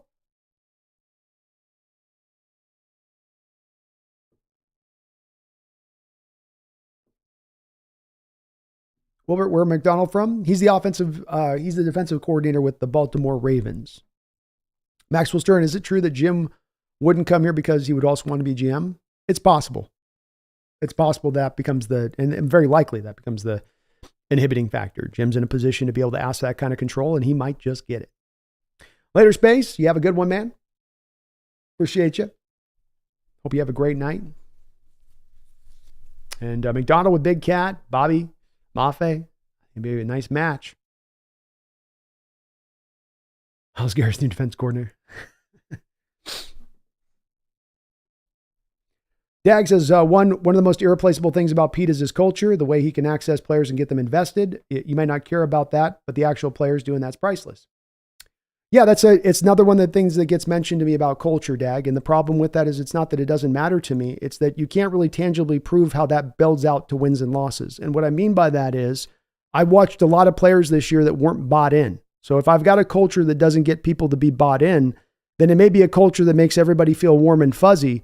But when it comes down to actually bringing out wins and losses, that's not the case. And if the culture is so great, why do I have so many players across the board that I can look at on a weekly basis going, he's making a business decision. He's making a business decision. He's not all in. He's not bought all in. That speaks directly to the culture failing. And the thing with it, if that is not, then how do you prove? Because the thing we get to the culture thing is it's that vague thing I talk about. And this is the thing I've asked for, Dag, is give me specifics. You speak to culture, but you can't speak of how that then resonates in this day and age to wins and losses. The team barely wins more than it loses, but we don't know if that's necessarily due to the culture. We have a little bit of some elements to that, or the talent and where it's at. It's hard to kind of measure that, right? Culture's a tough thing to measure, right? It's kind of a thing one person can say it's there and another person can look at it and say it's not there. So how much of a real strength is it there then for the team? And again, if I got a culture here, if I've got such a strong culture inside of me here, if I've got something like that, then I don't have players checking out on me. Mike Vrabel this year, as somebody was talking about on that team, had players all across the board injured, a team that wasn't playing for much about halfway into the year. But you know what Vrabel was able to do? Get all of that team to play hard every week. He didn't have players out there making business decisions. He got those guys up to play because he has the culture in place to make sure that that is insured. Wasn't insured here in Seattle. So it's hard for me to much, Dag, lean on the culture thing when, again, too, because you can't really show me how that shows itself. There's not really a way to present that and how that mets out to it. And again, too, if you bring a big culture, but you're failing in every way in X's and O's and discipline on the team, those are, I would say, even heavier parts to what dictates success than a culture, especially a culture that seems to be at its most beneficial because it makes the players feel happy. And it's good to make the players feel happy and warm and fuzzy in the location they find themselves in, but that doesn't necessarily always mean that equates out to wins and losses either on the other side of it. It can, but it doesn't always necessarily mean it does so.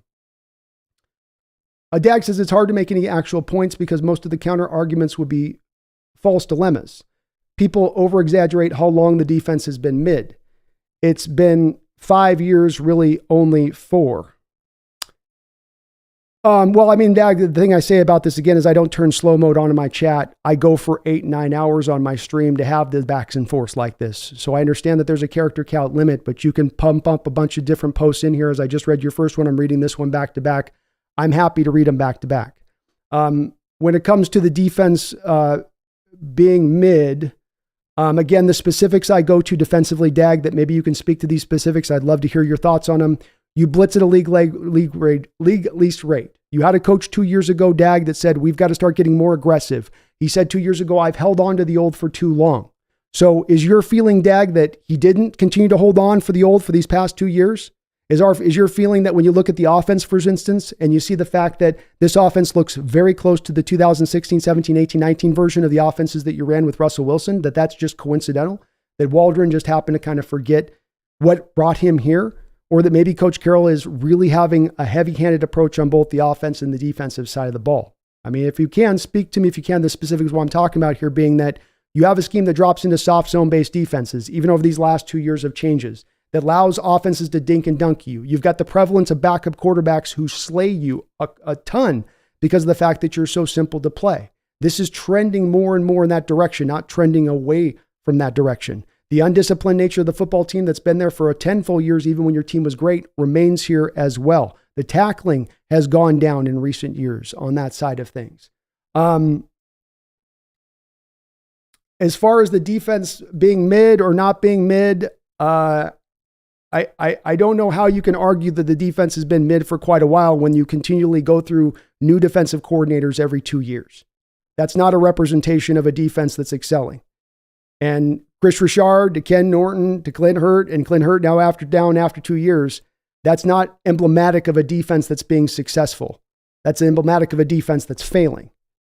And the fact that you leaned in that way, Dag, to also hire in-house on all of those same in-hires speaks to the fact that you wanted to keep things the same way. You weren't looking for outside ideas. Part of why I've been out on Carroll here, Dag, has to do with not because I'm out on Carroll, I don't like Carroll, but because he's been unwilling to continue to adapt and evolve. All I'm asking for, Dag, was for him to hold himself accountable to those same words that he spoke at the Combine 2 years ago, when he said we've been arrogant in our approach, when he said we need to change our ways, when he said we've held on to the old for far too long. And what has he done 2 years later but continued to hold on to the old? And we can go specific line item by line item if you want to go down with that. But that's been how this has played out. That's an accurate representation of it. So I don't think it's too much for fans to ask Carroll to hold himself accountable to his own words. And the defense has not been good, man. Mid, bad, good. It's not been a good defense. You got a defensive-minded head coach who can't build an elite defense. That's a problem. That's an issue. Especially when he's going to have such a heavy-handed approach on the offensive side of the ball. Especially when, Dag, he's going to insist on having so many assets poured into the defensive side of the ball. What was the answer this offseason? Coach Carroll, you had the second most amount of money spent into your defense this past season. What does Coach Carroll do? He goes to Shiner and says, I need to spend more money into this. Coach Carroll, we made this second-round trade of Leonard Williams and your defense got worse. We need to put more assets into it. That's always kind of the answer on this rather than changing, modernizing, adapting, and evolving. And that as a solution has not been a solution, and nor would it be a solution going forward. And that's really at the heart of this issue, Dag, is that not only have these been problems prior, not only were these huge problems right now, but these were likely issues to continue to fester on into the future. And that's why ownership took these steps, because they feel similarly. Here's that. I hope Pete sticks around in Seattle for a while. I do too. I think he might be getting a little still of a tickle here to go out there and coach still. Dag says, considering 2018 was a turnover year because the Legion of Boom just disbanded, he is still a good defensive coach to some degree. I disagree on this, Dag, in that I don't think he's still a good coach to a degree. I don't think there's a lot of proof of that. The LOB also, that's inaccurate. You might have had the last vestige in like an Earl Thomas leave by 2018, but everyone else was pretty much long gone by that point. Marshawn out, Cam was out, Cliff was out by that point. Bennett was on his last legs.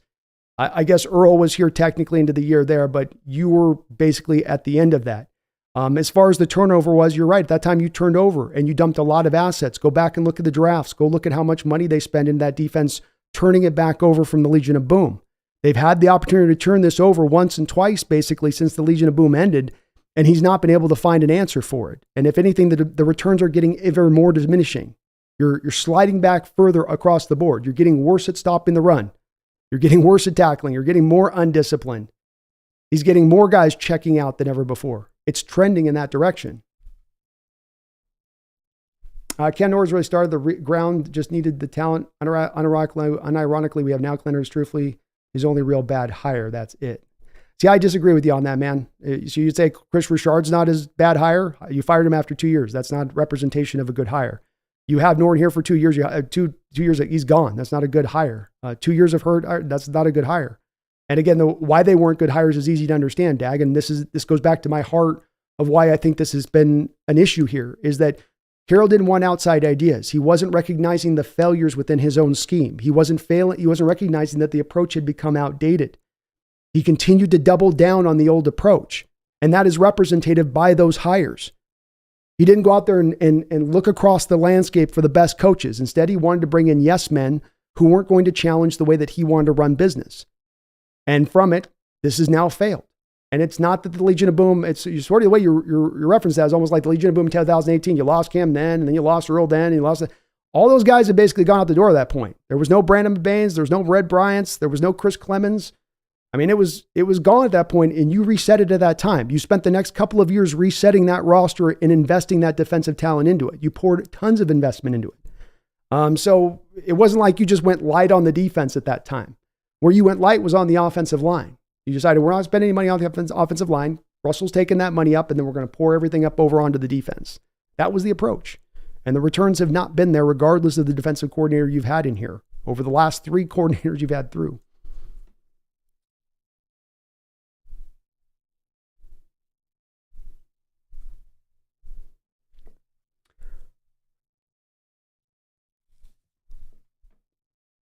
DVD said, I would also like the Jets defensive coordinator and head coach, but clearly not available.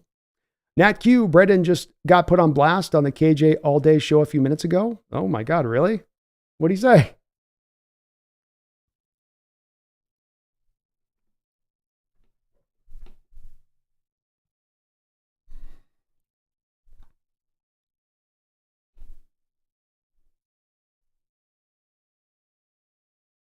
Nat Q says, Sexy Seahawks 69 made a comment on their show complaining about him putting a bag on his head saying, fire Pete. KG didn't really say anything bad about Brendan, though. Oh, yeah. I thought it was pretty funny by Brendan. DVD said the defense isn't terrible as much as it's been terribly coached for several years now. Witherspoon isn't suddenly good, yet Woolen is suddenly terrible in year 2. Jason Greiner, talk your shit, Brandon. Yeah. I just like having the conversation with it. It's more of a conversation. I'm not looking to dunk on anybody, but I do want to have the conversation. That's for sure. President says, someone muted me so I couldn't speak. I'm sorry about that, President.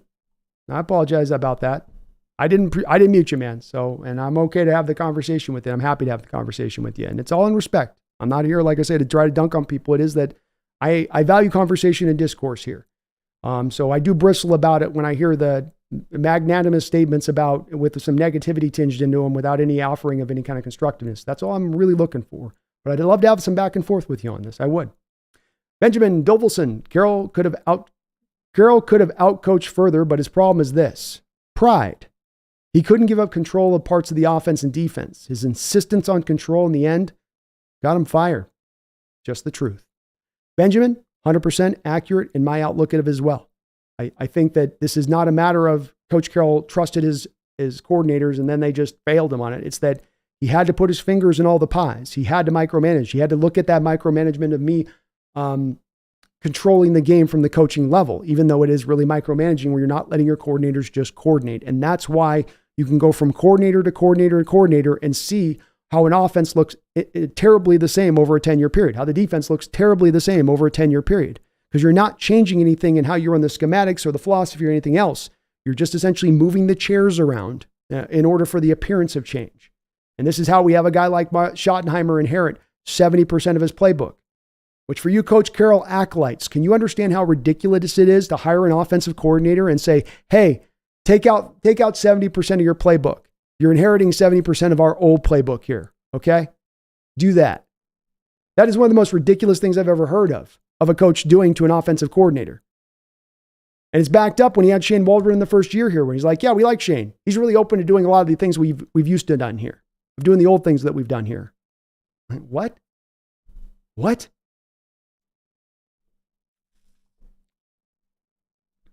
Brandon says, yeah, 100%. Lions need that guy. Like, we need a head coach that can give that kind of push to the players, but love Pete. Once upon a time, he could do exactly that. True. Burlack, thank you for the 21 long months as a Hawks Nest Ring of Honor member. I appreciate you for that, Burlack, that long-time support. Bears are already requesting an interview with Shane Waldron for the OC. Ben Johnson would be a great option for the head coach, then draft Jaden Daniels or Nix. I don't think for we're going to get any chance of Jaden Daniels. I think he goes in the top 5 at this point, but Nix could possibly be in play.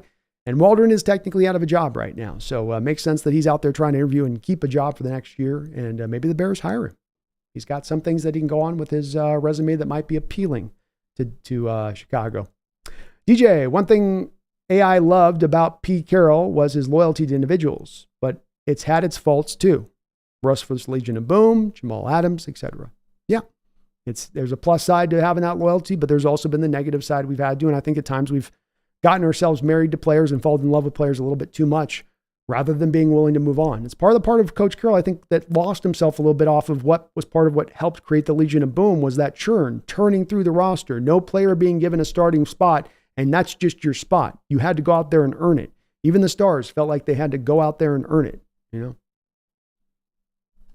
Radu says, Brandon, you like Frank Smith from Miami? I'm not well versed in him. I obviously love Miami's offense and the job he's done there. How much of it is him? How much of it is Mike McDaniels? How much of it is a combination between the two of them? But certainly with the pre and post snap motion that the Miami Dolphins utilize, maybe the best in the entire league. That's a forerunning kind of trait to that offense, and certainly has done a great job down there. Dag says, to guys like Gino and Chenna Jamal, WTV, your opinion on him might be. Whatever your opinion might be. Tyler, they are all as good as they are now due to Pete trusting them and pushing them to be as good as they are.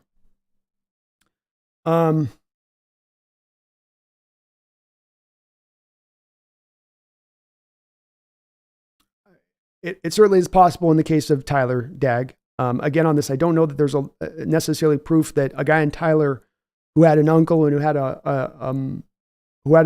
a father who played in the National Football League, who indeed was a pro-ready guy coming out of college. If not the biggest physically and all of that, certainly a guy that was pro-ready-made when he came out of college. I think he goes on to have a pretty productive career. Is it as good as it is that he has here? I don't know on that. I guess I'm not sure. Obviously, a bit depends on where his landing spot would have been if he hadn't come to Seattle. When it comes to Uchenna Nwosu, I'm not as sure as that on you. If you look at Uchenna Nwosu over with the Chargers, he came into the Chargers as a very young kid out of USC, very, very young. Every single year with the Chargers, he improved. He was on a track of improvement every single year. He was coming off a career best season across the board for the Chargers in the prior year. And so he was on that trajectory on his rise to arriving here.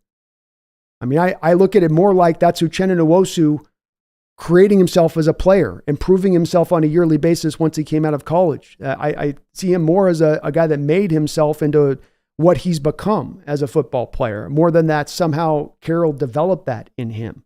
And if Carroll did develop it in him, then why was he having that steady increase throughout his time with the Chargers?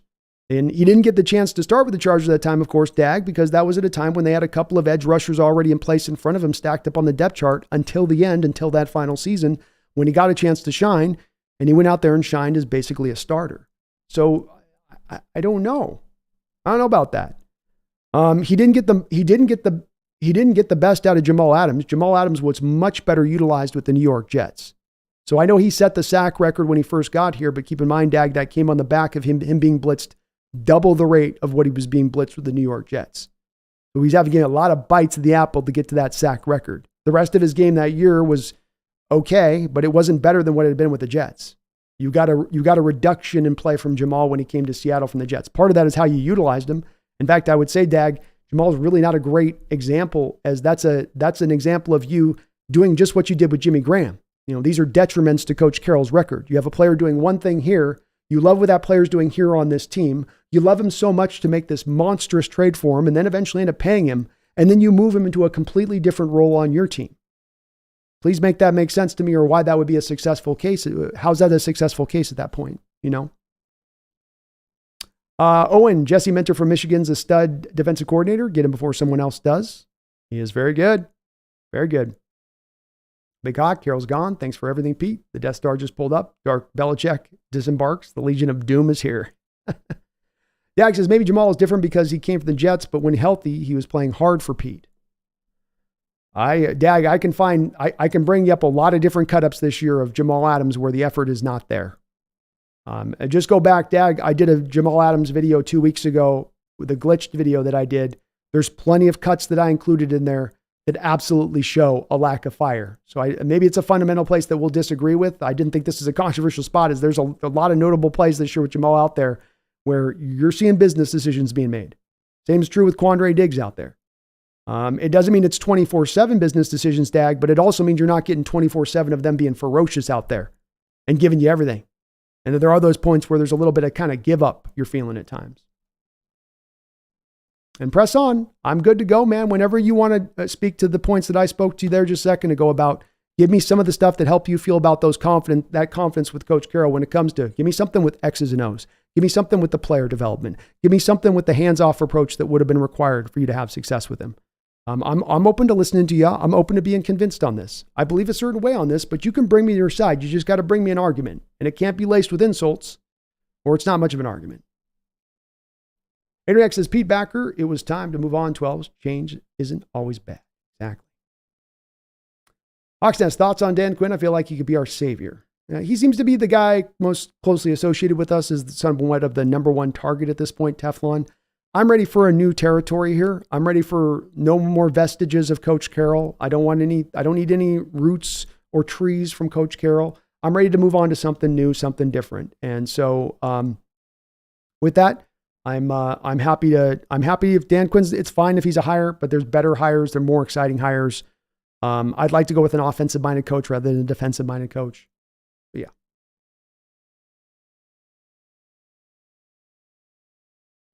Justin Ski, when he continues to be scared of the deep pass play, even when playing against backup quarterbacks. Yeah.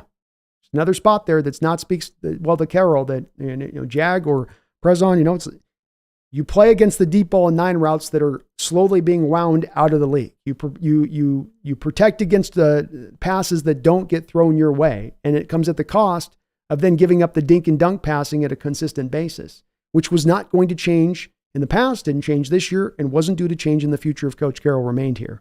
How do we solve that? How do we fix that?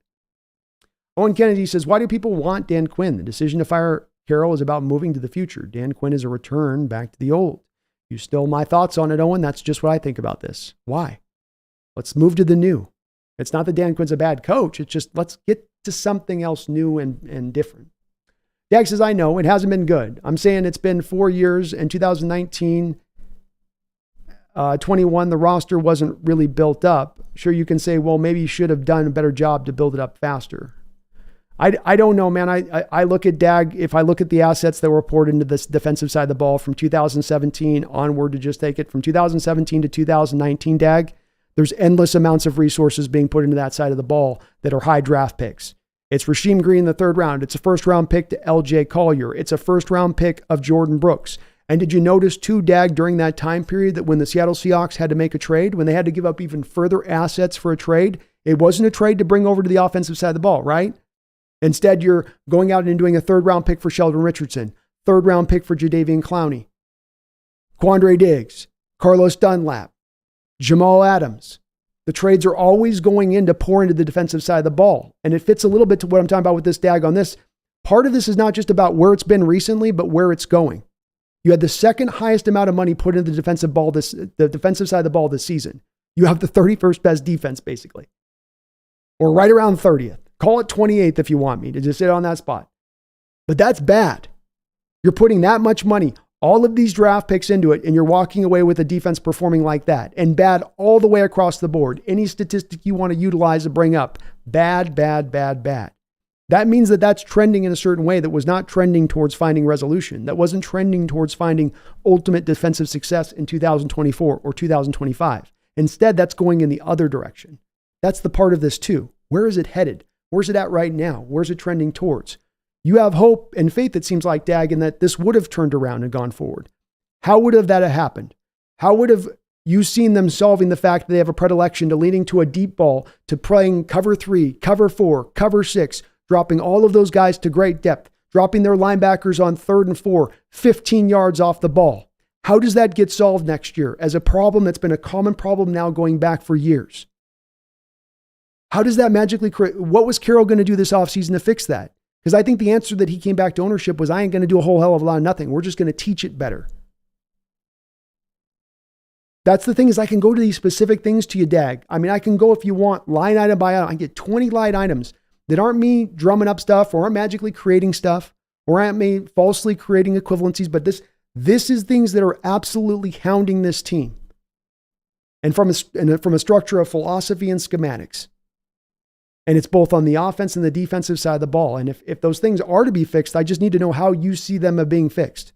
The team refuses to run fly sweeps. The team refuses to use pre-snap motion on a consistent basis. It's a little here, a little bit there. The team refuses to run outside the tackles on a consistent basis. They want to hammer the A and the B gap runs. The offense, Jag, wants to avoid the middle of the field.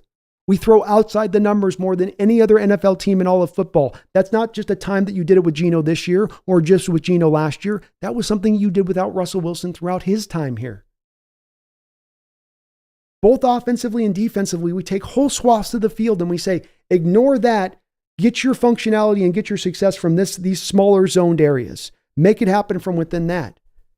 That's holding us back at such a monstrous level here that I think a lot of you Coach Carroll folks that are pro Carroll folks are really not weighing as heavily as you really should be. And if I'm wrong on it, then counter me on the schematics, counter me on the X's and O's. Point out to me exactly where within this I'm wrong.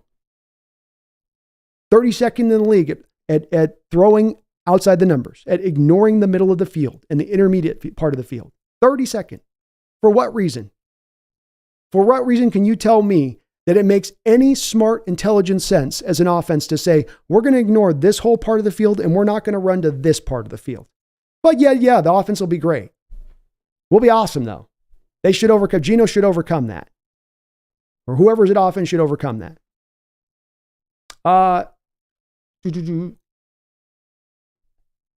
Kotex, does anyone else find it hilarious seeing people commenting John Gruden, Urban Meyer's Hawks coach? Yeah, I do. Ridiculous. It's ridiculous. Lazy Mario Brothers, bittersweet day. I was pulling time to hire an offensive guy who can go toe to toe with Shanny and McVay. Just might get that at this point.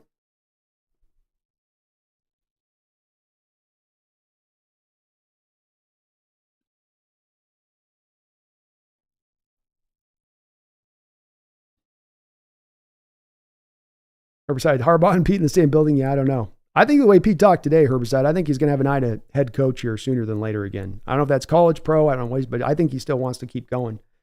3 Hours says, with a new coach, do we fully commit to 3-4, considering we have the outside linebackers to do it, or fully commit to a 4-3 with a little bit undersized edges for a 4-3?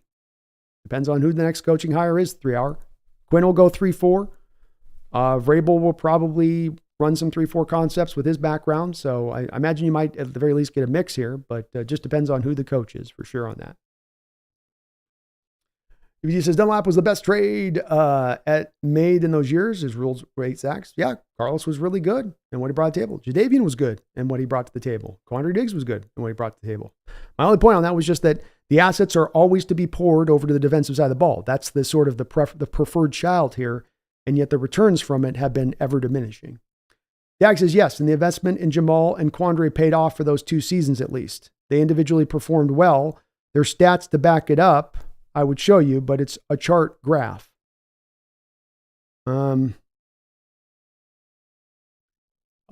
Yeah, tell me please the stats that back this up. I would love to understand how they did that. I will tell you this, the investment that you put in the safety position, and remember with this, Dag, part of what they did here with this $50 million experience with the safety position is they took a left turn nobody else in football was taking. While the rest of the league, universally speaking, was devaluing the safety position, we decided to pour all of these assets into it.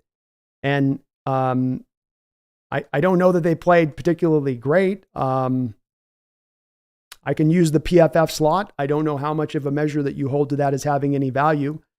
But Jamal had a 60 grade in 2021 with Seattle. In his first season in 2020, when he set the sack record, he still only had a 64 grade, which would be a league average. So I don't understand paying 2 first-round picks, a third-round pick, paying a guy $18 million a year, and I get 64 PFF grade on average is not a good return on my investment. And I could look past that, Dag, if the final returns of the defense were actually good in that time period. But of course, you'll remember in 2020, that year you traded for Jamal, you were well over halfway into that year on pace for giving up historically more yards in the air than any defense in NFL history. You were 9 games in and on pace to obliterate that record. So I don't know what you would use as far as statistics to alternatively turn that in a different way from that. But I'm all ears. As far as Quandre goes, yeah, he's had a little bit more success in what he's provided on the football field. Again, on it, looking at the PFF markers with this, I tend to take this as at least somewhat of some value.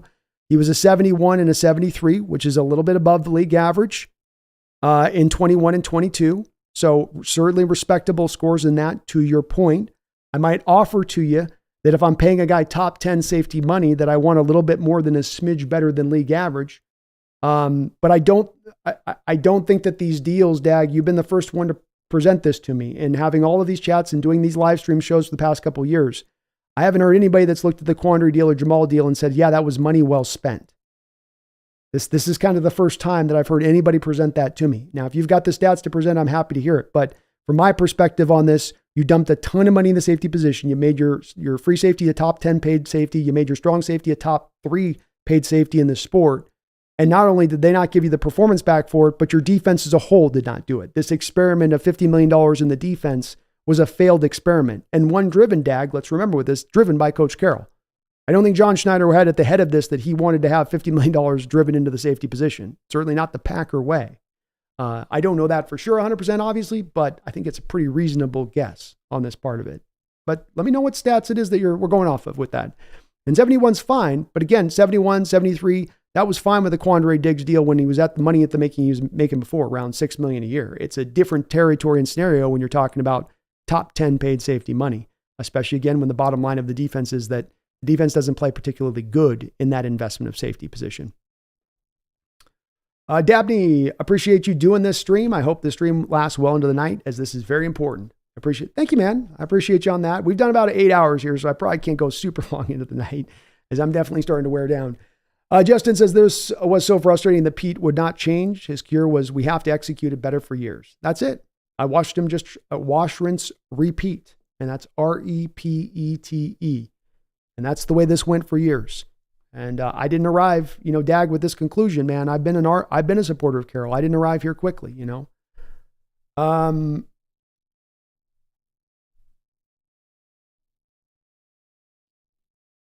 Dag says Clowney didn't come back. We invested in him, yes, and we didn't return it, but it's not to say he didn't perform good. The Russ contract was just hard to manage that in the O-line and weapons.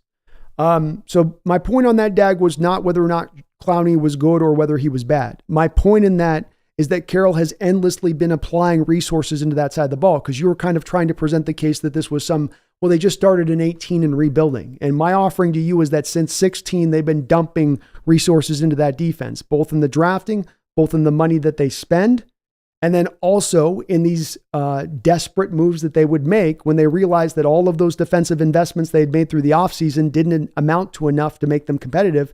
And so then now they're slapping Band-Aids on these deals because they're desperate to still try to fix it at the last second. It's a representation of a lack of vision in your defense and what you foresaw in the offseason going into the season. It's also a representation of the fact that the defense becomes the favored son. You mentioned O-line. The Seattle Seahawks spent less on the O-line over a 10-year period there with Russell Wilson under tow.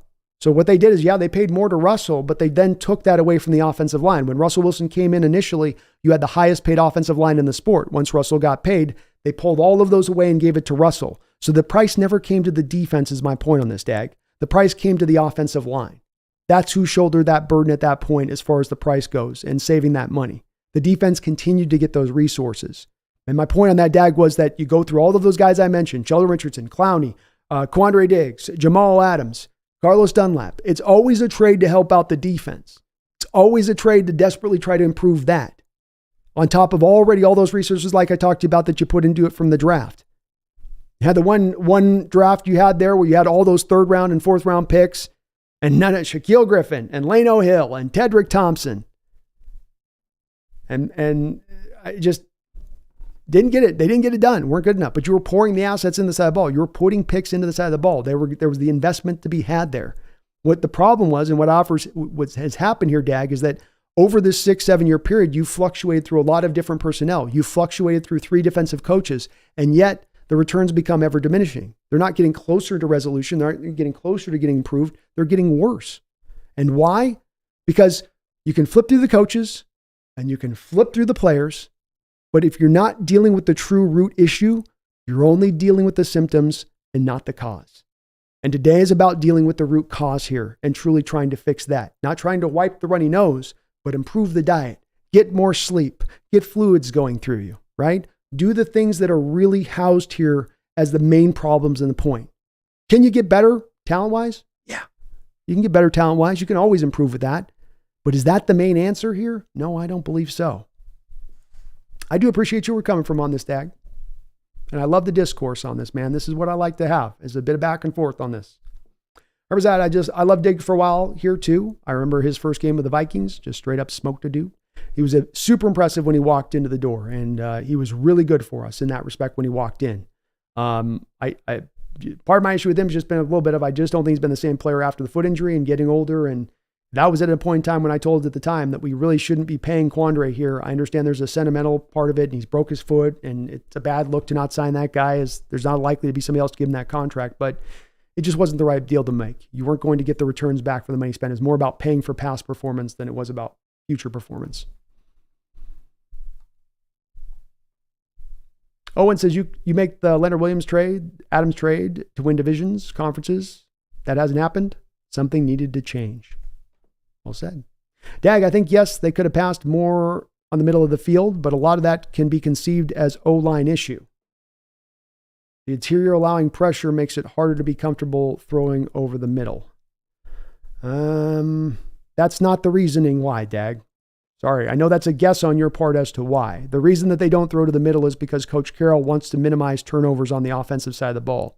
And he believes that targeting to the middle of the field is where you get more interceptions and turnovers.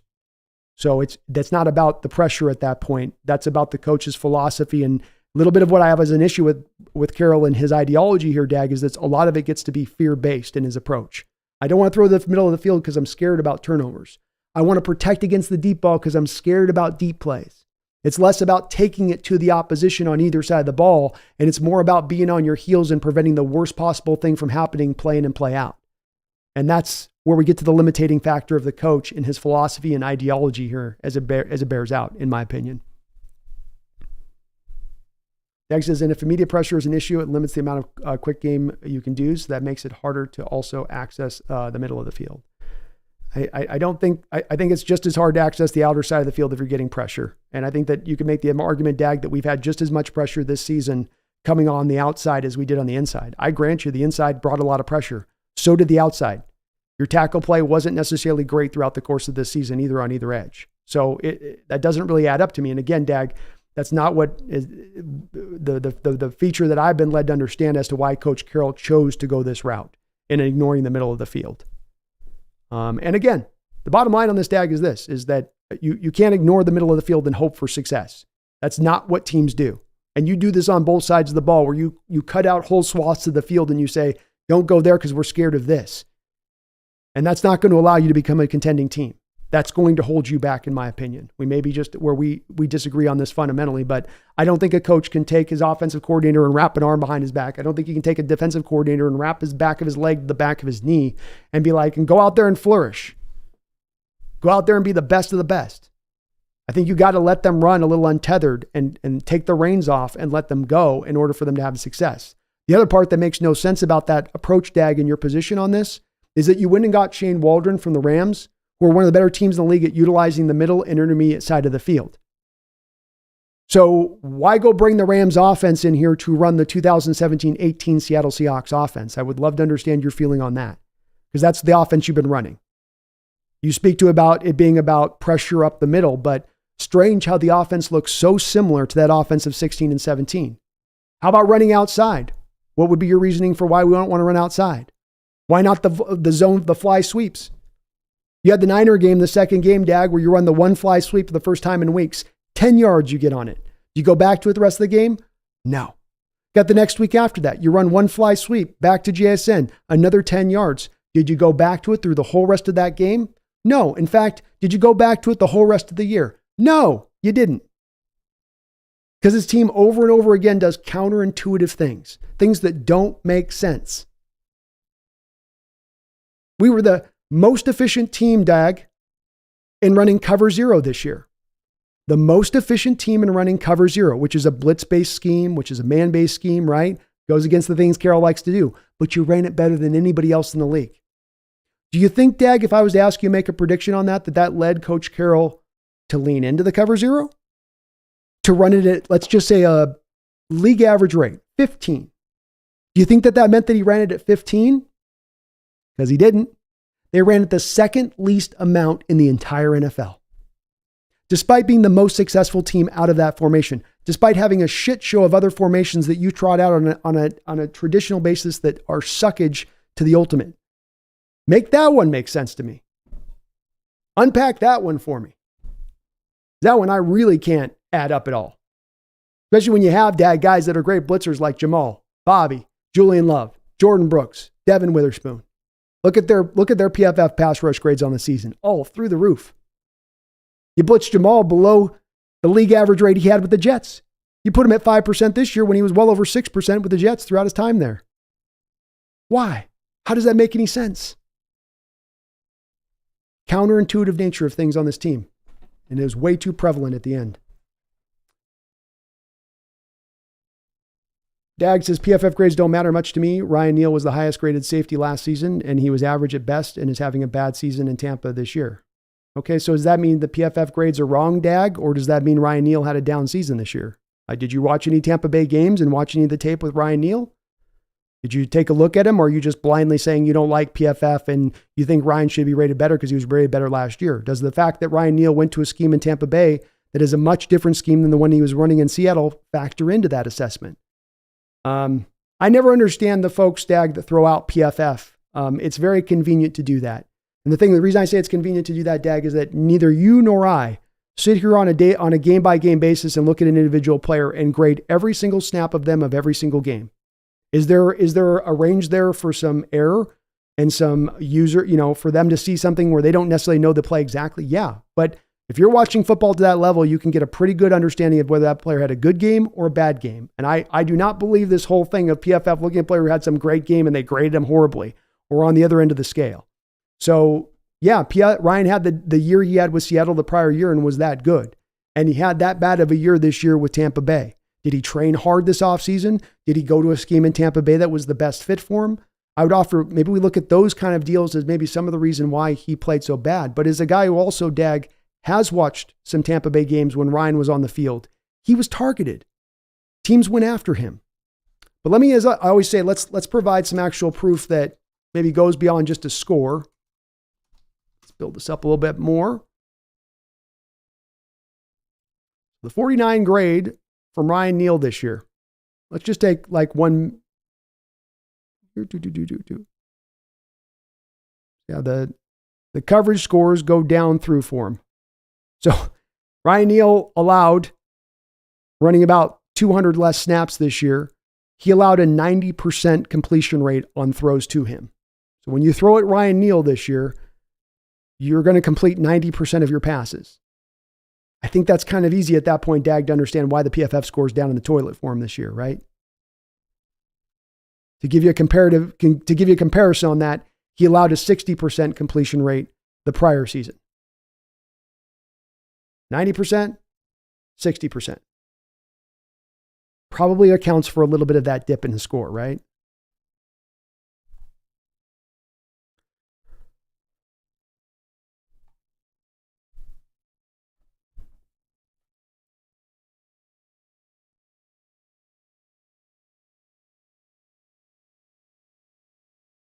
Radu says, why do you think there's pressure in the middle of the line? Pete's philosophy to not address the line. This is Pete's fault for not investing in it and putting more in the defense that was still bad. True. He is a driver on that offensive line. They have not put as much resources as other teams in that offensive line. Part of the big reason why it struggles. Nick says, the only worry I have with Ben Johnson is that this is his first year and the Lions have really started winning with Ben and Dan. Do you think that's a notable worry to have about lack of record of wins? Yeah, he's untested, Nick. And that would be a risk, and that you can get these untested guys that quickly look like they're in over their head when they become coaches versus being coordinators. And that's a risk that you're going to have to be very sure of if you decide to go with Ben Johnson. This is also why I've said I'd be more preferential to wanting to get a player get a coach that is a little bit more legitimate, has a little more footing with it. Young Tud didn't think Jody had the balls to fire Pete. Technically speaking, she doesn't. But still happened. So touche to you, Miss Allen. Hey, touche and a salute to Miss Allen. Making the right move on this one, in my opinion. DVD says, why you don't practice against the middle? Because you never do it on offense. How are you going to defend it in the game? That's true. That's true. I hadn't thought of it about that way. Radu says, Brandon, I hope when I cue on the Seahawks offense next season, it looks completely different. It's exciting to think about. It will. It will. At the very least, they're going to attack the middle of the field and they'll run more to the outside. Maybe not a ton more so, but at least a little bit more so. King Bomber Brandon, all this stuff you're talking about, the reason we're getting a new head coach, we got to get that behind us and run stuff that utilizes our players. Amen. Amen. DVD Forever says, because K9 sucks at running on the outside. Laughing out loud. K9 is a room runner and the O-line doesn't help with the opposite. Oh, sir.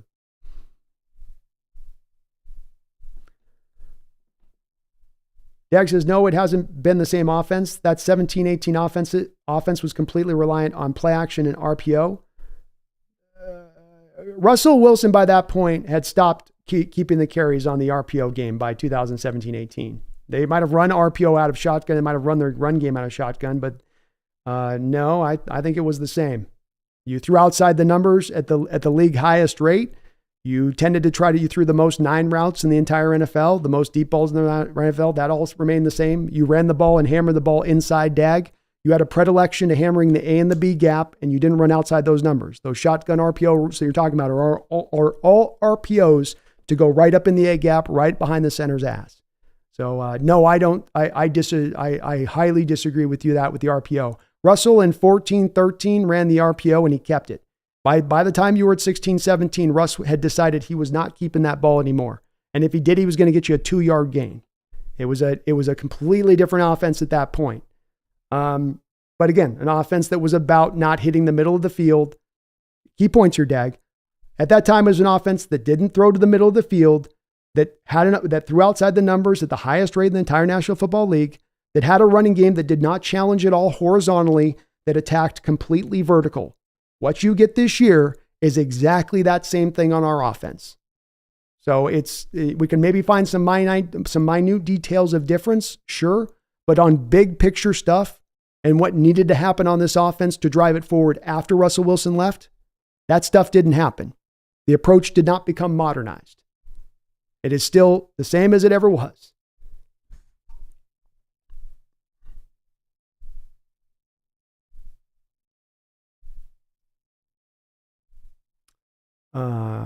Press on in here. Let me get your comment here. Press on B. You're basically saying Dag's guess on getting pressure on the interior is less worthy than your guess than ours is on how Pete's philosophy is. He doesn't throw over the middle of the field, causes turnovers. Well, admittedly, press on in both of these circumstances, these are going to be guesses because neither Jag nor me know absolutely for sure. Now, I'd love to know for sure, and I've got a reporter that's asked Coach Carroll the question a week ago. He didn't want to answer the question, press on. So I guess, why do you think Coach Carroll was unwilling to answer that question when Mike Salt posed it to him a week ago? The telecast, Coach Carroll said, you throw more outside the numbers than any team in the NFL. Why do you do that? I don't want to answer that. Would have been easy for him to say, hey, we just allowed too much interior pressure. We've got to get that to the outside. He didn't say that as a reason. The other thing is that whatever the reason may be for this press on, it has persisted for years. This is not a 1 year thing that's gone on. This has been going back to the Russ days, as I just talked about. So when it comes to the interior, the other part of this that doesn't add up to me press on is the interior pressure, as it may have been there, the outside pressure was just as much there.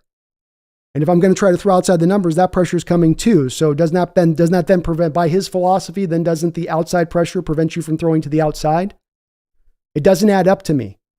That doesn't make any sense to me.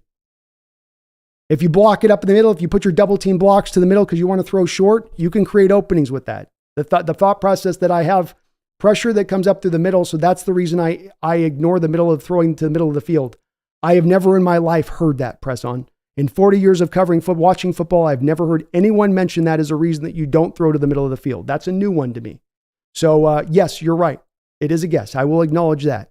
But it's a guess partly because you have a coach who's unwilling to answer the questions when he's asked on this type of stuff. He's got a softball media throwing him underhand questions rather than sometimes pressing his feet to fire so we can get a certain answer on this stuff.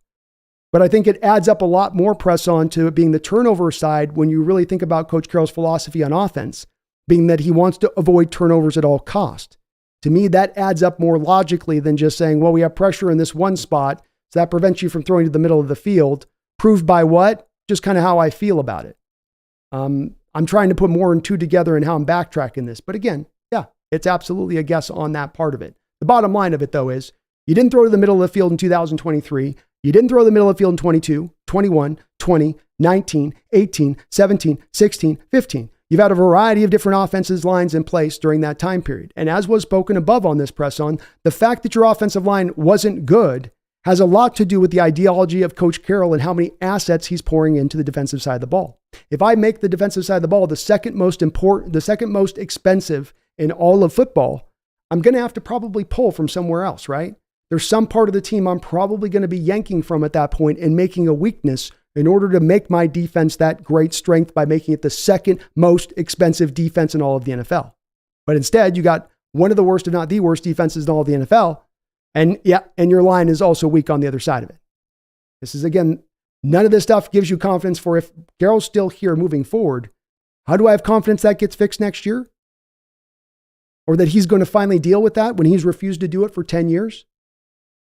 It just magically resolves itself at that point? I don't think so. Kevin says your video destroyed Jamal. I was kind of hard on him. I was trying to not be too hard.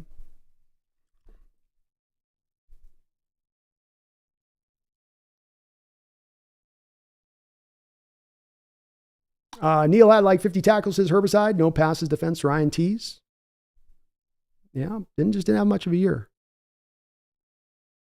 Big boy Jess, Carroll's going to be re-signed once they can't find a good candidate. I don't know about that. As Carroll, as you say, as Big Country says, Carroll never really cared as much about the O-line, especially as you got into the depths of his time here. He definitely became the redheaded stepchild of the team. Lovick says, tonight's B show is the version of First Take.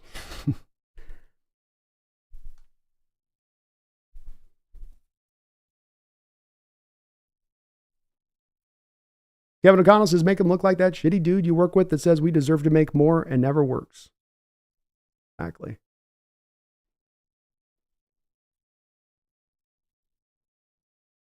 Nick says, by no means am I advocating for Neil to return. Better options draft. No, I understand that.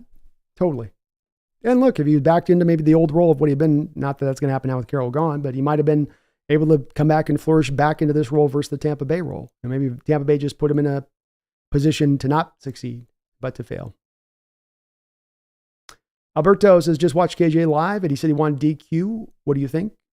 I'm open to being okay with it. I think it's a little bit of a lazy hire to me, Alberto. I'm ready for something new. I'm ready to turn the page. I'm ready for a new chapter here. I don't want vestiges of Coach Carroll. I want new.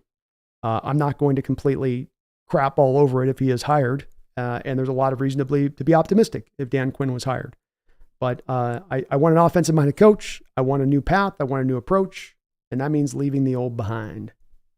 Be me, Pete Carroll would always blame the offense after the offense carried games and his defense failed, which was a bad sign. Yeah, he struggled to put a lot of accountability on this defense in recent years, in my opinion, too.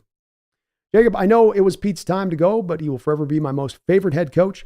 He had an awesome personality, and it was a great role model, and did so many great things for this franchise. Beautifully put, Jacob. And it may not sound at the moment like we're doing much revering of him, but there has been some revering of him on this channel today. And it is, as much as this is moving on down the road, there's a celebration at hand on the other side of this in what he provided and the era that he's had here, as it is an end of an era now, and an appreciation for that.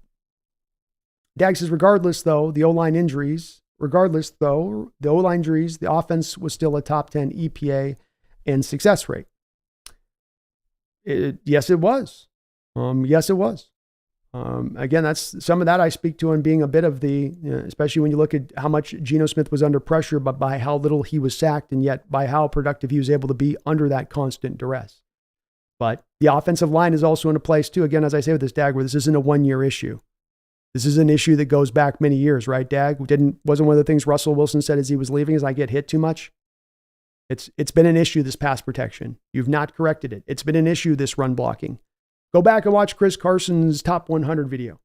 The first comment that comes up with the guy at the time. This is back when Chris Carson was running his strongest, top 100 player. This is a player from another team on another team, okay? You can go look at this top 100 right now. It's one of the first comments you hear coming out from the guy who's a player on another team at that time. He says, man, I have a lot of respect for Chris Carson. He's got to go out there and get it done all on his own. He doesn't have a lot there to work with, really. This problem has been going on for years. And as I say with this, Dag, it then becomes a question from this of, if it's been going on since 17, if it's been going on since 20, if it's been going on this year, how does that suddenly get corrected then this offseason? Why do we think that suddenly Coach Carroll is going to have a light bulb come on and go, man, I need to build up an offensive line, when he's refused to do that prior? And there are so many things that he's refused to fix and correct and change. And I think that's at the heart of it. Beyond me on this, Dag, I think when you talk about the ownership being in the same situation, asking these questions of Carroll, they didn't get the answers they liked on this either. This is why he's no longer a head coach. Because his answers were more of the same. We'll just do better. No, I don't want to fire my coaches and bring in coaches with outside ideas. I want to keep my guys. Like Carroll said, I fought for my guys too, right?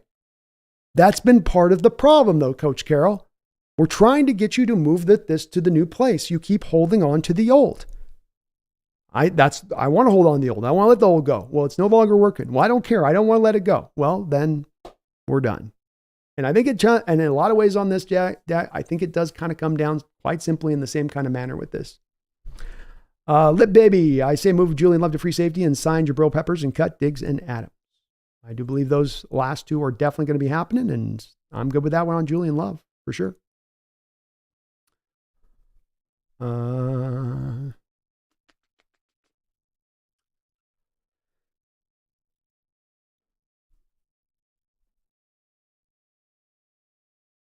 Kasra Solari, thank you for the $5 donation. I appreciate you for that.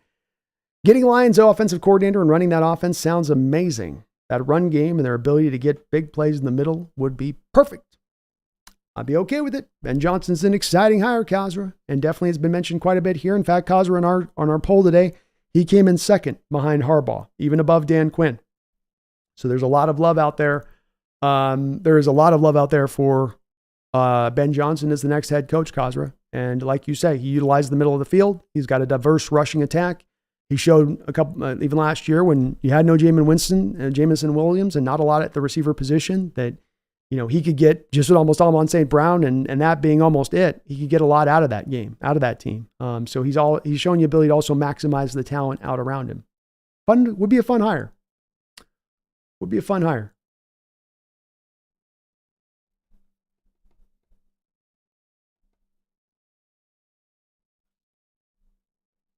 Bresson says B, because he's not the person to just publicly outcast his players publicly. Any person, any profession wouldn't just throw his players under the bus. Let me make sure mine's going a little loopy here. Let me make sure I'm back to where.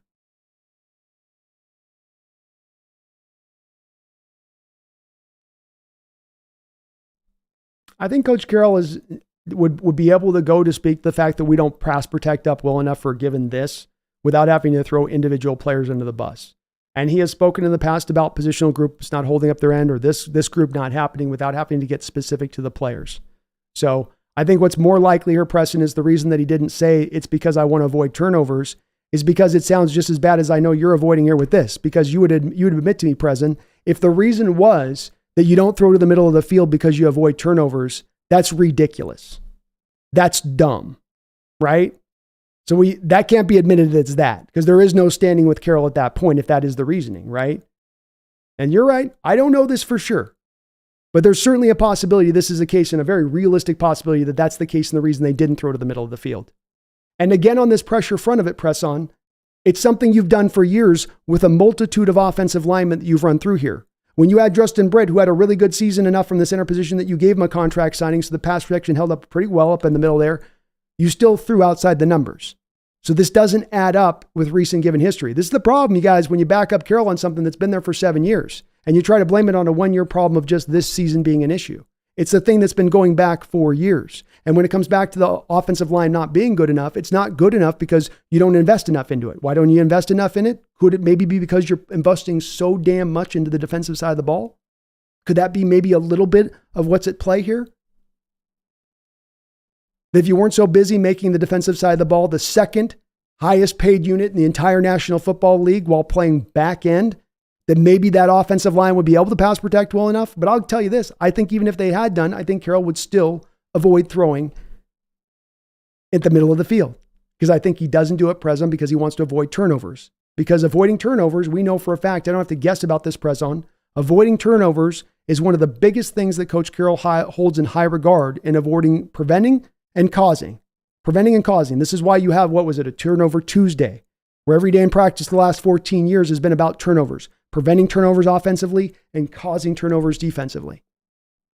That's why you have that go on, is because it matters that much to him. He holds it in that high of regard, even more so than other coaches, I think, who do often hold it in high regard.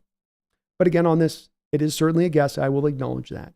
Well, I guarantee B is the embodiment of he's a man of focus, commitment, and sheer effing will meme. I love that, man. He's a man of commitment, focus, sheer fucking will. Clivic, I don't know. I'd take a D-line if we're facing elite teams, but for a whole season, I'd take an O-line. Go that route too. DVD, K9 is still the answer to the run game, but we can't with this scheme. Middle run game, outside pass game, switch that up, bro. That's right. Especially with Walker. Utilize him better on the outside. You're going to get more out of Walker if you do so. Kevin says between K9 for outside and Charbonnet with an O-line that is actually good at creating holes. They could be devastating. Could be devastating. Greg says sideline throws are longer and harder for quarterbacks to make because they require a good arm strength. It's true. Very true. You also have that sideline there, which can be nice there then for the quarterback to put that throw just a little bit to the outside of that player, and then you're never giving the defender as much of a chance to go in there and make the play, which is in the middle of the field, more of a chance for tip balls, more of a chance for more hands in space down there to come in there and make that play. Not a sideline to lean on, so to speak. DVD says, B, can we see all the drafts that John wanted and got? We know Russell, but include him. See all the drafts that John wanted and got? We're probably a little late on the day for this, but maybe at some point we'll do something like that. It's kind of hard to know for sure which are John's and which are Pete's on that. It's a tough determination. Clivic, it makes sense to go after an OC. That coach will know what to do on offense, but I would be concerned what he'll do in situations and who he'll hire at defensive coordinator. Got to make great hires all the way down the line on this, man. Not just offensively, but defensively too. It's very important of getting the right guys in here now. S. Jamora says, this S seems so unreal. You're telling me next season we ain't going to see Pete Coach Carroll on the team? Not going to see him down there on the sideline chomping that gum. The time has come to an end. And it does seem a little surreal. I agree with you guys on that. I do agree with you guys there. It's odd. It is odd. Bear with me 1 sec, folks. Be right back.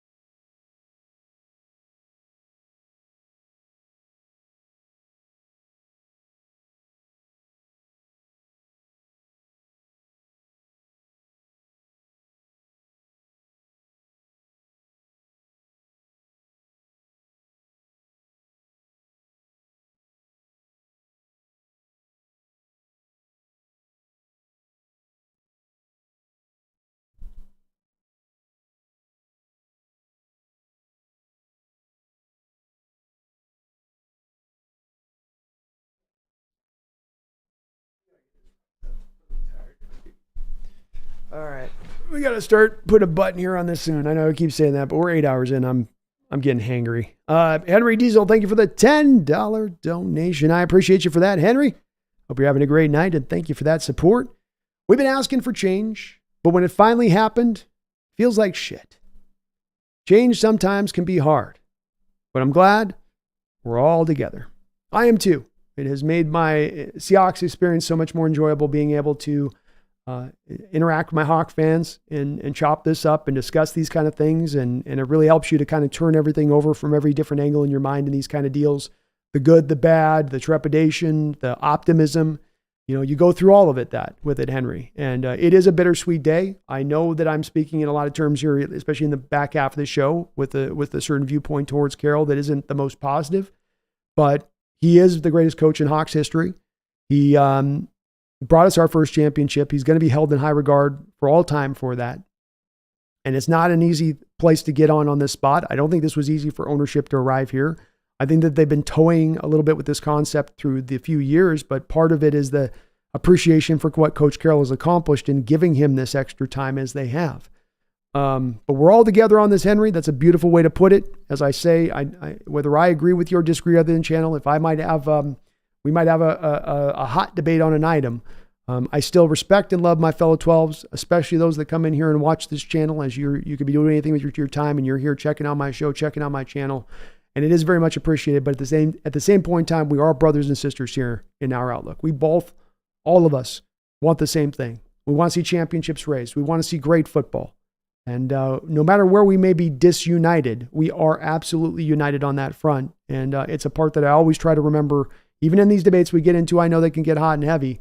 We are trying to see the same thing. We all want the same result at the end of the day. And it will be fun to go through this together, Henry, as we go forward. It'll be fun to see how this plays out and things to get excited about and things to get perturbed about and all in between. But it will be awesome, man. Thank you for that donation, Henry. I really do appreciate you for that. That's really kind of you. Kasra, thank you for the $5 donation. Says Dave Canales is also a good option. Young offensive mind who has experience with the Seahawks and has proven himself with a lackluster talent in Tampa Bay. Yeah, you could definitely feel like maybe there was a little bit of Geno that lost something this year without Canales there, to your point, Kasra. And then you did see what certainly Canales did with Baker Mayfield, which is got the best out of Baker Mayfield this year. There's not a better version of Baker than we saw this season in his decision-making, in his processing in the pocket. It was in a different place than it's been in some of his other stops. And it was very, very cool to see Canales able to do that. It speaks to how bright a mind that he is. Canales is definitely on a hot track here to get considered to be more and more of a coaching candidate. It feels like maybe one more year, Kasra, he'll be maybe moving in a line into that same place that you get with a guy like a Ben Johnson, where he gets to be held in that same kind of high regard. Does feel like he's got a little bit more digging to do with the shovel on this one before he quite gets to that stage of things. But he is on that trajectory. And I will say with it, when it comes to considering him here now, because he is a little bit still away, still needs a little bit more time, just became an OC this year for, I think, the first time he was a quarterback's coach. But also in the same nature and neighborhood for me, Kasra, of the Dan Quinn, it is still, again, going back to the retread a little bit. It's that thing that I feel like we've fallen a little bit too much in love with here in Seattle, like we've done with going back to old players all the time. We love our old guys. We love our old people. You've been here once. We love you once. And if you've been good out there, then we'll want to bring you back. And I think that's great about my fellow Pacific Northwesterners, that they feel that way.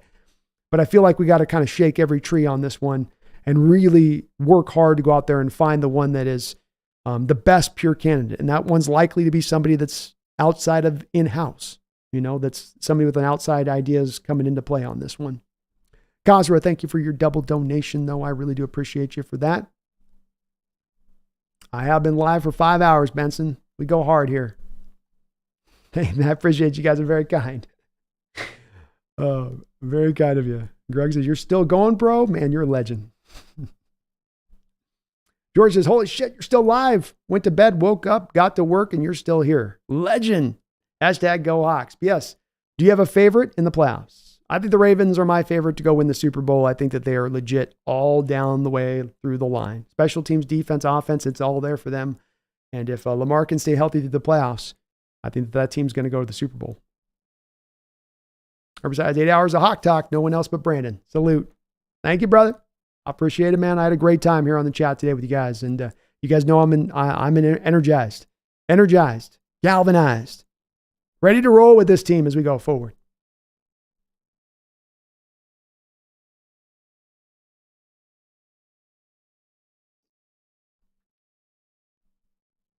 And James, yep, just covered the Dave Canales one there.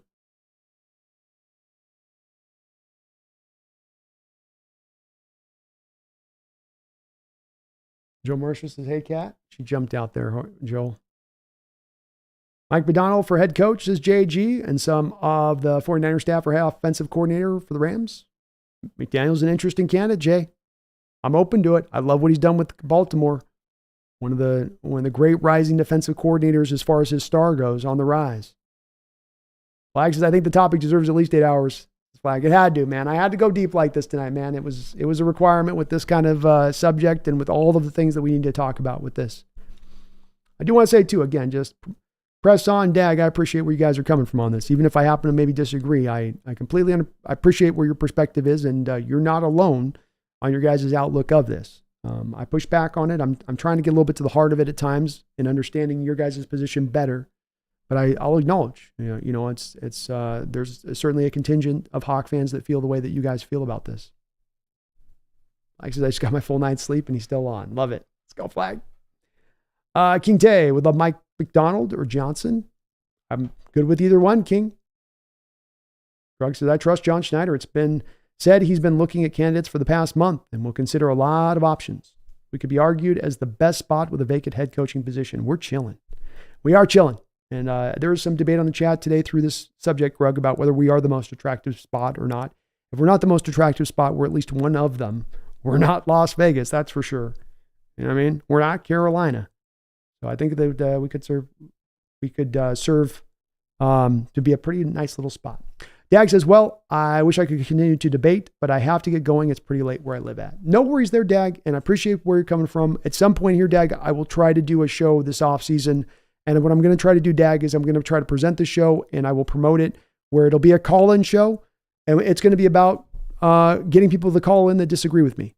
And the hope with it and what I would look to do with the Dag is not putting people on blast, of course, but that we have people on that then have an opportunity, as you're sometimes restricted by that character count, so that there can be a little bit more of the back and forth. And so that there's a little bit more of an even platform, an even ground to be able to have more of that fruitful debate, because I do believe it can be fruitful. So I will try to get that show scheduled this year and put it far in advance. And if I do, I would love to have Prez on, Dag, any of the other folks that have come in at times and feel I might be off on some of my thoughts with this to come in and to have this conversation and to come at it again with a completely respectful standpoint. I'm not looking here to dunk on anybody, or you can go try to dunk on me if you want.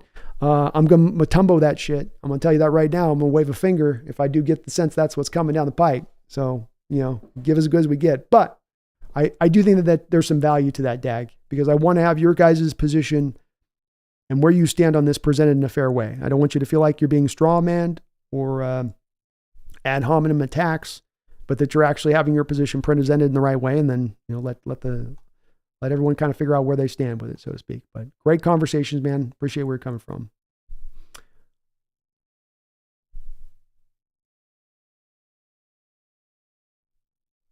PSA says, since you seem like a good-hearted discourser, I feel like it should direct you towards Seattle Overlord.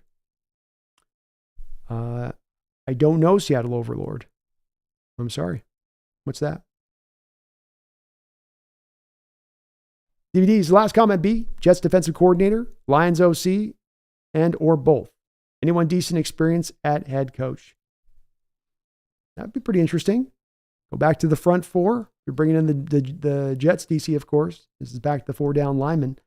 But he's made it work there. It's not been with that defense there with Jets. It's not been the defense's problem, of course, been more the offensive problem. Herbicide, Hawks Nest, what is your official subscriber count? How close to 15,000? Let's take a look. Let's take a little peek here. We are at the amount of 14,967. So we are 33 subscribers away from getting over 15,000. So we're looking good, man. I wanted to get there before February. Looks like we're going to clear that very well. Partly thanks to this having this show we're able to do today, is we got a bunch of new subs off of this show. So thank you to all the new people that have subscribed to the channel today. Dag says they have a really exquisite understanding of X's and O's, and they could provide a more detailed and informative explanation of the actual Pete system and his defenses and offenses, etc. Okay. I'll definitely take a look at them, with it. I'm always open to new content and whatnot. Seahawks, is Pete still executive vice president? It still says it on Google, and it says he's an advisor when you look him up. They just haven't updated the site and all that stuff yet for me. He's definitely out of that role at this point, in my opinion. And thank you for the suggestion, Dag. I'll take a look at that. But John Cook says flag. And yeah, DVD. John Campbell's not going anywhere. Tyler wants Dan Lanning. DJ, this was a Paul Allen spirit move. I've long said that if Allen was alive, I don't know if Coach Carroll would have lasted this long as a head coach. That was not really Paul Allen's style. Matty Brown's the overlord. Okay. So I'm aware of Matty Brown. And Dag, when it comes to Matty Brown, he does very good work. And I like what he does with the X's and O's. But, it's also that you get lost in the old terminologies in which he starts to go off on in his land of things. And what I think happens a little bit with Matty, and again, I have a lot of respect for the work he does, but I think sometimes he gets lost in the forest despite the trees. And so, Dag, when you mention a guy like Matty F. Brown, that's a guy that spent a lot of this year backing up this Coach Carroll defense and explaining to us why, no, it's not actually bad. It's good because of this and this and this. And I felt like there was times where he was doing gymnastics rather than just calling a spade a spade. Now, Matty does hard work as far as the All-22, and anybody that dives into the All-22, I got a lot of respect for. But I don't know if Matty was always being completely honest in his glowing optimism for why this scheme was, the scheme's really good. Were there some adjustments that they threw out there as sort of little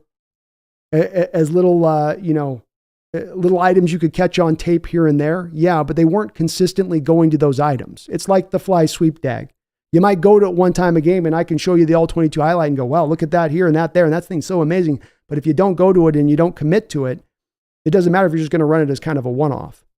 So it's a little bit of that. You can get caught. And I have watched his content, Dag. I know Matty F. Brown, so I never connected as much as Overlord. But that's the thing with Matty on that I have a little bit of a contention with. I like the work he does with it, but he got proven wrong in his outlook of Carroll and his assessment of Carroll this year. If it's as great as he was transcribing it supposedly to be throughout this year, Coach Carroll wouldn't be fired right now, right? It wouldn't be a coaching problem, it'd be a player problem. But it's a coaching problem.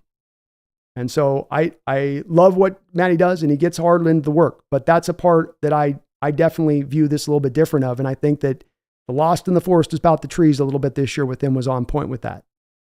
That's just my stance on that to a degree. And were there changes made the last 2 years? There were changes. But as I've long said with these Dag, they were more cosmetic changes. Matty will go to me and say, we're not running cover 3 now. No, we're running more. We got the cover 4, we got cover 6, quarter, half, right? And he'll go, see, that's a different scheme. And so, yeah, technically there he can say he's right and show it, but the coverages still lean back to preventing against the deep ball, and you drop with heavy depth and you leave easy completions in front of you. So the bottom line remains the same, even in those slight little details that you can bring up, especially when we start getting into the semantics of the terminology, where we really can start to lose ourselves and lose our place sometimes when it gets into that versus kind of real, sometimes a cigar is just a cigar,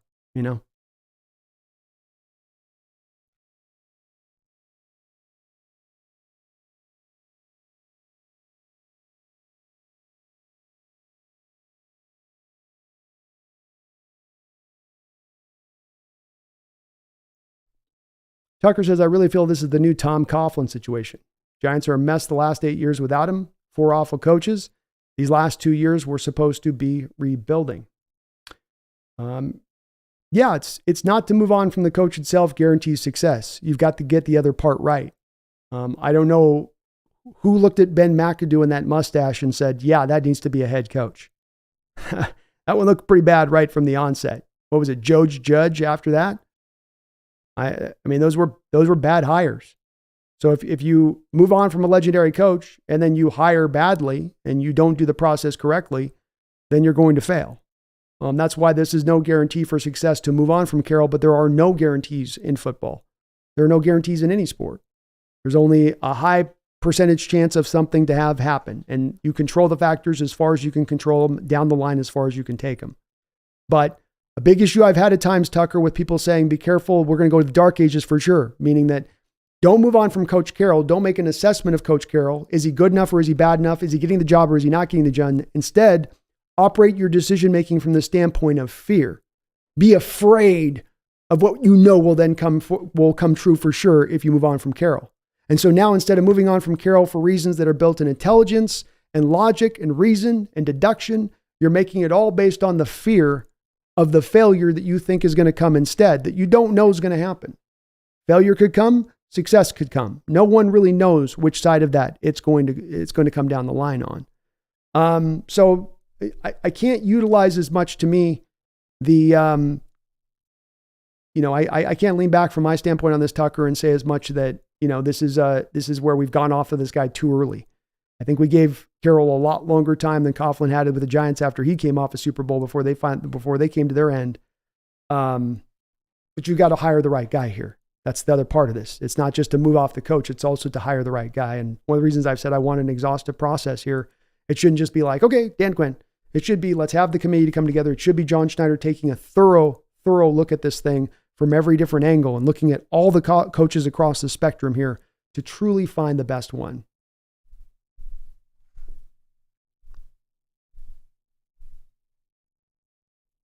Hill, I don't think Dan Campbell's leaving the Lions.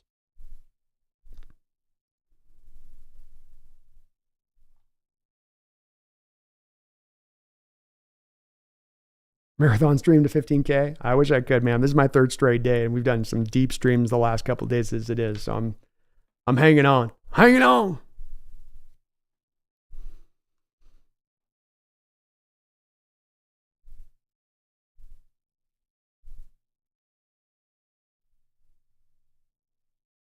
Audie Bell, bottom line, Pete lost portions of his own team, wooling the cigars, and getting beaten up the entire second half of the season and sealed Pete's fate.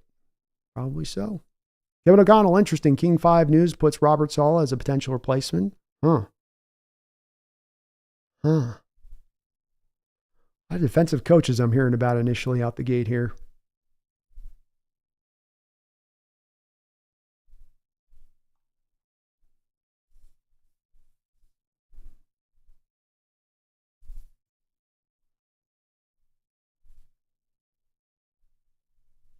Whoever says you're officially big time when you hit 15K. Can't forget us small folk. Geez, I remember when you were celebrating 3,000 subscribers. I know, man. Feels like just yesterday, brother.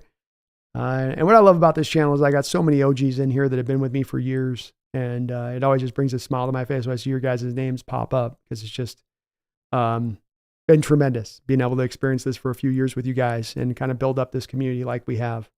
I really love that this is gone, and it was not a way I was expecting. I didn't think the live streams would be pushing when I started this herbicide, as much, but it has. Well, Young Grenade says, B, go to bed. Yeah, we're going to call it here in a second. We'll call it here in a second. 20K, let's get it. We'll get it. DVD, Night Pumpkin. Bottom line is this head coach position is lucrative to all. Talent on both sides and in need of a good mechanic to get the car to top speed again. Pumpkin says good night to y'all as well. Thank you for the love to her. She appreciates that. DVD says Coughlin also won 2 Super Bowls. Not appeared in 2, but just one. He won 2. True. Tyler Morsey, I'm Jim Harbaugh all the way here, man. Maybe Lanning will be considered, but boy, Harbaugh looks mighty tantalizing. Tucker, I agree. I thought Pete had to go. My point is exactly your response. If we were going to let Pete go, you better pick the right guy. The hot seat moves to John. We will see what he can do on his own now. Well said. Well said. And yep, you let Pete go. Make sure you got a good candidate in tow. Don't just go for the first easy answer. It's got to be the right one. It's got to be an exhaustive process. But it's a possibility the way they could go. And I will acknowledge with this too, Tucker. This is an outcome that we could find from this. This is not a guaranteed success. I'm accepting with this, and I would sign up for this, of being willing to move on from Pete, Even if this now means a little bit of that high-end floor that we get with Pete is now removed, a little bit of that safety is out, and that you might run yourself through a 2 or 3 win season as a potentiality on the back of this. It's not something I would look forward to experiencing, but I'm okay with it. Herbicide, IMO, if the Hawks Nest wanted huge subscribers, should start covering all the NFL. People would love him.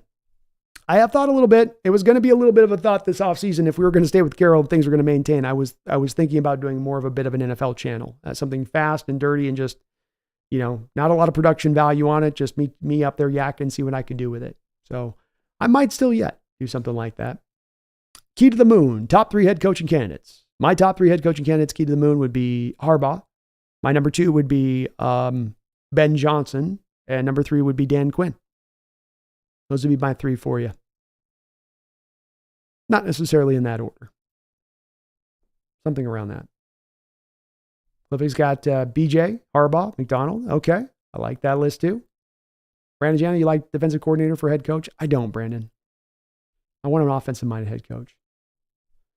Butto Smoko, I can't believe the Hawks Nest is still live. I go long here, man. It's just what I do. King Bomber says, I think I've been here for about 2 years. Saw the channel right after the Russ trade. That's right. That's right. Time's going by fast, man. King Tay, all right, B, great stream. Go Hawks. Thank you, man. You have a great night. Seahawks, Blue and Green, Dan Campbell trade for him. I want to bite kneecaps. DJ says, thank you for the great conversation tonight. Also, whoever said, every Penix needs a BJ. That was the line of the night. Every Penix needs a BJ. And boy, is that not the truth. Leon Grenade, watch news breaking within 24 hours that we signed Harbaugh and be asked to do another 8-hour stream. I know. I might literally collapse on stream at that point. We haven't even got to the draft yet. I haven't got to my 3-day marathon draft run here. Well, maybe this will get me ready, I guess. Hey, let's get ready. Bud Smoko, the KJ Wright and G show was good tonight. KJ wants Quinn. I'm going to go check it out, Bud. After the stream, I'll take a look at it and see what KJ, I'd be interested in his thoughts on it. So I'm stoked for that. Take a look at it. Check it out. Check it out. Yeah, I've been wanting to do sketches too, Herbicide. I've got this green screen up, and I've been having a little bit through the NFL season, and partly because the Hawks weren't particularly good, but I've been struggling for inspiration to use the green screen. So I'm trying to think of something. And I had a couple of ideas, but I couldn't quite land on something that I liked. You know what I mean? Tucker says, if there's a good point to this whole thing, right or wrong, at least Jody Allen is involved and cares where the franchise is going. Space says maybe do a game a week and pick only the best matchups. That's a good suggestion, Space.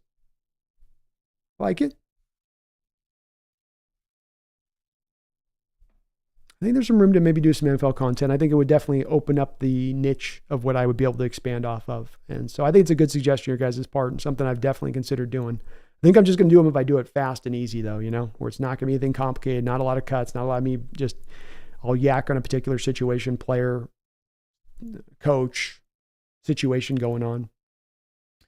Tucker's going to lead us off here with, I think, the important point of this show tonight, the most important point over 8 hours, almost 9 hours now on this show. I'm going to let you, Tucker, have this as the finishing comment.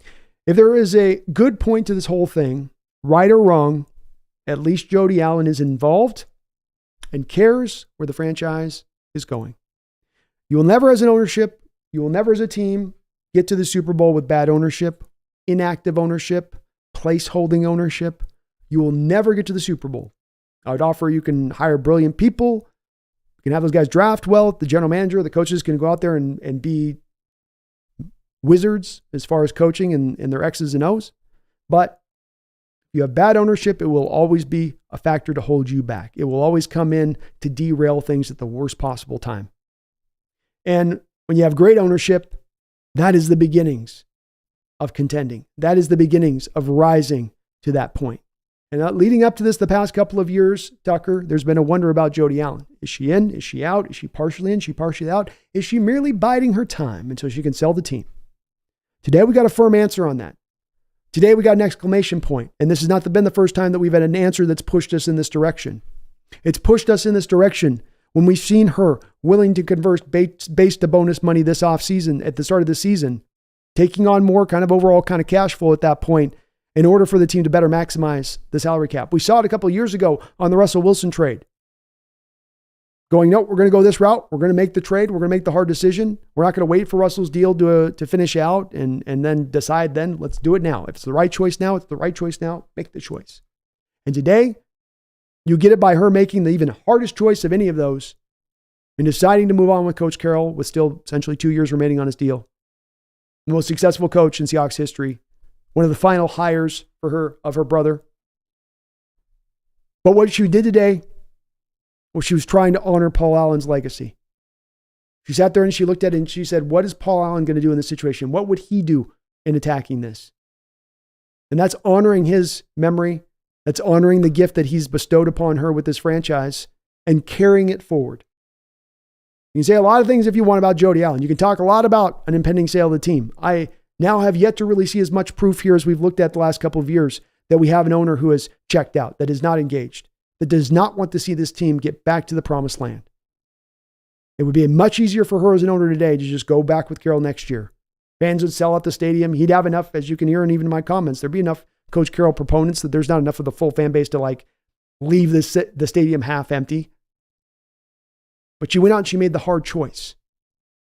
And that's what leaders should do. That's what an owner should do of an NFL franchise. You're not there to make a lot of choices. You're there to make the hard choice at the right time. And today what we saw from this organization and franchise was they made the right choice at the right time. And because they did that, they're not going to stick themselves in purgatory. Doesn't mean success 100%. Doesn't mean that. Doesn't guarantee success 100% for the next coach you hire. But it does mean that the guiding light is truly here to go and contend. Not to maintain serve, not to do what's easiest for the ownership down. Because sometimes to get to a contending status is about what have you do hard, making hard decisions, tough decisions. And that's what she did today. So I want to say thank you to Coach Carroll. I want to say thank you for the years you gave us here, for the dedication you gave us. You lived and breathed football in Seattle. You lived and breathed to try to make this team the greatest it possibly could be. And though we talk about the future and the brightness of that future, the brightness of the past is also readily there. You brought us the promised land. They want to put a statue up in front of that stadium at some point of you, Coach Carroll. By all means, do so. There's not been a better coach in Seahawks history, and maybe there won't be for a while. We'll see. But your owner also did the right thing here too, and she's to be celebrated on this as well. So we have an active, engaged owner, and that means we actually do have a possibility of getting to a contending state. We are not in purgatory. We are not waiting for the next owner to come along to care. And if that's the case, that means that much quicker that we might turn this over to get back to contending status, to get back to truly going out there and making some noise here and making it real fast. My name is Brandon King. This here is the Hawks Nest. I appreciate you guys for some great discourse here throughout the day. As always, you guys kept me on my toes. People ask me, they come in today, well, 8 hours, 9 hours. Oh, legend on that your guy works so hard to do it. It ain't hard work. It ain't hard work when you guys keep me laughing, when you keep me thinking, when you keep me engaged and fiery on the topics you might present to me, even in disagreement. It's always there. It's readily there. It's there on every single stream I do. And it makes what I do not only very easy in a lot of respects, but it's my favorite thing in the world to do because of this. I love looking at football in this way and diving into the depths in this manner. And I will continue to do so here. I thank you to all of you that are newly subscribed to the channel today. We have a ton of new subscribers. We're ever close to 15,000. So if you want to help get us over that mark, we're about 30 away. You can help get us to that mark right here, right now, if you're not subscribed up. I thank all of you guys for some amazing chat. I thank you for the ton of support throughout here in the donations. You are also amazing in that in every way, shape, and form, as you always are. And I really do appreciate this all from the bottom of my heart. We will be back soon here with another stream, Sunday minimum, but maybe even a little bit before that. A bright future would seemingly be lying ahead of our Seattle Seahawks team. We have a committed ownership group. We have a scheme that is sitting there ready to be fully taken advantage of. We've got a nice baseline of talent, maybe the most attractive head coaching position in the entire National Football League. Let's just see if that might get us the best candidate there is that's out there. It's going to be fun to track. It's going to be fun to monitor and see what our Seahawks do. My name is Brandon King. This is the Hawks Nest. Please hit the like button. Please subscribe. But after a day like this, I shouldn't have to remind you, but I'm going to do so any old way. Please also don't you ever forget. Woo! We got a new coach coming down the pike and a bright future on the way. So don't you ever forget. Go Hawks.